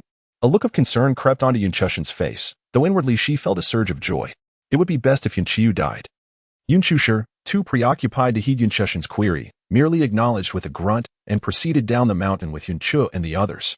Yun Chushan called out from behind, "Hey, if you descend, there's a strong possibility you won't gain access to the outer gate. It would be wiser to complete the tests before searching for little 9. The privileges at the outer gate are 100-fold better than those of a lowly servant." Yun Chushan's expression stiffened as she awkwardly remarked, "You are ungrateful for kindness. Do as you wish." After taking a few more steps, Yun Chusher turned to Qingxi and said, "Qingxi, let us search for little 9. You may continue your ascent." Qingxi was taken aback, asserting, "I, Qingxi, am not one to forsake loyalty. If necessary, I shall accept the role of a servant." Fourth brother, stop dawdling. Finding little 9 is of utmost importance. Seeing Qingxi's resolute demeanor, Yun Chusher refrained from further argument, feeling a newfound respect for this younger sister. Upon arriving at the location where Yun Qiu had rested, they discovered Yun Qiu's footprints and followed them, ultimately arriving at a deep pit still emitting thick black smoke. The footprints of little 9 vanished at this point. Could it be? Yun Chusher found herself unable to continue, daunted by the potential tragedy that might have occurred. Little 9, where are you?" Yun Chu cried out loudly, her voice filled with anguish. Yun Chuchin and the others shouted hoarsely, unwilling to accept the grim reality that Xiao Jiao had perished in a lightning strike. They clung desperately to the slender thread of hope as they called out, "Cough, cough, cough. Stop shouting. I'm down here in the pit." A faint voice emerged from the depths. The group hurried to the edge of the pit. "Xiao Jiao, are you all right?" "Cough, cough, cough. I'm fine. It's just that the smoke is overwhelming, and I've just gotten a dazzling new hairstyle. Quickly, lower a rope so you can pull me up." "A rope?" Yun Chu and the others exchanged glances, realizing none of them had a rope. Fortunately, Qingxi was quick-witted. She spotted some vines nearby, cut a few, and braided them together to lower into the pit. Everyone pulled with all their might and, with relative ease, hoisted a dark figure up. At that moment, Yun Qiuji was a sight to behold, her appearance utterly disheveled, covered in soot, with eyes red as a rabbit's, rendering her features nearly unrecognizable. The most striking aspect was her shiny bald head, upon which sat a disheveled black crow, its green bean-like eyes glistening with tears from the smoke. The group, upon witnessing Yun Qiujio's pitiable state, felt a mix of concern and an inexplicable urge to laugh. Yun Qiu could not contain himself and burst into laughter. Yun Qiujio shot him a fierce glare. "Sixth brother, take off your outer garment and lend it to me." Just as Yun Qiujio donned the outer garment, a voice rang out, "Hey, you 7 little novices, why are you here instead of participating in the test?" The elder before her was none other than Elder Chu. After repairing the formation eye, he rushed over upon seeing the rising black smoke. "Oh, little black girl, what has happened to you? Struck by lightning, perhaps? Ha ha ha. Retribution has come." Elder Chu laughed so heartily that he could barely stand upright. "Cough, cough. May I ask how to address you, esteemed elder?" Yun Chujiao felt an overwhelming urge to kick this old man a few times, but a glance at Elder Chu's attire quelled her internal turmoil. His garments resembled those of Elder Sun and the others, indicating that he too held the status of an elder. It would be wise not to offend him. "So, you are Elder Chu? I have long heard tales of your remarkable spiritual prowess and your wisdom and open-mindedness at Linghua sect. Having finally seen you today, I must say, the rumors hold true. The fervor of admiration shone brightly in Yun Chujiao's reddened eyes. Elder Chu had never anticipated that such flattering words would flow from the mouth of this little black girl. Straightening his posture, he declared, "Do not speak such nonsense. Those are mere embellishments from others, not to be taken seriously." Yun Chujiao, a master of reading others' moods, immediately discerned that Elder Chu held himself in high esteem and relished flattery. With newfound confidence, she replied, "How can you say that, Elder Chu? Who doesn't know of the extraordinary wisdom and prowess of Chu Bewley, the esteemed Elder Chu of Linghua sect? You are a prominent figure in the Qingxin continent. During my time in Yeqing, I held you in great admiration, and I am thrilled to finally meet you today. Please, grant me your autograph. I shall cherish it as my guiding principle henceforth." Yun Chujiao, while speaking, tore a corner of her robe with a sharp sound and reverently raised her hands above her head. The other members of the Qingyan group were utterly astonished. "My heavens! Little Jiao, your fabrications are astounding. When have you ever heard of such a saying? How could they not know? And to inscribe it as a motto. Can you be any more shameless?" However, Elder Chu was quite taken with this. Any prior reservations he held towards Yun Chujiao evaporated instantly. This spirited girl, splendid. Truly splendid. The Linghua sect is in dire need of such a forthright and ambitious disciple. Elder Chu promptly retrieved a brush and ink from his storage ring, signing his name onto the fabric. "Well done, my spirited girl. Although you may not enter the outer sect, there is still merit to be found in performing menial tasks. Work diligently. I have great faith in you. Rest assured, Elder Chu, I shall perform my duties with utmost dedication, industriousness, and diligence, ensuring that I bring you no shame," Yun Chujiao declared, standing tall with impeccable posture. Chapter 126. It must be coincidence. Yun Chujiao blinked innocently. "Elder Chu, I was merely resting on the steps when I witnessed several bolts of lightning striking down. In my fright, I ran into the woods, only to be struck directly by a lightning bolt, and then I lost all awareness." Yun Si and the others corroborated. "Indeed, Elder Chu. When we noticed little Jiao was missing, we hurried to find her and pulled her up from the pit." Elder Chu cast a glance at the vines still dangling at the edge of the deep pit, then turned his attention to Yun Chujiao's bald head, finally fixing his gaze upon the drooping little black bird perched atop it. "A fire-spitting crow? My dear girl, is this your spirit pet?" Yun Chujiao disdainfully lifted the short wings of the crow. "Indeed, I found it in the monster beast forest. Elder Sun mentioned that fire-spitting crows have gentle temperaments, so I decided to keep it." The little black bird squawked in agreement a few times. Elder Chu nodded. This bird suits you quite well. Both of you are quite inexperienced." The black bird widened its beady eyes, thinking, "How dare you call me inexperienced? You're the one who is clumsy. Should have fallen to your doom." With a sudden misstep, Elder Chu tripped over his own foot and fell flat on the ground. He was utterly bewildered. As a dignified elder of Linghua sect, he had embarrassingly stumbled on his own feet. It would be laughable if anyone heard of it. His face flushed crimson. Before Yun Chujiao and the others could react, he swiftly leapt up and vanished in a flash. The little black bird, seeing Elder Chu had disappeared, finally landed on the ground, rolling with laughter. "Haha, serves you right, you old coot. How dare you call me inexperienced? You're even worse. How come you didn't fall to your death?" The bird chuckled heartily. "I can't believe I just casually spoke, and he actually fell. My words are truly..." Suddenly, the little black bird remembered something and quickly covered its mouth with its short wings. "Heavens, could it be that I truly have the mouth of a crow? That is impossible. I'm nothing like those ill-fated lowly birds. It must be a coincidence. Yes, a complete coincidence." Yun Chujiao, feeling disinclined to engage, noted that the test was yet to conclude. Although she could not enter the outer gate, gaining a position as a servant in Linghua sect was still a commendable opportunity. She decided it was best to first ascertain how arrangements would be made. "Fifth sister, seventh sister, please lend me your handkerchiefs. I shall wrap my head," she requested. Taking the handkerchiefs, she wiped the soot from her face before securing the cloth atop her head, leaving two little tails trailing behind. "Ah, Xiaojiao, you seem to be fairer than before," exclaimed Yun Chuda with delight. Yun Chuqing chimed in joyfully. "Indeed, Xiaojiao, this could be a blessing in disguise. You truly look a touch fairer. Moreover, this handkerchief you fashioned upon your head is rather unique." With a proud tilt of her neck and hands clasped behind her back, Yun Chuju declared, "Of course. Yun Chujiao shall undoubtedly become a beauty of unrivaled grace, akin to a fish sinking or a wild goose flying, captivating all with my charm. Previously, I merely concealed my brilliance, like a pearl shrouded in dust. The expressions of those around her stiffened. Her exuberance was indeed hard to contain, flourishing in the warmth of compliments. Brother, sisters, I apologize, had it not been for the search for me. You would have entered the outer gate. Yun Chujiao felt a warmth in her heart upon seeing her family foregoing the test to seek her out. What nonsense are you speaking, Xiaojiao? Let us not forget that we passed the previous test thanks to you. Merely because you are our sister does not mean we can neglect you. Such words should not be uttered again. Yun Chuzi admonished sternly. Yun Chujiao nodded. Her nose tinged with emotion. Was this what familial love entailed? Without any conditions, simply because they were kin, they could protect one another, offering warmth and unwavering support. Through life and death. Chapter 127.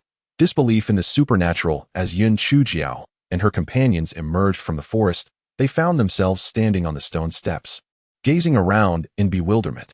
Suddenly, a flash of white light enveloped them, and they were transported to a grand plaza. The ground was adorned with large slabs of bluish stone, etched with subtle, indistinct patterns, exuding an air of ancient solemnity. The plaza was already bustling with a multitude of individuals, and coincidentally, standing beside Yun Chujiao were Bai Mayu and his sister, Bai Morer. Upon seeing that Yun Chujiao was still alive, Yun Chushan felt a pang of disappointment. However, the thought of her future as an outer sect disciple, while Yun Chujiao and her companions would remain as lowly servants, swiftly restored her sense of equilibrium. Bai Moyu and Bai Moru were equally elated. The fact that Yun Chujiao and her group were relegated to the status of mere servants meant their own prospects were far more promising. With the trials set to take place in a year, they might even ascend to the inner sect. As for their rivals, they would be condemned to a lifetime of servitude. The disciple in charge of the entrance examination offered a few courteous remarks before dispatching individuals to escort the outer sect disciples and servants to their respective areas. Linghua sect is situated atop Linghua Mountain, where the spiritual energy intensifies with altitude. Linghua Mountain boasts 6 peaks: East Peak, West Peak, South Peak, North Peak, Central Peak, and the main peak. The servant quarters of each peak are located below the midsection of the mountain, where the spiritual energy is most scarce. The leading disciple randomly assigned the new servants to their positions. Although the assignments were ostensibly random, there was an underlying logic. Those with acquaintances or connections were allocated to more favorable roles, such as serving in the alchemy department, where they not only enjoyed a lighter workload but also had the opportunity to acquire knowledge about alchemy. The herbal cultivation area is quite satisfactory. As long as one completes the assigned tasks on schedule, there is little oversight, allowing ample time to attend lectures at the Outer Gates Training Hall. The miscellaneous department is also agreeable, as the tasks are primarily errand running and temporary assistance, providing opportunities for both leisure and networking with valuable individuals. Although the spirit beast area is somewhat untidy, it is frequented predominantly by inner-sect disciples and elders, presenting a remarkable opportunity for advancement, thus making it a highly contested location. Conversely, the least popular and most undesirable destination is the Grand Kitchen. Not only is the kitchen greasy and arduous, but it also offers no time for cultivation, and to prevent contamination of spiritual energy, each mountain's kitchen is situated at a lower elevation, where the spiritual energy is the thinnest. Since most of the kitchen staff are inexperienced with no connections, it is the least favored department among the various sections, often subjected to bullying. The disciple responsible for assigning departments, Qi Xing, cast a glance at Yun Chujiao and the others. Curling his lip, you lot will go to the grand kitchen on the central peak, unaware of the underlying intricacies. Yun Chujiao felt a surge of joy at the mention of the grand kitchen, thinking, how wonderful. At least I won't have to worry about good food in the future. Ha ha ha. Yun Chuzi and the others were equally pleased. Believing that entering Linghua sect was sufficient, every department was essentially the same. However, some of the more knowledgeable errand runners cast sympathetic glances at Yun Chujiao and her companions, deeming these 7 to be unfortunate. Yun Chujiao, perceptive as she was, sensed their gazes and felt a flicker of unease in her heart. Was the grand kitchen truly not a favorable place? Humph. I, Yun Chujiao, refuse to succumb to superstition, even if the destination is deemed unfavorable upon my arrival. It shall undoubtedly transform into a splendid locale. Moreover, being situated at the central peak makes it all the more delightful. Chapter 128. A distinct air of confidence after Qi Xing announced the allocation of personnel, he continued, now, please line up. Present your testing cards to receive your entrance supplies. And subsequently, align yourselves according to your respective peaks. Designated personnel will escort you to your assigned locations. The entrance supplies included 2 sets of servant attire, a low-grade storage bag, an identity jade token, a volume of the Linghua sect's regulations, and a manual for the foundational technique of the Linghua sect, the Linghua formula. Most of the servants promptly opened their storage bags to stow their belongings. Among the Qingyun group, only Yun Chuzi could channel spiritual energy outward. So the members of the Qingyun group placed their items within Yun Chuzi's storage bag. Witnessing this, the other servants could not help but express their disdain. The spiritual energy of the Qingyun group was lamentably weak. They must have been exceptionally fortunate to pass the test. Now, they were assigned to the Central Peak's Grand Kitchen, a fate that would undoubtedly seal their downfall.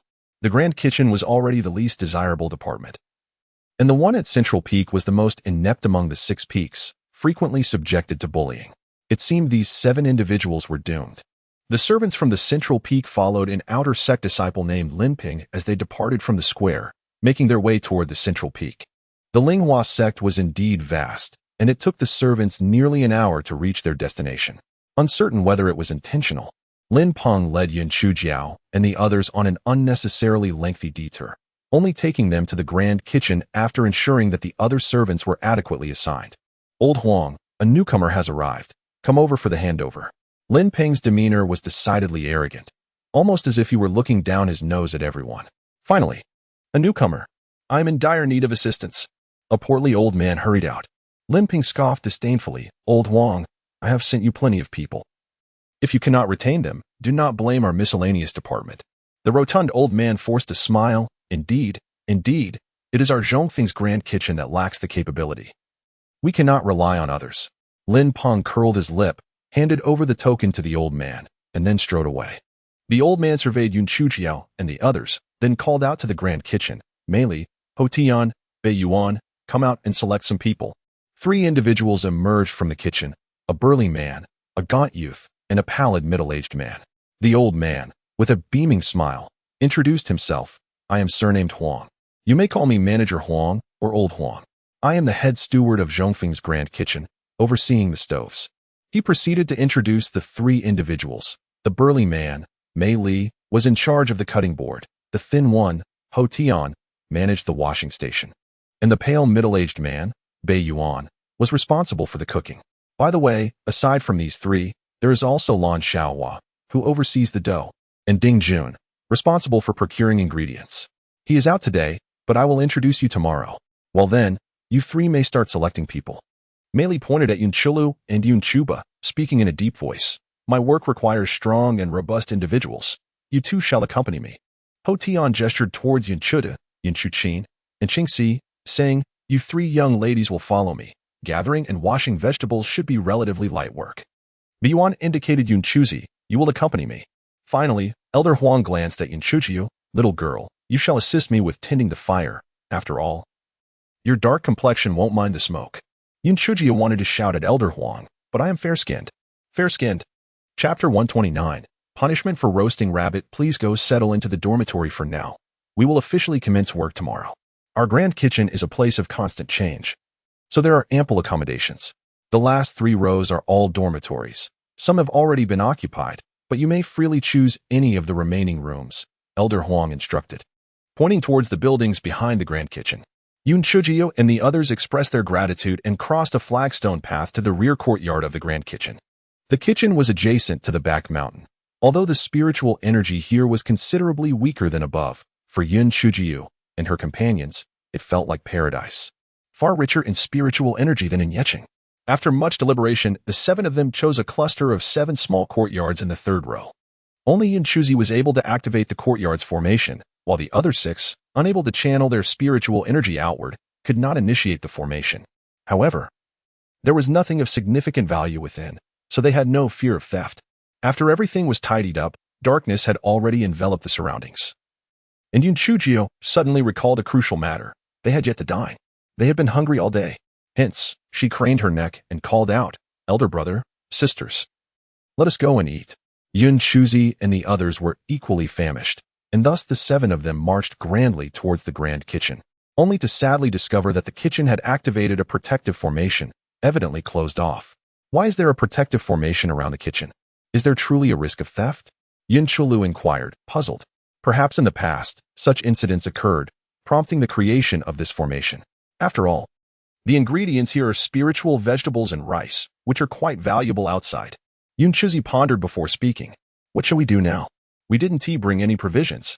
Oh no, we entered Linghua sect, and our horses are still stabled at the inn. Such a waste. Yun Chuqing exclaimed, stamping her foot, feeling quite unfortunate. Seventh sister, can you not be so pessimistic? It's just a few horses. Once I become prosperous, I will procure a spiritual beast for you to ride. Yun Chujiao cheerfully replied. Yun Chuqing shot her a glare. Forget about riding spiritual beasts. If you can fill our stomachs now, I will be eternally grateful. Yun Chujiao rolled her eyes. What is so difficult about that? As the saying goes, one eats what the mountains provide and what the waters supply. The back mountain is right behind us. I refuse to believe we cannot find something to eat. Let us go hunting. Xiaojiao, is hunting allowed in the back mountain? We face penalties? Yin Chu asked with concern. What is there to prohibit? They are not spiritual beasts. Are you not hungry? Trust me, it will be fine. At this moment, Yun Chujiao was far too preoccupied with the pressing need to satiate her hunger to concern herself with any trivial regulations. They circumvented the dormitory area and proceeded directly to the hillside. Little Black, the task of hunting for prey falls to you. Should you fail to find any, we shall endure hunger. The little black bird, already ravenous, was eager to please and soon discovered several windblade rabbits. The group captured these plump creatures with little effort. They skillfully kindled a fire and commenced roasting the rabbits. As they beheld the sizzling, oil-dripping delicacies, their mouths watered uncontrollably, and they devoured the feast without regard for scalding their tongues. Just as the group was reveling in their meal, Yin Chujia furrowed her brow. Is someone approaching? In a sudden panic, Yin Chuzi and the others leapt to their feet, while Yin Chujia remained crouched, leisurely gnawing on a rabbit leg. The little black bird beside her continued to eat, oblivious to the commotion. Yin Chujiao, how can you still eat? This is outrageous. One of the intruders kicked over the roasting rack, sending the rabbits tumbling to the ground, and callously stepped on them. Yin Chujiao's eyes flickered as she lifted her head, encountering three figures before her. The leader was a middle-aged man with triangular eyes, someone Yin Chujiao found vaguely familiar, though she could not recall where she had seen him. What are you staring at? A worthless wretch like you, devoid of spiritual power, should never have gained entry to Linghua sect. How dare you light a fire and roast meat in the back mountain, utterly ignorant. The man, noticing Yun Chujiao still seated on the ground, raised his foot and aimed a kick at her. Ah, Xiaojiao. Yun Chushi and the others gasped in shock, realizing it was too late to intervene. A glint of determination flashed in Yun Chujiao's eyes as she deftly leaped aside, hurling the half-eaten rabbit leg at the man's face. Caught off guard by her audacity, the man was struck squarely by the rabbit leg, which, despite her slender frame, carried considerable force, causing his face to swell instantly. Initially stunned, the man's slitted eyes narrowed with fury. Well, Yin Chujiao, are you attempting to rebel? You dare to openly assault a disciple of the law enforcement hall. Prepare to be expelled from the Linghua sect. Take her away. Yin Chujiao retorted coldly, not so fast. I was merely startled by you. Causing me to drop the rabbit leg. Hitting you was merely bad luck for you. What does it have to do with me? Furthermore, on what grounds do you accuse us of violating sect rules? Which rule explicitly forbids the consumption of roasted rabbits? And just because you claim to be disciples of the law enforcement hall, does that make it true? What proof do you have? The man with the slitted eyes sneered menacingly. While the rules do not specifically prohibit eating roasted rabbits, open flames are forbidden in the back mountain. Thus you are blatantly violating the rules. Behold our law enforcement token. Yin Chujiao caught the token he tossed her and examined it. Indeed, it was a law enforcement token, albeit from the West Peak. This is a token from the law enforcement hall of the West Peak. What business do you have in the Central Peak? As the two men behind the slitted-eyed man moved to apprehend Yun Chushi and the others, Yun Chujiao sprang into action, delivering two resounding slaps to the man's face followed by a powerful kick to his abdomen. The area was itself a gentle slope, from which the man rolled out a considerable distance. Both Yun Chuzi and his companions, as well as the individuals accompanying the triangular-eyed man, were utterly bewildered. No one anticipated that Yun Chujiao would resort to violence without provocation. Although the triangular-eyed man suffered a significant fall, his injuries were merely superficial, and he ground his teeth in anger, exclaiming, "How dare you! Yin Chuqiu, brazenly assault a disciple of the law. If I, Lu Qingzhen, do not expel you from Linghua sect, I shall no longer bear the surname Lu. We shall return. Tomorrow, we will come armed with an arrest warrant. We shall see if she dares to defy us again. Realizing he had gained no advantage today, the triangular-eyed man summoned his two companions and stormed off in indignation. Little Nine, what shall we do now? Yun Chuzi and the others looked at Yin Chuqiu with trepidation. Do not worry. I have a plan. Come. Let us resume roasting the rabbits. There are still a few left. Unfazed, Yin Chuqiu rekindled the fire and began to roast the rabbits. Though apprehensive, Yun Chuzi and the others felt a sense of calm wash over them, for they trusted Yin Chuqiu implicitly. Surely she would devise an excellent solution. After the 7 of them finished roasting and consuming the remaining rabbits, Yin Chuqiu wiped her mouth and stretched lazily. Brother, sisters, you wait for me down below. I shall handle the aftermath and then join you. For a while, regardless of any commotion, do not concern yourselves. Moments later, brilliant flashes of light erupted from the earlier roasting site, accompanied by the sound of heavy objects crashing to the ground. Shortly thereafter, Yin Chuqiu bounded over, accompanied by the little black bird, catching up with Yin Chuzi and the others. Little Nine, did lightning just strike the mountain? Did it hurt you? Yun Chushi asked with concern. Indeed, the lightning struck precisely at the right moment. You all come here. Tomorrow we shall proceed as I have outlined. Do you comprehend? Yun Chushio flashed her pearly white teeth, revealing a mischievous smile akin to that of a little fox. Yun Chushi and the others were momentarily taken aback, staring at her in astonishment. Little Jiu was simply too cunning. This was a complete inversion of truth, a reversal of fate. Little Jiu, is this truly appropriate? After all, we were at fault first. Yun Chushi faltered, for Yin Chushio gazed at him with an icy stare. Do you think I have gone too far?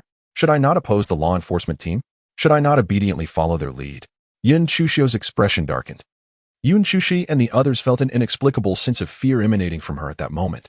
Hesitantly, they spoke. Little Jiu, we do not harbor any ill will toward you. We simply fail to understand. Won't this escalate the situation? How shall we resolve it then? Yin Chushio scoffed. Fourth brother, take out the sect's regulations and examine them closely. What crime is committed by starting a fire in the back mountain? What punishment does it entail? Yun Chushi hurriedly rummaged through his storage bag, flipping through the rules, but in his nervousness, he struggled to locate the relevant section. Yun Chushio's voice floated through the air. Page 5, Clause 108.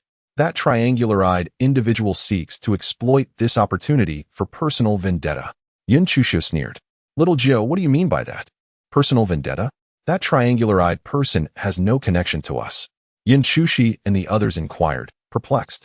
At first, I merely found him somewhat familiar, but upon hearing his name, I suddenly realized. Do you recall that unfortunate group we eliminated in the 3rd round? Wasn't their leader named Lu Qinghua? And that triangular-eyed individual was Lu Qingzhen, who bears a striking resemblance. They might even be relatives. Yun Chushio noticed that Yun Chusi and the others seemed somewhat perplexed, and she sighed inwardly. The Yun family had shielded them too well. Their kindness had perhaps become excessive. It appears that they need a rude awakening. That triangular-eyed man approached us with an air of arrogance, deliberately employing both words and actions to intimidate us. Do you believe he conducts himself in such a manner while enforcing the law? He is merely laying a trap for us to fall into.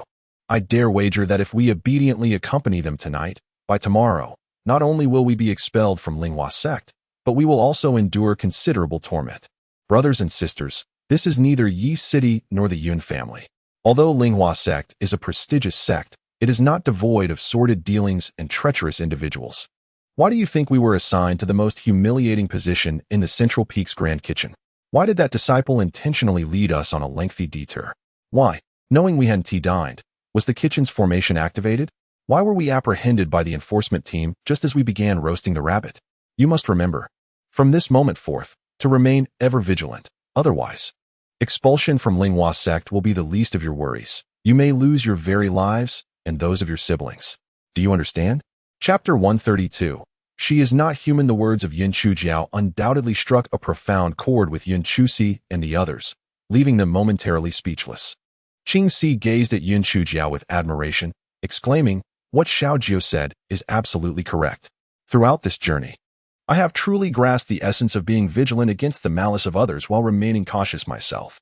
If it weren't for my cleverness, I would have met my demise long ago." Meanwhile, the little black bird, fearing retribution from Yin Chujiao, lay quietly in the corner of the bed, feigning death. Despite the numerous events of the day, Yin Chujiao, being her usual carefree self, soon drifted into a sweet slumber.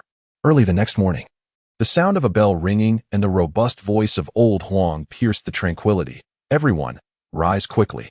It's time to work. Cocooned in her blanket, Yin Chujiao rolled about, lamenting the early hour as sheer self-torture. I must find a way to persuade old Huang to grant me the luxury of sleeping in, she mumbled before finally mustering the will to rise and escort the little black bird out of the courtyard. Yin Chusi and the others awaited her outside, each sporting dark circles under their eyes, a clear indication of a restless night. Xiaojiao, I realized something last night. You were right. I should not entertain the notion of compassion. From now on, if we err, you must scold us harshly to bring us back to our senses. Xiaojiao, my brain is rather dull, so I shall heed your words from now on. Yin Chujiao chuckled playfully. Not everything I say is absolute. Let us remind one another in the future. Now, let us be off to work. By the way, Xiaojiao, how did you know that the 108th rule on the 5th page pertains to fire prevention in the back mountain? Yin Chushi inquired with curiosity. I simply glanced through it while retrieving my belongings and memorized it. Is that so difficult?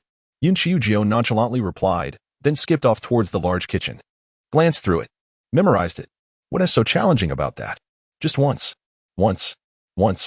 Xiaojiao, are you showing off or boasting? You must be doing this on purpose. The others exchanged bewildered looks, all sharing a silent agreement that Xiaojiao's intellect was markedly different from theirs. She was simply not human. Yin Chuji was not trying to show off. She genuinely thought it was perfectly normal to remember such a thin stack of papers after a single reading. The perplexed group followed Yin Chujiao into the large kitchen, which was already bustling with activity.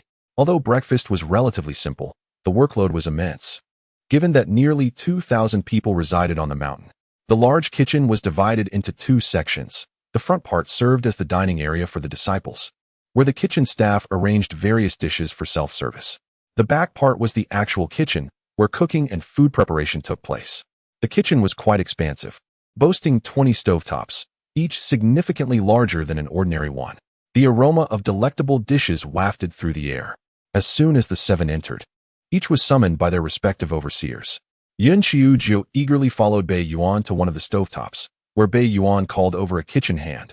Wang Yuan, please teach this young girl how to tend the fire. The servant named Wang Yuan appeared to possess a gentle demeanor as he tended to the 5 stoves while instructing Yin Chujiao. Little girl, the congee in this pot is made from spiritual rice. Once it comes to a boil, you must reduce the heat. If the flames grow too fierce, remove some firewood. If they diminish, add more. Do you understand? Yin Chujiao obediently nodded, squatting on the ground, embarking on her first day as a firewood girl. Chapter 133. An accidental slip. Yin Chujiao gazed into the fiery stove, her mind wandering to the thought of how delightful it would be to toss a few sweet potatoes into roast. If that were not possible, a couple of potatoes would suffice. Although Yin Chuzi and the others were concerned about the affairs of the law enforcement hall, they couldn't help but relax upon seeing Yin Chujiao appear unfazed, focusing intently on their tasks. An hour later, the outer disciples of the central peak began to descend for breakfast, while the inner disciples and elders had their meals fetched by designated servants. Such is the disparity of rank. Naturally, some disciples opted to collect extra portions to avoid interrupting their training, knowing that food stored in their spatial bags would neither cool nor spoil. Previously, Yin Chujiao had not found any fault in being a servant in the grand kitchen. But now she felt otherwise, very otherwise. The anguish of witnessing delectable dishes without the ability to partake was unbearable. Whether it was the bubbling spiritual rice congee or the steaming buns, all she could do was watch, which was simply torturous. Brother Wang, when might those of us in the grand kitchen be able to enjoy breakfast? After swallowing several times, Yin Chujiao could no longer contain herself. Wang Yuan chuckled. Once the crowd ahead disperses, we can enjoy our breakfast. Are you hungry? Just wait a moment. Noticing that there was no one in front of the steamer, Wang Yuan swiftly retrieved a large bun and handed it to Yin Chujiao, whispering, let us eat behind the stove. No one will notice. At that moment, Yin Chujiao felt that Wang Yuan resembled a benevolent deity, a little angel with wings. After quietly expressing her gratitude, she accepted the bun and began to savor its delightful flavor. Manager Ding had a formidable presence in the background. Even Elder Huang could do little against him. It seemed that life would be quite challenging for these new arrivals. Finally, as the disciples ahead began to disperse, the kitchen's attendants commenced their meal. Though the selection was limited, the ingredients were rich in spiritual energy, rendering the flavors exquisite. Yun Chuju picked up 2 buns with her bowl and placed them on the ground to feed the little black bird. How outrageous. This is food meant for humans. How dare a mere beast consume it? Allowing you to bring such a cursed creature in here was already a significant concession, and now you wish to feed it buns? It's already generous of us to sustain 7 useless individuals. Now you audaciously seek to include a beast as well? What a delusion. A man with slightly swollen eyes pointed an accusing finger at Yun Chujiao, berating her. Yun Chujiao's gaze deepened. Goodness, was she truly incompatible with the Linghua sect? Why were there so many contemptible individuals around? Could they not express themselves without resorting to insults, labeling her a beast and them worthless? Did they think her easy to bully? Before she could react, the little black bird was already enraged. Wow, how dare you insult me, you scoundrel? I shall bring about your downfall. Just as the man was vehemently cursing, his legs suddenly gave way, and he fell to the ground with a thud. Yun Chujiao, letting go of her grip, inadvertently smashed the bowl of porridge onto the man's head, the contents splattering all over his face. Oh dear, my sincerest apologies. A slip of the hand. You were cursing me so passionately, yet now you find yourself on the ground. Yun Chujiao shook her hand, feigning a look of embarrassment and guilt. Yun Chuzi and the others were certain that Xiao Jiao had done this intentionally. They silently cursed the man for daring to provoke Xiao Jiao while she was dining. He was clearly asking for trouble. Chapter 134. A glimpse of the scene. The man on the ground was nearly fainting from rage, wiping his face with his hand. You wretched girl. I shall teach you a lesson in manners. The man staggered to his feet, reaching out to strike Yun Chujiao, but Elder Huang swiftly grasped his arm. Ding. This was merely an accident. If you do not wish for her to feed her spirit pet, then simply do not allow it. Yun Chujiao, from now on, you are forbidden from using spiritual food to feed your spirit pet. Understood? Elder Huang winked at Yun Chujiao, who promptly responded, yes. I acknowledge my mistake. I shall not do so again. The man, known as Ding, shot a venomous glare at Yun Chujiao. Humph. I shall let you off this time out of respect for Elder Huang, but do not let this happen again, or I shall not be so lenient. Ding kicked over the table where Yun Chujiao and the others were dining before striding away. Mei Li, gasping for breath, was about to chase after them, and Ho Tian, equally indignant, rose to his feet. Although Beiyuan remained motionless, his eyes were unmistakably filled with anger. The others also displayed expressions of dissatisfaction and resentment. Just as they finished breakfast, an arrogant voice boomed from outside. Yun Chuzi, Yun Chujiao, come out. We are here under the orders of Elder Xiao from the Law Enforcement Hall to escort you for questioning. Yun Chujiao pouted her lips. Old Huang. I didn't intend to say anything, but since they have come looking for us, very well, let us go outside and speak. The crowd from the large kitchen followed Yun Chujiao as they made their way outside. She blinked her eyes and casually picked up a large copper basin along with a serving spoon. Although the others were baffled, none dared to voice their confusion. Humph. Yun Chujiao, how dare you assault a disciple of the law enforcement? We are acting under Elder Zhao's orders to take you in for questioning. The speaker was Lu Qingzhen, casting a sinister glare at Yun Chujiao. You wretched girl, once you are expelled from Linghua sect, it will be your demise. Old Huang smiled awkwardly, esteemed junior brother. Might there be some misunderstanding? Yun Chujiao and her companions just arrived at our large kitchen last night. How could they have assaulted a disciple of the law enforcement? You old fool, step aside. Lu Qingzhen pushed old Huang aside with force, causing him to stumble. In a swift motion, Yun Chujiao lunged forward and delivered a kick to Lu Qingzhen's abdomen. Caught completely off guard, Lu Qingzhen was sent flying over 10 zhang away. Lu Qingzhen never imagined that Yun Chuji would possess such audacity, daring to kick him in front of so many witnesses. Shut your foul mouth. Haven't your parents taught you the virtues of respecting the elderly and cherishing the young? Do you even know how to speak like a human? As she spoke, Yun Chujiao leapt to Lu Qingzhen's side and, taking advantage of his bewilderment, struck his mute point with her foot. Seizing a spoon, she began to strike a copper basin, exclaiming, Come and take a look, come and see. The Law Enforcement Hall of the West Peak is bullying us. They are about to wreak havoc in the great dining hall of the Central Peak. Travelers from the south and north, do not miss this. Chapter 135. A mute eating bitter gourd inside the great dining hall. Several disciples who had yet to depart rushed out to witness the commotion. Although they often looked down upon the individuals in the dining hall and frequently raised their voices, they could not ignore the fact that this was the territory of the Central Peak. The arrival of people from the West Peak was tantamount to slapping the face of their own faction. Noticing the increasing crowd, Yunchuju swiftly ascended onto a large stone. Her small face contorted with grievance as she addressed her fellow disciples, esteemed brothers and sisters. The 7 of us were only assigned to the great dining hall of the central peak last night. As it was rather late, the dining hall had already closed. Famished, we thought to venture up the mountain in search of some wild fruits to quell our hunger. However, upon reaching the summit, we were suddenly struck by bolts of lightning that felled nearby trees. Witnessing such destruction of our central peak's property, how could we stand idly by? The crowd, now intrigued, widened their eyes and perked their ears to listen intently. We stumbled upon a peculiar occurrence where a few bolts of lightning struck and killed a nest of wind-blade rabbits. Given our hunger, the enticing aroma of roasted meat became irresistible. Consequently, we began feasting on the rabbit meat. To our dismay, Lu Qingzhen, accompanied by 2 others, approached us without any justification and berated us, accusing us of attempting to ignite a fire that would ravage the mountains and threatening to expel us from our sect. His words struck fear into our hearts, prompting us to hastily offer explanations, yet he dismissed our pleas and insisted on binding us to the western peak. As if that were not enough, he continued his tirade, labeling us as useless and deriding the people of the central peak as spineless. Initially, we intended to endure his insults, but upon hearing such disrespect towards our home, our anger surged. It was one thing to be wronged, but to endure such humiliation was intolerable. Thus, we engaged him in a debate. Perhaps feeling cornered, he lost his footing and slid down a small slope. We thought the matter had concluded, but to our astonishment, he distorted the truth, falsely accusing us of assaulting the law enforcement disciples. Fellow companions, do you not agree that he has gone too far? Although Yun Chuzi and the others feigned expressions of grievance and indignation, internally they felt as if a myriad of divine beasts were charging through. Xiaojiu, you truly are extraordinary. Your fabrications flow with such finesse that had we not been directly involved, we might have believed you.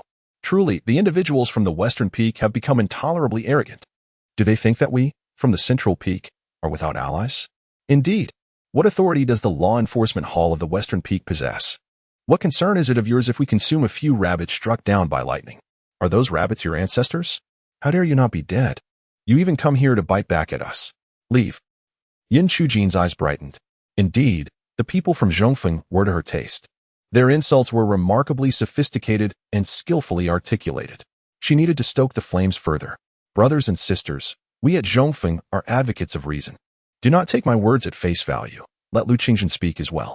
Lu Qingzhen, tell them, am I not speaking the truth? Yun Chujin pointed at Lu Qingzhen, who was nearly beside himself with rage. Lu Qingzhen had already been helped to his feet.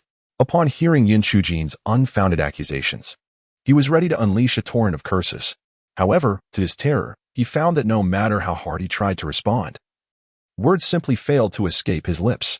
His face flushed with indignation, yet not a single word could he utter.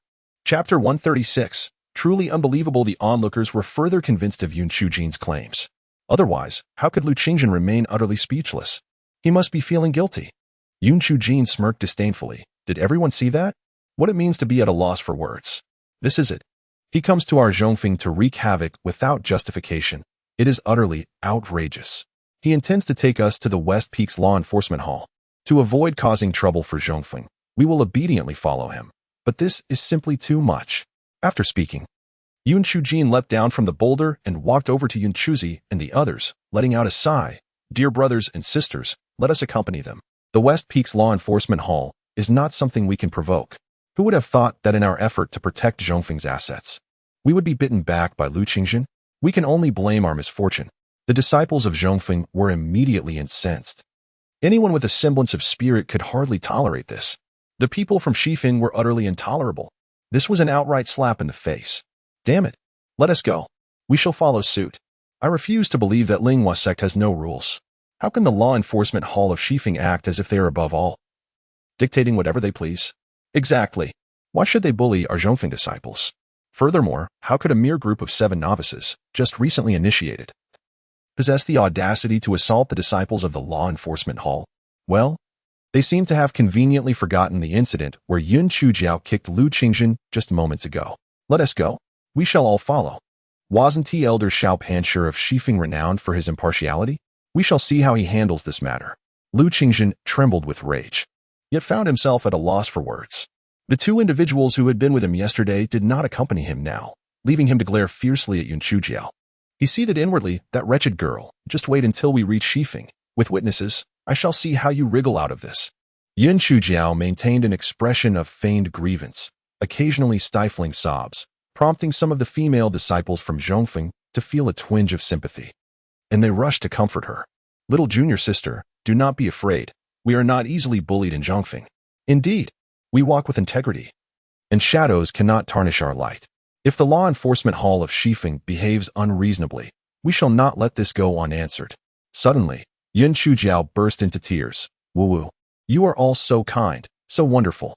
Yun Chujiao declared, in life, I am a disciple of Zhongfeng. In death, I shall become a ghost of Zhongfeng. Should anyone dare to speak ill of us, I shall bite them to death. The more she proclaimed this, the more the disciples of Zhongfeng regarded Lu Qingzhen as utterly irredeemable, their teeth clenched in anger, yearning to pounce upon him. Lu Qingzhen was on the brink of despair. Logically speaking, these 7 minor servants ought to have been trembling in fear, obediently following his lead. How could the situation escalate to such a degree? However, upon further reflection, he scoffed. Even if the uproar grew, what of it? There had been no thunder or lightning the previous day. The flames had originated from their own actions. The greater the commotion, the harsher the punishment they would ultimately face. Yun Chujiao, with a quivering voice, began to clang a spoon against a copper basin, singing hesitantly. Oh, the little cabbage, how yellow it grows in the field. The unfortunate child, how they are bullied, wronged. Oh, so wronged. Blossoms of peach bloom, while apricot flowers fall. No one cares, just a gust of wind, wronged, oh so wronged. Her performance was imbued with genuine emotion. And with the little blackbird accompanying her with its raucous cries, it moved listeners to tears. The crowd, upon hearing this, unanimously condemned Lu Qingzhen as a despicable scoundrel. Chapter 137. Building momentum no matter the time. There is never a shortage of onlookers. Soon, more and more individuals gathered behind Yun Chujiao, the majority being from Zhongfeng, with some from other peaks as well. Upon hearing the account of the incident, it was inevitable that they would unleash a torrent of curses upon Lu Qingzhen. Coupled with the fact that the law enforcement team of Shifeng had already offended many, the atmosphere became charged with indignation, leaving the members of the Shifeng law enforcement team speechless and fearful. At long last, they arrived at Shifeng, and Lu Qingzhen and his companions breathed a sigh of relief, feeling a sense of belonging in their territory. The law enforcement hall of Shifeng was situated on the mountainside, and upon witnessing the dense throng of people approaching, the disciples within were taken aback. What could this mean? Why were there even sounds of drums and songs accompanying their arrival? Lu Qingzhen's face turned a deep shade of purple with fury as he stormed into the law enforcement hall, seeking out Qian Chong, the hall's overseer, gesturing angrily. Qian Chong had always treated Lu Qingzhen well, having issued today's enforcement orders himself, and upon seeing Lu in such a state, he couldn't help but feel puzzled. Lu, my junior, what has happened? Speak up. Lu Qingzhen was so agitated that he could only stomp his feet, yet words eluded him. Outside the law enforcement hall, a commotion erupted. Return the dignity of our disciples of Zhongfeng. Restore justice for our Zhongfeng disciples. Lu Qingzhen, you have gone too far. Expel this disgrace from Linghua sect. In haste, Qian Chong summoned those who had accompanied Lu Qingzhen and, after ascertaining the situation, furrowed his brow in concern. The actions of Yun Chujiao, whether intentional or otherwise, had escalated matters to such proportions that failing to address them properly would surely incite dissatisfaction from Zhongfeng. At this juncture, it seemed prudent to request Elder Xiao to intervene personally. Stepping outside, Qian Chong clasped his hands together in a gesture of respect. Esteemed guests, before we have thoroughly investigated the matter, I kindly ask you to refrain from hasty conclusions. I shall summon Elder Xiao to personally address this issue and ensure the truth is revealed. Upon witnessing Qian Chong's courteous demeanor, the crowd fell momentarily silent, their unrest quelled, awaiting the resolution of the matter. Qian Chong, feeling a sense of urgency, hastily summoned Elder Xiao Panshur. Is there a problem? What has transpired? Elder Xiao quickly emerged from the courtyard. Qian Chong recounted the events in haste, and Elder Xiao, frowning slightly with distaste, remarked, I warned that Yun Chujiao was cunning and unruly. It is no surprise that within a mere day of joining our sect, she has caused such a commotion. Truly incorrigible. Elder Xiao, what do you think caused Lu Shidi to suddenly lose his voice? Qian Chong inquired, perplexed. That girl possesses a multitude of tricks. She must have meddled in something. I will not tolerate any deceit. Come, let us investigate. If what Lu Qingzhen has claimed is true, then Yin Chujiao must indeed be expelled from Linghua sect. Elder Xiao exclaimed angrily as he strode forth. Before they could reach the law enforcement hall, they were met with a cacophony of anguished cries, a scene reminiscent of a ghostly lament. Chapter 138. It truly is not my fault. Elder Xiao and Manager Qian quickened their pace, and upon seeing Elder Xiao approach, the onlookers instinctively bowed and parted to clear a path. With a disdainful snort, Elder Xiao navigated through the crowd, only to find a disciple writhing on the ground in utter despair. Lu Shidi? Manager Qian gasped. What are you all standing there for? Hurry and help Lu Shidi up. Senior Brother Qian? Elder Xiao? Lu Qingzhen, with tears and snot streaming down his face, pleaded, You must stand up for me. That Yin Chujiao actually struck me in public. It is simply outrageous. Manager Qian was taken aback. Lu Shidi, you can speak now? Lu Qingzhen suddenly realized, pointing at Yin Chujiao and exclaiming, It must be this wretched girl who is up to no good. Elder Xiao, you must expel Yin Chujiao from the Linghua sect. Elder Xiao cast an irritable glance at Yin Chujiao, his displeasure deepening upon observing her attire. What a fine young lady. Yet she chooses to wrap her head in a scarf? Furthermore, she has 2 small braids, which only serve to suggest her unruliness. Perched on her shoulder is a fire crow, its beady eyes glaring as it opens and closes its beak in a manner most unappealing. Truly, one can see that a pet often mirrors its owner's disposition. In truth, the little black bird was secretly wishing for Elder Xiao to trip, but alas. Despite repeating the incantation 8 times, it bore no fruit. Yin Chujiao, how do you explain yourself? Setting aside previous events, why did you assault a disciple of the law enforcement hall outside my West Peak? Elder Xiao inquired, his expression grave and displeased. Yin Chujiao cast a sidelong glance at Elder Xiao, realizing he was the white scoundrel's backing, clearly a traditionalist. Esteemed Elder Xiao, it was not my intention to strike Lu Qingzhen. Rather, he provoked me into a confrontation. I evaded his attacks several times, yet he relentlessly pursued me. In a moment of misfortune, I merely brushed against him, and, by the heavens, it was but a gentle touch, yet he collapsed to the ground, wailing like a banshee. I am not to blame for this. Nonsense. Utterly absurd. How could Lu Qingzhen strike you without provocation? Elder Xiao retorted, his displeasure palpable. As an oppressive aura spread throughout the assembly, causing those present to feel a sense of suffocation and discomfort. Yin Chujiao, appearing unfazed, calmly remarked, Elder Xiao, if you do not believe me, you may inquire with those present, have I uttered a single falsehood? The disciple, under Elder Xiao's formidable presence, dared not conceal the truth and recounted the events as they transpired. After Qian Guanchi departed, Yin Chujiao pondered for a moment. She had pressed on Lu Qingzhen's mute acupoint, and it was possible that Elder Xiao could uncover this. She resolved to find a way to release his acupoint soon. Lu Qingzhen, when Elder Xiao arrives, I advise you to confess willingly. To be candid will lead to leniency, whereas resistance will bring stringent consequences. Do not persist in obstinacy and err further. Yin Chujiao spoke earnestly. Lu Qingzhen, already simmering with anger, felt his eyes redden at her words. Seemingly oblivious, Yin Chujiao continued in a tone of concern, Lu Qingzhen, have you come to realize your mistake? Is that why you remain silent? This indicates you possess a semblance of shame. You are not entirely despicable. Before she could finish, Lu Qingzhen leaped forward, raising his hand to strike her face. Yin Chujiao sidestepped and, feigning innocence, exclaimed, Lu Qingzhen, have you lost your senses? I speak only words of kindness. The more she insisted on her goodwill, the more enraged Lu Qingzhen became, launching repeated assaults towards her. Just as the onlookers were about to intervene, Yin Chujiao seemingly inadvertently collided with Lu Qingzhen, causing him to fall to the ground, wailing like a banshee. Elder Xiao inquired of several disciples, and their responses were nearly identical. He cast a fierce glare at Lu Qingzhen. Realizing that the young girl was clearly employing a provocation tactic, this fool had actually approached to invite a beating upon himself. Chapter 139, Elder Xiao. Which side are you on? Yin Chujiao side. Elder Xiao, I am unaware of how Lu Qingzhen reported to you, but the reality is as follows. She reiterated her grievances, which she had already expressed numerous times, and then with an expression of innocence and indignation, she implored, Elder Xiao. Everyone claims you are the epitome of fairness, the very embodiment of impartiality. Surely, you would not show favoritism towards Lu Qingzhen, would you? Elder Xiao snorted coldly. I shall investigate the matter thoroughly. Even if your words are as extravagant as a tapestry, we must rely on facts. I will proceed to the back mountain of the central peak to ascertain the truth. In due time, the guilty will be distinguished from the innocent. Yun Chujio rolled her eyes. Elder Shao, you cannot go alone. We must accompany you. Elder Shao, dismissive, replied, do you think this elder would engage in deceit? Very well. If that is the case, you shall all accompany me. Thus, Elder Shao led the way, followed by the incessantly chattering Yun Chujiao, with Lu Qingzhen and the law enforcement hall members trailing behind, along with a throng of onlookers. Lu Qingzhen was utterly exasperated, feeling as though he were on the verge of spitting blood. He was the complainant. He was the complainant. He was the complainant.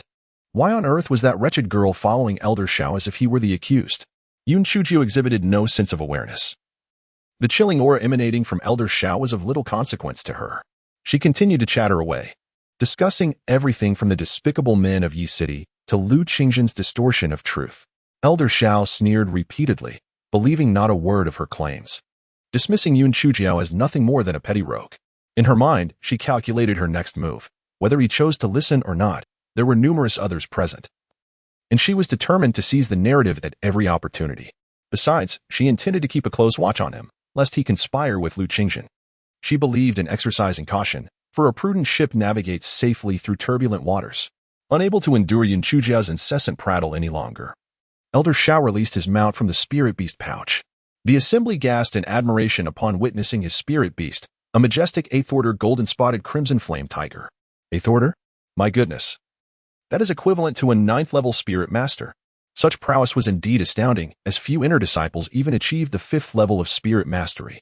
The golden-spotted crimson flame tiger, possessing sentience, swayed its tail slightly in response to the accolades.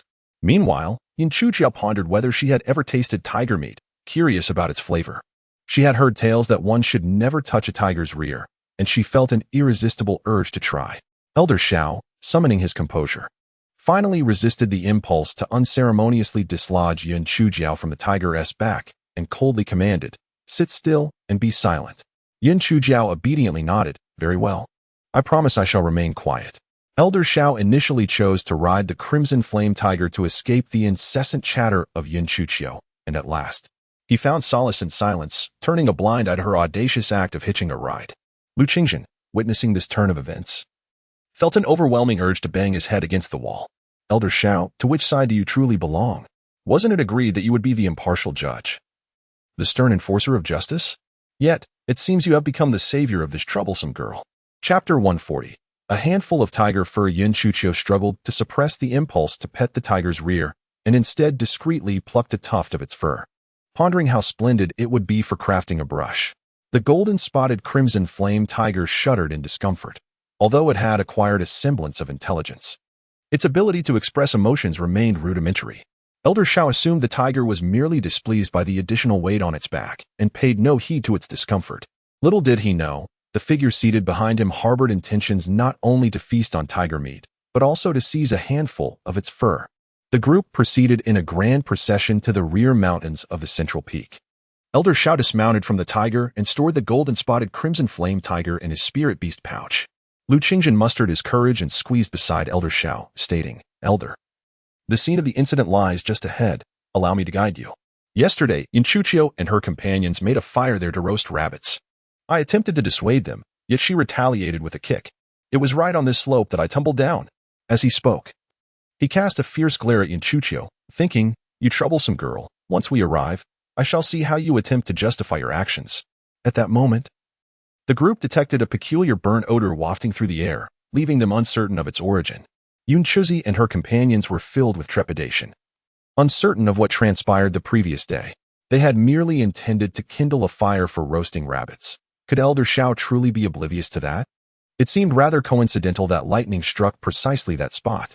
Lu Qingzhen, noticing the expressions of Yun Chuzi and the others, felt a surge of satisfaction, for their countenances betrayed their guilt. Humph.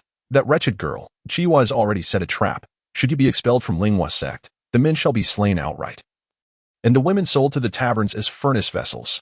Lu Qingzhen hastened towards the very site where Yun Chujiao and her companions had roasted rabbits, exclaiming, Elder Shao, it is right here. Pray, observe, was this truly the work of lightning? Yet, Lu Qingzhen's smug demeanor quickly dissipated upon witnessing the ground littered with charred branches and tree trunks. alongside the remnants of rabbit bones, with nearby trees bearing marks of having been struck. The astonishment of Yun Chuzi and her companions was not dissimilar to Lu Qingzhen's. Could they genuinely have been so fortunate? Had the heavens fortuitously aided them? Elder Xiao and esteemed guests, Yun Chujiao remarked, upon witnessing this scene. I trust my words are unnecessary. We, 7 in number, starved as we extinguished the wildfire, and not only did we receive no reward, but we have also been viciously maligned. Perhaps I am overthinking it, but during our entrance examination yesterday, we eliminated an individual named Lu Qinghua, whose name bears a striking resemblance to this Lu Qingzhen, and even their appearances share a notable similarity. At this point, Yun Chujiao chose to withhold further commentary for some times. An unfinished thought can evoke greater imagination. Indeed, upon hearing Yun Chujiao's words, the crowd began to speculate fervently, and with the confirmation from those in the know, it became evident that Lu Qingzhen and Lu Qinghua were indeed related. Lu Qingzhen was the cousin of Lu Qinghua. Consequently, the righteous indignation of the onlookers swelled. Elder Xiao, Lu Qingzhen's actions are a blatant slander. Yes, this is a personal vendetta. His intentions are nefarious. He must be severely punished. Otherwise, what becomes of the authority of the enforcement team? Indeed, he must face the harshest consequences. Lu Qingzhen is a disgrace. We shall expel this scoundrel from our Linghua sect. We disdain associating with such individuals. Elder Xiao let out a cold snort, releasing an aura of authority that immediately silenced the crowd, rendering them speechless. Lu Qingzhen's slander against a fellow disciple, fueled by personal grievances, has had a detrimental impact. His cultivation shall be abolished, and effective immediately, he is expelled from the Linghua sect. Elder Xiao cast a profound glance at Yun Chujiao before continuing. The 7 individuals, including Yun Chujiao, who safeguarded the forest, shall each be rewarded with 5 spirit stones. Chapter 141. Is it not merely a name? Upon hearing Elder Xiao's verdict, Lu Qingzhen rolled his eyes back and fainted. The crowd erupted in cheers, praising Elder Xiao for his fair handling of the matter, remarking on how good and evil will eventually be repaid in kind. However, Yun Chuzi and the others felt a tumult of emotions. Had it not been for the astuteness of Xiaojiao, they would surely have been the ones expelled from the sect. And they resolved to learn more from Xiaojiao in the future. As for Yun Chujiao, she was secretly venting her frustration, lamenting that Elder Xiao was indeed miserly, awarding only 5 spirit stones to each person. Before departing, Elder Xiao cast a lingering glance at Yun Chujiao, leaving behind a cautionary remark, "Take care of yourself," before soaring away on his sword. How dare you? If it weren't for my exceptional intelligence, I would have undoubtedly been expelled from the Linghua sect by your antiquated notions. Yun Chujiao addressed the crowd with a deep bow. Esteemed brothers and sisters, today we owe our gratitude to you for upholding justice on our behalf. Without your intervention, we might have indeed suffered an unjust fate. In terms of spiritual energy, you all surpass us, and we possess no remarkable abilities. However, during our meals at the dining hall, we shall do our utmost to assist you.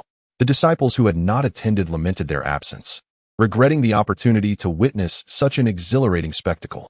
Yet, these few minor servants truly brought honor to our central peak, effectively striking a blow to the Western Peak's law enforcement hall. Thus, when dinner time arrived, many disciples paid their respects to Yun Chujiao and her companions. Upon observing Yun Chujiao's rather unrefined appearance, their sympathy and compassion grew. As the tale spread from 1 to 10, and 10 to 100, it swiftly reached nearly everyone in the Linghua sect. Yun Chujiao and her companions became well known, particularly Yun Chujiao herself, who was remarkably distinctive. The youngest, with the darkest complexion, deemed a talentless waste without spiritual energy, and adorned with a peculiar headscarf, her hair styled into 2 small pigtails. Oh, and she possessed a fire-breathing crow as her spirit pet. In the following days, the number of patrons at the Central Peak dining hall noticeably surged, primarily drawn to witness Yun Chujiao. She bore no objections. After all, their gaze would not diminish her portion of food. That evening, a stir arose within the dining hall. Particularly, some female disciples gazed with longing eyes at a certain individual, who, however, approached Yun Chujiao, who was arranging the dishes. Junior sister Xiaojiao, might I have a moment of your time? Upon raising her gaze, Yun Chujiao discovered it was Feng Ming. It was indeed thanks to him that she could enter Linghua sect, prompting her to smile radiantly. Brother Feng Ming, it has been quite a while. After exchanging greetings with Elder Huang, Yun Chujiao followed Feng Ming out of the dining hall. You've turned into quite the celebrity in Linghua sect in just a few days. Feng Ming teased with a hint of playful sarcasm. Yin Chujiao chuckled awkwardly. You flatter me. What celebrity? It's merely a name. Amused by her response, Feng Ming engaged her in light conversation. Yin Chujiao found Feng Ming to be remarkably knowledgeable and refreshingly unpretentious, leading to a joyful exchange between them. In a moment of curiosity, Feng Ming reached out to gently touch the two small tails at the back of Yin Chujiao's head. However, as soon as he did, a sudden jolt coursed through him, propelling him uncontrollably through the air, and he landed unceremoniously on the ground. Chapter 142. You pretty boy, get out. Startled, Yin Chujiao exclaimed. Brother Feng Ming, what happened to you? Feng Ming, bewildered by his fall, cursed inwardly. His carefully maintained ethereal appearance had been utterly ruined. Who could be scheming against him? Glancing around, he noticed only a few disciples whispering among themselves, with no suspicious figures in sight. Upon hearing about food, Yin Chujiao's expression brightened instantly. Thank you, Brother Feng Ming. Well, I shall take my leave now. I will come to visit you another day. Feng Ming felt an unsettling prickling sensation on his scalp, as though he were being scrutinized by a powerful entity. After speaking hastily, he departed in a rush. Yin Chujiao waved her hand at Feng Ming, sweetly exclaiming, Senior Brother Feng Ming, do visit me often in the future. A sharp discomfort akin to being pricked by needles coursed down Feng Ming's back, prompting him to respond vaguely before hastening away even faster. Yin Chujiao, puzzled, shook her head in confusion. How strange. Could it be that Senior Brother Feng Ming was in a hurry to relieve himself? Why else would he run so swiftly? Yin Chujiao swiftly detected the envy and jealousy gleaming in the eyes of the female disciples around her and smiled, saying, Oh, it's nothing. Senior Brother Feng Ming mentioned that although I have protected the assets of the Central Peak, I must not become arrogant or complacent, and should diligently learn from my senior brothers and sisters. He even specifically named a few of my senior sisters. Immediately, the eyes of the female disciples sparkled with anticipation as they gazed at Yin Chujiao, asking, which names did Senior Brother Feng Ming mention? Yin Chujiao began to enumerate the names of the inner sect female disciples she was aware of, and upon hearing them, the outer sect female disciples' spirits plummeted, dispersing in a wave of disappointment. With a chuckle, Yin Chujiao bounced over to hand her oil paper package to Yun Si for safekeeping and resumed her tasks. Upon entering the courtyard, she suddenly felt that familiar prickling sensation on her scalp again. Instinctively, she turned to flee. Get back here. If you dare to run, I shall break your legs. Came a thunderous roar from within the room. Yin Chujiao closed her eyes, took a deep breath, and instantly donned a brilliantly radiant smile. Oh, so it is you, my esteemed deity. I shall return at once. How would you like me to re-enter? With grace or with exuberance? A cold snort echoed from within the room. If you continue to dawdle, I shall dismantle your abode. Yin Chujiao cursed the pretty boy 100 times in her heart as she hurriedly entered the room. Upon her arrival, she found Biming seated in a chair, his expression dark and his gaze fixed on her with lifeless eyes. Yin Chujiao was momentarily taken aback, before fiercely hurling the paper package she held towards Biming. You insufferable pretty boy. I have tolerated you for far too long.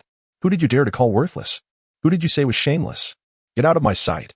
Yin Chujiao, typically unbothered by others' remarks, felt an inexplicable surge of rage upon hearing Biming's words, as if a fire had ignited within her. The pent-up anger threatened to consume her if not released. In Chapter 143, unexpectedly staying out all night, Biming deftly sidestepped the oil paper package, observing Yin Chujiao, who resembled an enraged little lion. He was momentarily bewildered. Clearly, Yin Chujiao had been blinded by her fury, as she seized Biming's collar and shouted, Leave. Get out of here. Despite her utmost efforts, she could not budge him even slightly, nearly toppling into his embrace instead. You refuse to leave, do you? Fine. If you won't go, then I shall. With a storm of anger, Yin Chujiao stormed out of the room, slamming the door behind her with a resounding bang as she rushed out of the courtyard. The anxious little blackbird, having been on edge, quickly fluttered down from a tree in the courtyard to follow Yin Chujiao. Meanwhile, in the shadows, Feng and an Yin exchanged glances, puzzled by the situation. Why has Miss Jiao emerged alone, and with such fury? Where's the master? After a while, a sound of something shattering echoed from within the room. TSK, TSK. It seems that the esteemed one and Miss Jiao are embroiled in a quarrel. Indeed, our esteemed one must be feeling jealous. Previously, when he witnessed that young dandy caressing Miss Jiao's head, the frigid aura emanating from him nearly froze me to death. Had it not been for the high-grade invisibility talisman, I would surely have been discovered. Our esteemed one is rather indecisive. When Miss Jiao is upset, He ought to comfort her instead of resorting to destruction. TSK, TSK. What a vexing situation. Come on. Indeed, aside from him, can you not utter anything else? Dark winds. Yun Chujiao stormed out of the courtyard, her anger escalating. Xiaohei, do you think that young dandy is being unreasonable? How dare he claim that I am worthless and shameless? Bah, does he have any shame? How many doors has he owed me? How many meals has he consumed at my expense? He is the one who lacks worth and shame. Master, you are absolutely right. That young dandy is utterly despicable. The little black bird still harbored resentment over Emperor Biming, tossing it away. The master and pet exchanged a series of covert insults directed at Emperor Biming. Then, the little blackbird timidly inquired, Master, do you think that young dandy will seek revenge later? Will he strangle us? Humph, he still needs to drink my blood. He won't kill me. If he intended to do so, he would have acted already. Come, let us take refuge at Fifth Sister's place today. Though Yun Chujiao spoke with confidence, a tinge of fear lingered within her heart. Impulsiveness is a devil, indeed. How could she not have restrained herself at that moment? Hoping that the little pretty boy will refrain from acting out, for she has yet to exhaust her days. Yun Chujiao arrived at Yun Chu's courtyard accompanied by her little black bird. Yun Chu was quite perplexed. Xiaojiao, do you need something from me? Fifth sister, I miss you. I want to sleep with you tonight. Yun Chujiao replied with a cheerful smile. Although somewhat surprised, Yun Chu thought little of it. After all, Xiaojiao was still young and perhaps unaccustomed to sleeping alone. Thus, the two sisters quickly freshened up, engaged in light conversation, and soon retired for the night. The carefree Yun Chujiao fell into a deep slumber, while deep Biming within the room was filled with indignation. Very well, you, black creature, actually stayed out all night. Hearing the commotion, the dark winds and shadows hurriedly rushed into the room. Master! Master! Dark Shadow quickly retrieved a porcelain vial from his storage ring, poured out a pill, and placed it into Deep Biming's mouth. Chapter 144. Are we fooling ghosts? Could it be that that person has also come to the Qingxian continent? Beyond him, I can hardly fathom who else could have inflicted such injuries upon our master. Dark Wind's expression grew serious. Dark Shadow nodded in agreement. Indeed. Yet he has not fared well either. His wounds are even more severe than our master's. Humph. Our master is simply too earnest. If he possessed as much cunning as Mischio, that person would have been dealt with long ago. By the way, I shall seek out Mischio. Perhaps her blood might aid in our master's recovery. Upon finishing, Dark Wind swiftly made his way to Yun Chu's courtyard, knocking on the door several times. Mischio, your master has arrived and wishes to see you. Both Yun Chujiao and Yun Chua were startled awake, with Yun Chua feeling a bit dazed. Xiaojiao, why has your master come? Isn't there someone guarding the gates of Linghua sect? Mischio, your master has sustained severe injuries. If you do not hurry, you may miss the chance to see him one last time. Anfeng has made considerable efforts to bring Yun Chujiao over. Yun Chujiao curled her lips in disbelief. Who does she think she is fooling? That pretty boy was just cursing at her with vigor moments ago, and now he is gravely injured? What nonsense is this?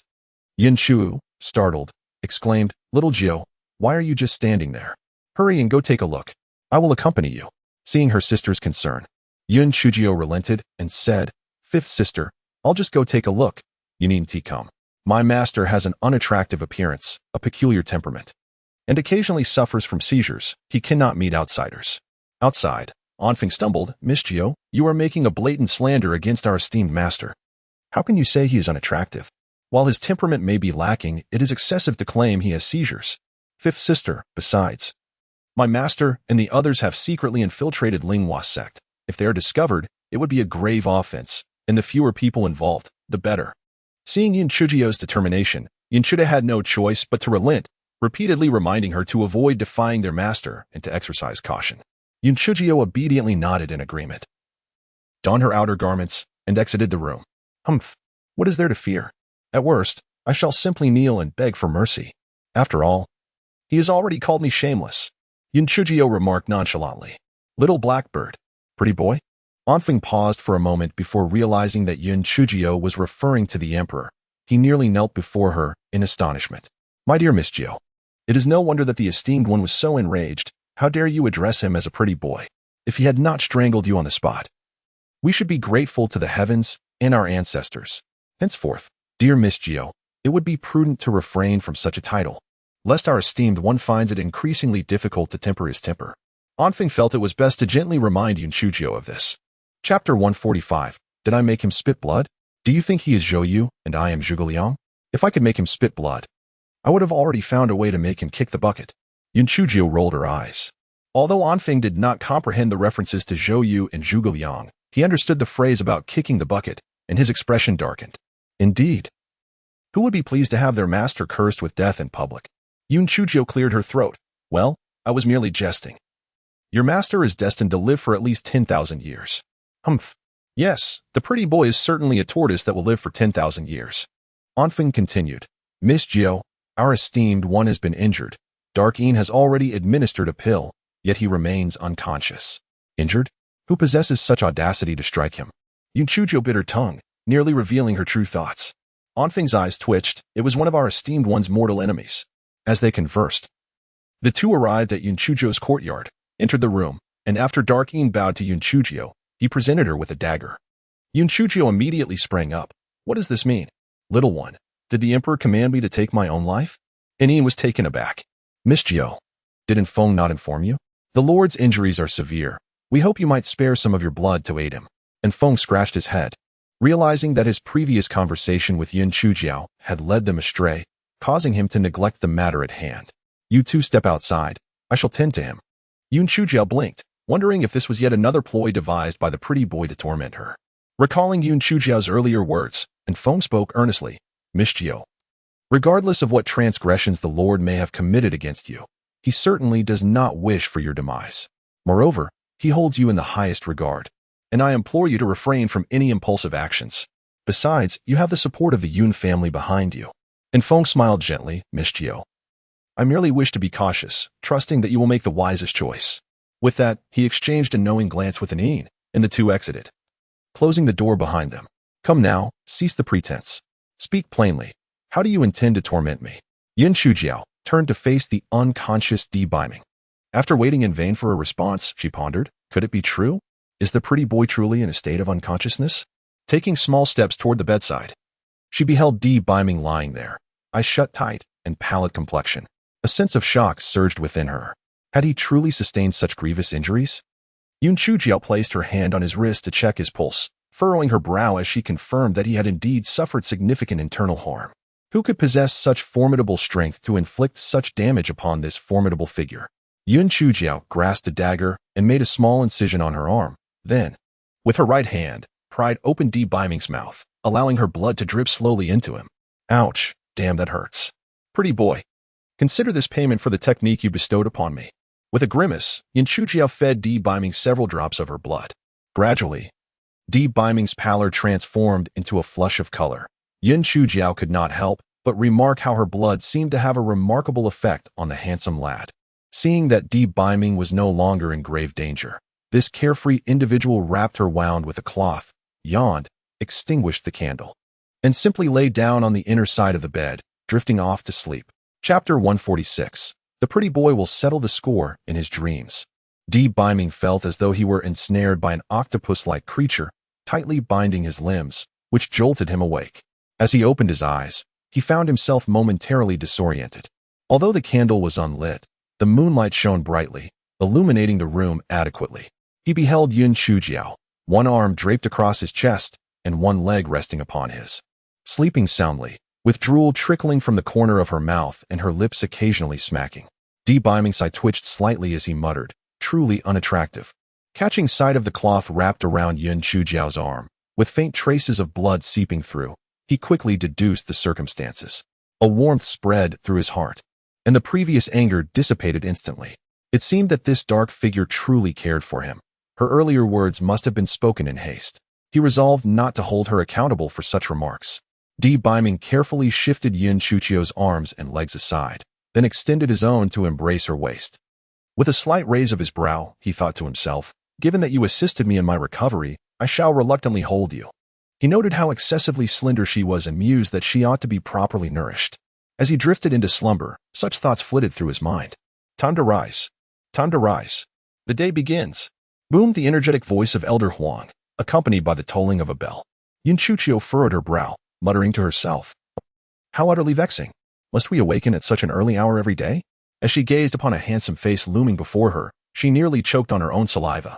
Memories from the previous day raced through her mind, eventually settling on the arm that byming had wrapped around her waist. Cautiously, she called out, "Male deity? Male deity?" Unbeknownst to her, he had entirely forgotten the conversation from the previous day. In comparison to her life, addressing him as male deity or even male ancestor would suffice. Byming remained unresponsive, even lifting a leg to rest upon her. Frustration bubbled within Yunchuchio, and she felt an overwhelming urge to kick this pretty boy away, yet she hesitated. "Male deity? Male deity?" She called once more, but byming showed no signs of acknowledgement. With a surge of courage, she gingerly attempted to dislodge his arm from her waist, followed by his leg. Just as relief washed over her, byming re-wrapped his arm around her waist. Once again, she cautiously tried to shift it away, only to find him pressing his leg down upon her yet again. After several attempts, Yunchuchio's patience wore thin. The handsome young man must be feigning ignorance.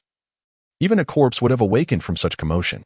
Yunchuju rolled her eyes mischievously and remarked, "Oh well, I suppose I can skip work today. I cannot let such a splendid opportunity slip away. TSK, the physique of my idol is simply exquisite. I did not have enough of it last time, and now I shall have the chance to admire it thoroughly." With that, Yunchujiao reached out to untie Emperor Byming's belt. His eyelashes fluttered, and he opened his eyes in astonishment, exclaiming, "You wretched creature! How did you manage to climb into my bed? Get off this instant." "My dear idol, your words are quite unjust. I nearly bled to death for you last night, and instead of expressing gratitude, you tell me to leave? Such behavior may cost you friends." Yunchujiao pointed to her left arm. She almost slapped herself. It seemed the handsome young man would seek retribution later. Emperor Byming sat up, his gaze dark and fixed on Yunchujiao. "Did you call me a pretty boy yesterday? You said I was worthless and shameless, and told me to leave?" Chapter 147. Innocent words. Yunchujiao chuckled awkwardly. "My idol, innocent words are just that, innocent." The corner of Emperor Byming's side twitched. "Innocent? You truly possess an audacious face." "Indeed. I am still young. The words I utter are therefore innocent." Yunchujiao playfully feigned youthfulness. Emperor Byming had not intended to pursue the matter from the previous night. Seeing her jesting demeanor, he retorted, "I am magnanimous and shall forgive you this time. But should there be a next, you shall not escape my wrath." Yunchujiao let out a sigh of relief and sweetly remarked, "Indeed, a male deity is truly a male deity. I must attend to my duties now. Please ensure the courtyard gate is securely closed upon your departure, and be cautious not to attract any attention." "What? You are not leaving?" Yunchujiao gasped, nearly springing from her bed. "What? You are not welcoming me?" Byming fixed his gaze upon her. Yunchujiao forced a smile. No, how could that be? I would be delighted to see you every day. I am simply overwhelmed with joy. Yes, I am just too excited. That is well. If you do not wish for my presence, do voice it. I assure you, I shall not linger against your will." Internally, Yunchujiao cursed. How could I possibly say that? If I were to voice such a thought, that insufferable pretty boy would surely strangle me. Then, esteemed deity, please take care of yourselves. I shall now attend to my work. Yunchujiao carefully descended from her bed, putting on her shoes. "Here, this is for you. And do not consume that item bestowed upon you by the bird." Byming produced a fruit from his storage ring. Yunchujiao's eyes sparkled. It was the same spiritual fruit she had relished last time. Instantly, her face lit up with joy as she exclaimed, "Thank you, esteemed deity. You are truly wonderful." In a few swift bites, Yunchuju devoured the fruit and bounced out of the room. Once outside, she recalled the latter part of Byming's earlier statement. Item from the bird? What? That pretty boy's tongue is far too sharp. Wasn't Feng Ming just a bird's call? No wonder her senior brother Feng Ming had inexplicably stumbled yesterday. It seemed that the pretty boy had been up to mischief. Yunchujiao shook her head, finding this handsome young man utterly unpredictable. When he was in high spirits, he bestowed upon her both techniques and fruits, yet when displeased, he resorted to threats of violence. Truly a lunatic. Upon seeing Yunchujiao emerge, and Feng and An approached to pay their respects, Yunchujiao curled her lip and casually tossed aside the fruit pit, saying, "Forget it, I cannot accept such grand gestures from you. Just yesterday, you used the Yun family's influence to intimidate me." And Feng chuckled, "Mischio. Matters of urgency often compel hasty actions. I fear you might act impulsively and regret it later. Our esteemed master is a rare gem, one not easily found in the heavens or the earth. Do not let him slip through your fingers. Make sure to keep your secrets well hidden, lest I be implicated. I have only just gained entry into the Linghua sect and have no desire to be expelled right away." Yun Chuju thought to herself, dismissing the notion of this so-called rarity. Even if offered freely, it held no appeal for her. What a bizarre individual. And Foam, brimming with confidence, assured her, Miss Gio. Rest assured, unless the sect leader and elders deliberately scrutinize this courtyard, there will be no cause for concern. That is well. I shall be on my way to work now. You two must dutifully watch over my abode, Yun Chuju declared, striding away with her hands clasped behind her back. Walking in a confident manner. She would consider them as 3 loyal watchdogs. Chapter 148. A harmonious partnership in dining. Upon arriving at the grand dining hall, Yun Chujiao was immediately greeted by Yun Chu, who whispered, Little Gio, how is your master? All is well. He has already departed. My master revels in theatrics. The injury was never truly severe. Yun Chujiao replied nonchalantly. After a few days, Yun Chujiao had become quite familiar with the staff in the large kitchen, particularly with those responsible for tending the fire. Noticing her youth, they were accommodating, allowing her to manage only one cooking pit. Yes, that would suffice. After finishing work that day, Yun Chujiao linked arms with Yun Chu and sweetly declared, Fifth sister, I shall sleep with you tonight. Yun Chu, eager to inquire about her master's affairs, readily agreed. In her heart, Yun Chuju smugly mused, Little white face, you shall remain my watchful guardian. Humph. This young lady can evade any confrontation. As Yun Chujiao reached the entrance of Yun Chu's abode, a small black bird fluttered over with its short wings. Yun Chu playfully chided, All right. Such a childlike spirit, always thinking of something new. Yun Chuju thought to herself, Fifth sister, it's not that I'm whimsical, but rather that insufferable little white face is the one being capricious. As she walked, Yun Chujiao began plotting. She was determined to thoroughly torment the little white face today. Without knocking, she boldly entered the room, only to find that the remnants of the old table had vanished, replaced by a brand new one adorned with 8 exquisite dishes. Di Biming was leisurely enjoying his meal with chopsticks.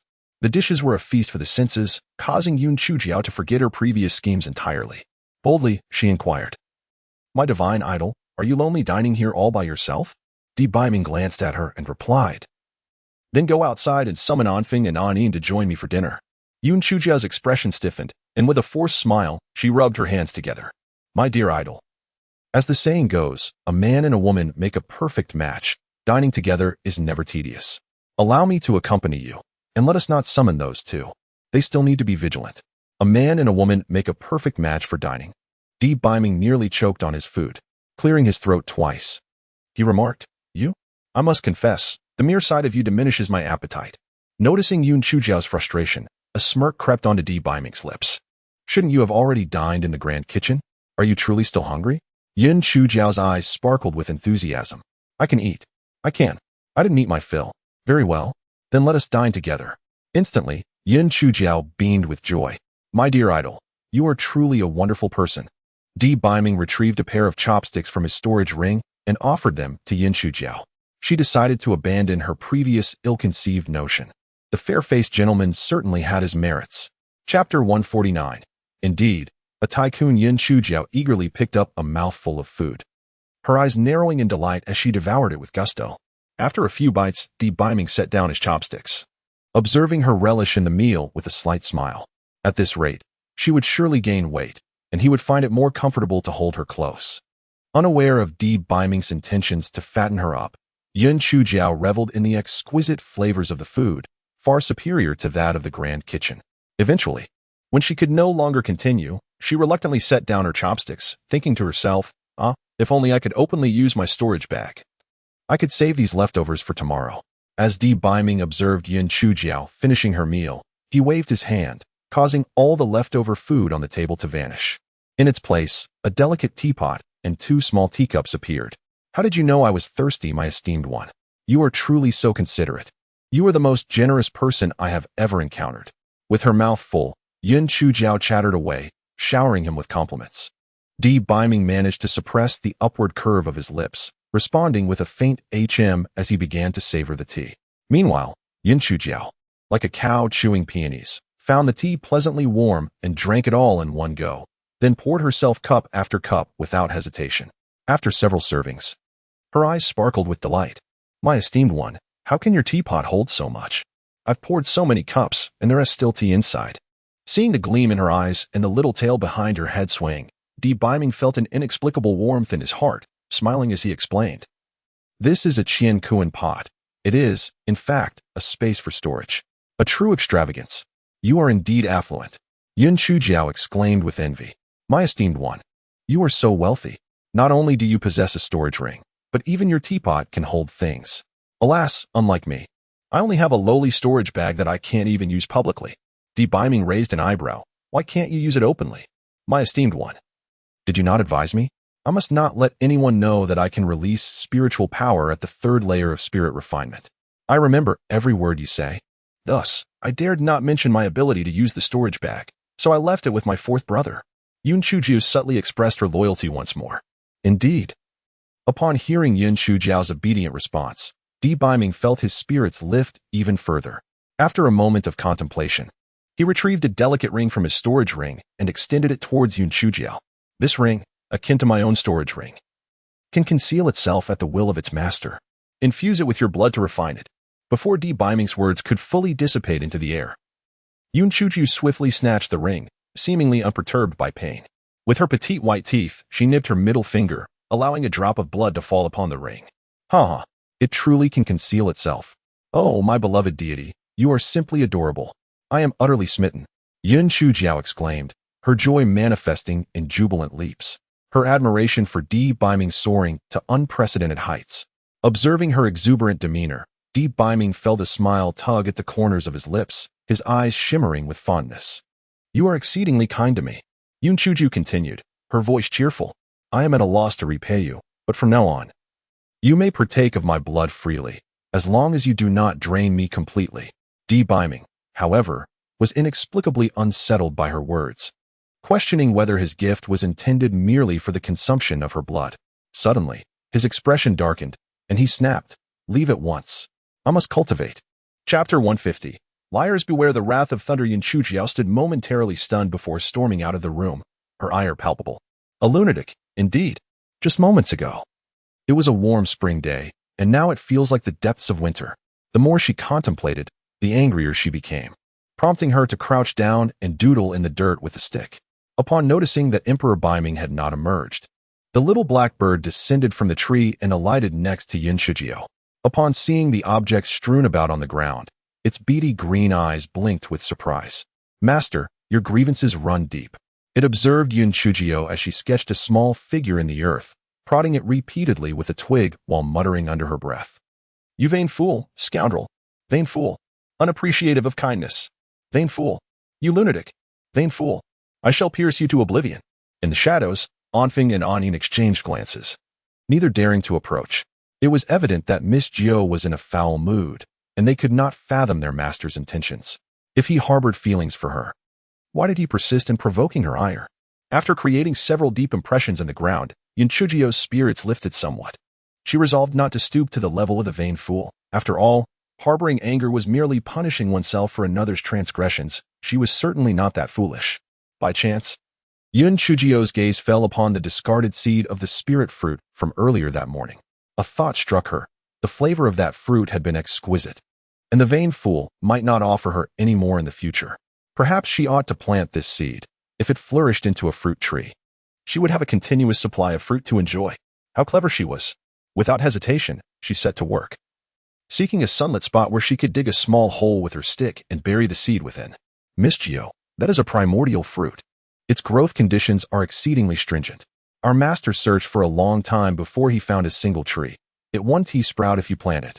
Anfeng ventured closer, sensing that Yun Chujiao's temper had cooled. How can one know without trying? Perhaps this fruit pit finds my place rather pleasant. Besides, I am merely digging a hole and watering it, not committing to anything substantial. If it truly grows, that would be even better. Yun Chujiao remarked nonchalantly. She engaged in idle chatter with Anfeng, while inside the room, Biming gritted his teeth in frustration. After expelling Yun Chujiao, he felt inexplicably agitated, unable to focus on his cultivation. Witnessing Yun Chujiao and Anfeng sharing laughter only intensified his irritation, making him feel as though he might smash his head against the wall. Anfeng, do you feel particularly idle? Biming pushed open the door, casting a dark glare at Anfeng. Anfeng shivered, instantly realizing he had stirred trouble and quickly replied, My lord, I just remembered I have many tasks to attend to. I take my leave. With remarkable speed. Anfeng vanished from the sight of both Di Biming and Yun Chujiao. It was no jest. If he lingered any longer, his lord would surely cast him into the 100-zhang abyss. Di Biming approached the spot where Yun Chujiao had been drawing figures. Who is this dark creature you have depicted? It is you indeed, just you. Though Yun Chujiao dared only to voice this thought internally, she outwardly claimed, it is merely a steward from our grand kitchen, a most despicable character, vengeful and petty. I shall deal with him thoroughly in due time. Di Biming felt an inexplicable disquiet at Yun Chujiao's words, sensing an undercurrent of reproach within her remarks. He fixated on her, causing Yun Chujiao to feel increasingly uneasy under his scrutinizing gaze. Internally cursing, she thought, why does he stare at me with those lifeless fish eyes? Di Biming let out a cold snort. If I discover that you have deceived me, you shall not escape unscathed. My lord, I would never deceive you. To utter falsehoods invites divine retribution. In Yun Chujiao's heart, a little figure was incessantly hopping about, defiantly raising its middle finger. You, the pale-faced one, are the one being deceived. With a thunderous crack, a bolt of purple lightning descended from the heavens, aimed directly at Yun Chujiao. Chapter 151. The little flame is suppressed. Once again Yun Chujiao was utterly bewildered. She had merely uttered those words casually. Why on earth did this wretched little mudfish respond so eagerly? This insufferable purple mudfish chose to strike her precisely at this moment, undoubtedly with malicious intent. How infuriating! The bolt of purple lightning, no thicker than a pinky, was effortlessly absorbed by Yun Chujiao, who then turned to Emperor Biming with a strained smile, exclaiming, "What a coincidence! It's entirely coincidental." Emperor Biming scoffed, shooting her a fierce glare before retreating into the room. Yun Chujiao defiantly raised her middle finger towards the small patch of dark cloud above. Little mudfish, you wish to challenge me? If you have the guts, continue to strike me. The dark cloud twisted slightly, and just as Yun Chujiao anticipated another strike, it suddenly vanished without a trace. She pouted, turns out you're a coward. Lacking even a shred of courage, you pale in comparison to me. To live, one must possess both courage and audacity. Come forth, dark thing. Oh, here it comes. Indeed, courage and audacity must be measured by time, place, and character. Yun Chujiao stealthily entered the room to find Emperor Biming seated at a table now adorned with brushes, ink, paper, and an inkstone. A sense of foreboding washed over her. Come here. I have nothing better to do. So from today onwards, I shall teach you calligraphy to cultivate your temperament. Di Biming recalled Yun Chujiao's awkward handwriting and inspired, devised a method. Yun Chujiao grimaced and said, My dear idol, must we pursue this? After a day of labor, I'm utterly exhausted. My arms can scarcely be lifted. How can I possibly practice my calligraphy? Di Biming let out a cold chuckle, then picked up the brush and inscribed 3 characters. This is my esteemed name. You shall not retire to slumber until you have written it 30 times. Yun Chujiao's eyes sparkled with mischief. If I must write, then I shall hastily scribble it down. She thought to herself that if her writing was careless, the requirement would double, and should she continue to be inattentive, the count would multiply yet again. Di Biming, perceptive as ever, saw through her little scheme and retorted coldly. With a resigned expression, Yun Chujiao began to write, muttering, Why must it be a name so difficult to inscribe? Ming is particularly vexing. My own name is so much simpler and memorable. What do you know? The North Sea has fish, and its name is Cohen. My name is steeped in significance. Humph. What relevance does that have? You speak so pompously, yet it merely signifies fish. It would be better to call you Di Bayfish. Silence, you insolent creature. Very well, I shall be silent. No wonder you always glare at me with those dead fish eyes. It turns out you're just a stinky fish. After nearly 2 hours of writing, Yun Chujiao felt as though her wrist might fracture before Di Biming finally huffed. That will suffice for today. We shall continue tomorrow evening. Puffed up with indignation, Yun Chujiao began her evening routine. She shed her outer garment and flopped carelessly onto the bed, limbs sprawled wide, clearly intending to deny Di Biming a place beside her. After Di Biming finished his morning routine, he noticed Yun Chujiao sprawled across the entire bed, causing him to furrow his brow. Move over a bit. This is my bed. A small flame of defiance ignited once more within Yun Chujiao. Di Biming snorted dismissively. You dark creature, I will count to 3. If you do not move, you shall sleep on the floor tonight. 1, 2, 3. Male deity, I fear this bed may be cold. It has grown warm now, so please come up. Yun Chujiao obediently rolled to the side of the bed. The little flame of rebellion was ruthlessly extinguished once again. Chapter 152. What's mine is yours. Tears like wide noodles streamed down Yun Chujiao's face, realizing once again that the stronger one holds sway. You fair-skinned rascal, just wait. When I grow stronger, I shall claim the bed for myself while you kneel on the floor and serenade me to sleep. Biming smirked, shedding his outer garments and lying on the edge of the bed. Yun Chujiao's eyes darted around as a new idea formed. Male deity. Is it not improper for us to share a bed, given the principle of male-female propriety? Indeed, you make a valid point. Therefore, you shall sleep on the floor. Ah. Ha ha ha. I was just joking. I am still young. I cannot yet be considered a woman. There is no need for such caution. Biming raised an eyebrow. Have you forgotten? There is another saying. Males and females do not share the same seat at the age of 7. Thus, for your reputation's sake, it would be best for you to sleep on the floor. Then why must I sleep on the floor and not you? Yun Chujiao exclaimed the first part loudly, but her voice dwindled to a mere whisper under Biming's imposing gaze, akin to a mosquito's buzz. Humph, this is my bed. Yun Chujiao intentionally emphasized my 2 words. Oh, since you wish to be so clear-cut, return the ring I bestowed upon you, along with that cultivation method, the spiritual fruit, the meals, and... My dear God, I was merely jesting. What is mine is indeed yours. The night grows late. Let us retire early. Ah, I feel so drowsy. I am drifting off. Yun Chujiao shut her eyes, deceiving herself as she pulled the quilt over her head, even whimsically pretending to snore. Biming observed Yun Chujiao, who had curled up under the covers like a little quail, and couldn't help but chuckle. With a wave of his hand, he extinguished the candle. Noticing Biming's silence, Yun Chujiao cautiously peeked out, exclaiming inwardly, "Oh dear, what a close call.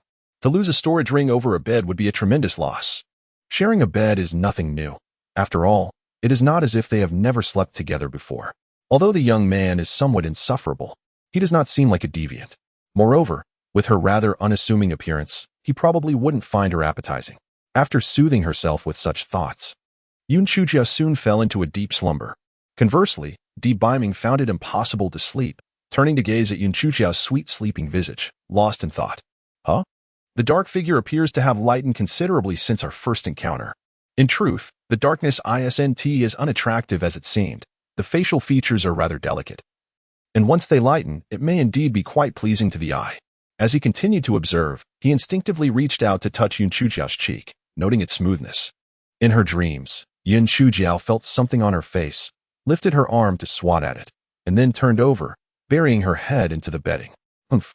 In the depths of his thoughts, he mused, "Do you truly believe I would willingly touch you? My curiosity, merely curiosity, compels me." With that, Biming turned away, his back facing Yun Chujiao, and after a while of wandering thoughts, he gradually succumbed to slumber. However, as the night wore on, they both unconsciously rolled over, with Yun Chujiao's delicate head nestled in Biming's embrace, indulging in a sweet, peaceful sleep. As dawn broke, Yun Chujiao woke to the resounding call of old Huang, echoing like a tolling bell. She cautiously extricated herself from Biming's arm encircling her waist, stretched lazily, and then hopped out of bed. After freshening up, she cheerfully set off to work. Once Yun Chujiao departed, Biming abruptly sat up, perplexed. How could I possibly dream of that dark entity? And furthermore, how could it even occur? It must be the result of my recent injuries and restless mind. Indeed, that must be the case. Chapter 153. The Unprincipled Thief. Unbeknownst to Yun Chujiao, Biming was entangled in his own turmoil. Meanwhile, she was preoccupied with her newfound possession, a storage ring. Determined to acquire more treasures to stow away, she wreaked havoc in the grand kitchen. How peculiar. I distinctly steamed 20 baskets of dumplings, yet 2 are missing? And why are 3 trays of steamed buns gone? There were 20 pots of stewed beef. How is it that only 16 remain? Seeing the situation escalating, Yun Chujiao finally ceased her antics, joining others in lamenting the audacity of the unscrupulous thief who dared to pilfer their food. Old Huang investigated tirelessly, but unearthed no explanation. Ultimately resigning to the ambiguity of the matter, perhaps it was merely a case of collective misremembering. Yun Chujiao, please deliver this storage bag to the alchemy room. It contains the meal requested by senior brother Zhangxi. It is imperative that you hand it to him personally. Manager Ding handed a storage bag to Yun Chujiao. Coincidentally, Bei Yuan was nearby and remarked, "Manager Ding, little Jiu lacks spiritual power and moves slowly. Allow me to take it instead." Manager Ding's expression darkened. Bei Yuan, Am I unable to instruct even a new servant? Besides, senior brother Zhang is not in a hurry. It suffices to deliver it today. Yin Shujiao quickly interjected. It's all right. I shall go. It is a perfect opportunity for me to familiarize myself with the alchemy room. Bei Yuan reluctantly pulled Yun Shujiao aside and whispered. The alchemy room is unlike any other. Even elders are cautious not to offend those within. You must exercise utmost caution. Yun Shujiao nodded and exited the large kitchen. Manager Ding watched her retreating figure, a glint of malice flickering in his eyes. That wretched girl, this time you were doomed. Clever as she was. Yin Shujiao sensed Manager Ding's ill intentions. However, the principle of a thief being caught eventually does not apply to perpetual vigilance. She was curious to see what surprise he had in store for her. After contemplating, she decided against bringing her little black bird, fearing they might falsely accuse it of stealing elixirs, leaving her unable to clarify the matter. With the storage bag in hand, Yin Shujiao bounced towards the alchemy room. Alchemical potions are crucial to a sect, thus the alchemy room is situated at the peak of the central mountain, where spiritual energy is abundant, facilitating the cultivation of alchemists. Along the way, she encountered numerous disciples. Having frequented the large dining hall, she greeted them with familiarity. Ah, esteemed senior. You appear even more handsome than a few days ago. Senior sister, I scarcely recognized you after just a few days. You have grown even more beautiful. That pastel pink attire you wear complements your complexion splendidly. You resemble a celestial being. No one can resist sweet words. And upon hearing Yun Shujiao's flattering remarks, the crowd naturally engaged in conversation. Yin Shujiao mentioned that she had been sent by Steward Ding to deliver items to Brother Zhang Ji at the alchemy room. Noticing a flicker of intrigue in several pairs of eyes, she felt a surge of curiosity and began to subtly extract information. Little girl, I tell you, I have inadvertently learned that Brother Zhang Ji is related to Lu Qingzhen, who was expelled from the sect a few days ago. Indeed. I too have heard that Brother Zhang Ji is Lu Qingzhen's cousin. You ought to be cautious. Brother Zhang Ji is highly regarded by Elder Qi from the alchemy room and is poised to be accepted as a direct disciple. His reputation is currently soaring. So be sure not to offend him. After expressing her gratitude to the crowd, Yin Shujiao resumed her lively ascent up the mountain.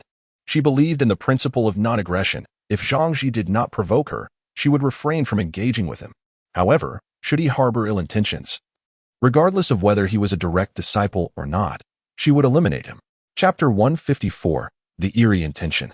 After traversing for over an hour, Yun Shujiao finally beheld the words alchemy room. Before she could approach, two attendants called out loudly, Halt. This is a sacred place for alchemy. Unauthorized personnel are forbidden entry. With a cheerful smile, Yin Shujiao replied, Thank you for your hard work, brothers. I am from the Grand Kitchen. Steward Ding Jun entrusted me with delivering meals to Brother Zhang Ji. After expressing her gratitude, Yin Shujiao inquired about the location of Zhang's alchemy chamber and then eagerly hopped into the refining room. Upon entering, she was greeted by the rich aroma of medicinal herbs. Her thoughts, always unconventional, led her to muse that the scent bore a resemblance to that of caramel, sweet and toasty. It occurred to her that it had been quite some time since she had indulged in sweets. Yin Shujiao approached room 7, where Zhang Ji was working, and respectfully announced, Brother Zhang, I am from the Grand Kitchen. Steward Ding has sent me with your meal. Come in, came the voice of a man from within. As she pushed open the door, a warm gust, infused with the fragrance of herbs, enveloped her. A man stood with his back to her, diligently engaged in alchemy. Intrigued, Yun Shujiao watched as he formed intricate seals and continuously added herbs into the cauldron. The aroma emanating from the furnace intensified until the man finally ceased his gestures, retrieving 6 pills from the cauldron and placing them on a jade plate to cool. Gazing at the 6 pills, a sudden and overwhelming desire to consume them surged within Yun Shujiao, momentarily leaving her in a daze. The man turned to face her, assessing her with a keen eye. Steward Ding sent you? He inquired, noticing her speechless state. A flicker of pride crossed his features as he raised his voice for emphasis. It was only then that Yun Shujiao regained her composure, nodded, and extended her storage pouch, saying, Brother Zhang, this is what Steward Ding has asked me to deliver to you. Yun Shujiao nodded in acquiescence, turned and exited, gently closing the door behind her before leaving the alchemy chamber. Zhang Ji could not help but sneer. Indeed, Qing Zhan was a complete fool for allowing such a dark-skinned girl to escape from the Linghua sect.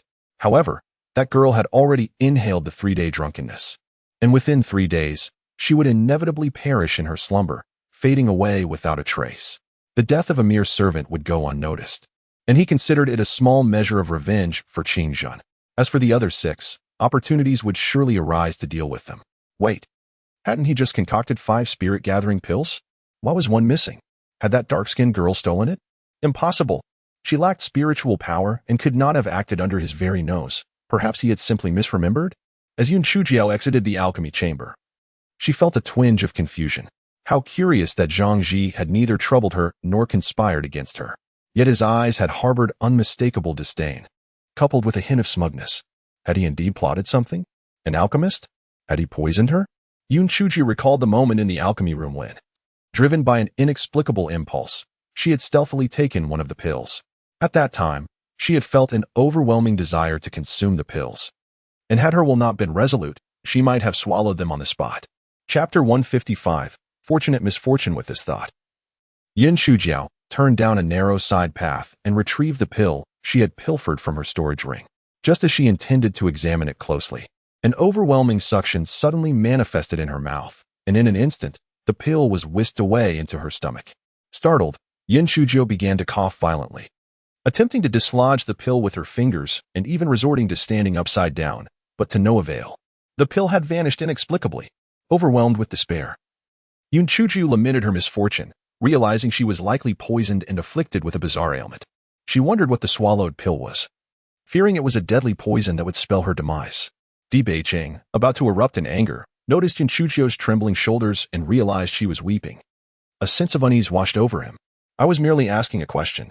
Why are you crying? Hearing Di Beicheng's words, Yun Chujiao's emotions found an outlet, and she burst into a wail. Woe is me, I am doomed. I have so many unfulfilled aspirations, and now I am about to kick the bucket. My fate is so cruel. Whoa, whoa. Alarmed, Di Beicheng watched Yun Chujiao sob uncontrollably, her face awash with tears and mucus, a clear indication of genuine distress. Alas, I have been poisoned and afflicted with a strange malady. When I die, collect my blood and keep it for your future consumption. I wager it will fill a large basin. Nonsense, Di Beicheng retorted, his brow furrowed. Who dares to poison you? They are courting death. I haven't even deigned to dispatch the dark thing. So who is so audacious as to seek their demise? Yin Chujiao wiped her tears and mucus on Di Beicheng's robe, recounting the events between sobs. By this point, Di Beicheng had completely disregarded his fastidiousness. He hastily seized Yin Chujiao's right wrist, examining it for a moment before frowning. 3 days intoxication? 3 days intoxication? What kind of poison is that? It sounds like the name of a wine, perhaps a vintage variety? Yin Chujiao's eyes lit up with curiosity. The 3-day drunk is a lethal poison. Those who inhale it will pass away silently in their sleep within 3 days. Di Beicheng nearly fainted from rage. How could he still think of feasting at a time like this? What? I only have 3 days to live. It must have been that Zhang Ji who poisoned me. Damn it. I am going to confront him right now. If he doesn't provide the antidote, I'll strike him down with lightning. Yin Chujiao was momentarily startled, but as she regained her composure, her formidable aura returned. Wait. Di Beicheng grasped Yin Chujiao's wrist, his expression one of shock, clearly reeling from the revelation. Could it be that it is not the 3-day drunk, but rather a 1-day drunk? Am I going to perish today? Then let go of me at once. I must seek that scoundrel for the antidote. Yin Chujiao was anxious. This fellow valued his life above all else, and had developed a deep hatred for Zhang Ji. Your situation is rather peculiar. Di Beicheng thought of Yun Chujiao as an enigma. How could the events surrounding her be so extraordinary? What makes it special? Although you have been afflicted by the 3-day drunk, for some reason, it is dissipating rapidly. Moreover, it is bizarrely transforming into a force of lightning. Di Beicheng felt as though he were speaking nonsense, yet this was a genuine phenomenon occurring within Yun Chujiao. Chapter 156, It's All That Her Best Doing. What? Are you implying that this so-called 3-day drunk not only won't kill me, but may actually be beneficial? Yin Chujiao widened her eyes, clearly struggling to comprehend this revelation. From the pulse, it appears to be true. Take a moment to introspect into your dantian and see for yourself. Yin Chujiao promptly assumed a cross-legged position on her bed, delving into introspection, only to be overwhelmed by tears. Within her dantian, a peculiar little sprout clutched a pill with its 2 leaves, gnawing at it. How absurd. Whose dantian is capable of sprouting grass? Who has ever witnessed grass with a mouth? Woe is me, it is her. Indeed. Perhaps the sprout noticed Yin Chujiao's scrutiny as it whimsically swayed. Yin Shujiao also observed tendrils of dark energy swiftly converging towards her dantian, all of which were voraciously consumed by that little sprout. As for the power of lightning, it was gradually released by the sprout, as if it regurgitated an equivalent amount of lightning energy corresponding to the dark energy and pills it ingested. What on earth is this bizarre phenomenon? Yin Shujiao felt a wave of dizziness wash over her, prompting her consciousness to retreat, leaving her in a state of bewilderment on the bed. A sprout has taken root in my dantian. Wait, what did you just say? You claim there is a sprout growing in your dantian? Biming thought his ears had deceived him. Yin Shujiao nodded emphatically, her face etched with sorrow as she recounted, that wretched sprout used to devour lightning. And now it has commenced feasting on pills.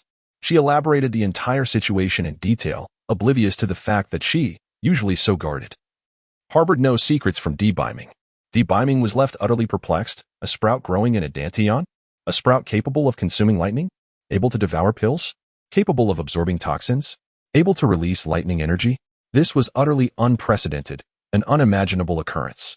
Upon witnessing Biming's silence, Yin Shujiao's heart sank into trepidation. Am I truly beyond salvation? Am I destined to become mere sustenance for that wretched plant? Alas, I never imagined that my illustrious life would culminate in demise at the hands of a mere blade of grass. I am indubitably unwilling to meet my end in such a manner. Yin Shujiao pouted, resigned to her fate. Very well, it appears I have no choice. However, while I may be powerless against that plant, I shall not spare that Zhangji. He shall pay dearly for his attempt on my life. I will ensure his demise. Biming's gaze deepened, yet he remained silent. The following morning, the Linghua sect was thrown into chaos. Have you heard? Zhang Ji from the alchemy chamber had his tendons severed. Moreover, it is rumored that his tongue was cut out as well. I have also heard whispers that his cultivation has been rendered null, a fate worse than death itself. Who could have committed such an act? This individual must possess formidable strength. It is said that Elder Qi is furious and intends to investigate thoroughly. This audacity is simply outrageous. Could it be the work of a spy from another sect? That seems implausible. What motive could a spy have for such an act? Zhang Ji is merely an inner disciple. Thus, it must be a vendetta. Who could harbor such intense animosity towards Zhang Ji? Yin Shujiao blinked in surprise. Could it be that the dandy was behind this? Chapter 157. I adore you due to Zhang Ji's inability to speak from his severed tongue and his incapacity to write from the severed tendons in his hands and feet. Elder Qi had no choice but to summon the relevant individuals for questioning, and naturally, Yin Shujiao was among them. My deity. That Zhang Shi, was it you who dealt with him on my behalf? Yin Shujiao, her eyes sparkling like stars, inquired of Biming. Though Biming felt a swell of pride within, he feigned indifference, proclaiming, I merely find him disagreeable. It has nothing to do with you. My dear God, I understand you are acting on my behalf. You are truly a remarkable person. I adore you. In a moment of excitement, Yin Shujiao rose on her toes and planted a kiss upon Biming's cheek. He seemed momentarily frozen, his mind exploding with sensations akin to a sky full of fireworks. The soft touch reverberating to the very core of his heart. After a brief moment of exhilaration, Yin Shujiao furrowed her brow. My dear God, Elder Qi is currently investigating. He won't trace it back to me, will he? Having avenged her grievances, Yin Shujiao had no intention of reproaching Biming, showering him with flattering remarks. Biming relished the attention, and with his spirits lifted, he retrieved some spiritual fruits and pastries from his storage ring to share with Yin Shujiao. Upon seeing the delectable treats, her flattery intensified, nearly prompting her to wag her tail in delight. Biming felt a profound sense of elation. This sensation was more exquisite than ascending a level in his spiritual power. I heard from the dark entity that there is a certain steward Ding in the kitchen who is also unworthy. Should I send the hidden forces to deal with him as well? With this thought, Biming turned to Yin Shujiao. Should I assist you in dealing with this steward Ding? Yin Shujiao pondered briefly. No, I can handle it myself. Consider it a bit of amusement. Biming concurred, recognizing that steward Ding was indeed too weak, allowing the dark entity to practice a bit. The following day, as Yin Shujiao arrived at work, she noticed that Ding Guanshi was observing her with a somewhat inquisitive gaze. However, upon her glance in his direction, he quickly averted his eyes. Yin Shujiao skipped over to Ding Guanshi and inquired, Ding Guanshi, why do you keep watching me? Are you hoping I might assist you with something? For reasons unbeknownst to him, Ding Guanshi felt a sense of unease and perceived a hidden implication in her words. He awkwardly waved his hand, replying, "No need. You carry on with your tasks. Oh, if you require anything, please do not hesitate to ask. I would be more than happy to run errands for you." Yin Chujiao responded with a cheerful smile. Observing her demeanor only heightened Ding Guanshi's discomfort, prompting him to offer a few perfunctory remarks before hastily departing. The more he pondered, the more anxious he became. Yet, upon reflection, he reminded himself that Yin Chujiao possessed no spiritual power, so how could she possibly be the culprit? Surely, he was overthinking it. That insufferable girl must be relishing in his misfortune. Humph. There is no need for you to gloat. In just one day, the effects of the 3-day drunk poison will manifest, and your demise will be imminent. However, as days passed, Yin Chujiao remained lively and vibrant, showing no symptoms of poisoning whatsoever. Could it be that Zhang Ji had failed to administer the poison successfully? Yes, that must be it. There was no way Yin Chujiao could have obtained the antidote for the 3-day drunk. Despite this reasoning, Ding Guanshi could not shake the feeling of unease, convinced that matters were far from straightforward. Chapter 158. I am unwell. With suspicion brewing in his mind, Ding Guanshi became considerably more discreet in his actions, avoiding any interactions with Yin Chujiao and her companions. Meanwhile, Yin Chujiao was in no rush to act, patiently awaiting the opportune moment to strike decisively. After speaking, Di Biming gazed at Yin Chujiao with eager anticipation. Unexpectedly, Yin Chujiao nonchalantly remarked, Go ahead. Go ahead. I am utterly exhausted and need to lie down for a while." The poor Emperor Zun had rehearsed several scenes in his mind, envisioning the dark figure's reluctance to part with him, picturing it weeping and clinging to him, unwilling to let him go, and even imagining it, planning a kiss on him. In an instant, the splendid reverie dissipated like bubbles bursting, leaving Di Biming with a suffocating weight in his chest, as if he could scarcely draw breath. In a fit of rage, Di Biming smashed the newly replaced table with a single blow, sending its contents crashing to the floor, reducing a stack of written by Yin Chujiao into mere scraps of paper. Yin Chujiao was taken aback, exclaiming, "What on earth are you doing?" Di Biming glared at her, gritting his teeth. "I am unwell." "What?" Yin Chujiao looked utterly bewildered, pondering whether this pretty boy had taken some wrong medicine. Seeing that Yin Chujiao remained in a daze, Di Biming, in a fit of anger, dramatically tossed his sleeve and stormed off. How heartless this dark figure was, showing not a shred of attachment. An ominous chill seemed to envelop the surroundings, and Anin inwardly lamented that the days ahead would be fraught with turmoil. He wondered how Miss Gio had managed to offend the emperor to such an extent that he was driven to this fury. Meanwhile, Yin Chuji remained unfazed, shrugging her shoulders. This pretty boy had not had an outburst in quite some time. It appeared that the monthly cycle had arrived once more. She rolled around on the bed a few times, reveling in the fact that he was finally gone. She could finally claim the entire bed for herself, laughing heartily. However, as midnight approached, Yin Chujio remained sleepless, muttering to herself, "How peculiar. I'm not accustomed to the absence of contention for territory. One pretty boy, two pretty boys, three pretty boys." The following day, Yin Chujio arrived at the main kitchen sporting prominent dark circles under her eyes. "Little Gio, did you not sleep well last night? Is something amiss?" Yin Chu Wu inquired with concern, noticing Yin Chujio's listless demeanor. Yin Chujio responded with a cheerful grin. "Not at all.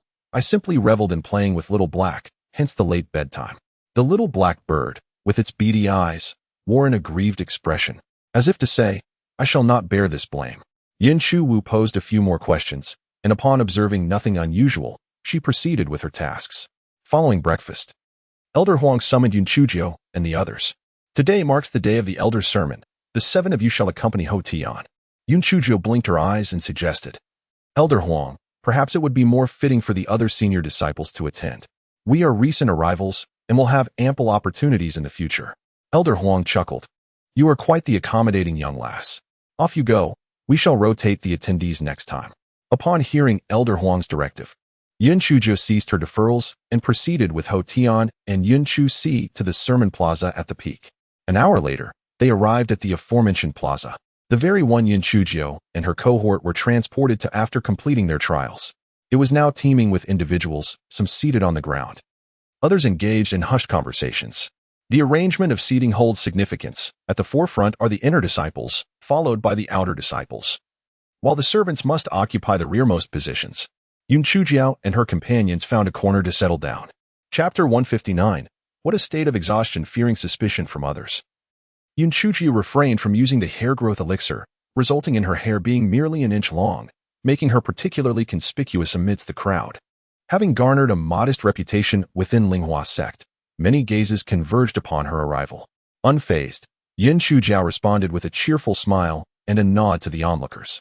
Clearly, they had never encountered someone so affable and unabashed, leaving them momentarily at a loss for words. At that moment, a female disciple exclaimed softly, "Senior Brother Fengming has arrived." "Oh, it truly is Senior Brother Fengming. He is walking towards us. Quick, is my hairpin askew?" Fengming, disregarding the fervent stares, approached Yin Chujiao with a casual wave. "Junior Sister Jiao, come, I shall take you to a better seat up front, where you can hear more clearly." Yin Chujiao was never one to shy away from challenges, and she eagerly bounded after Fengming to the front. This action garnered her a plethora of envious and resentful glances. The seating order was not strictly enforced, but rather a matter of customary practice. Thus, Yin Chujiao's move to the front did not attract any attempts to displace her.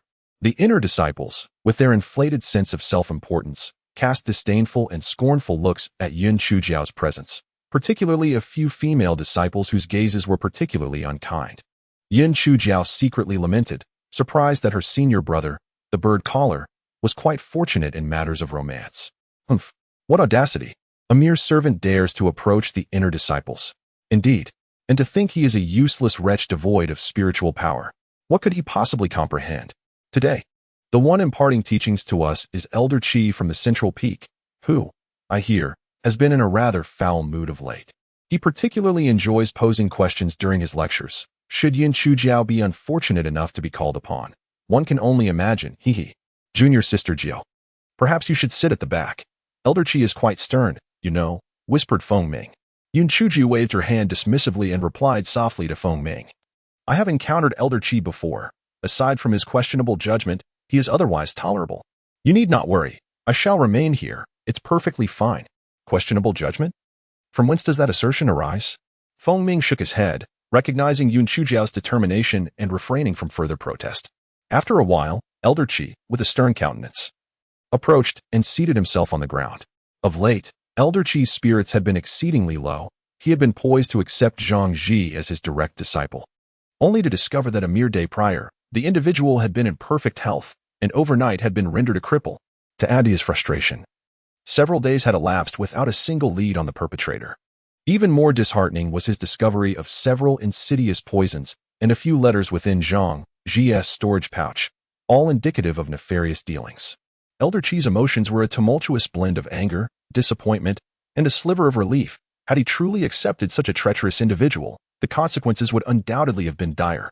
Today, Elder Qi elaborated on the fundamentals of herbal medicine, presenting a wealth of knowledge on the subject. After a while, he surveyed the room and noted that the majority of attendees were attentively engaged.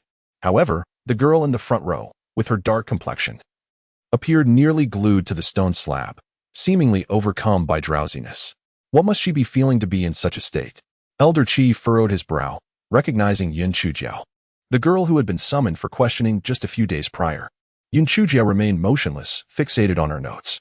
Fengming nudged her, startling Yin Chujiao, who was about to inquire about his intent when Elder Qi's temper flared. Stand up, he commanded. Are you here to attend my lecture or to doze off? Yin Chujiao obediently rose and replied, I am here to listen to your lecture. This only served to further aggravate Elder Qi. If you are indeed here to listen, why do you keep your head down? Yin Chujiao appeared bewildered. Is it wrong to lower my head while listening? Must I fix my gaze upon you at all times? Whispers rippled through the audience. It's over. Yin Chujiao has undoubtedly offended Elder Qi. Indeed, how audacious to defy him so openly. I told you, she brought this upon herself. Why sit in the front row if not to invite trouble? Serves her right. She thought she was special, believing senior brother Fengming had feelings for her. But he surely wants her to understand her place. Seeing Yin Chujiao's continued silence, Elder Qi coldly remarked, Humph. Struck dumb are we? The youth has erred yet remains unrepentant. It is quite astonishing. Though the purple wisdom grass and the purple iris grass differ by merely one character, the former is of the mid-grade mystic tier, while the latter is only of the low-grade yellow tier. The distinction between the two is remarkably subtle. The purple wisdom grass features a delicate red vein running through its leaf, which the purple iris grass lacks. Elder Qi, am I correct in my assertion? Yin Chujiao playfully tilted her head towards Elder Qi. She blinked and added, as long as it pertains to what you have lectured on today. I have never had the opportunity to study herbal knowledge before. Naturally, I am inquiring about today's lecture. Pray tell, describe the growth habits of the seven-leaf reed. Elder Chi thought to himself that the seven-leaf reed is a rare spiritual herb and doubted that this young girl had ever heard of it before. The seven-leaf reed predominantly flourishes along the banks of spirit-rich hot springs, standing tall at over 5 feet. Its roots, stems, and leaves all possess air-conducting tissues, known for their hemostatic and detoxifying properties. Elder Chi, am I still accurate in my statements? Yun Chuju smiled brightly as she spoke. Elder Chi gritted his teeth in irritation. Take your seat. Some disciples ought not to take pride in their limited knowledge. If you do not adopt the proper attitude in class, do not expect to attend my lectures in the future.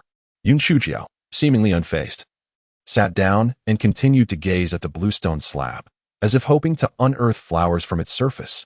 2 hours later, Elder Chi shot a glare at Yun Chujiao before storming off in anger. Junior Sister Jiao, you are simply remarkable. How did you manage that? Feng Ming inquired curiously from the side. Chapter 161. A great secret. At this moment, Yun Chujiao was captivated by the azure stone slab, casually remarking, did he not say it once already? I am merely reiterating. Feng Ming was taken aback for a moment before exclaiming, what? What did you say?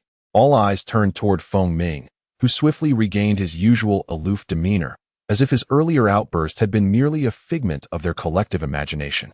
Finally, Yun Chujiao diverted her gaze from the stone slab and addressed Steward Ho.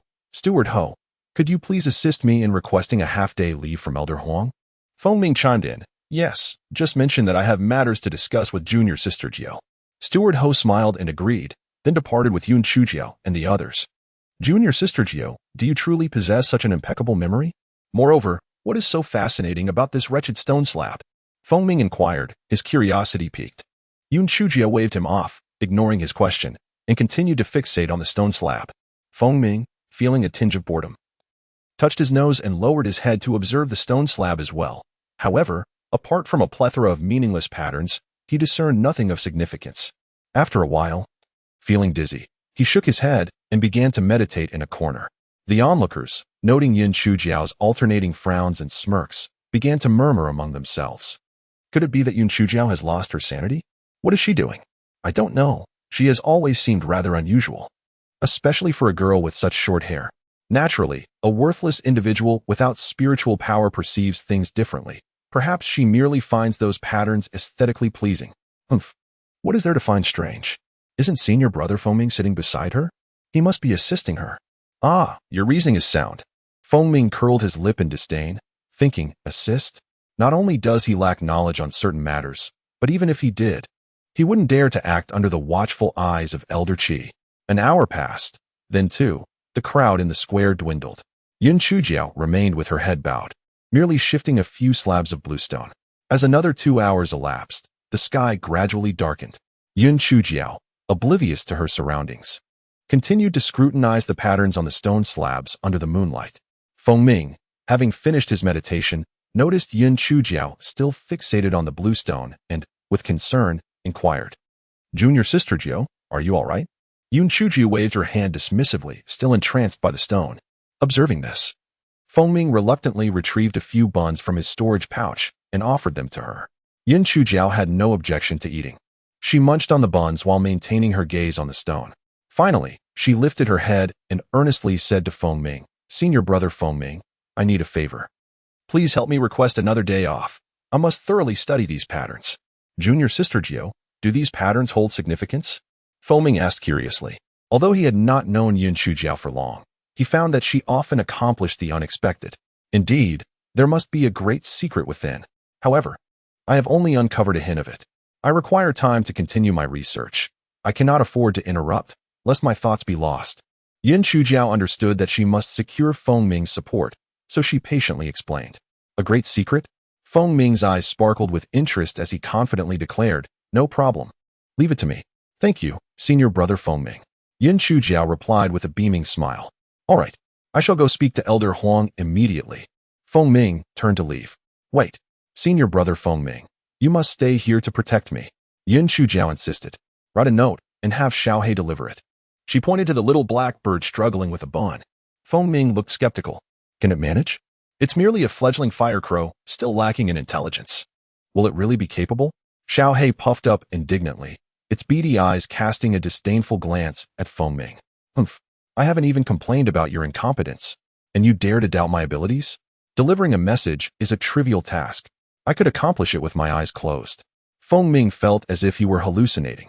He discerned unmistakable scorn and mockery in the little black bird's gaze. How could a lowly fledgling fire crow display such anthropomorphic expressions? Yin Chujiao urged Feng Ming to promptly write the note for Elder Huang. She also composed a message for Yun Chuzi, securing it to Xiao He's leg. After casting a disdainful glance at Feng Ming, Xiao He flapped its short wings and took flight. Xiao He's beady eyes sparkled with derision as it cawed twice. Did it? Did it truly succeed? And at such speed? Is this really just a fledgling fire crow? Feng Ming's expression was one of disbelief. Indeed, it is a battle crow among fire crows. As Yun Chujiao lightly finished speaking, she resumed her examination of the patterns on the blue stone slab. Feng Ming and the little black bird were utterly bewildered. What on earth is a battle crow? Yun Chujiao had no time to entertain their confusion. She delved deeper into the intricacies of the stone slab, her pace of observation accelerating as if she were on the verge of revelation. Feng Ming's mind was in turmoil, akin to a cat scratching at his thoughts. What secrets lay hidden within this blue stone slab? This square had seemingly existed for millennia without anyone noticing anything amiss. Could it be that junior sister Jiao would uncover something? Previous generations of sect leaders and elders had failed to reveal anything. Was it possible that junior sister Jiao surpassed them in prowess? How absurd. After all, she had no spiritual power whatsoever. As time trickled by, word spread inexplicably. Drawing Master Xinyuan, the 5 peak masters, and several elders to the square. Feng Ming, fearing they might blame Yun Chujiao, intended to approach and urge her to greet them. However, Master Xinyuan waved his hand, signaling him not to disturb her. Feng Ming felt increasingly anxious, bewildered by how the situation had escalated. Did the leaders and elders have nothing better to do at such a late hour? Yun Chujiao appeared to be immersed in a profound state, oblivious to the arrival of Master Xinyuan and the others. Suddenly, she lifted her gaze to the sky and rushed to a nearby blue stone slab, excitedly exclaiming, "Brother Feng Ming, hurry! Quickly pry open the slab. There are treasures beneath." Before Feng Ming could respond, Elder Chu darted forward. Where? Which slab conceals treasures? Let me excavate. At this moment, Yin Chujiao finally noticed the presence of the sect leader Xinyuan and the others. She glared at Feng Ming with indignation. How infuriating. I've searched all night only to have these people reap the rewards. Feng Ming rubbed his nose, pondering the prowess of these individuals, wondering what he could possibly say. Elder Chu had already begun enthusiastically prying at the azure stone slabs. These slabs, crafted from millennia-old South jade, each weighed over 1,000 pounds. However, for Elder Chu, this was merely child's play. Hold on. This South Jade Plaza is our Linghua sect's treasured legacy. It cannot be carelessly damaged due to the whimsical remarks of a mere girl. Xiao Panshi, who had always looked down on Yun Chujiao, furrowed his brow even more. Sect leader, Elder Zhao's words carry weight. Yun Chujiao is but a powerless novice, having entered our sect for less than a month. Her credibility is indeed questionable. Indeed. For millennia, our Linghua sect has produced countless talents, and none of those prodigies discovered anything. How could a mere girl possibly make such a revelation? This is utterly absurd. Yes, these azure stone slabs should not be pried open lightly. It is a disrespect to our ancestors, as the crowd murmured. The majority deemed Yun Chujiao's claims to be mere folly. Yun Chujiao rolled her eyes. It was better that they did not believe her. When the time came, she would quietly pry open the azure stone slabs, and the treasures would belong solely to her. Elder Chu, with his spirited nature, rolled his eyes and remarked, "Must everything be treated with such gravity? Once pried open, it can simply be closed again. What harm could come from taking a closer look? Furthermore, what's wrong with He Yadu? She has been staring at the bluestone slab for half the night. Who would wear themselves out for half the night if they were just fooling around? Sect leader, what do you say we should do? In any case, I don't think He Yadu is just messing around. There must be something beneath this." The sect leader of the Xianyuan pondered for a moment, then declared, "Let's pry it open. Our predecessors wouldn't blame us. It's time for a secret of 10,000 years to see the light of day again." Elder Chu exerted his strength, and the heavy bluestone slab was slowly pried open. 2 more elders came over to support each side of the bluestone slab, lifted it up, and gently placed it aside. Everyone's gaze converged on the deep brown soil. Several elders began to dig, But even after digging 6 feet deep, they still found nothing. Everyone couldn't help but feel a little discouraged. Elder Xiao and others who held dissenting opinions revealed a look of "I told you so." This was simply impossible. Could a little girl, without spiritual power, be more capable than them? This was a joke. Elder Chu was initially full of confidence. But as the pit became deeper and deeper, he also began to feel uncertain. Could He Yada be wrong? 6 feet, 9 feet, 10 feet. Until it was 20 feet deep, there was still no discovery. One elder curled his lip and said, "Sect leader, let's just fill in the soil. There's simply nothing there. This is just a waste of time. Otherwise, by the time it's dawn, the disciples will be laughing at us." The sect leader of the Xianyuan was also a little uncertain. Could it be that there really was nothing there? Yin Chujiu walked to the edge of the pit and shouted into the depths, "Hey, get out here now. Otherwise, you can just pretend to be dead down there. Do you not yearn to venture forth and experience the vibrant world around you? Do you not wish to indulge in delectable delicacies? Do you not desire to behold the unparalleled beauty that I possess?" The expressions of the crowd stiffened. Could it be that Yun Chujiao has lost her senses? What purpose does your shouting serve? Is there truly nothing alive beneath us? Chapter 164. It must be a celestial artifact, Junior Sister Xiaojiao. Could it be that what lies below is a living entity? Feng Ming inquired, his eyes gleaming with curiosity. "I am uncertain," Yin Chujiao replied nonchalantly. "However, I believe that even a rolling pin buried for 10,000 years should have developed some form of consciousness by now." Her casual remark deflated the crowd's initial hopes, revealing it to be mere whimsical conjecture. Absurd. Utterly ludicrous. Do you honestly believe that anything can attain sentience? A rolling pin, no less. Nonsense. I knew it. There is nothing down there at all. We should hastily fill the hole. Despite her brief tenure, Yun Chujiao had stirred up considerable trouble and warranted severe reprimand. Yun Chujiao blinked in disbelief. Severe reprimand? How dare you speak so? Was it I who dragged you here, or bound you against your will? Do you comprehend the term uninvited guest? That is precisely what you are. Truly shameless. Of course, these thoughts swirled within her mind, for she lacked the audacity to voice such sentiments openly. As the crowd engaged in their fervent discussions, the ground of the South Jade Square began to tremble. A faint luminescence emanated from beneath the earth. Xianyuan, the sect leader, was momentarily taken aback before bellowing, "Form the formation."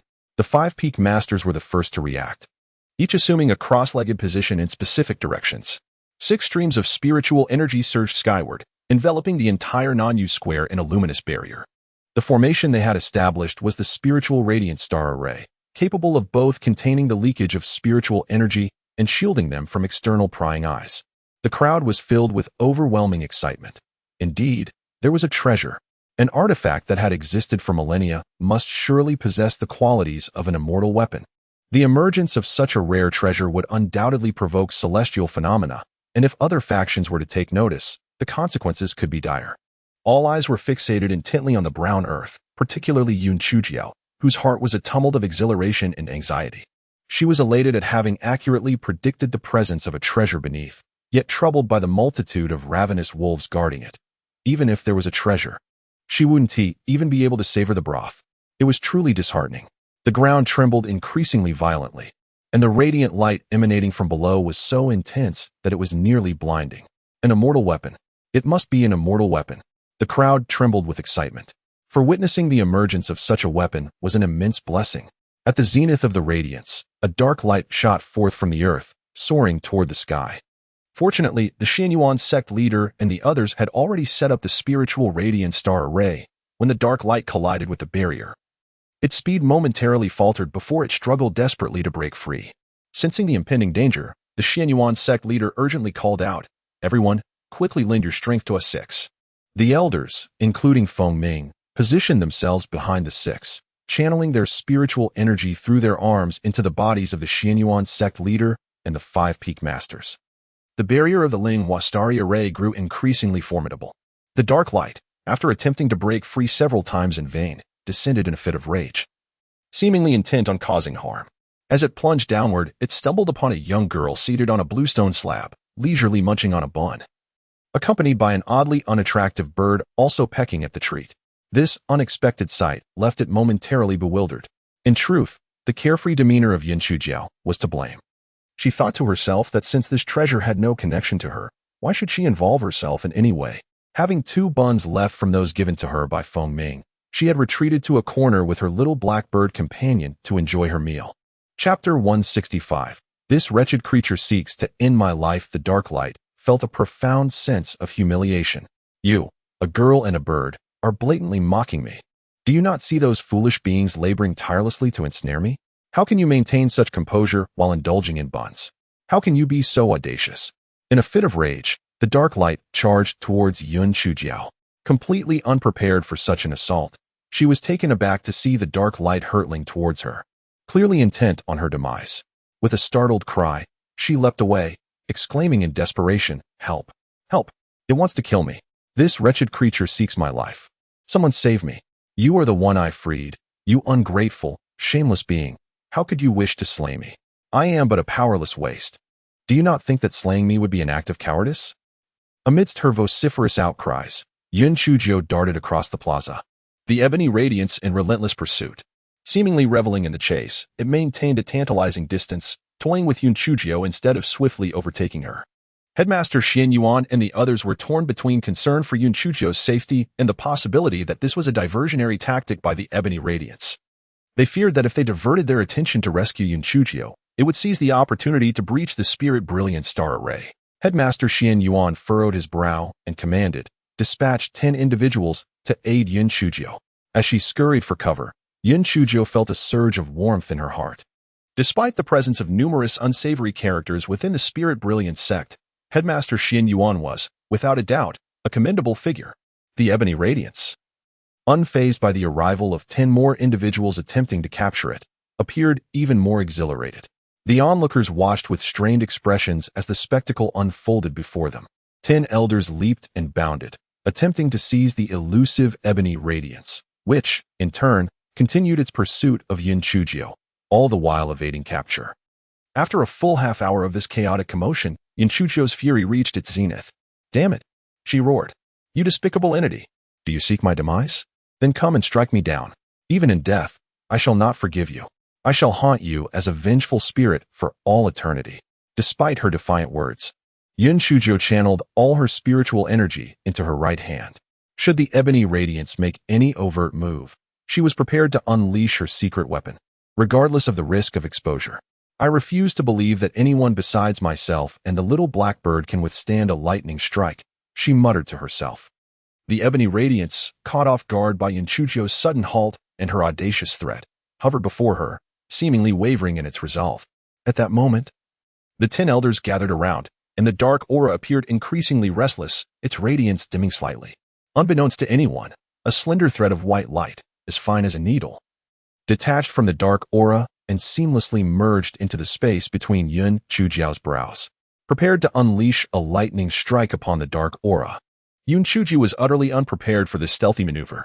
Once the white light entered her brow, the brilliance emanating from the dark aura dissipated entirely, falling with a soft thud onto the bluestone slab, revealing itself to be a short stick, approximately 1.5 feet in length, entirely black in hue. The crowd gasped in astonishment, converging around it. Xian Yuan, the sect leader, took the stick from Elder Chu's hands and examined it closely, only to tragically discover it was merely an ordinary stick made of ink iron. Bewildered, the onlookers exchanged glances, puzzled as to how this stick, which had previously shimmered with brilliance, could now appear as a dull, mundane object.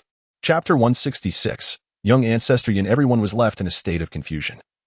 Yet Yun Chujiao felt a surge of satisfaction within her. How delightful it was to have them come seeking her treasures. Did they think her fortunes were so easily grasped? While she remained oblivious to the true nature of what had entered her brow, it was undoubtedly something extraordinary.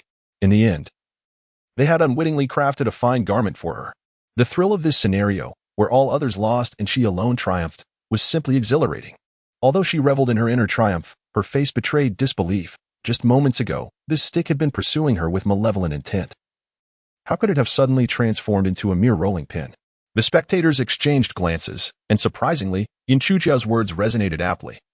This stick bore a striking resemblance to a rolling pin after all. However, everyone felt that the situation was somewhat peculiar. How could a staff that had appeared so imposing just a moment ago transform into a mere rolling pin in the next? Master Xian Yuan glanced at the sky, and after such commotion, the eastern horizon was already tinged with the first light of dawn. Frowning, he said, Let us first affix a sealing talisman to this staff, and then place it in the spirit artifact pavilion. We shall have time to investigate the cause later."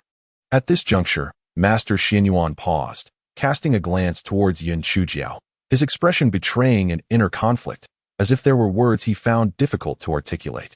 The assembly was left in a state of confusion. What could be troubling the master? Feng Ming gasped. Could it be that the master intended to cast blame upon junior sister Jiao? Yun Chujiao felt a sinking sensation in her heart. If the master truly sought to punish her, she would assert that she had neither pried the stone slab nor excavated the soil, so why should she be held accountable? Yes, if punishment were to befall her, she would defend herself thus. Master Xianyuan pondered for a moment before continuing. Throughout the generations, when passing on the mantle of leadership, the masters of Linghua sect have always conveyed a decree from our founding ancestor, the Venerable Linghua. This decree states that should any disciple of Linghua discover the secret of the Southern Jade Plaza, that individual shall be recognized as the true successor of our esteemed ancestor. Upon hearing this, the gathered elders fell into a prolonged silence, grappling with the meaning behind each word spoken by the master. Though they comprehended the individual phrases, the collective significance eluded them. Suddenly, Feng Ming exclaimed, "Heavens! Master, do you mean to say that junior sister Jiao is now the direct disciple of our founding ancestor, Linghua?" Master Xianyuan offered a wry smile and nodded. A thunderous realization struck the elders, leaving them in disbelief at what their ears had just comprehended. Elder Chu calculated with his fingers, as disciples of the Linghua sect's 10th generation, if the black girl were indeed the direct disciple of the founding ancestor, Linghua Laozu, then she would belong to the 2nd generation, rendering us mere great-grandsons. Sect leader, are you jesting? Xiao Pancher's face flushed with indignation. The thought that this girl, devoid of spiritual power, could suddenly transform into a venerable elder of such high standing was utterly unacceptable. Sect leader Xianyuan wore a bitter smile, nodding in acknowledgement. For a fleeting moment, he contemplated concealing this proclamation, yet ultimately decided to voice it. For Linghua Laozu surely had his reasons. Yun Chujiao felt an effervescent joy bubbling within her. What was it to strike it rich overnight? What was it to have fortune fall from the heavens? What was it to walk in serendipity? Ha ha ha, she, Yun Chujiao, was finally poised to shine and bring glory to her ancestors. To all the naysayers, tremble in fear.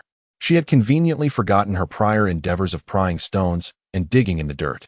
The 10th generation sect leader, Xianyuan Changkong, paid his respects to the little ancestor, Yun. Sect leader Xianyuan bowed respectfully to Yun Chujiao. The others, witnessing sect leader Xuanyuan's reverence, though begrudgingly, dared not show any disrespect. We pay our respects to the little ancestor. Yun. Ahem. Yun Chujiao cleared her throat twice. Everyone, dear children, please rise. Chapter 167. What this little ancestor promises, she shall fulfill. Children? The corners of the onlookers' mouths twitched, and the temperamental elder's forehead throbbed with veins, nearly bursting. This was utterly absurd, preposterous. The mere thought of having to bow and greet this black girl every time they met sent the elders into a spiral of despair. Although this is the decree of the founding ancestor, it is imperative to adapt to circumstances. Yun Chujiao is not only young and inexperienced, but more critically, she possesses no spiritual power whatsoever. If other sects were to discover that our Linghua sect harbors such a little ancestor, they would undoubtedly ridicule us mercilessly. Indeed, even if Yun Chujiao's spiritual energy is lacking, we could elevate her cultivation through elixirs and spiritual stones, but she is utterly incapable of cultivation. She is akin to a piece of mud that cannot be propped up. Sect leader, if all else fails, let us offer Yun Chujiao some other form of compensation, such as the status of an inner disciple or spiritual stones. If we truly have such a little ancestor, we would feel utterly humiliated when we venture out. Yun Chujiao secretly curled her lip. Do they take her for a fool? No amount of spiritual stones could possibly compare to the esteemed position of the supreme monarch of Linghua sect. She had firmly decided on this little ancestor title, Little Xianyuan. She remarked, since everyone is so dissatisfied, let it be. There is no need for any compensation in spiritual stones. Let us just act as if nothing has occurred. After all, the venerable ancestor of Linghua will not come to scold you in your dreams at midnight, nor will there be any heavenly punishment for unfilial disciples. It truly matters not. With her hands clasped behind her back, Yun Chujiao spoke nonchalantly. Little Xianyuan? The expression of sect leader Xianyuan stiffened. This appellation seemed to hark back to his childhood from centuries ago. This little girl is indeed clever. Her strategy is clearly one of retreat to advance. The esteemed Master Xian Yuan found himself in a predicament. The decree of the venerable ancestor Ling Hua was not to be disregarded. However, the majority of the elders present exhibited strong resistance. If they were to compel Yun Chujiao to ascend to the position of the minor ancestor, it would likely fail to gain their acceptance. What to do then? Master, while we cannot ignore the ancestor Ling Hua's command, it is worth noting that this matter transpired over a millennium ago. Even the ancestor would not have anticipated that the one to unveil the secret after such a long time would be a girl devoid of spiritual power. Perhaps we could reach a compromise.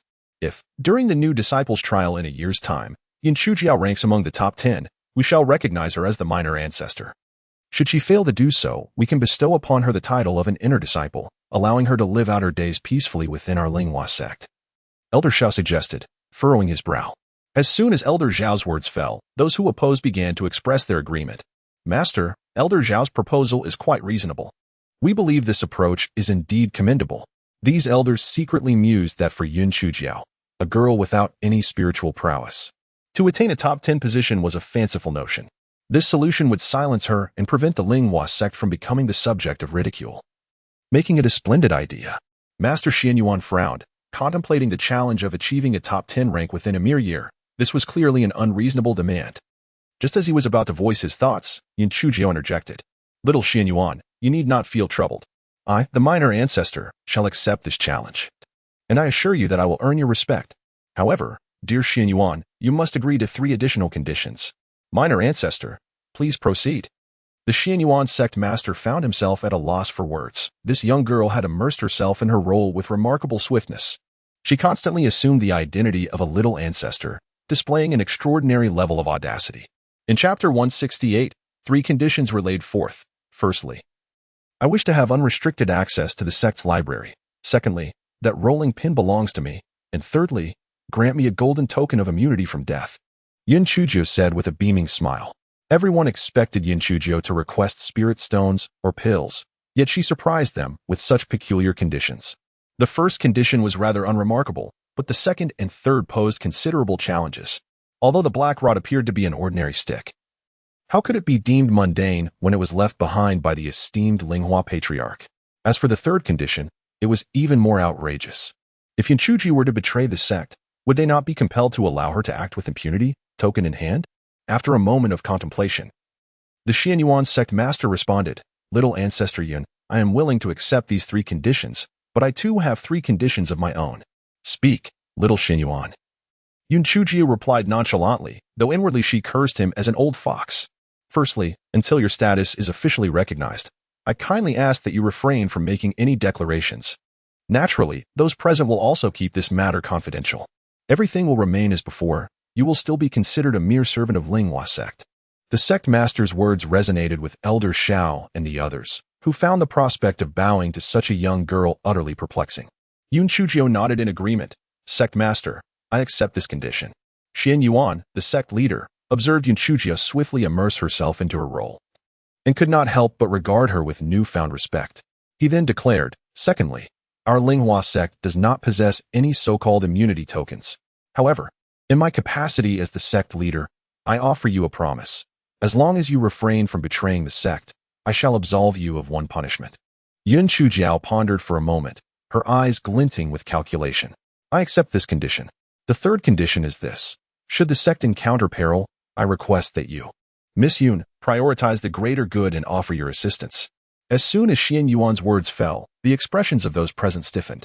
Sect leader, has your mind been clouded by a spirit beast's kick? How could a mere mortal, devoid of spiritual power, possibly aid us? The crowd's frustration deepened as they observed Yun Chujiao, who was now stroking her chin, appearing utterly serious as she contemplated whether to accept this stipulation. They thought to themselves, we have seen audacity, but this level of shamelessness is unprecedented. After a moment of introspection, Yun Chujiao solemnly replied, very well, as your elder. Provided it does not jeopardize my life, I shall lend my hand. The onlookers were nearly apoplectic. Yun Chujiao, don't you have any sense of shame? Who do you think you are? Just because you wield a broken stick, do you truly believe you have transformed from a waste into a genius? Do you think you have become the pillar of the Linghua sect? Xian Yuan felt a twitch at the corner of his eye. He had proposed this condition as a precaution. After all, the Linghua ancestor would not have issued such a decree without reason. Yet, it was difficult to perceive Yun Chujiao as someone capable of rescuing the Linghua sect from peril. Very well, as Elder Xiao has stated, if within a year's time. During the trial for new disciples, Yun Xiaozu manages to secure a position among the top 10. We shall acknowledge your identity as Yun Xiaozu. Should you fail to achieve this, we will still grant you a place as an inner disciple and consider today's events as though they had never transpired. Thus declared the esteemed Master Xinyuan. Chapter 169.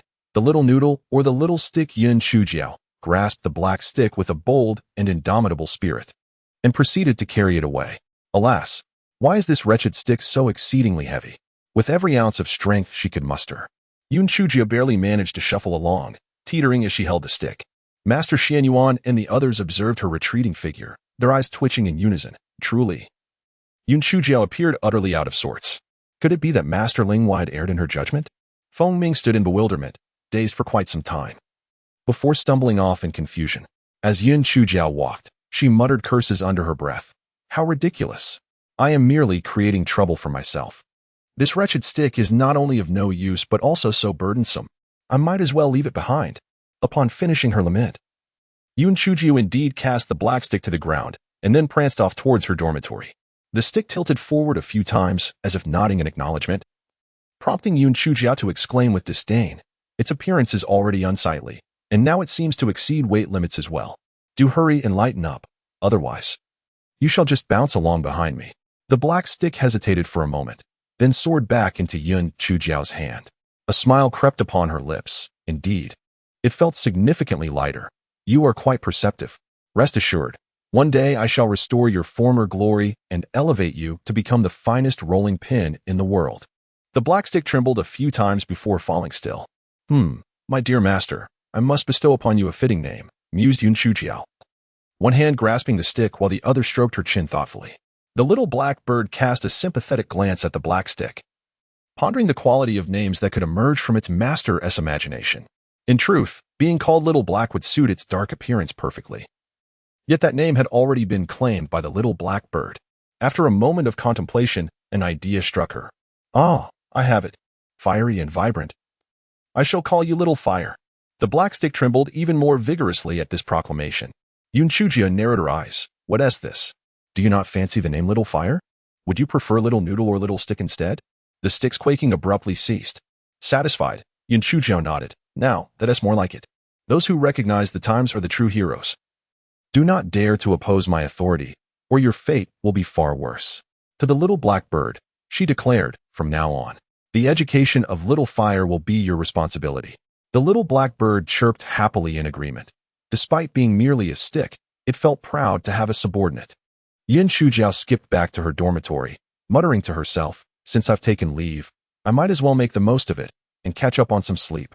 After a brief wash-up, she shed her outer garments and lay down on her bed, quickly drifting into slumber. Soft snores escaped her lips as a streak of white light stealthily emerged from between her brows, heading straight for the black stick positioned at the door. Chapter 170. The wolf in sheep's clothing. Just as the white light was about to reach the black stick, the little black bird swooped in from the side, launching a ball of purple fire towards the encroaching light. The luminescent entity was manifestly unprepared for the raven's capacity to project spiritual force externally, particularly in the form of a pyroelectric orb infused with the power of lightning. In its haste, it sought to retreat into Yun Chujiao's glabella. Unexpectedly, Yun Chujiao, who was presumably asleep, abruptly sat upright and discharged a bolt of lightning at it. The radiant entity was utterly bewildered. Could it be due to its prolonged dormancy? How could a juvenile fire raven emit a pyroelectric orb imbued with lightning? How could a seemingly spiritless individual unleash lightning, and of the violet variety, no less? Yun Chujiao finally discerned the true form of the radiant entity. It was a diminutive silver dragon, its scales shimmering brilliantly, resembling a beam of white light. Are you the artifact spirit of the rolling pin? Yun Chujiao inquired, shielding her glabella with one hand while preparing to strike with the other. The silver dragon raised its neck, and a soft, childlike voice emanated from its mouth. Indeed, why do you not pay respects to your elder? The descendants of Little Hua are becoming increasingly unrefined. Yun Chujiao exclaimed in surprise. You're female? This query appeared to strike a nerve. As the silver dragon gesticulated wildly and retorted, "What's wrong with being female? You're a female yourself." Yin Chujio's mind raced, and she probed. Could it be that you were buried beneath the bluestone slab by spiritual masterling while precisely because you're female? How? How did you know? The silver dragon was visibly startled. Just a hunch. Could it be that spiritual master Linghua feared that, with time, he might develop feelings for you, leading to an inappropriate liaison? So he simply buried you beneath the bluestone slab, awaiting my arrival? Yun Chujio speculated, her words animated and vivid. You're spouting nonsense. Xiao Huahua is certainly not the type of person to be frivolous. It is merely due to my yin nature, while Xiao Huahua embodies yang, which prevents me from unleashing my full potential. Moreover, my form resembles a staff, whereas Xiao Huahua wields a sword. Thus I was buried beneath the bluestone slab prior to ascension, awaiting a fateful encounter. The silver little dragon glared fiercely at Yun Chujiao, clearly displeased by her portrayal of its former master. Xiaohua, your assertion is misguided. The affection between men and women is a natural phenomenon. How can it be deemed improper? Rest assured, I shall certainly procure a male rolling pin for you in the future, so that you may pair off. Yun Chujiao winked at the little white dragon. Xiaohua, this staff possesses a name. I am the Nine Heavens Silver Dragon Windfire Staff. Not some mundane Xiaohua. The silver little dragon was evidently dissatisfied with the name bestowed by Yun Chujiao. Previously, it could only direct the black staff to perform simple actions through Yun Chujiao's brow. Otherwise, it would have protested long ago. Do you believe you have the leverage to bargain with me? If I am not mistaken, you must be entangled in some predicament. Either your spiritual energy has diminished significantly, or you have sustained grave injuries, or perhaps you have sworn an oath to my master. Otherwise, how could a mere bluestone slab confine you? The question now is whether I require your assistance. Should you remain uncooperative, I shall return you to Xiao Xinyuan. Yun Chujiao remarked with a cold smile. The silver little dragon clearly did not anticipate Yun Chujiao to be so formidable.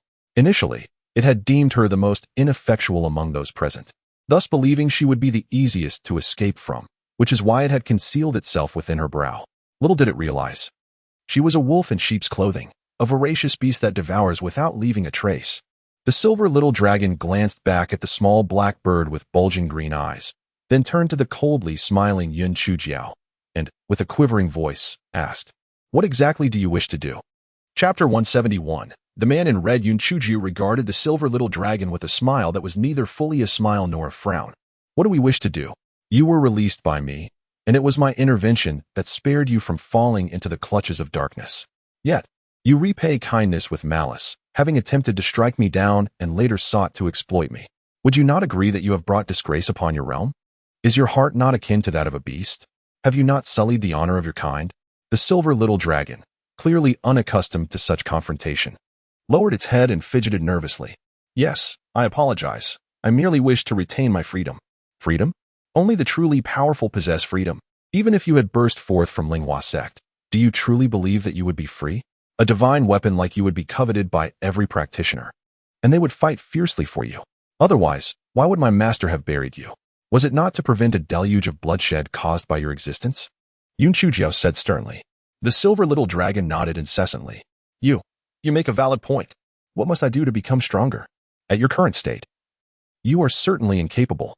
Otherwise, after being buried for 10,000 years, you would have already broken free from the constraints of Shaoxian and their Linghua star array. However, I do possess a method that can enhance your strength. Yun Chujiao paused, leaving the thought unfinished. The silver little dragon, filled with urgency, pressed, "What method? Please, tell me." "Alas, even if I were to share it, you might not believe me. It would be better to remain silent," she replied. "Forget it, little black. Step aside and allow little fire to venture forth. It is of no great consequence, merely being taken as a weapon by someone else. Of course, it is also possible that someone might appreciate the quality of this rod, returning it to the forging furnace to create a new weapon. At that time, little fire, you would be utterly free," Yun Chujiao remarked nonchalantly. The silver little dragon was so frightened it began to weep. "Woo-woo, no. If I enter the forging furnace, I shall perish, and I will no longer be myself. I implore you, please tell me a way out." "Sigh, I am indeed soft-hearted." "Very well, considering your pitiable plight, I shall put aside past grievances and assist you. In truth, the best course of action would be for me to reluctantly accept you as a weapon. Firstly, I am sufficiently discreet. No one would suspect that I possess a remarkable weapon. Secondly, as you know, I hold a position akin to that of a supreme ruler within the Linghua sect. Therefore, when valuable items arise, they shall naturally come to me first. I shall procure some rare treasures to enhance your cultivation, and your prowess would surely ascend. Thirdly, you have seen that both I and Little Black are unparalleled geniuses who have not emerged in millennia. As the saying goes, one who associates with the red will become red. One who associates with the black will become black. By aligning with us, how can you not become formidable? Fourthly, I possess the kindest of natures and shall never treat you poorly. In the future, I might even procure a proper rod for you. When you cultivate into human form and give birth to a few little rods, what a splendid affair that would be. Lastly, I am the disciple of your beloved Xiaohua. When I ascend, you shall have the chance to reunite with Xiaohua.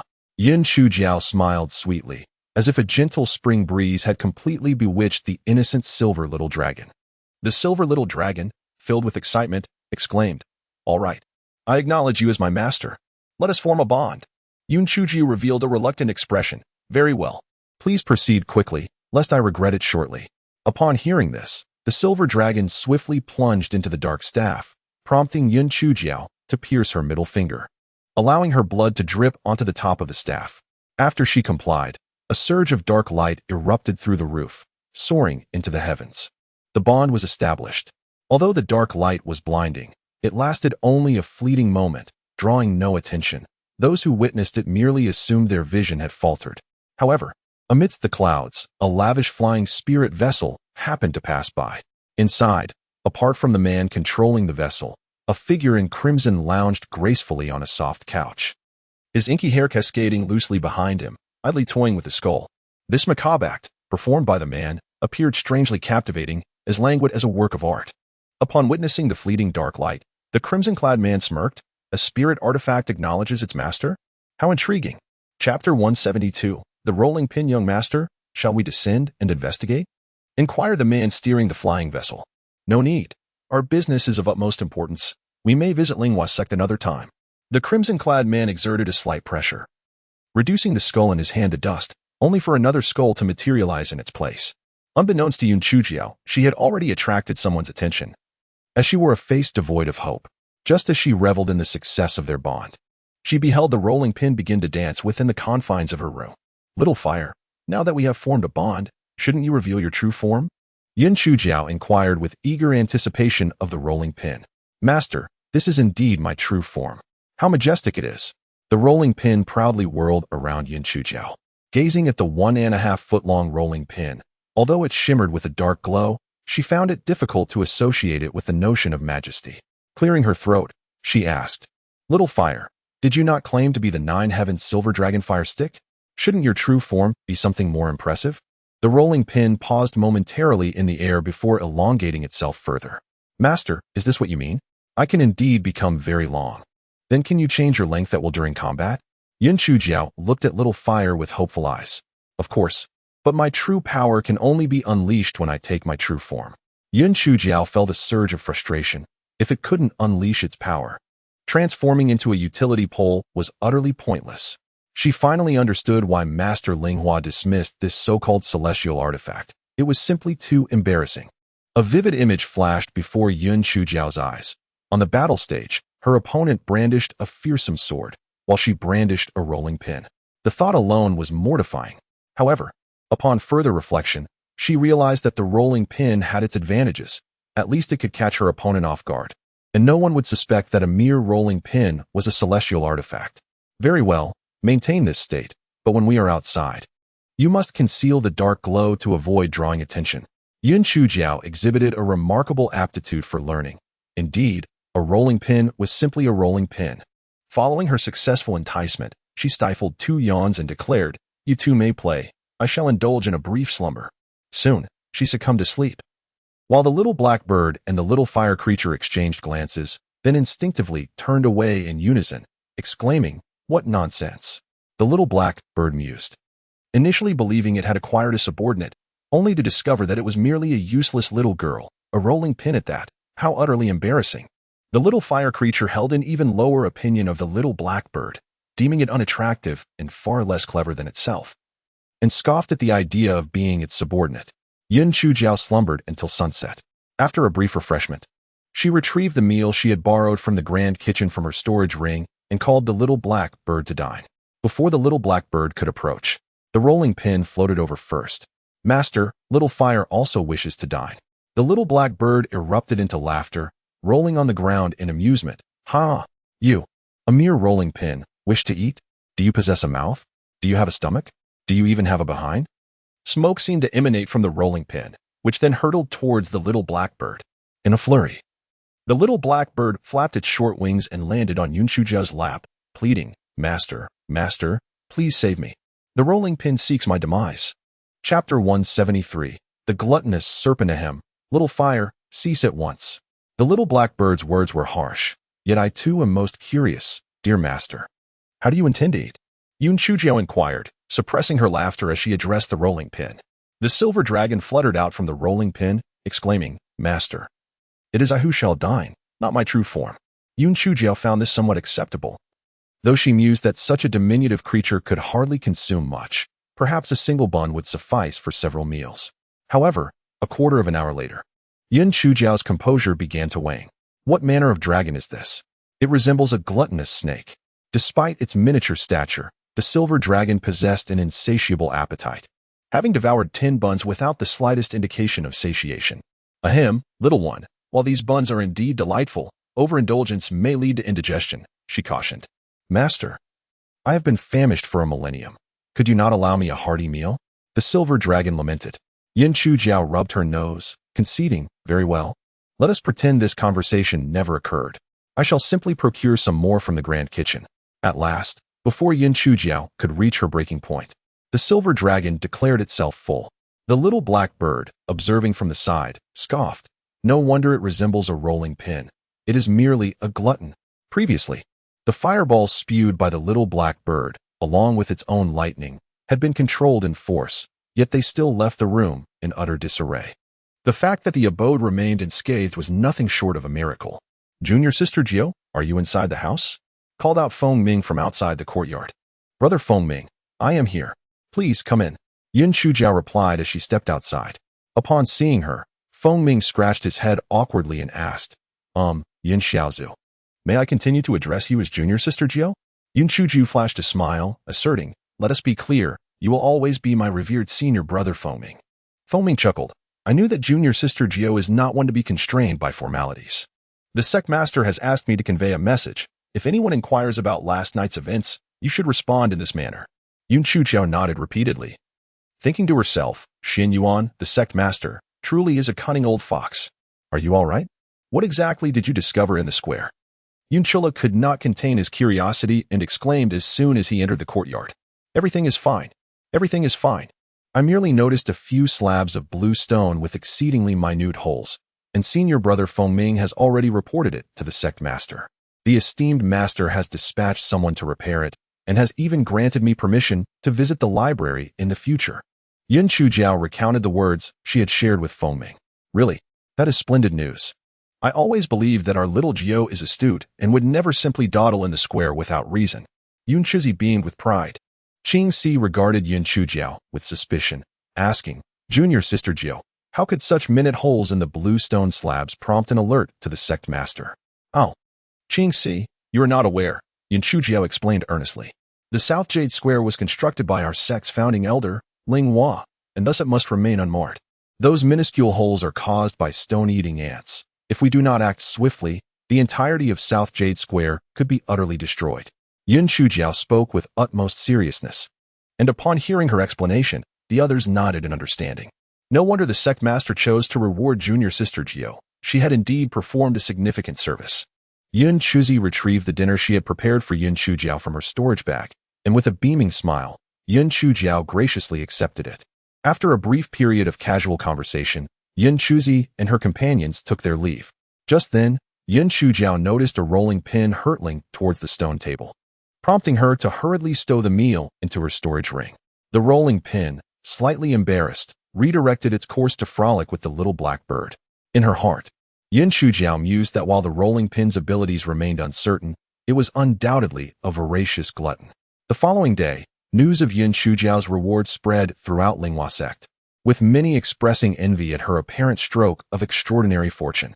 It is known that access to the library is restricted based on one's rank. Typically, ordinary disciples are permitted to borrow only from the first floor. Yet, Yun Chujiao had suddenly gained privileges equivalent to those of the elders, inciting both admiration and jealousy among her peers. As they gathered in the mess hall, some could not help but voice their sour sentiments. Fortunately, Yun Chujiu possessed a carefree spirit. She paid no heed to their remarks, allowing them to say whatever they wished. Observing her indifference, the others soon lost interest in the topic, and after a few days, it was scarcely mentioned again. However, Yun Chujiao felt somewhat vexed. Though she now had access to the library, time was a luxury she lacked. With 3 meals a day and the occasional late-night snack to prepare, when could she possibly find the opportunity to read? Thus, she began to devise a plan.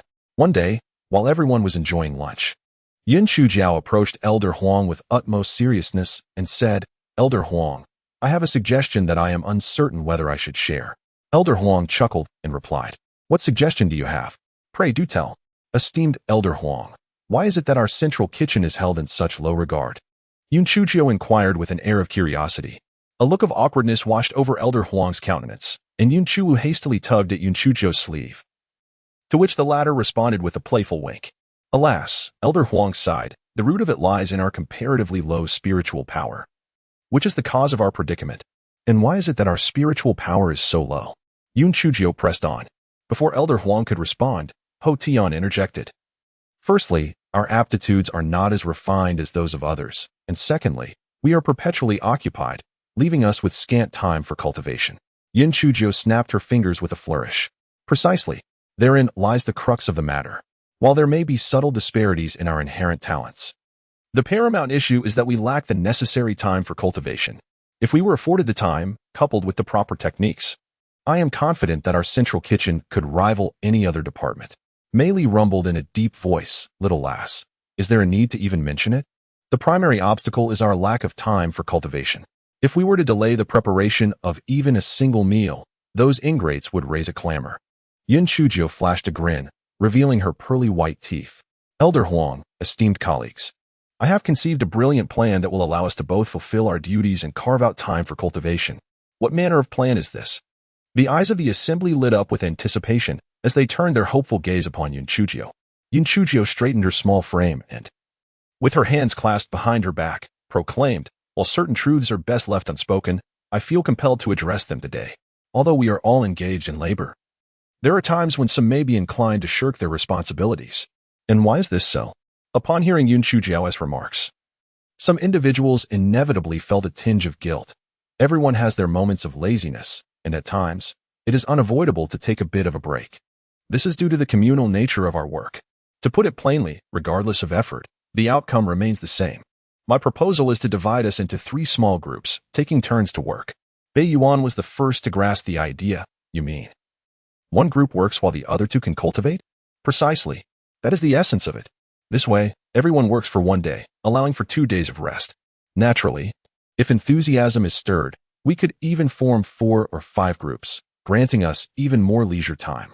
What do you think of my plan?" Chapter 175, Envy, Jealousy. Hatred. The crowd remained silent for a moment, and Yun Chujiao touched her nose, wondering if the idea was unfeasible. After a while, the bewildered crowd seemed to awaken from a dream, bursting forth in exuberant joy. Mei Li grinned widely, laughing heartily. "You clever girl. You have quite the knack for ingenious ideas. Excellent.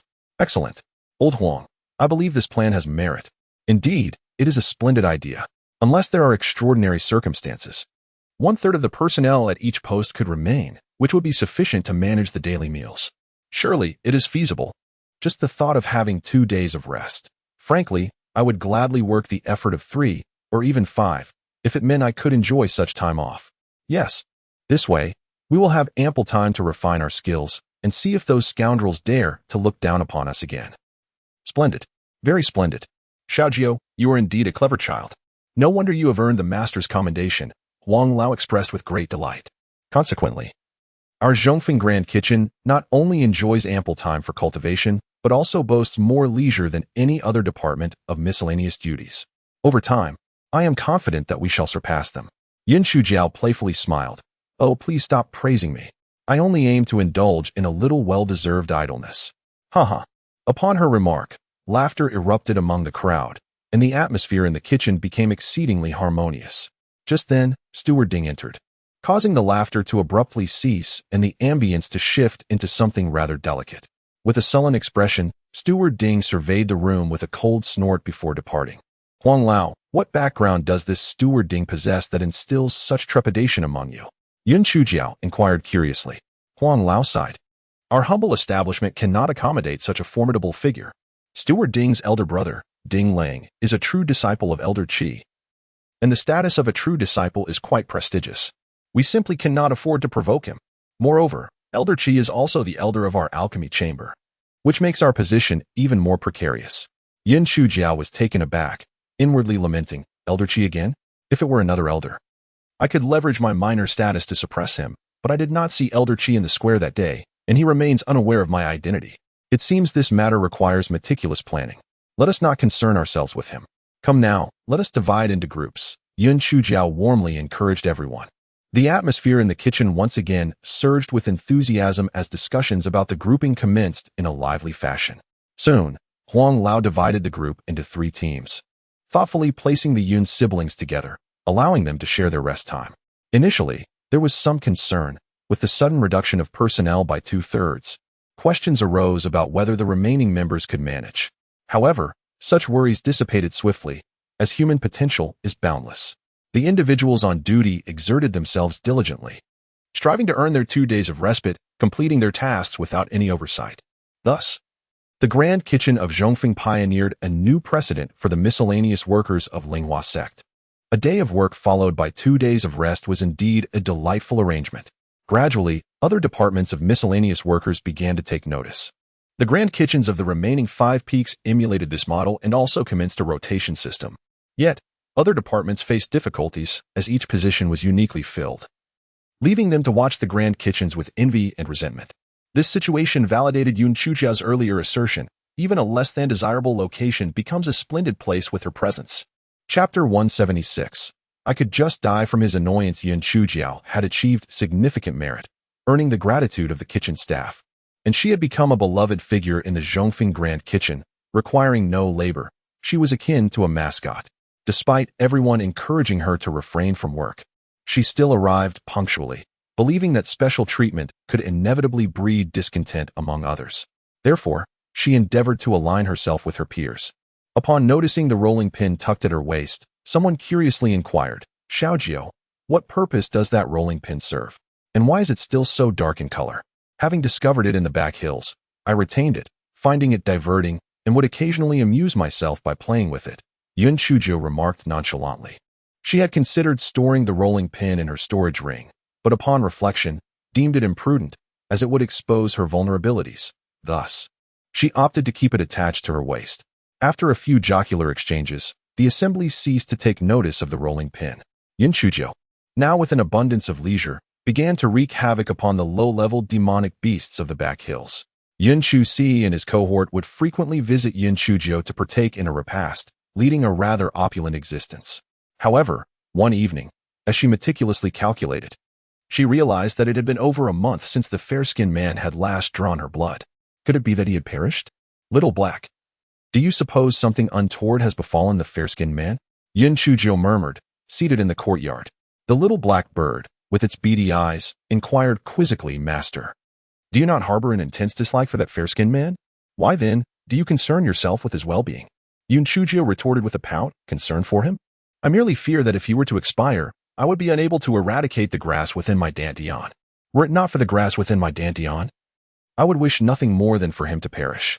The little black bird abruptly covered its beak with its diminutive wings, frantically signaling Yun Chujiao. Yun Chujiao, still in full flow, exclaimed, Little Black, has your eye begun to twitch? Concern for the fair-skinned man? Him? He perpetually wears a long face, resembling that of a donkey. I would be delighted were he to meet his demise. He perpetually appears as though I owe him 8 million taels of silver. His very demeanor incites the urge to inflict a beating upon him. I tell you, were I not outmatched in strength, I would subject him to a thorough thrashing, compelling him to kneel before me and serenade me with conquest. Amidst the fervor of Yun Chujiao's tirade, the little blackbird chirped within her consciousness, Master, Master, the fair-faced one is right behind you. Startled, Yun Chujiao refrained from turning around immediately, instead erupting into laughter. Little Black, how was it? Did I thoroughly relish berating that bird-calling senior brother? That effeminate, lily-livered milksop is worlds apart from my heroic and divine God. My God is so handsome. His gaze sends shivers down my spine and ignites a fire in my heart.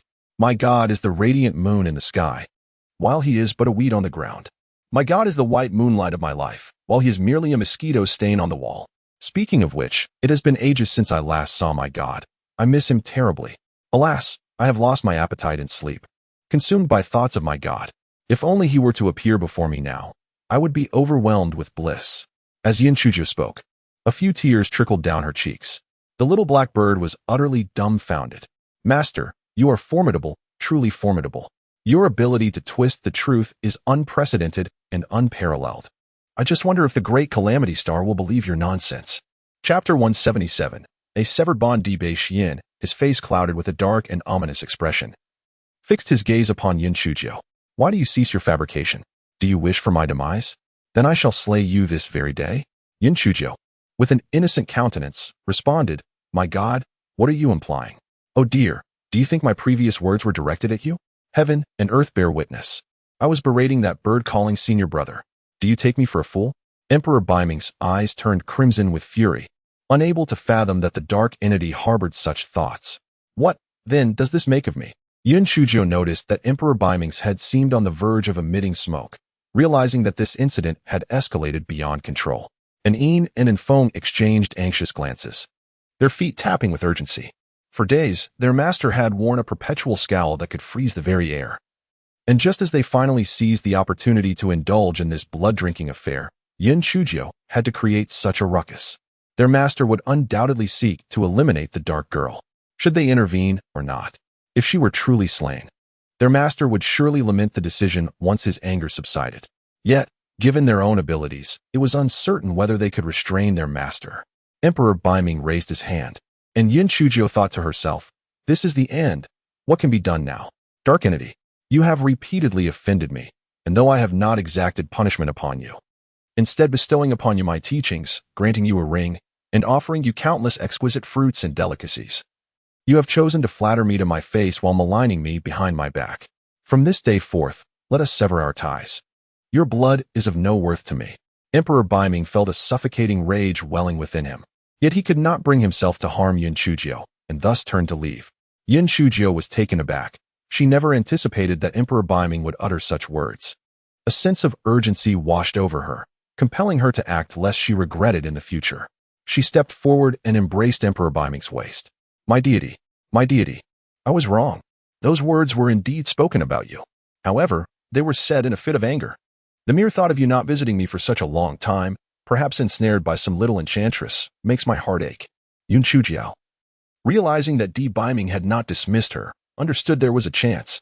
With tears streaming down her face, she spoke. My idol, you still do not know me. I am but a simpleton, one who speaks whatever comes to mind. Some truths cannot be grasped merely by listening. One must also observe. Do you still doubt your own allure? How could I ever deceive you? Biming furrowed his brow, contemplating the validity of her words. A man of his caliber, so exceptional, which woman could remain indifferent? Moreover, given his kindness towards her, it would be inconceivable for her not to harbor feelings unless she were devoid of sentiment. My idol, have you yet dined this evening?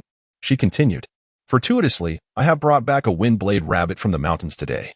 Allow me to prepare a feast for you. Seeing the situation ease, Yin Chujo hurriedly set about roasting the meat. Enfong and an Yin quickly stepped forward to assist, marveling at how the young lady could soothe the furious sovereign. Indeed, when the lord was incensed, even the palace master and his wife would struggle to intervene. Yet, to their astonishment, a few heartfelt words and tears from Yin Chujo had quelled his wrath. Truly remarkable. In Chapter 178, one's own actions lead to their downfall. Yin Chujo felt a pang of guilt and fervently began her preparations. Before long, the enticing aroma of roasting meat wafted through the air. She sliced a leg of rabbit and offered it to Biming, who merely scoffed and refrained from accepting it. Yin Chujo, undeterred, sliced the meat into smaller pieces, deftly using chopsticks to feed him. My idol, I was mistaken. Please accept my sincere apology. After a moment's hesitation, Biming slowly parted his lips. A surge of joy filled Yin Chujo's heart, prompting her to serve him with even greater diligence. Divine One, Do have a taste of this. It possesses a delightful chewiness. Allow me to fan it for you. It's no longer scalding. Let me feed you. Are you thirsty? Here, have a sip of water. The expression on Byming's face softened considerably, though he still felt a simmering frustration. His responses limited to non-committal grunts and silence. Observing his demeanor, Yun Chujiu rolled her eyes playfully and retrieved her rolling pin, exclaiming, "Divine One, I shall share a secret with you, apart from myself and the little blackbird. No one else is privy to this information." Upon catching sight of the rolling pin, Byming's brow twitched in bewilderment. What on earth is this peculiar object? It resembles a mundane rolling pin, dark and unassuming. I unearthed this from beneath the Nanyu square of Linghua sect, a relic buried by the esteemed ancestor of Linghua sect. If I manage to secure a position among the top 10 in the upcoming trial, I shall be hailed as the little ancestor of Linghua sect. Byming and Enfeng exchanged perplexed glances, although Enfeng was covertly safeguarding Yun Chujiao. The multitude of powerful figures within Linghua sect rendered him cautious of venturing too close to Nanyu Square, leaving him with only a fragmented understanding of the events that transpired that day. Yun Chujiao animatedly recounted the tale, only to observe Byming and his companions ensconced in utter confusion. What? Something that has remained undiscovered for a millennium was unearthed after merely one lesson? This unremarkable rolling pin is a celestial artifact left by the ancestral founder of Linghua? Or perhaps it is a legendary nine-heaven silver dragon fire staff, the little ancestor of Linghua sect? The unremarkable object has become the direct disciple of the founding patriarch? How absurd is that? Seeing their skepticism, Yun Chujiao decisively declared, "Xiaohua, come forth and show them. Your master permits you to indulge in some roasted meat." Thus, an astonishing event unfolded before Byming and the others. From the dark, cylindrical rolling pin emerged a diminutive silver dragon, which darted towards the roasted meat on the stone table, exclaiming, "I eat, I eat, I eat." The little black bird, with its beady green eyes, approached sheepishly, having learned from its previous blunder, and pleaded, "Master, allow me to partake as well." Yun Chujiao shot at a glare and waved her hand, prompting the little black bird to hurriedly join in the feast. Enfeng pointed at the voracious silver dragon, stammering, "Is that the spirit of the rolling pin? A spirit that can consume food?" Yun Chujiao nodded affirmatively. "Indeed. Have you ever encountered such a spirit before?" Enfeng shook his head vigorously, reflecting that ever since meeting her, his horizons had been utterly broadened. Byming felt increasingly vexed, as the happenings surrounding the dark entity grew ever more peculiar, instilling a sense of uncontrollable unease within him. With a cold snort, he flicked his sleeve and retreated indoors. Yun Chujiao quickly followed, bouncing with enthusiasm, my deity, let us practice calligraphy." Upon reaching the writing desk, Byming picked up a sheet of Xian paper. Fixing a frigid gaze upon Yun Chujiao, "Is this what you wished for me to see?" Yun Chujiao's eyes fell upon the paper that bore the words, "The shameless Byming is a stinky fish," and she felt a pang of regret, realizing the folly of her own making. It is I, indeed it is I."